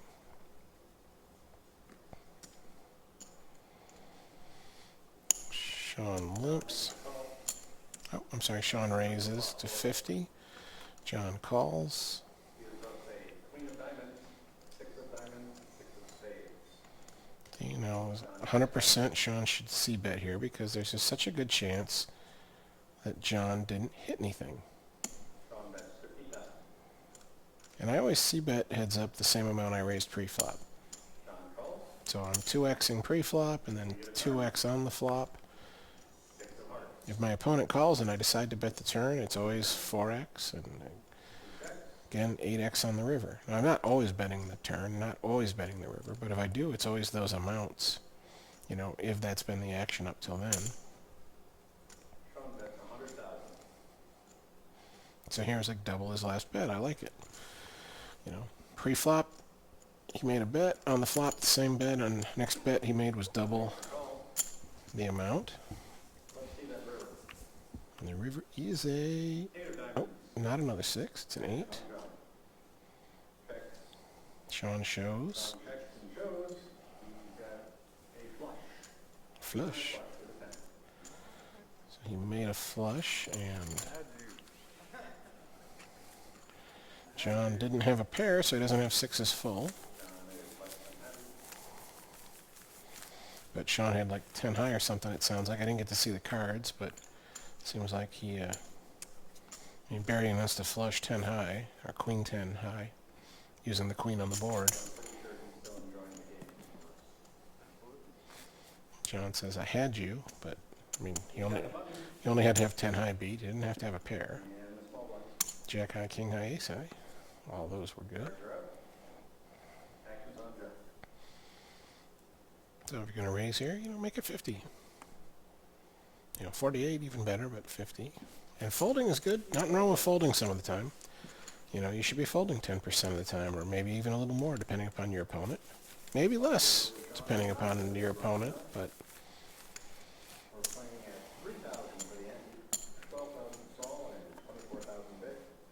But, if you're facing a player who's, half decent or better in a heads-up match, there's definitely, it's just, you should be folding some of your absolute worst hands. Like, why get involved with 10 deuce?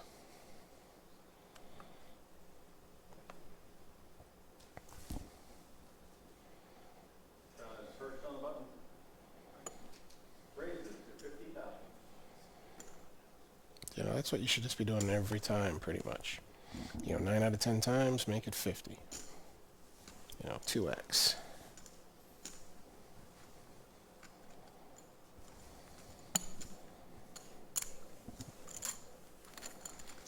John calls, we're off to the flop. We've got jack of spades, 8 of clubs, and ace of diamonds. Now, if John checks, I'm going to always c-bet 50, since I raised pre-flop to 50. Check, check. Brings us to the turn. But Sean is checking. 3 of diamonds. The problem with that check is that, if you're trapping every time you check there, then that's going to become apparent.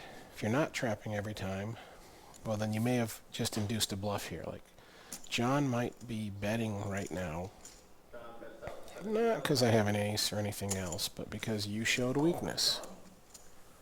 Now, the best hand for Sean to check with would be a jack. If he had just like a jack, jack 9, jack 10, whatever, it's like, I'm going to check behind and I'm going to risk a king or a queen coming off that could beat me, and maybe I induce a bluff, when you're drawing almost dead. And this ace on the river makes Sean think even more.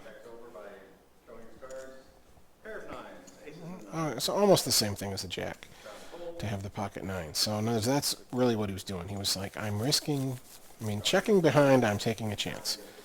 Because maybe the turn card is a 10, a king, a queen, another overcard to my 9, and that might be that you don't have an ace, you don't have a jack, but maybe you hit a king, queen, or 10 that I let you see for free.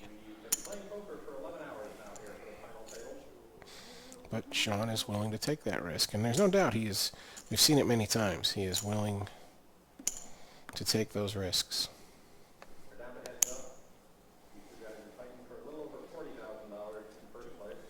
And it can be very appropriate to take those risks if you have the right opponent. And really, when I say right opponent, what I really mean is someone who you can induce to bluff.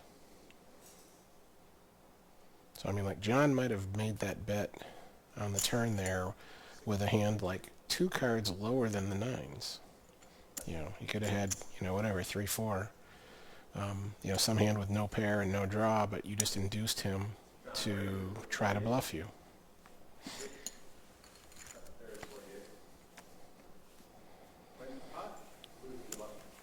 The only downside, though, is like, the longer you play against this guy, the more often you might run into that kind of spot, where it's like, oh, here's the ace or the king on the flop that could have beat me, but it's only the one overcard, and, now when you check behind, he's aware that at least some part of your range.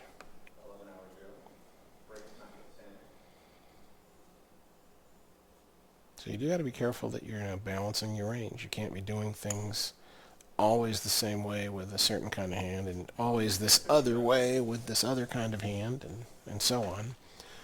Because then, based upon how you're playing it, I'll figure out exactly what you got. And if your opponent knows what you've got, then it's kind of hard to beat them.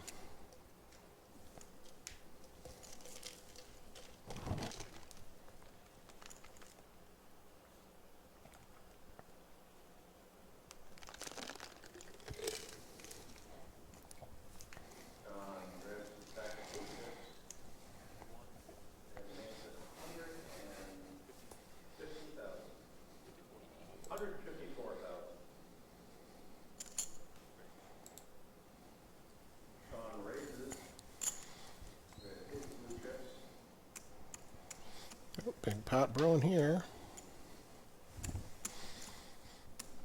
Sean limped the button, I think. John making a huge 150,000 more.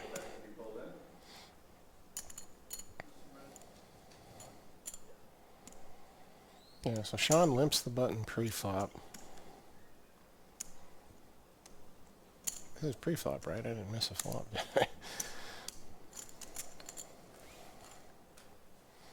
Now John's like, oh wait, I need to count my chips, you know, and now I need them in stacks of 20s. John says all in. All in a call. His cookie for the tournament. John turns over ace of diamonds, ace of clubs.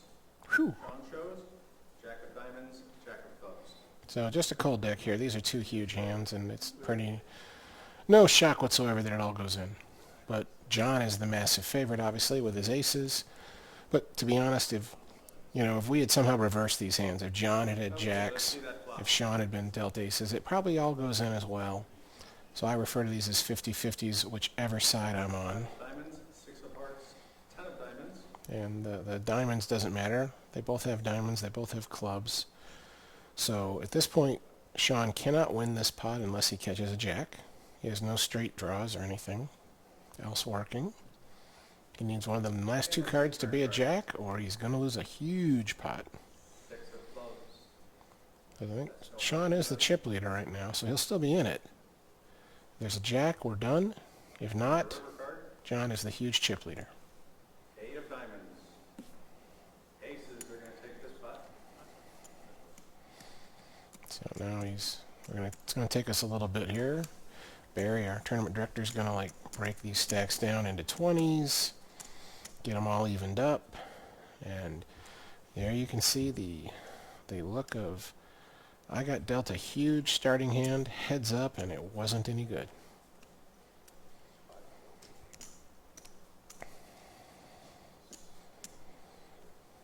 So this is close to 800,000 on top of what already went in the middle.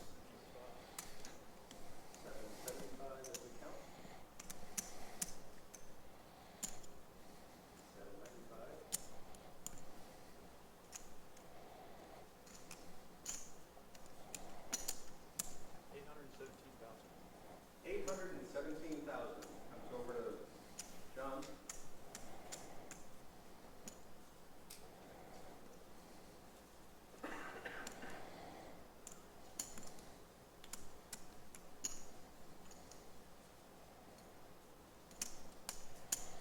So that was... 817,000.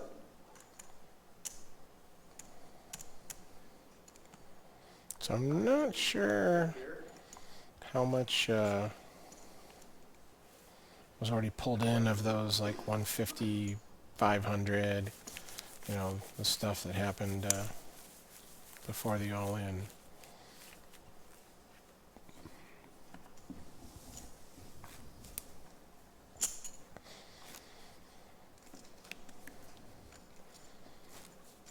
Well, actually, Sean's not as low as I thought. I mean, he's got over 600,000 there. I don't know how many blue that is, but he's got 500,000 pink and a little over 100,000 in gray. So he's got 6 and change plus however many blue that is still on top.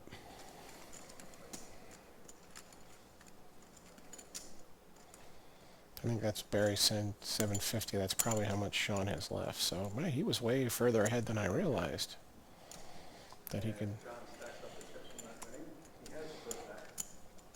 But that's going to leave like 2 million chips for John. So like almost 2 million. So he had a little less than 2 million, a little less than a million to start the hand, doubled up to 2, because there's like 2.7 million in play. We had 90 players times 30,000, 2.7 million, and so if Sean has 750 left, then that makes John more than a 2-to-1, but less than a 3-to-1 chip leader. Closer to 3-to-1. And he raises. Yeah, that's something like that. 750 for Sean here, starting after the huge disaster. But like I say, I mean, if if a player's in John's position there and he doesn't, he's like, oh, look how good I am, because I got him to double me up when I had aces. It's like, you know what? If you'd been dealt 2 jacks and he'd been dealt 2 aces, don't tell me you wouldn't have gotten it all in and then lost.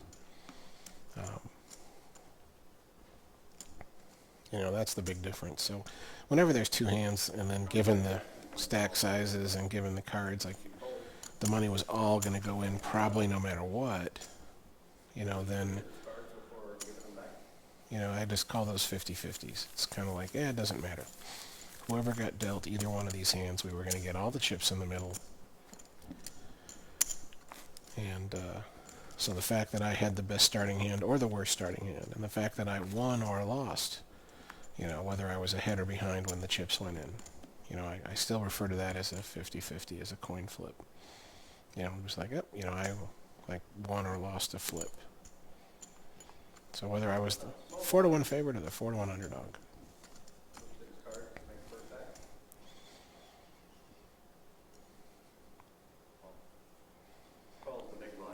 John calls from the button. John checks his option.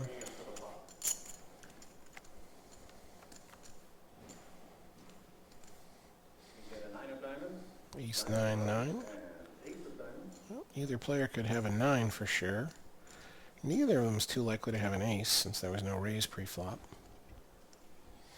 Unless John was trapping on the button.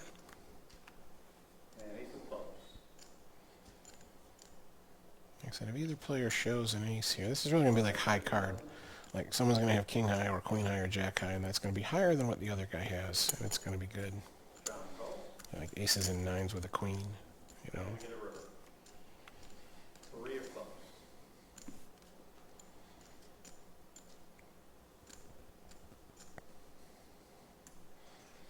Well, now Sean actually, he's making a big bet. So now that makes you think, it's like, okay, I'm so sure you don't have an ace or a 9 that I'm going to have to bluff here because my hand is really bad. Like I have 8 high, 7 high. I'm not going to win if I check this, and I'm so sure you can't call this big bet that I'm going to do it. But you might call if I make just a smallish bet, with that king or queen high.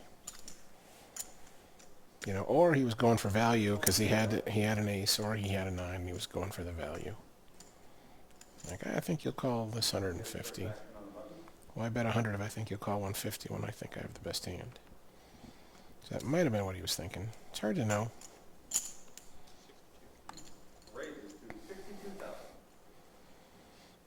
Makes it 62. John folds.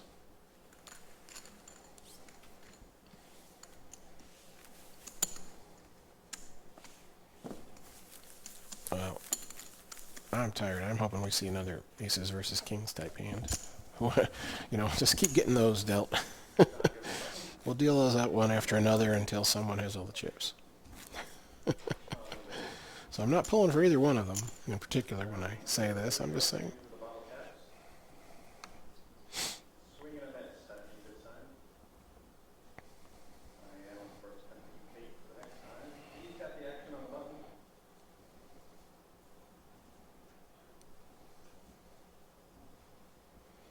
Yeah, it looks like he wants to say all in. Obviously not. He wasn't thinking about going all in and then folding, and it would be ridiculous to go all in when your opponent still has like 25 blinds.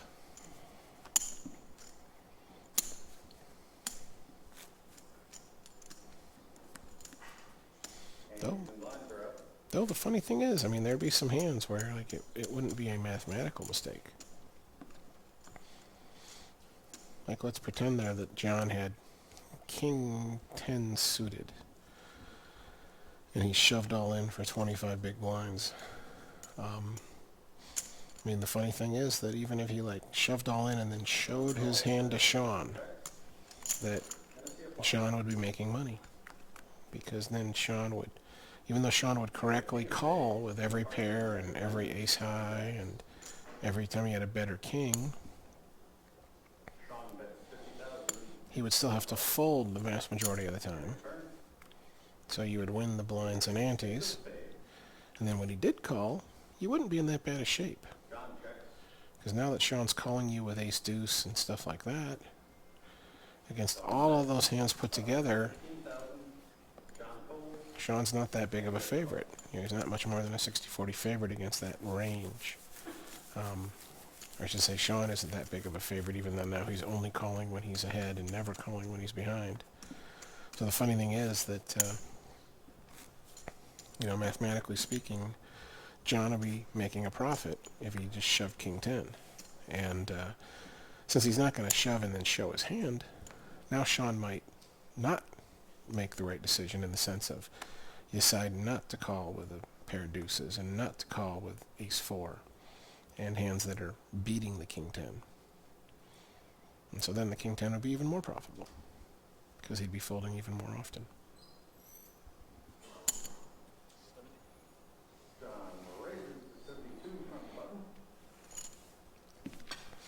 The term they use for that is the unexploitable shove. You know, if you or your opponent, you know, have some given number of blinds and your hand is strong enough versus that number. So like one hand I know really well because that's the example I use in my seminars is Queen 10 suited. And the number for Queen 10 suited is something like 25 big blinds actually, pretty close to that. So that means anytime you or your opponent has about that 24 big blinds or less, and there are antes in play, you could shove your Queen 10 suited, show it to your opponent, and you'd still be coming out ahead even though he could make the perfect decision as to when to call and when to raise. And the stronger your hand, the higher the number of blinds with which you can make an unexploitable shove. 74,000. But that doesn't mean you should shove all those hands just because you meet the number. Because often there's a better way to play the hand. Got a raise by Sean to 74. John re-raises to 174. Barry, Sean has called that, so 174 each. Pretty huge pot, especially for Sean. Ace of diamonds, 10 of spades, and 5 of hearts for John. Now, Sean's range includes a lot of like aces with good kickers here.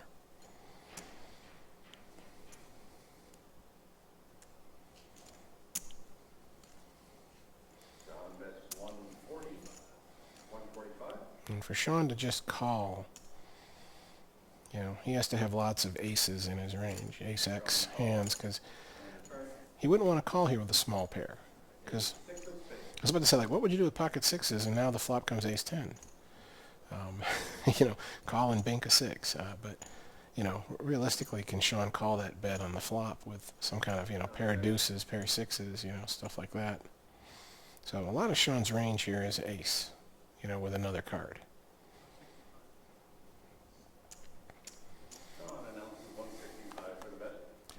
Don't see how this is ever a bluff. John tried to show something, and maybe Sean saw it. I couldn't make out what it was. John shows a 7-9 of diamonds. So he was just making a move. So that's kind of the downside, though. I mean, if you just flat call there with that, you know, ace-jack or whatever, you know, it's like, what now do you do when the flop had come without an ace or a jack or ace, king, or whatever your kicker is? You know, if you don't hit, now you might be getting outplayed by just that hand like 9-7. And if you decide that I can't just fold my, you know, ace-queen because I missed the flop, well, now you might be getting valued because maybe he hit a 9 or a 7 or whatever, and he's, you know, betting for value with a pair. So you're going to have to make some tough decisions if you play it that way.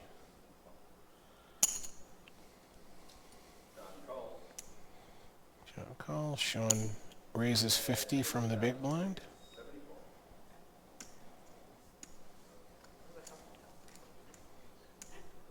John looks like he's contemplating a re-raise. Yes, he is. It's like, now it's 225. Breathing a lot heavier. Big swallow. Those typically signs of a really strong hand.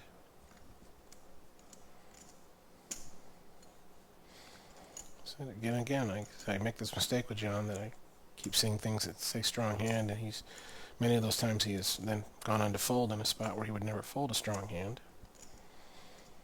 But he is giving the telltale signs of I have a big, big hand. So 225.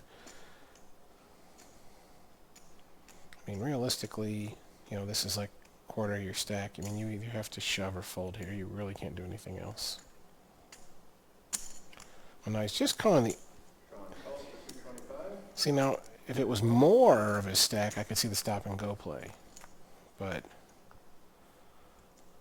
The diamonds, 10 of spades, and 6 of clubs hits the board. Sean gets first action. Okay, like raise by Sean. Sean checks to John. Again, a lot of Sean's range is probably like big aces. Excuse me.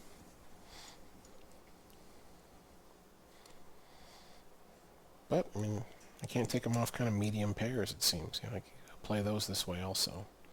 And I say, now John's making a pretty big bet. I think he wants to get a... Don't think this is a bluff. Do not think John is bluffing. Sean has like less than 9. So if Sean raises here, John's not going to fold unless John was bluffing at this flop.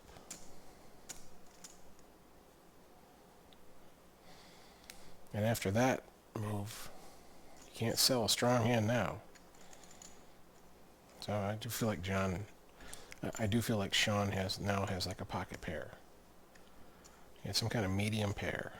And so he just called to see a flop. But that's the problem, is that, you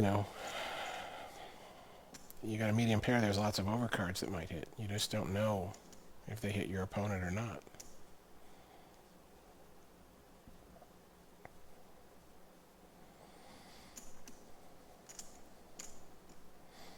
He has more than 9, actually, like 950 there.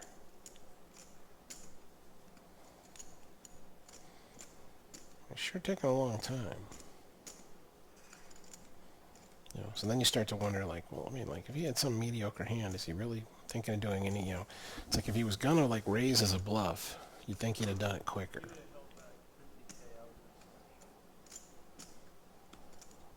He says if you'd held back 50K, I was gonna snap shove. I think he just said, I don't think you have anything.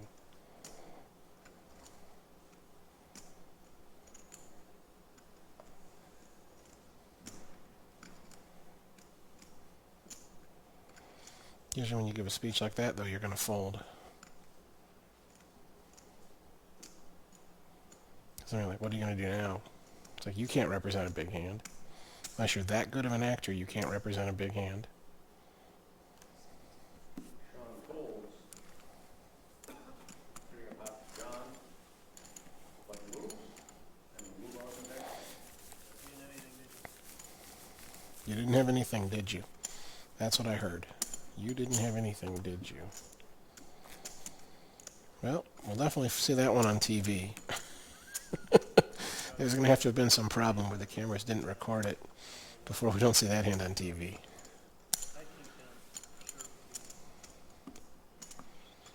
I usually don't talk like this to my opponent because it's like, okay, if my read is right and he was weak, I've just said to him, like, even when I think you're weak and full of crap, I'm still folding. So you should keep running me over. And if I'm wrong, you know, then I'm like, still, my opponent's like, well, you know, he thinks I'm full of shit, and he's folding. So even though he was wrong this time, not only is he not reading me well, and he was mistaken that I, you know, and I did have a hand, but when he thought I was full of crap, he still folded. So this is just, to me, that's just, you're just motivating your opponent to try to run you over. And it's so hard to make hands heads up that you really don't want to motivate your opponent to get more aggressive. You know, to the extent you can play the metagame, you want to do things that will induce your opponent to be more passive. You know, where he's checking and calling a lot more often instead of betting and raising a lot more often. John's got the action on the button now.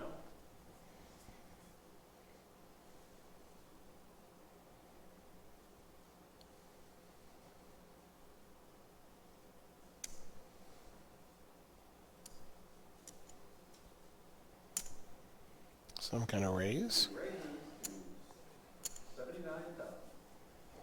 Big raise. More than 3 times the big blind. Completely unnecessary. If Sean was going to fold there like he did for 79, he was going to fold for 70. And he was probably going to fold just as often, or almost as often, for 60. And if you ever get the chance, ask her for her Bloody Mary recipe. It will get you fired up.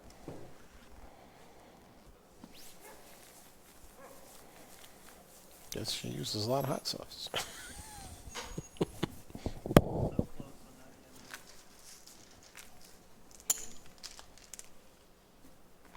even blinds are coming up. Yeah, but we had fun now, huh? That was so weird, like, if you would drop 250 or whatever. Big blind. I've been in. You're at 312 and 24.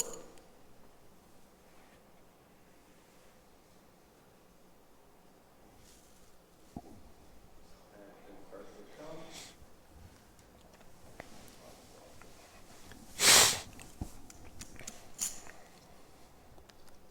Sean calls for 24. John checks. John's about a 2-to-1 chip leader here. He's got like 1.8 to 0.9 million.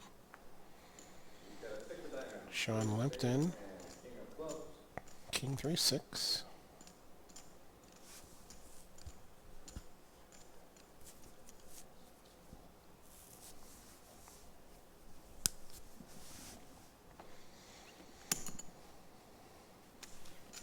And John bets 60,000 big and wins the pot.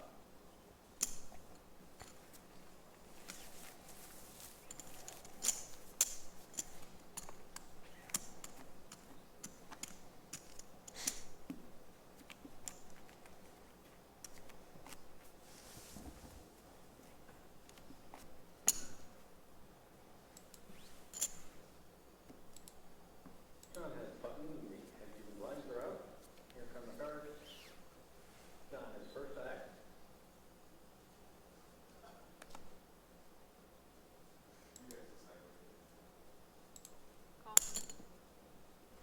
John calls the big blind. John checks. And here's the flop. King of clubs, queen of clubs, and 10 of clubs.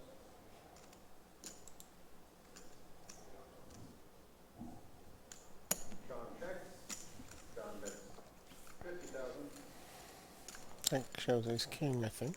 Goes king for 3 of them. Oh, 3 kings. Pretty good hand. But better to have a weak hand and win a big pot Royal overquad comes out. than win a small pot with a monster. So last time I was there when it happened.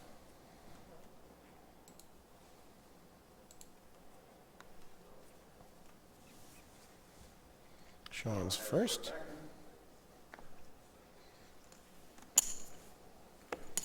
Yeah, it's still, I mean, almost, you know, in the ballpark of 900,000 there for Sean. So, you know, if he gets it in and doubles up, then he'll be the 2-to-1 chip leader.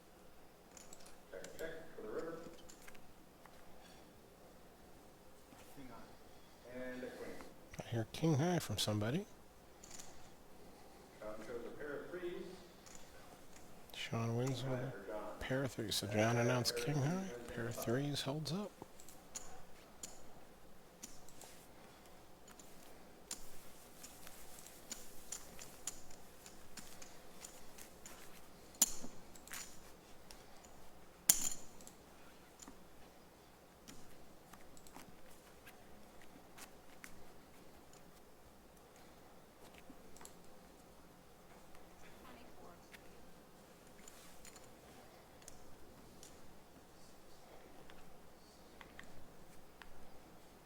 Small and big blinds are up.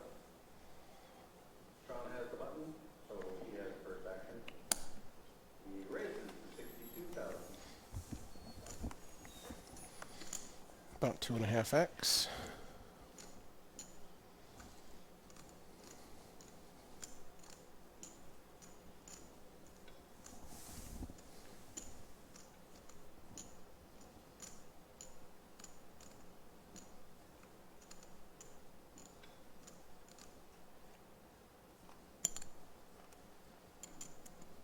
John calls 62. And we're on to a flop. Jack of diamonds, jack of hearts, and 4 of spades. So one raise pre-flop. Jack, jack, 4. Sean had made it 62, and now he is putting together a bet. Like 53 in his hand, or is that 78? But he checks. And we get a turn. The 8 of hearts.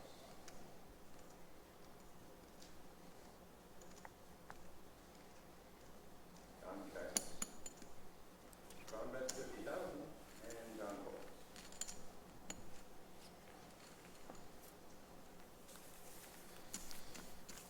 Well, the quality of this heads-up match is a lot better than most of these other live streams I've done for the HPT. John's got the big blind, ante from everybody. There have been so many of these heads-up where the play has been so passive that, you know, just check, check, check, check, check. No one wants to bet until they have something.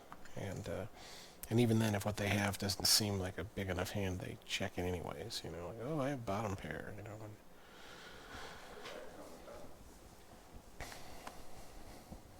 Any pair's a good hand in the heads-up match. John call. Heads up for one bet, 1 blind each. And out comes the flop. Ace of diamonds, jack of diamonds, and a 9 of diamonds. John quickly checks. John is studying. 30. Sean looks back at his cards and calls, so it sounds like a diamond check, like, ooh, do I have a diamond? Definitely could have hit hands. Could make straights. That's the thing, heads up, you might call with 8-9 or Queen-9, especially if it has 1 diamond. And John calls.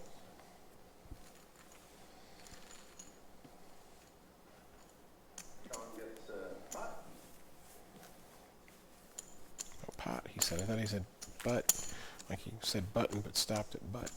That's what I thought I was hearing. There is a break after this level, and 11 minutes. You heard him, 11 minutes until a little break. But maybe we'll be lucky and these guys will get it all in until one of them's a champ between now and then. Sean has the button now, so he gets first action.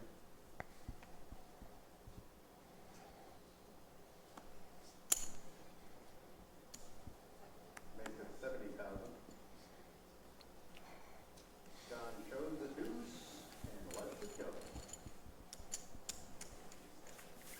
He does get the button, so he's in for the small line, the ante.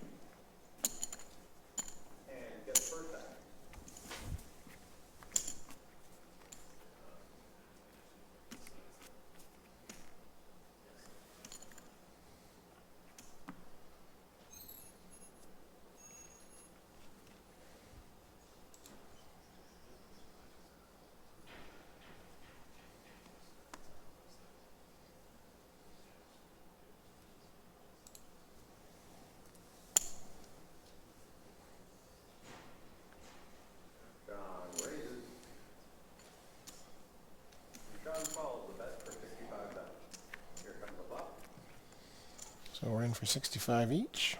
10 of clubs, 9 of hearts, and a king of diamonds. Definitely could be a exciting flop, but they both check it. And a 7 of hearts. 75,000 from goes in the pot.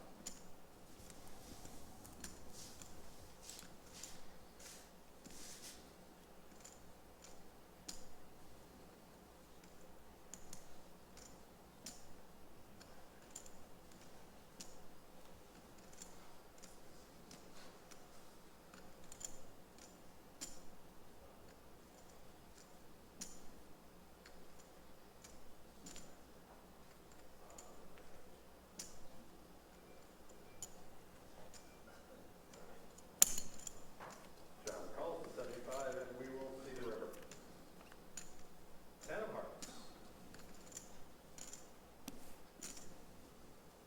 Sean checks.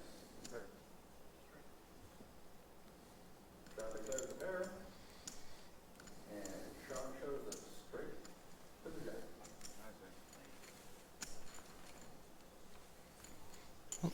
Well, either trying to induce a bluff, or probably should have done a little value bet. Small and big coming out. That's not allowing me to call him that much treasure on that. It's a betting thing, something we should be able to bet, I don't know what it was.